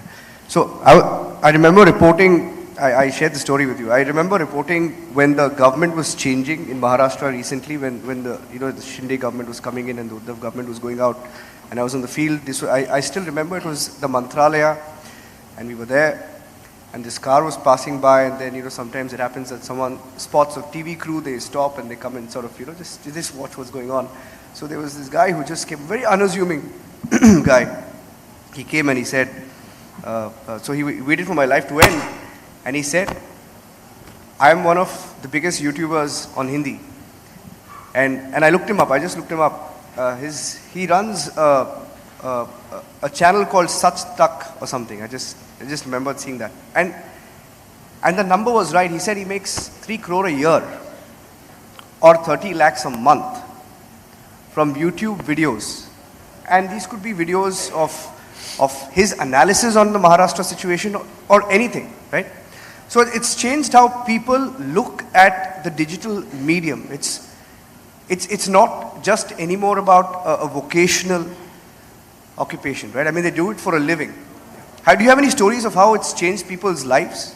Yeah, absolutely right. Right from, emotional moments when a lot of our creators actually come and say that, because of YouTube, I was able to buy a house for my parents.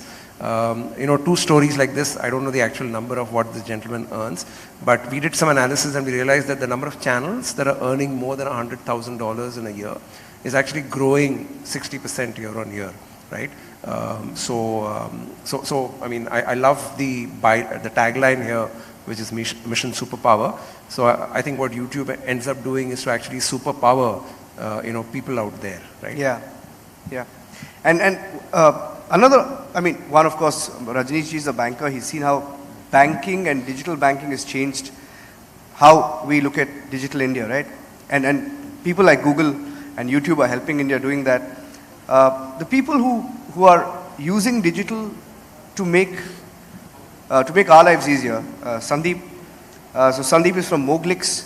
So Moglix, Sandeep, let me tell a story to our audience about what you do, and correct me if I'm wrong.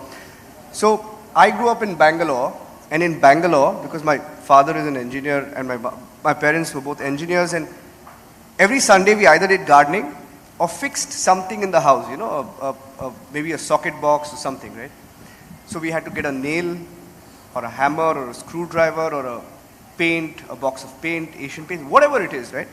We would go to this road called Tannery Road in Bangalore. That's where all the hardware stores are. Today, what Moglix does is they brought all your hardware stores and it's on a platform. So basically, it's like a Flipkart of hardware stores, right? And you're a unicorn. Yes, we are. Why don't you share your story of how that's changed, you know, the way people look at hardware, for example? Yeah, so I'll just go back to year 2015 when we started, and you know, by then Flipkart, Amazon, the B2C platforms were very popular in the country. And then we all had some association with the manufacturing sector. My father was in pharmaceutical company, other leadership members were working in manufacturing sector. And we realized that while the consumer buying has changed, when I need a phone, I need a shirt, I need a book, I go to Amazon, Flipkart, browse through a catalog and buy. In the manufacturing sector, the buying is continuing in the same traditional manner, where you know you have paper catalogs, you're making a phone call to figure out where will I find it, or you go to the markets. And each city has these markets. Delhi has Chowdi Bazaar, Mumbai has Lohar Chawl, Hyderabad has Raniganj, Chennai has Perry's Corner. And these are the markets where the industries are buying from. So we thought, let's study the industrial side of it and how the industry is procuring, and came across some very, very interesting stats. For maintenance, repairs and operations in a plant, you know, leave the direct material aside, just for maintaining, repairing and running the operations in a plant, each mid-sized plant requires close to 15,000 different products. Could be a safety shoe, safety helmets, hammer, and drill machine, lubricant oil. And they buy these 15,000 products from 400 different suppliers who are based out of likes of Chowdi Bazaar or Perry's Corner, Lohar Chawl.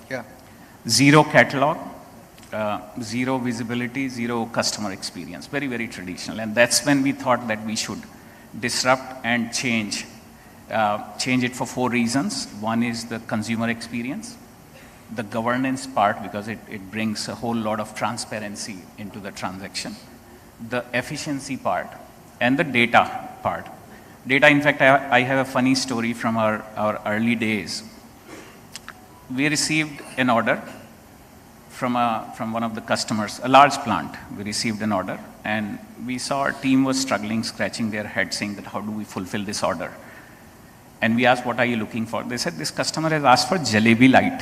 It was Jalebi light? Jalebi light. What is a jalebi light? In Rudrapur, the plant was. And then we called the customer, hey, we have received an order for jalebi lights. What exactly How many jalebi lights did they want? It was industrial, so they were looking for some 200, 300 jalebi lights.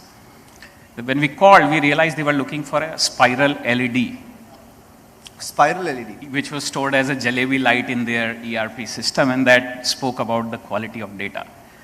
Right, so that's been the journey. Today, we are the catalog for India. We have over 800,000 products in our catalog, which small, mid-size, large companies can go and buy from the products that you talked about, bringing the whole, efficiency, governance, user experience to the process. Great. Mr. Rajneesh Kumar, you spoke about the digital transformation, right? You speak about digital India, and last 6 to 7 years, especially in the last 6 to 7 years, you've seen the digital currency, the digital payments boom, right? Now, with the RBI set to launch the digital currency, and in the concept note, they mentioned scalability of the platform. Now, in the existing scheme of things, how is that going to be a game changer? Look, RBI has come out with a concept note, which you might have seen about 3 weeks back. Yeah. And that is about the digital currencies. Yeah. And 2 types of digital currencies, one for wholesale and one for retail. So, as far as you and me are concerned, it is about the rollout of the retail digital currency. Yeah. And if that happens successfully, then so many issues related with the currency notes or the cash currency will hopefully go away. Because I am always mindful of the fact that wherever you introduce something new, it comes with a new set of problems. Right. So when we talk about digital, when we talk about technology, it's not that it doesn't come with its own set of problems. It does bring in its own set of problems. Currently, the problem is that there is too much cash circulating in the economy despite the explosion in the digital payments. The currency in circulation is about 31 trillion rupees, 31 lakh crore, and out of which about 73% is 500 rupees, high value in note. So do we need so many 500 rupees note for doing the transactions? I doubt that we need 22 lakh crore worth of 500 rupee notes for doing the transactions. So we may need a fraction of it. Right. And the issues around money laundering, tax evasion, I think it is a perfect solution for that. But as I said, that it will take time. The concept is yet to be tested. But even demonetization started off as something that was highly suspect. But today you look at the digital payment boom. Thank God for demonetization. Yeah. Right? So you were rolling out the numbers, like you were reading out the numbers about the digital transactions. And with so many transactions happening digitally, then, and if all of us have said that we don't use cash for transaction, so where is this 22 lakh or 31? 31 lakh crore, like 9 lakh crore is small denomination note. It's all right. But where are these 500 rupees notes sitting? I doubt they are being used for transactions. So a successful implementation using the technology of digital currency over, say, next 5 years or a little bit more. But this is going to revolutionize the whole system and will play a very, very critical role as far as the tax evasion, money laundering, terrorism financing is concerned. Yeah, looks like that's the big picture. Okay. Satya, Google has announced a 10 billion Google fund for India digitization. What is this fund and how many people will this fund help?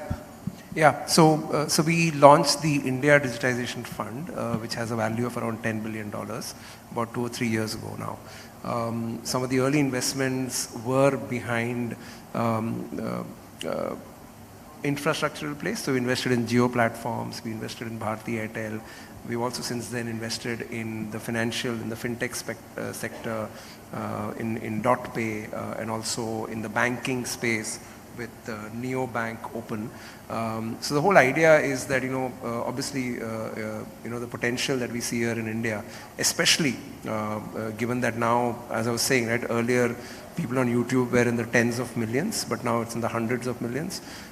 So the sheer potential of this country to get connected, but more importantly, how every individual can then tap into that and realize their potential is really the ethos behind this digitization fund. And just the sheer diversity that you see in the country, whether it is what you can do with languages. So, we have invested in ventures which actually focus on languages, or what you see in finance, right, which can then impact millions of people in one go. So the idea is to really catalyze all of that. Yeah.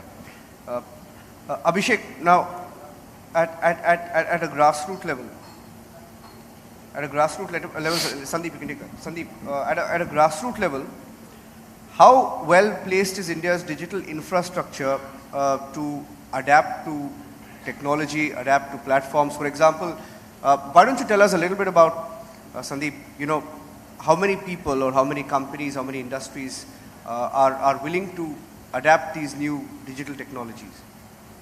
So it's, there have been, of course, an evolution. I think B2C set the stage where we as individuals got used to, being on phone, transacting on phone, buying things for personal use on phone. And of course, we have a professional life, the same procurement folks who work in office. When they are at home, they are buying a book from Flipkart. When they go to office, they are procuring for the company, and they realize the difference between how they are buying personal stuff and right. So the desire to adopt, desire to use the technology was extremely high, even in the manufacturing sector, and thanks to the whole B2C transformation. Two other things which propelled the whole growth for the digital piece. One was GST for us specifically. Another data point, I don't know whether I mentioned earlier, is These 10 to 15,000 products per plant I was talking about, they get procured from 400 different suppliers, which is, a whole lot of work for a company to do the tax reconciliation and all, right? So that accelerated adoption of a digital platform like ours. And then COVID, of course, when the whole supply chain was disrupted, you don't know which zone is going to be in the lockdown, whether you will be able to get your product. The reliance on platforms like us, which are across. When the stores closed, stores seen a boom. Absolutely, right. So in that case, you create a supply chain. So that was a big factor. So I would say the overall preparedness for adoption is extremely, extremely high. There are 20,000 plus large plants in India, which will be probably in the range of $1 billion or so. And pretty much all of them are looking at adopting a solution like this. Thanks to the infrastructure, I think infrastructure with 5G, of course, is arriving, which will have a larger impact on the rich content-driven digital side, education, etc., or entertainment. But I think for our industry, the digital infrastructure is pretty much in place, whatever we require and ready to go. So, because our theme is Mission Superpower, let me get in each one of you for 30 seconds and I'll end this. We are the world's digital headquarters. I'd like to believe that. We spoke about the China example. We've overtaken them by miles on digital payments. Rajneesh Kumarji, let me start with you. What is that one big push that you need, push that you think we need in the digital economy that can really take us miles ahead? So, I think as far as payment is concerned, we are doing all right and we are doing quite well.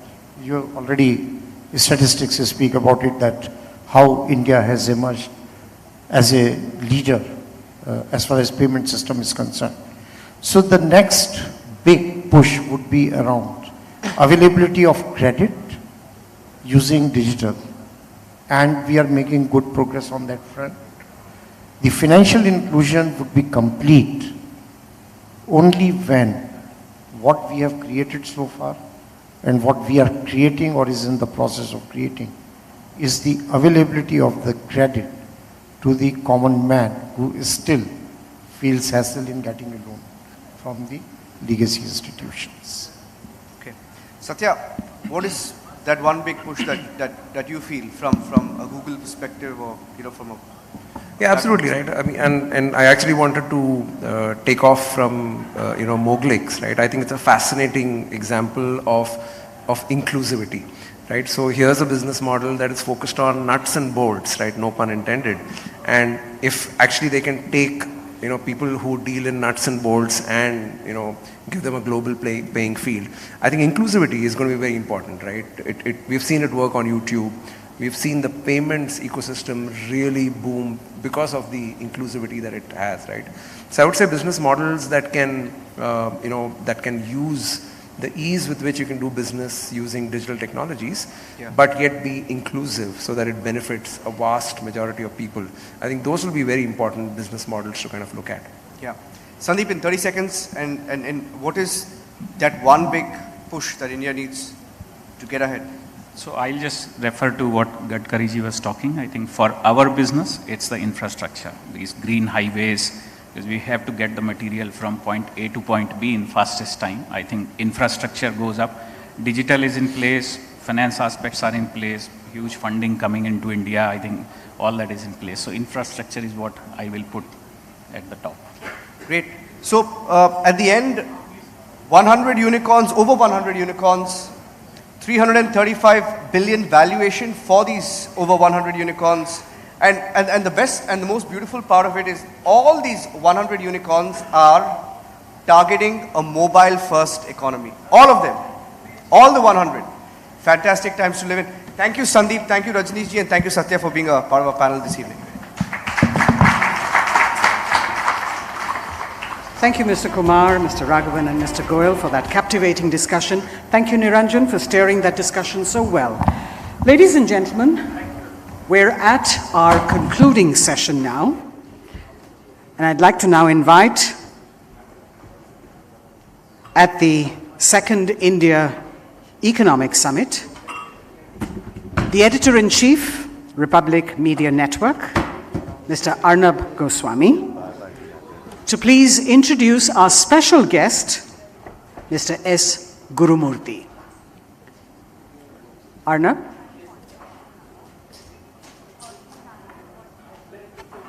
All right. Sure.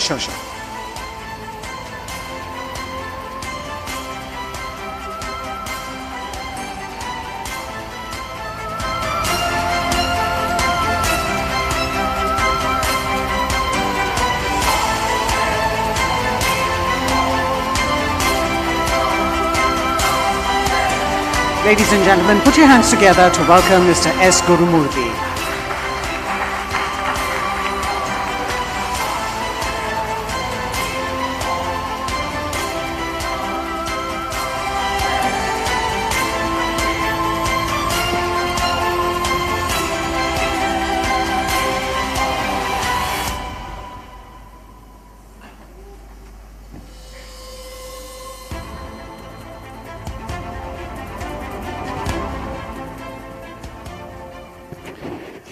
Ladies and gentlemen, it is a fanboy moment for me today because I have met Mr. Gurumurthy in person for the first time in my life. Is that so, Mr. Gurumurthy? It's like you've known someone for the longest time. And for me, he has been my guru. So when you meet your guru for the first time physically, it's an overwhelming moment for me. So Mr. Gurumurthy,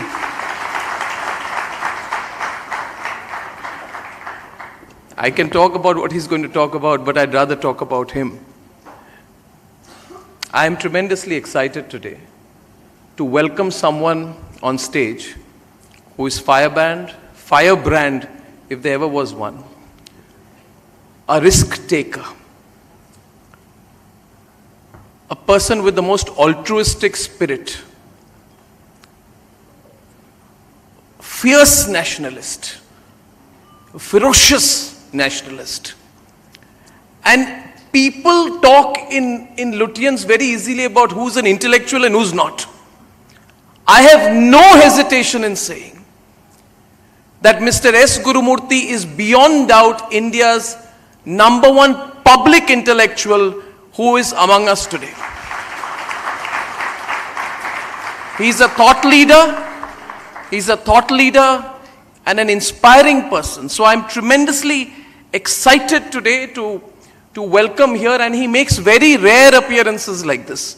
Those who know, and I kept him for the last session because Mr. Gurumurthy rarely comes for events like this, rarely comes on panels.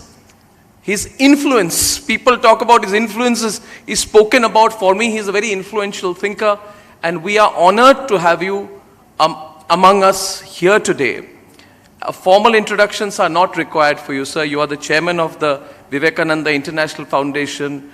You are a well-known India's #1 corporate strategist, political thinker, macroeconomist. You are on the RBI board. But for me, as I began by saying, Mr. Gurumurthy is truly my guru, a mentor and a guide. And he's someone who I've looked up to from the beginning of my career as a journalist.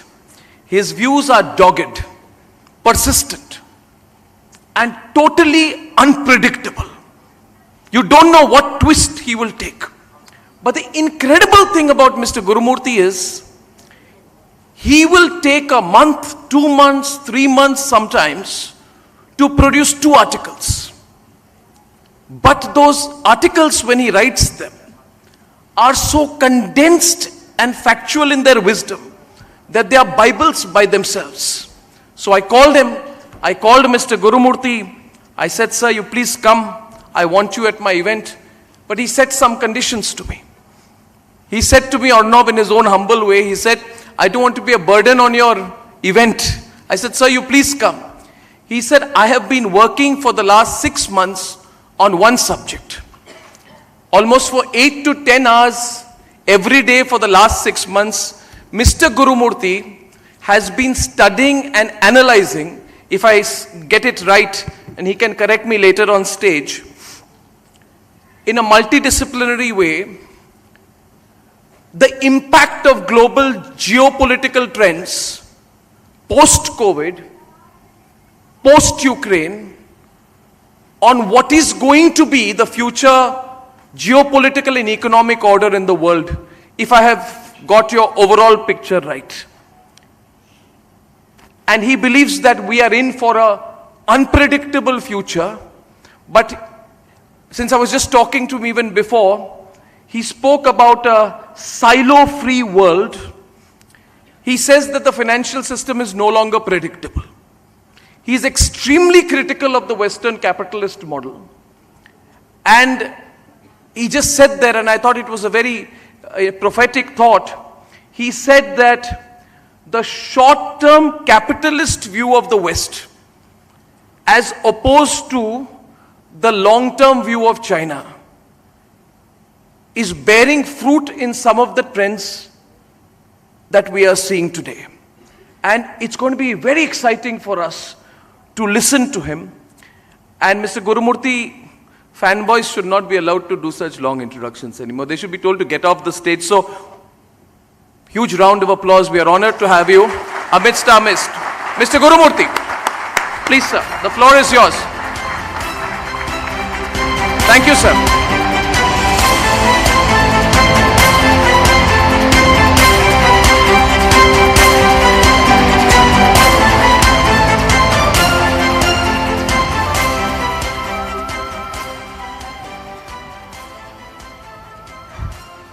Namaskarams to all. You know, when you are introduced like this, the bar is raised so high. You have to really climb up and cross it to convince you that how I am introduced is worth it. You know, I was introduced as a macroeconomist. The one thing which he didn't say was I was also a journalist. I am a chartered accountant, but chartered accountants think I am a journalist. The journalists who do not want to accept me as a journalist, they call me as a chartered accountant. He called me as an economist. But you know, when we were carrying on a huge movement against the kind of globalization that had set off in 1990s, so I had taken a position that India will have to produce huge domestic energy, domestic savings. And our domestic consumption will be the core, and the global will be the additive for India. And this I have been articulating in diverse ways through researches and all that. Somebody told Dr. Jagdish Bhagwati, you are saying that India must focus on imports rather than domestic production, and it must focus on getting FDI rather than domestic savings. In fact, he went to the extent of saying India doesn't need savings. India must spend, and through that there should be growth. I mean, I was very critical of him. So somebody went and said, Mr. Gurumurthy holds a contrary view. He said, Mr. Gurumurthy, who is he? No, he is also a very well-known economic thinker. Oh, if Mr. Gurumurthy is an economic thinker, you can call me a Bharatanatyam dancer. See, this was the extent to which we were all subjected to in terms of public comments, humiliating us in those days. And in fact, recently Mr. P. Chidambaram quoted this in an article in a newspaper, the Indian Express, which I used to very proudly associate with, that Modi's government is comfortable with Bharatanatyam dancers as economic advisors. You know, I study economics not from the perspective of a theoretical economist. I have my experience in the world of finance, corporates, law, geopolitics. In fact, I head the Vivekananda International Foundation, which is probably the most sought after think tank in India by people from outside, because it has put in the trust deed that we will not accept donations from outside India. That is why all the think tanks from outside India want to associate with us, deal with us, because we will be thinking independently. It was Ajit Doval's idea that we should produce a nationalist think tank which will be uninfluenced by people from outside, money from outside, politics from outside. So, we all exist for a purpose. So from that perspective, you know my credentials now. How economists call me, it's like a Bharatanatyam dancer speaking about economics.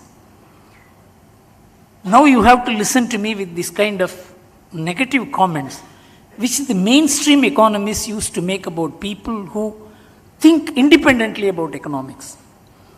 Now, I have been asked to speak about the Indian way.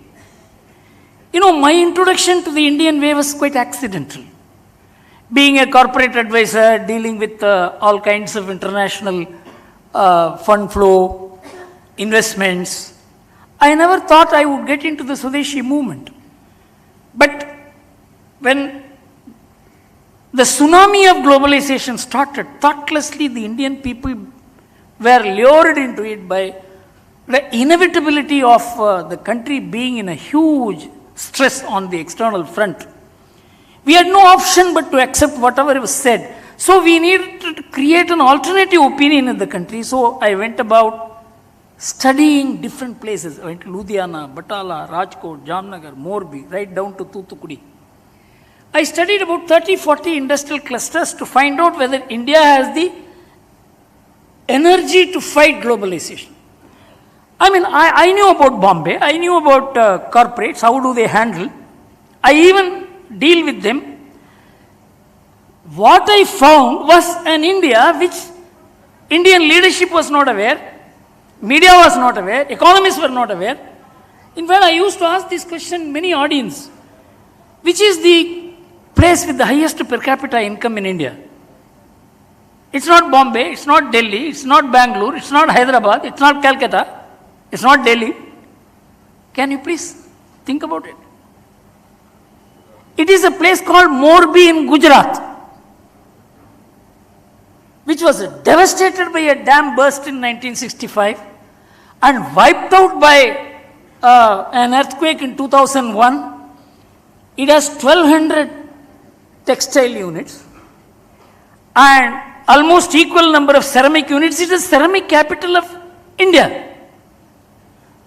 And it makes the Ajanta wall clock, has an external arm to export Ajanta wall clock into America to take advantage of the MFN between America and China. You know, the one language which those people do not know is English. The entrepreneurial energy of that place, there are 4 lakh people there in that small place. More than 60% are employed. This was the revelation to me. When I went to Ludhiana, I never knew Ludhiana was such a big center. They manufacture machine tools and they export cycle spare parts to all multinational cycle manufacturing companies.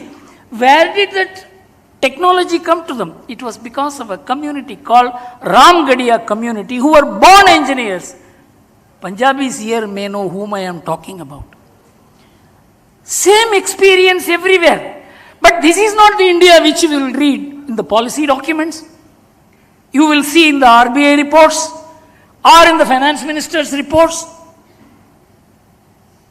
So a different India I saw and began thinking differently about how we have to approach the subject of economics, particularly in the context of what is the Indian way of working. So I will share some of this with you in the context of the international studies, which is very important because India is not a country which can live with itself, because 1/6 of humanity, it cannot live isolated.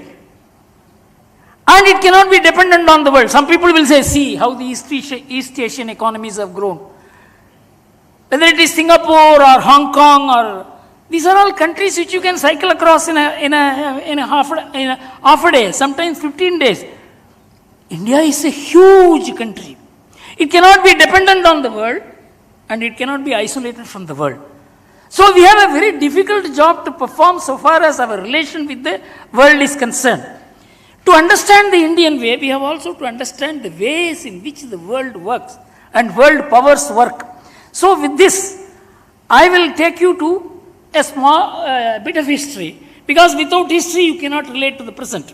Actually, when the 2008 financial crisis came, many American economists felt that you have to cast aside the macroeconomics, and we have to go for history of economics to know how nations, how peoples, how policies have been made. Without that background, you cannot handle the present crisis. This is one of the very sound views which were expressed at that time. You see, in 1951, the Western nations formulated a model that if the underdeveloped nations have to develop, they have to give up their philosophy, they have to give up their culture, they have to give up their way of life, and all caste, creed, everything has to collapse, and this is nothing but the Western anthropological modernity. This was the official document of the United Nations, and it was founded on Max Weber's theory that only Protestant Christian ethic can bring about development. And he wrote a book on the religion of Hinduism and Buddhism to say these two countries, India and Russia, India and China, will never come up because they believe in karma and rebirth. Only an individualist society can produce entrepreneurship. This was the base of the 1951 document, on the basis of which our sociology department, our economics department, everything began functioning. We must understand that was one-size-fit-all model. This one-size-fit-all model was recommended to all the nations, but in 1990, this one-size-fit-all model became mandatory through globalization.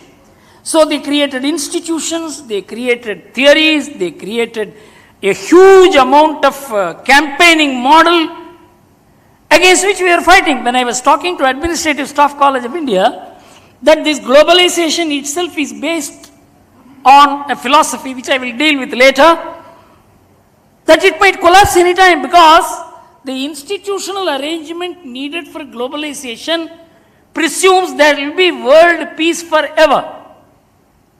In fact, Francis Fukuyama, who theorized the idea of globalization, he said it is the final victory of the West over the rest, it is the best for the rest to follow the West. This was a simple formulation.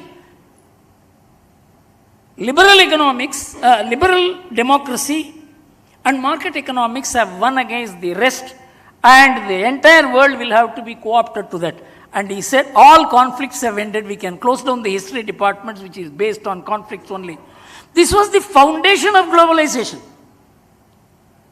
And at that time when we were talking about, every country will have to stand on its own, you cannot really be and especially a country with 1/6 of humanity cannot be dependent on the world.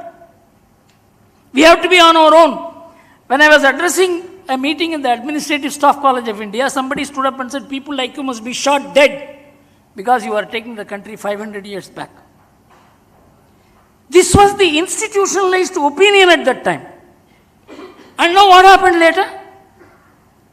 I will take you through how the world order changed later. In 2008, the economic collapse took place. First, it was a recommended one-size-fit-all model. In 1990s, it was a mandated one-size-fit-all model. In 2008, it became a suspect one-size-fit-all model. In 2020, when the COVID came, it became a questioned one-size-fit-all model. After the Ukraine, it has become a challenged one-size-fit-all model. We must understand that the shift that occurred from one to the other. It was not only that. In between, in 2001, when 9/11 attack took place, the Americans felt, they need a larger forum to bring people together. So they had the G20 arrangement. In the first meeting of the G20 in Beijing in 2005, all the people consulted and passed a resolution. This one-size-fit-all model will not work. Each country will have to work out its own model. No newspaper published this in India. In 2008, the World Bank said this. In our experience, we learned the hard way because they were the people who were propagating this one-size-fit-all model for all the countries. They said, we learned the hard way, it won't work. Each country will have to work out its own model. In 2010, the United Nations, which propagated one-size-fit-all model in 1951, it said it won't work. In 2013, in the Millennial Declaration, they said each country will have to work out its model based on its own culture, its way of life, its history. Did you see anything in the Indian discourse? It was only in 2014 when this government got elected, in the Niti Aayog, the fundamental charter, Narendra Modi wrote that imported models cannot be replanted into India. You have to think of what will work in and for India. This was the statement which was overdue. It was almost a decade more. So with this, the idea of how the world moved from 1990 to 2014, so far as India is concerned, and the foundation of globalization, that there will be permanent world peace, has been disturbed by terrorism, by wars consequent on terrorism, and now the Ukraine war, and before that the COVID. So the mutual trust, which was the theoretical and practical foundation of globalization, is all but over. Today there is no global commons left. Even the SWIFT method, which is common to all, this has become a weapon in the war. Dollar reserves have become weapons in the war. Anybody can seize your dollar reserve today if the Western countries want. So now in this world, nobody can be called upon to trust anyone, and the entire architecture we have built is based on the global institutions we have built, whether it is the WTO or whether it is the Bank of International Settlement or the Financial Stability Board laying down the rules for how the banks should function in different countries with the same uniform lending model. All these are under stress, heavily questioned, heavily challenged, and so we have to now look at what India went through in this period. India was a docile player. It had no will to power. In fact, nobody even bothered about India. It was in 1998 when the Pokhran blast took place. The world took notice of India, because the Indian began celebrating all over the world about India's rise as a nuclear power. And more than that, which is less noticed but more important, is that the India development bonds which the government of India issued, asking for $5 billion, because we were bereft of money. All the sanctions, financial sanctions, technological sanctions, trade sanctions on India. So everybody thought India would collapse in the next 3-4 months. In fact, I have heard finance ministry officials saying this government has destroyed India.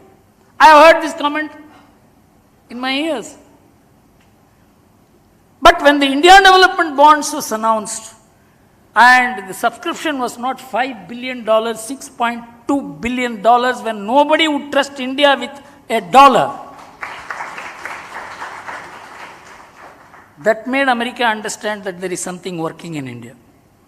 You know, one thing you must say about America, they can understand the turn. So they immediately felt that we have to engage India. Then slowly sanctions were removed. You know what was the growth in that period? Mr. Sanyal will tell you. In that 5-year period, the growth rate was average of 5.4% or so. And in that period, we posted for the first time current account surplus in 2 consecutive years. Never happened between 1950 and 2002, except for 1 year during the emergency. We posted current account surplus, and our employment generation was 16 million in 5 years. Record. Never happened in the past, never happened later. Afterwards, we had a government which said we are having a 10% growth rate. In fact, many people say it's the golden period of the Indian economy. In 6 years, they had an average of 10% growth rate. You know what was the employment generated? 2.7 million. It was a jobless growth. The entire growth was that money came from outside. Dr. Y.V. Reddy said, don't accept this money because this money is poison, you cannot digest this money. $300 billion came into the stock market. Stock market hit the roof. It went to 20,000. And Economic Times wrote, India the superpower. Stock market going up to 20,000 is going to make you superpower? You know how many listed, what is the contribution of listed companies to the India's GDP? 5%. The entire corporate sector, 15%. I am talking about at that time. And this kind of misnomers, misinformation, misrepresentation about the country and its energies, this was diverting our opinion. And afterwards, India was accepted as a power which could not be ignored in the international fora. And India's stature began to rise. We were part of the G20, and then we were also being thought of being invited to G7. And in 2009, one turn took place. Regularization of our status as an atomic power is a very important achievement, for which I must credit Dr. Manmohan Singh, despite the fact Sonia Gandhi opposed it. The only thing on which he protested against Sonia Gandhi and did not give in was signing the Indo-US atomic deal. Very major development. Afterwards, we went to sleep till Narendra Modi arrived on the scene. That was the third and the most galloping moment of the Indian economy. And the man's approach was very different. People used to say first generation reform, second generation reform, third generation reform. He threw all this in the dustbin. His reform was how many bank accounts the Indian people have. Do they have bank accounts? I know what discussions took place. The RBI would not allow more than 10 million accounts. The finance ministry will not say more than 30 million accounts not possible. The Prime Minister said, I want before March 2015, 75 million accounts. It happened. You know what is the tally today? 420 million accounts, out of which 380 million accounts are operating. You know what is the amount of deposit in those accounts? They said, where will you get the money? You said, you open the accounts, I know how to put the money in it. He had the DBT arrangement in his mind. This is not the reform that World Bank was talking about. This is not the reform that economists were talking about. This is not the reform that media was talking about. This is a reform which will work in and for India. You see what happened to the DBT scheme afterwards. The total amount in the accounts is over 1.5 lakh crores. It's ordinary people's money. It's lying in the bank account. This transformation and demonetization, many people at that time criticized and even continue to criticize it, but demonetization is what made the Indian informal economy formal. Today, the State Bank of India has come out with a report that the informal economy in India has shrunk. It was almost 50%, 52%. It has shrunk to as low as 15 to 18%. This happened only because of demonetization. Without demonetization, GST would not have succeeded. And it was such a tough decision to take. UP elections were coming. The whole country in distress. The Prime Minister said, please give me 50 days, I will set right everything. See the kind of leadership they have, the courage, the competence, the risk-bearing tendency. You know, this is the transformation that took place. And afterwards, you know, housing. We never went into housing like China did. China went into housing in the same model as the Americans, which I'll come to later. America, Europe, and China, not Japan. They all went into funding real estate for growth. And that is what I am going to deal with as to how it is dynamiting the world economy today. And if you look at the world asset base, you must know that Credit Suisse is publishing a world wealth report. In 2019, the total wealth they reported is $380 trillion. out of which $280 trillion is real estate, out of which $220 trillion is house property, against which the liability is $253 trillion. It's all Credit Suisse figures. The $253 trillion liability is real. This $280 trillion valuation is notional. This is the structure of the world economy. And now, after 2008, the movement forward is so dangerous. It is not being recognized by anyone. And I will take you back to 2008, when subprime lending lifted the asset prices. This did not happen accidentally. In 1980s, American economy stabilized because of control of the US Federal Reserve System over the interest rate, over the quantum of money that was in circulation. 1 year they dropped the growth, but they completely reversed the whole thing and became a very major economic power because of one man called Paul Volcker, who was the Federal Reserve chairman at that time. He was backed by the monetary theory of Milton Friedman. This combination worked wonders. You know, afterwards what happened in 1990, so much dollars went out of circulation. You know, out of the printed dollars of $2.8 trillion, 60% is circulating outside America. This was the currency. After 1990s, what happened? America began to export dollars and import goods. From 1976 till now, America's current account deficit has been $14 trillion. In 1989, if I remember right, the Economist magazine wrote an article that the most export-oriented industry in America is printing of dollars. They exported dollars and imported goods. All these dollars accumulated outside America.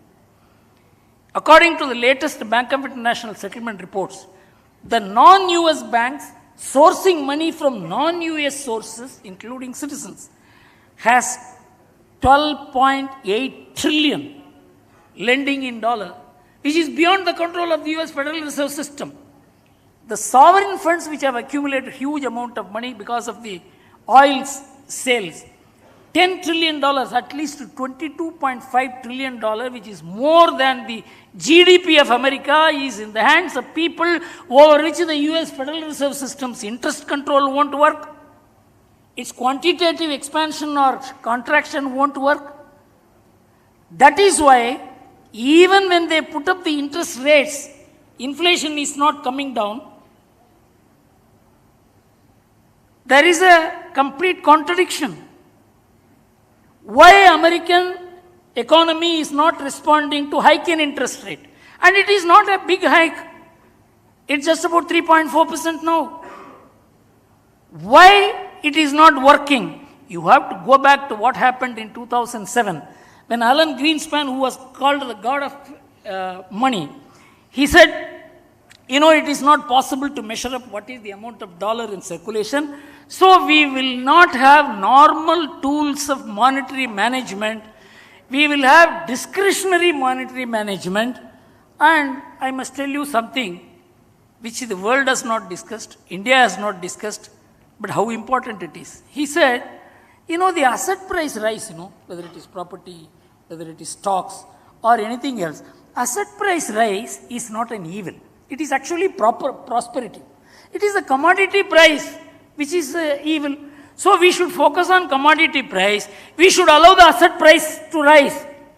The result is, today you have asset prices have risen to such an extent because of not the value of the property, because the cheapness of the money. Nil interest, low interest. So at this time when you are putting up the interest rates, a discussion came and the US, the former Treasury Secretary, Lawrence, I forget his name. So he said that it is not possible for the world to get used to higher rate of interest because the entire asset class which were based on low and nil interest rate will collapse, on which the banking system is working, non-banking system is working. The banking system is today almost equal to the non-banking or shadow banking system.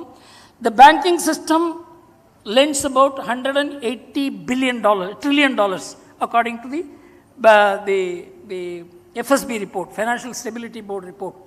The shadow banks lend 142 trillion, out of which 63 trillion is lending of short-term money for long-term purposes. It can result in a huge mess. This is the global situation. Normal times it would work. We may be able to get over even normal times we could not get over the crisis which Lehman Brothers created. We are not in normal times today.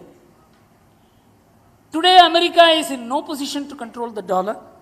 It is in no position to control the oil supply. There was a time when America was importing oil. It could import more, it could import less to influence the global oil prices. But America from 2019 has become an exporter of oil. It is like any other oil country. It will not be able to influence the oil prices. With this, from 1970, the game that was being played by the Western capitalist financial model of finance dominating commodities has been completely reversed by the Ukraine war.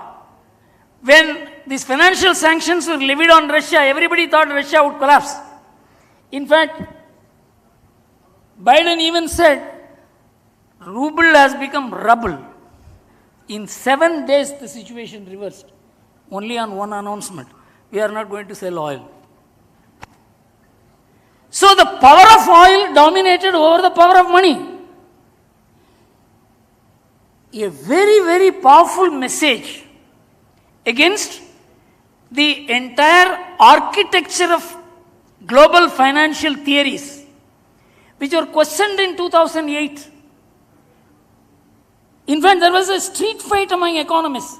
In fact, I was introduced as macroeconomist by Arnab. Economists come out with a front page cover story. The economic theory book is melting away. What's wrong with economics? Inside, the editorial said, it is not an economic crisis, it is economics in crisis. So much so, they began hitting at each other. The last 40 years, 30 years of macroeconomic research is useless at best or harmful at worst. Even today, the same theories are functioning. The debate stopped because there is no answer to the kind of problems which have been created. Lehman Brothers published a report in the 2020 annual report that the share of the banks regulated by the US Federal Reserve System in US is 1/3 of the total money that is being lent and borrowed. Where is the US Federal Reserve System's control? And our newspapers, our media, our institutions, I'll tell you, when the US put up the interest rates, our newspapers came out with a story that $100 billion will move out of India. I studied from 2001 till now. There is no correlation between US Federal Reserve rates and money coming into and going out of India. I have completely proved it. There is no correlation. Another, there is no correlation even between the difference between the US Federal Reserve interest and Indian interest so far as the money coming in and going out is concerned, because money moves seeking profit wherever it is available. It is not dependent on the interest rates. I'll tell you what happened. On 27th July, the US Federal Reserve System increased the interest rate a second time. Everybody said more money will move out of India. You know, from July onwards, we began getting money. We got about $8 billion in July and August. Did it come in the newspaper? Did any newspaper say that we were wrong? So the assumptions on which the world is working is not the basis on which the economy is working. So there is a fundamental shift in the US economy, and I will make 4 points and then I will come to what is our response, what is the Indian way. You know, 4 shifts that have taken place in the in the US for the last 50 years is going to dynamite the US economy. I am giving one by one. The supply chain model which were worked out during globalization has made US import dependent almost forever. It could produce money, import goods. It can never reverse it. Even today, you can see any media writing, the only way to control inflation is to bring down the duty of imports from China. You can see in any newspaper in America. Because US Federal Reserve System has lost the capacity to manage inflation, it has been managing only through printing dollars and exporting it outside and bringing in cheap goods. This has been the model for the last 20 years. Do you mean to say it can change? And you can see any number of newspapers in America saying the same thing. And they said, no, you bring down the duty from the European Union. There is no use of bringing down the duty from European Union because the European Union inflation is higher than that of America. So Europe cannot export deflation to America. So this is the situation in which the US is. Second is, state-dependent population has peaked in America. 51% of the American population is taking some handout or the other. And even more important, because two things I will tell you which will shock, and I will compare India. In 1960 in America, per household, there was 3.3 persons. Today, it is 2.5 persons. The reduction of 0.8% per household meant a construction of 32 million more houses at the cost of $8 trillion, and this added to the GDP. In India, we have almost 30 crore households, and our average person per household was 5.1 in 1950. It is 4.5 now. If 1 person per household is reduced in India, we will need 6 crore more houses. And we are promoting individual rights. We are promoting human rights of son against the father, father against the son, daughter against. This is what happened in America. We should work on civilizational policies to sustain our economy. Your law, your courts, your media, destroying the civilizational foundation of India, which makes India maintain 4.5% per household. Does anybody discuss this? The Indian way is that we will bear with difficulties, but we will be together. And that means even 1 person employed is a whole house employed. There is savings. Why India is one of the highest saving nations in the world is because we have family responsibility. We have to protect our, we have to safeguard our children, you have to take care of the parents, you have to take care of the elders. All these responsibilities are removed, and universal social security has been mandated in America, against which people like Milton Friedman said, don't do it. Their advice was not heeded. 1980, American economy in transition, several economists came together to discuss this. This book has been published by the National Bureau of Economic Research, America. This is one of the finest books which captures how America degenerated as an economy, in which Milton Friedman said, please don't interfere between the two generations. Let the sons take care of the parents. Don't ask them to pay the tax and you take care of the parents. You take care of the children. Forget about it. You have already taken over the kitchen through multinationals. If you take over family responsibilities also, a functionless family will cease to exist. This was the conclusion of the economists. America did it. You look at the American Social Security report today. You know, they were collecting money and paying out to people. They were collecting money from all people who were working, and they were paying out to people who could not work. The receipt was more than the payouts till 2009. Now it has reversed. Payout is more than the receipts because more people are retiring. They have found out that the present value of the future social security obligations which they have undertaken, today they need that much money to discharge that obligation, is $63 trillion. America doesn't have even $1. Let us assume if it is some other country, that currency will cease to exist. All this is now putting pressure on America. If commodity becomes dominant, the dollar will not be able to dominate the world. That is the message of Ukraine. Now, if you look at the direction in which the world is going and what we should be doing, I will conclude with these 2 points. The European Union has published a paper. It's a very important paper. I sent it to Mr. Arnab. It says by 2040, there will be diffusion of global power. The power that is concentrated now will get diffused among the nations. It's not our document, it's their document.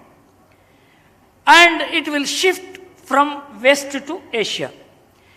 The second point that make is, by 2030, there will be no hegemonic power in the world.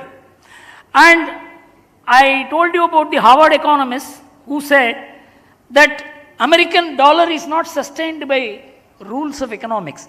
It is not controlled by fiscal rules, it is not controlled by trade rules, it is not controlled by monetary rules. It is backed by what is known as the laws of physics. The world, the universe is sustained by a dark matter. Dollar is also sustained by a dark matter called the power of the United States.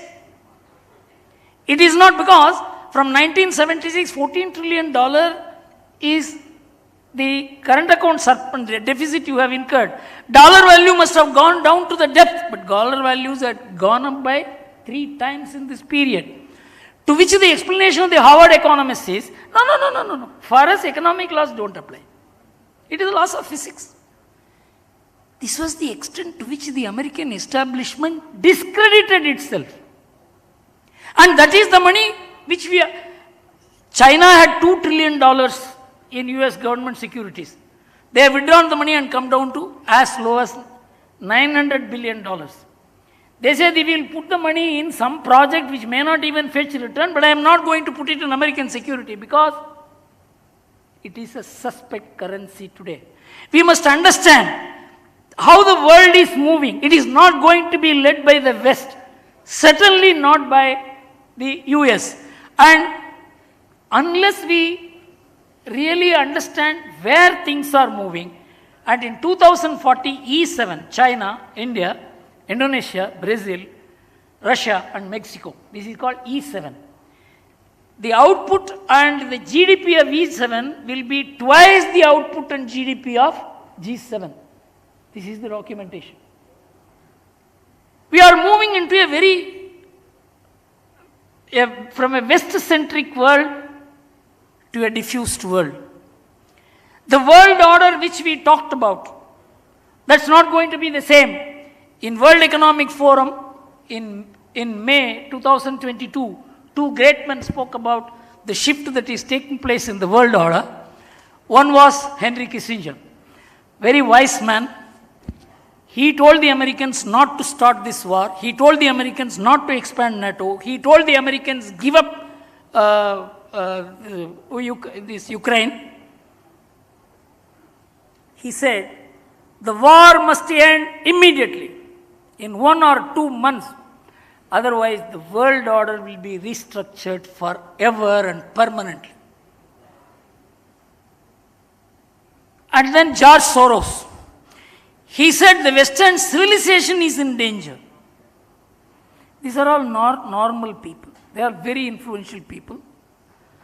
So, the entire world order, world institutions, whether it is, nobody cares for WTO. Does anybody speak about globalization these days? No, it's over. So we are moving into a totally uncharted course, and what India should be doing on that, I'll tell you, we have to maintain our civilizational basis.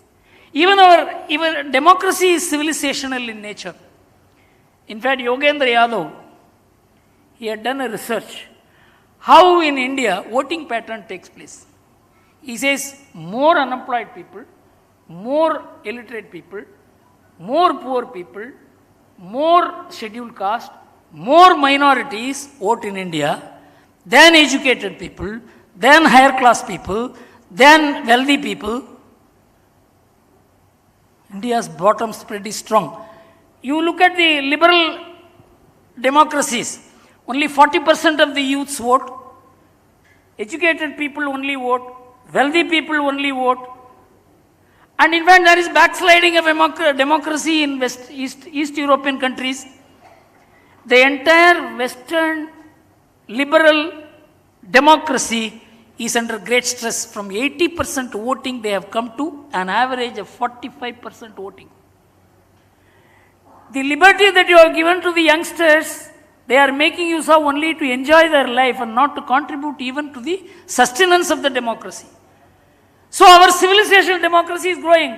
Freedom House said India is one of the strongest democracies in the world, despite the fact they don't accept us as liberal democracies. Indian democracy is strong because of the Indian civilizational base. Indian economy is strong because we have a strong civilizational base. As I said, if all yearning Indians decide to disown their responsibilities towards people who are elder to them, 50 to 60 crore people will be standing before Narendra Modi for 2 square meals a day. Can they afford it? Indian economy is sustained by Indian civilization, Indian culture, Indian value systems. Does it come in economics textbook? Economics discourse? What is the effect of 4.5% per household in India as compared to 2.6% per household in America? If that situation becomes like in America, where will be India? And you are not sustaining it through education, you are actually promoting the destruction of the civilizational values, culture, value systems, respect for parents, elders, teachers. This is part of economic wisdom of India. The third thing is we are a non-aggressive hard power. Fortunately, we acquired hard power. No world power can ignore us. And we are an attractive soft power. And family as the social security foundation of India. Nation first approach, which has shaken the world. We had only 24 hours to decide what position we will take on Ukraine. The position we took changed the complexion not only India but also the global situation as to what a democratic power which had elected a very powerful person, and he is the top person of all the leaders. He is occupying the top position for the last 3 years continuously. It's not a joke. All this has contributed to the rise of an Indian model, a confidence as a nation. Today the foreign minister goes and tells, you are saying we are buying oil. The oil that you are buying in one afternoon, we are buying in 1 month. They have no answer. This is the Indian way. We have been subjugating ourselves. We never thought we could be self-reliant. We have now come to a position where we can think for ourselves, work for ourselves, lead ourselves, mediate and take positions. There was a cartoon published in Japanese newspaper with which we will end. Whether it is in G7 or in BRICS or in Quad, everybody on both sides is holding Narendra Modi's hand. This is the cartoon published in Japan. So this time has come, we need to build up this spirit. And I am extremely happy that Arnab and Republic TV are the ones ceaselessly building up the Indian spirit, and I congratulate them. Thank you very much.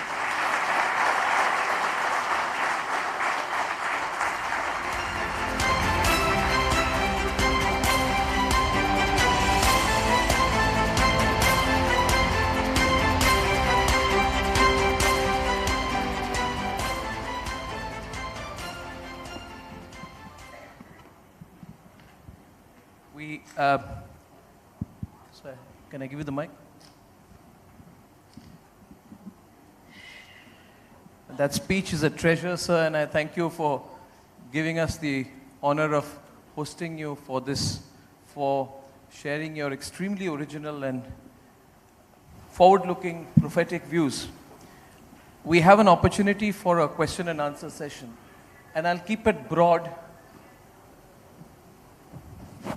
Mr. Gurumurthy, my first question to you is because what I find very refreshing and very different in your approach is that you link society, our civilizational ethos, our history, global events, geostrategy, and then link it back to pure economics. So my question to you, sir, is on a broad level,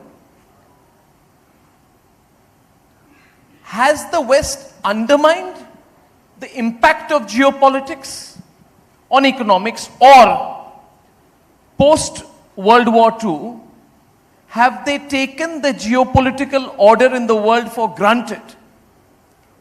And is it that for the first time in 2021, 22, post-Ukraine, post-COVID, that there has been a rude awakening for them for the first time? Have they been taken by surprise? And just to elaborate, because there's been this view that America understands geopolitics, and there's been a certain intrinsic arrogance about the way they've dealt with their own place in the world and the rights on the global assets. Did they overstep? Did they forget their own limits? Or have they been outsmarted, Mr. Gurumurthy? What do you think? See, I believe that the Western thinkers have lost the sense of civilization. The West has been living on the civilizational assets created by their forefathers without fertilizing it to grow. Without fertilizing it to grow. For example, 55% of the first marriages end in divorce in 10 years. 67% of the second marriages end in divorce. 73% of the third marriages end in divorce. There are the Americans living with a couple living together is only 28 million households out of 130 million households. Because they felt civilization will sustain itself. Civilization requires an ecosystem to survive. Ultra-individualism has destroyed the family, culture, civilization, and promoted only rule of law. Rule of law cannot be the main basis on which a society can function. Rule of law has to be very largely supplemented by non-formal systems controlling and regulating human behavior. This was gone. Church was doing it, they destroyed the church. In America, when I went to address a meeting of some Hindu organization in Boston, I was taken to a huge building. It was a church. I said, why are we meeting in the church? Sir, it's no more church, sir. It's a Vishnu temple. Churches are being sold. So, when you think that 5 years is the limit for human existence, your short-termism, 5 years politics, 1 year economics, quarterly results, overnight interest, this has destroyed you. So, it requires a very big thought movement. I don't think that kind of thought movement can generate in an ultra-liberal America with wokeism on the rise. I think whether they will be able to sustain the kind of democratic, the liberal democratic institutions and approach itself is a big question mark for me. I also agree with you. And as a result, yes, sir. When they felt, this globalization has given them an institutional lead, institutional command, they thought this is an undiluted advantage forever with the main enemies finished and one enemy at their feet. But That enemy had a longer plan. We will bide our time. And they were able to do it. One point I forgot to mention, that they allowed the Chinese into the WTO. But in 2016, American trade representative and EU trade representative filed an application in the WTO. China is not a market economy.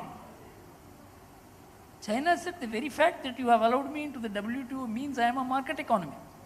America had to threaten, if you don't declare China as not a market economy, we will withdraw from WTO. So 2019, WTO declared China as not a market economy. Everyone knew China was not a market economy. For your geopolitical interests, you allowed China. China has trampled you today. According to me, in fact, I have written a whole thesis on this and put it in the Vivekananda International Foundation website as part of my random thoughts last year, that America raised a Frankenstein monster in China only because of the American institution was invaded by China itself. Correct. So in your entire introduction today, when you were speaking, you repeated the phrase "dynamite in America" 2 or 3 times, and I had this whole visualization of this in my mind. You said this will dynamite the American economy. That will dynamite the American economy. And I was thinking, Mr. Gurumurthy, what an opportunity for India. What an opportunity for India. For 2 reasons. A, we are a true democracy.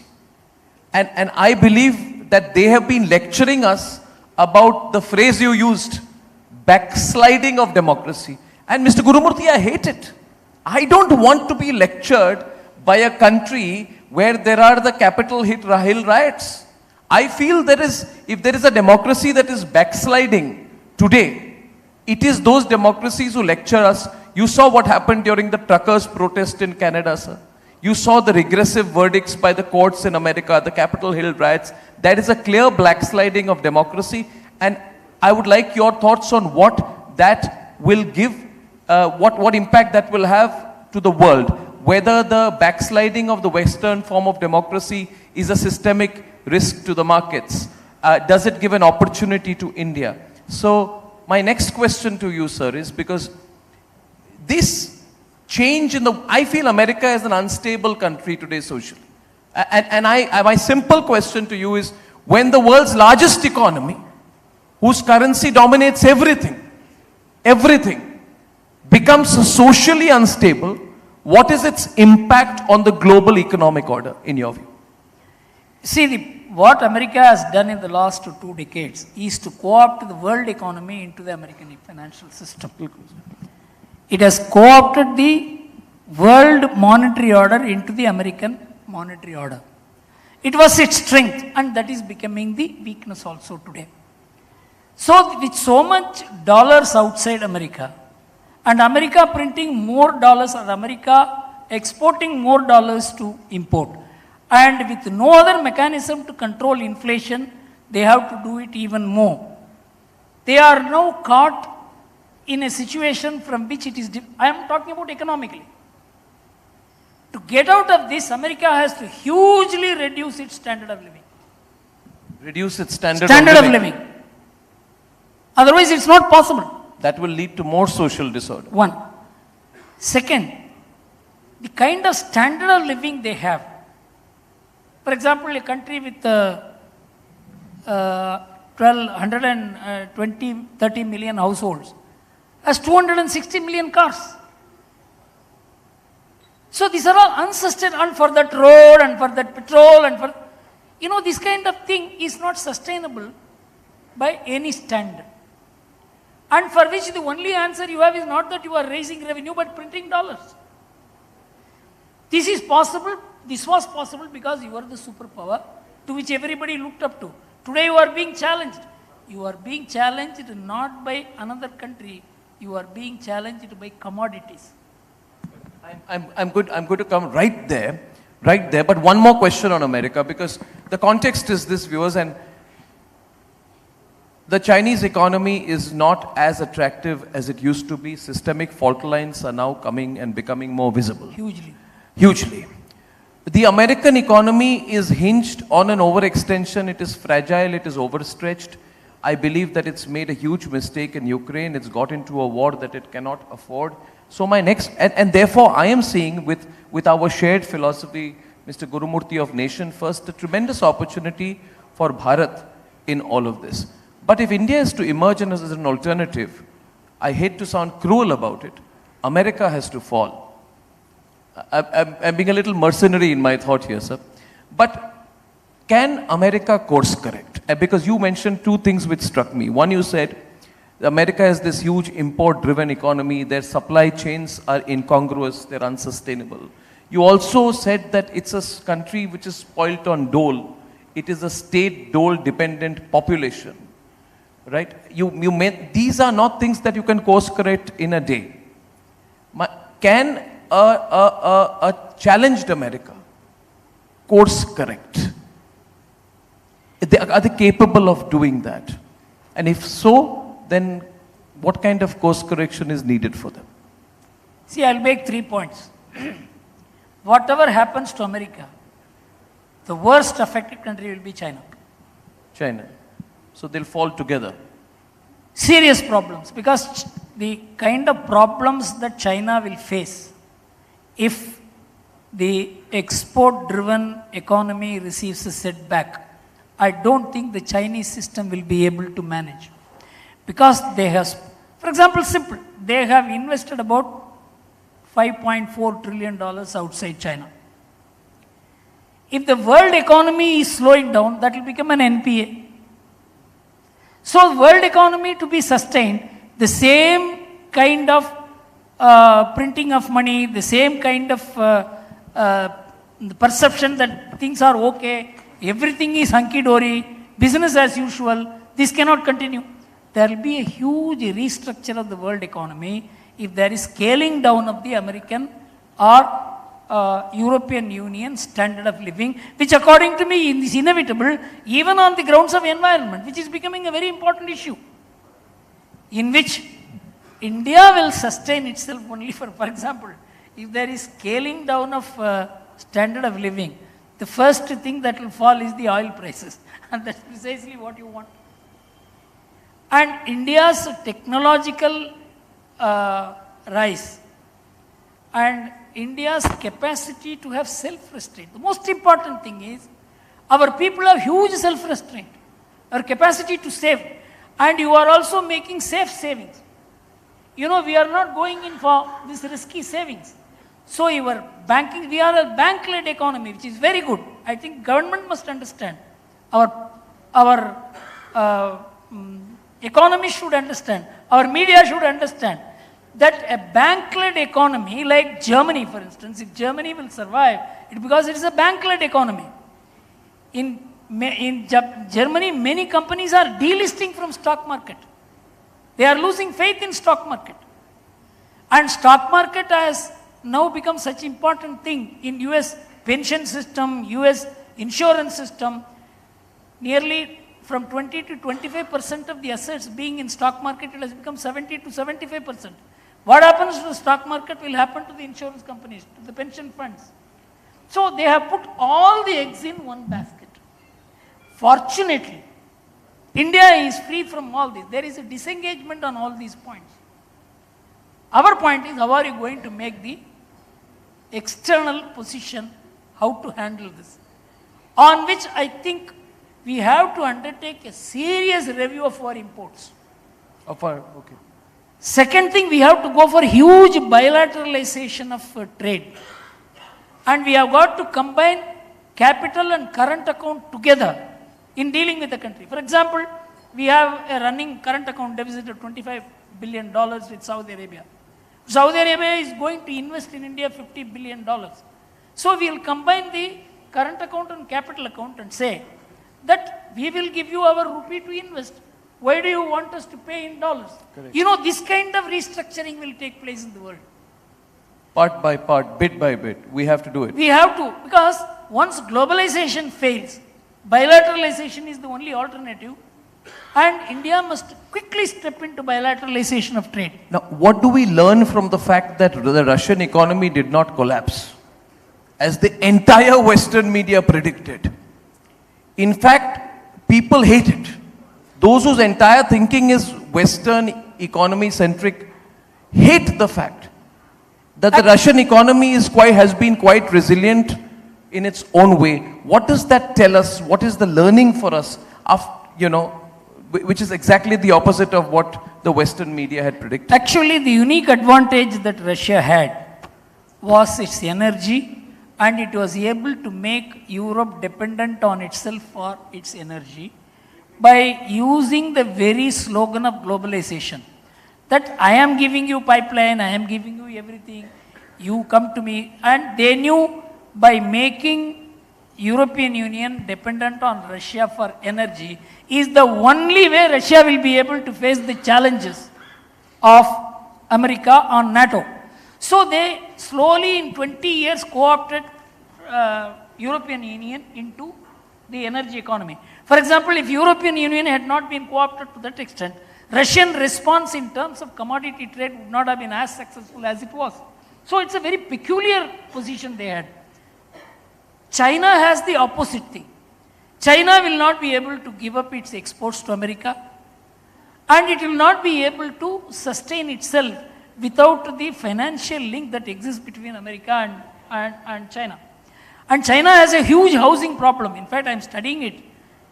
Its problem is unmanageable because they are destroying the houses which they have built to create more houses, because those houses are not occupied.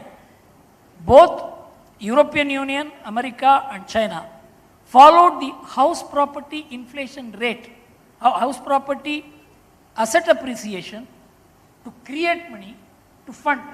And China's shadow banking is as large as the American shadow banking. Right. So actually it is the Marxist version of American capitalism. So all these nations share the same risk, the financial risk.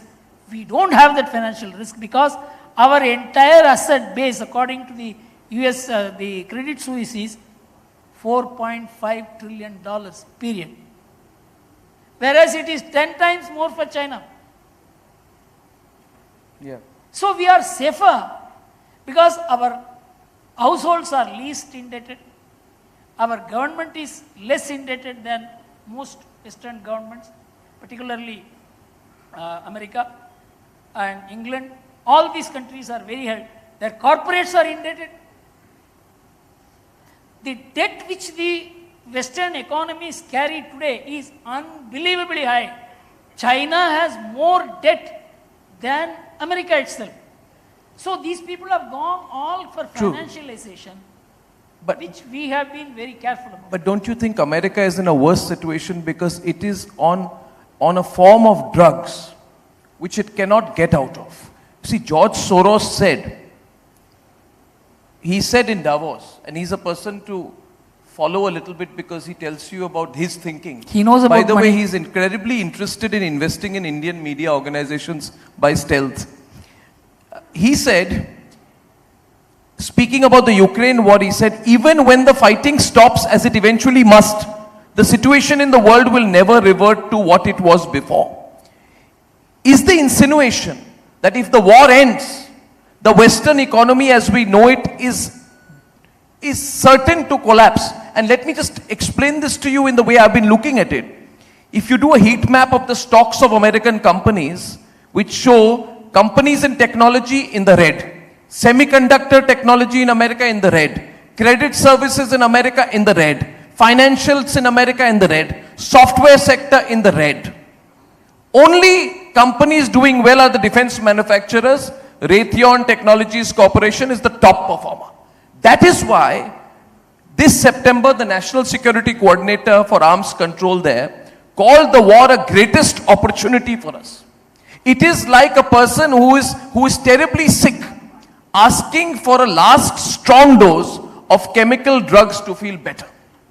Am I over pessimistic about the American situation, or is it moving in that direction? Because there is no parameter which is telling me that the American economy will soon not be on the ventilator.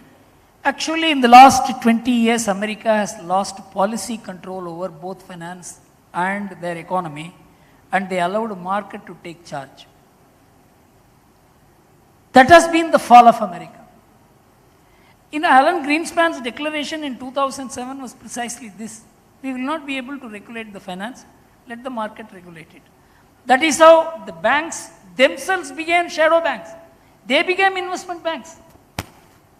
So, the power to control money, which is the Signoraj power which enables stability in the economy, American system has lost it. This is that's why I said $22.5 trillion being outside domesticated dollars, which are beyond the control of the US government and US central bank.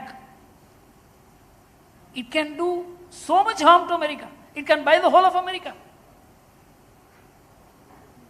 When American asset prices collapse, it is the sovereign funds which will buy them.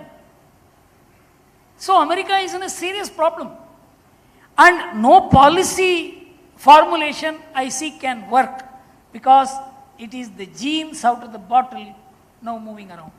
Absolutely. So, two last questions. Second last question. You would say, therefore, that India as a country, as a society, our government, who you obviously you advise them and you praise them here, our government must start thinking geopolitically and geostrategically that we must now marry our economics with an understanding of our geopolitics. Because eventually, geopolitics matters. If you've said commodities matter, Putin has the commodities, and that's why he survived, which means eventually geopolitics matters, and maybe our youth, our next generation, should be more equipped to deal with the global geopolitical challenges and be less insular in our approach, even in our foreign policy, and otherwise, we have already done it. For example, if we are getting 20% or 25% discount from Russia on oil, Iraq is offering more discount. So, we are also using geopolitical weapon to handle the situation in which we are oil dependent, we are energy dependent. So, India has begun playing the global game, undoubtedly. Lovely. And I'll tell you, I don't know how many people noticed. In April 2022, when the Ukraine war was peaking up, and India has taken a position against Russia, against America. Every country's leader, finance minister, prime minister, foreign minister, worth the name came to India. In just 1 month, everybody came, as if it is a planned affair. I don't think the media ever, this print media, I have not seen this in the print media. I feel India has acquired a stable and a central position in the world because of 3 things. One, it's a democracy. However much you may say it is not liberal democracy, it is not that, nobody can deny the fact that India is a functioning democracy. Second, after 1989 till 1984, we did not have a stable government. The governments were wobbly. 25 parties, 30 parties, each pulling in one direction. In 2014, a government came, produced results, repeated itself, and a leader of global eminence. These are all factors. So this has given India a central position to deal with the world. The third point is, the Indian economy is, I am not going by the GDP, I am not going by any of these things. The centrality of the Indian economy is that it is not purely market dependent, it is not government dependent, it is a self-dependent people's participative economy. This has not been properly understood by the Indian economists and Indian policymakers. As I just gave that one example, if the Indian family gets split, there is no economic solution for that.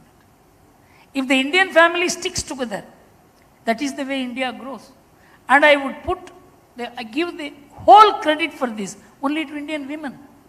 They have held the family system together. We should praise them like that. Instead, we are transforming them into feminists of the Western type. So we have no civilizational approach.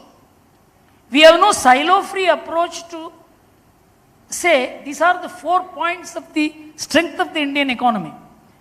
The Indian economic textbooks are rotten. The sooner they are replaced, the better it is for India. So we need a total revamping of our economic thinking, economic discourse. Then we will align Indian economy to the Indian people, Indian way, Indian civilization. Then we will understand the cultural foundations of India. India is not a market economy. It is a market economy working with the society. The distinction is coming, all of you, those who are familiar with economics may know. There is a difference between market economics and market society. Market society transforms even the human beings into a commodity. In fact, you can lend your forehead for putting somebody's brand on your forehead for 1 month and take $500.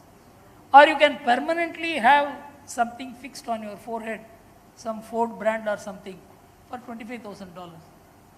This is what is happening in the world. So we are not a market society. Please understand. Market society has been a success because it has produced more money. By producing more money, you don't become wealthy. That is what that wrong thought, that producing more money makes a country more powerful, has been the wrong message America gave it to itself and to the world. You require the capacity to digest that money. That is what Y.V. Reddy said, don't bring this money, it is poison. And it proved to be poison. You must also know how much money you can handle, how much you can digest, how much you can invest, how much you can spend. Last question, sir. Apologies for not introducing you as a journalist. That is a given. You are India's foremost journalist for years. You've seen everything from pre-emergency, No. emergency Journalists to were now, saying sir. I am not a journalist, so you must... They say I'm also not a journalist, sir, but that's all right, sir. I would like your views, sir, on the media and what it can do in nation building and what it can do towards this mission that we are all on for our country. See, it's having been part of the media in the most challenging and in the most purposeful times in the Indian history, between 1975 and the emergency came until very actively till 1991.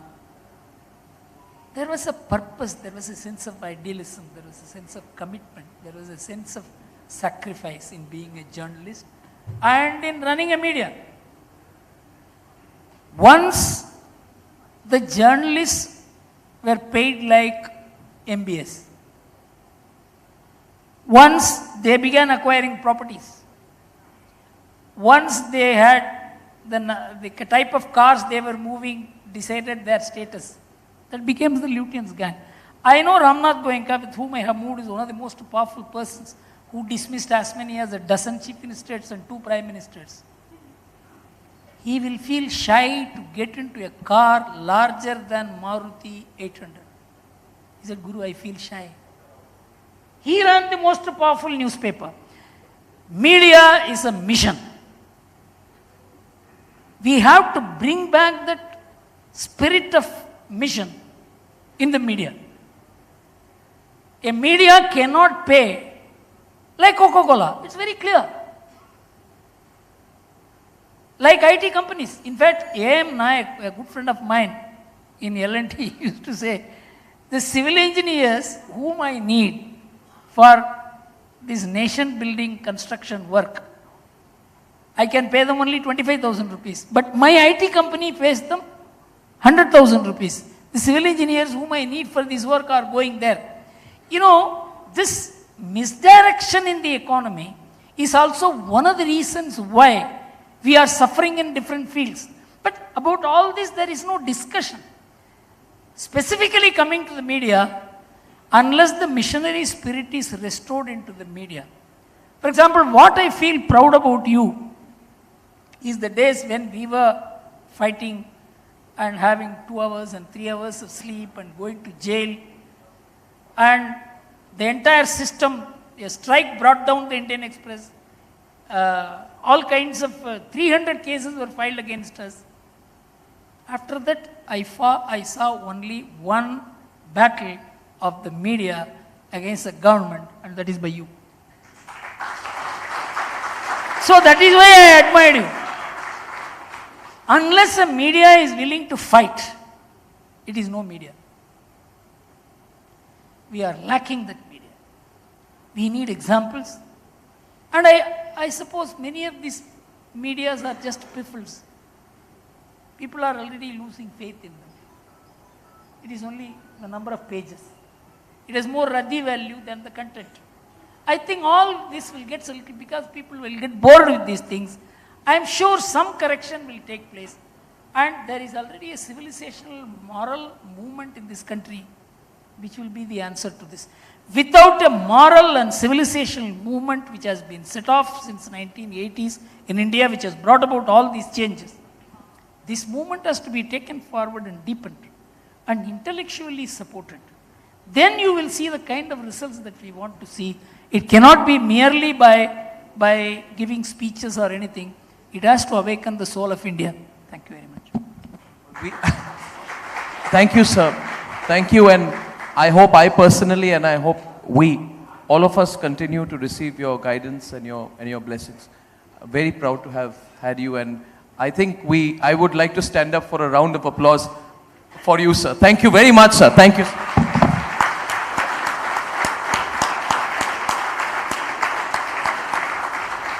Thank you very much, Mr. Gurumurthy, and thank you, Arnab, for steering that so efficiently. Ladies and gentlemen, it's been a power-packed day of fabulous conversations and discussions that have helped us address and decode some of the economic puzzle that is India. Before we call curtains today, may I request you all to please be seated for just a few more minutes. It's obvious that India has the resources, the potential, and a determined and able government that will empower it in the race to global domination.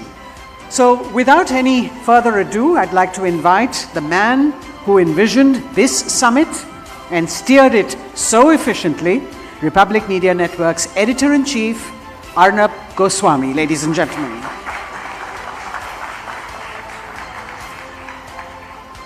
Well, ladies and gentlemen, what a day.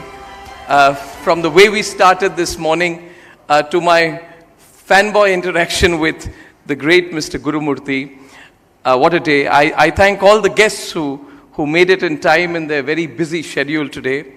And this morning I said that India was witnessing its hockey stick moment.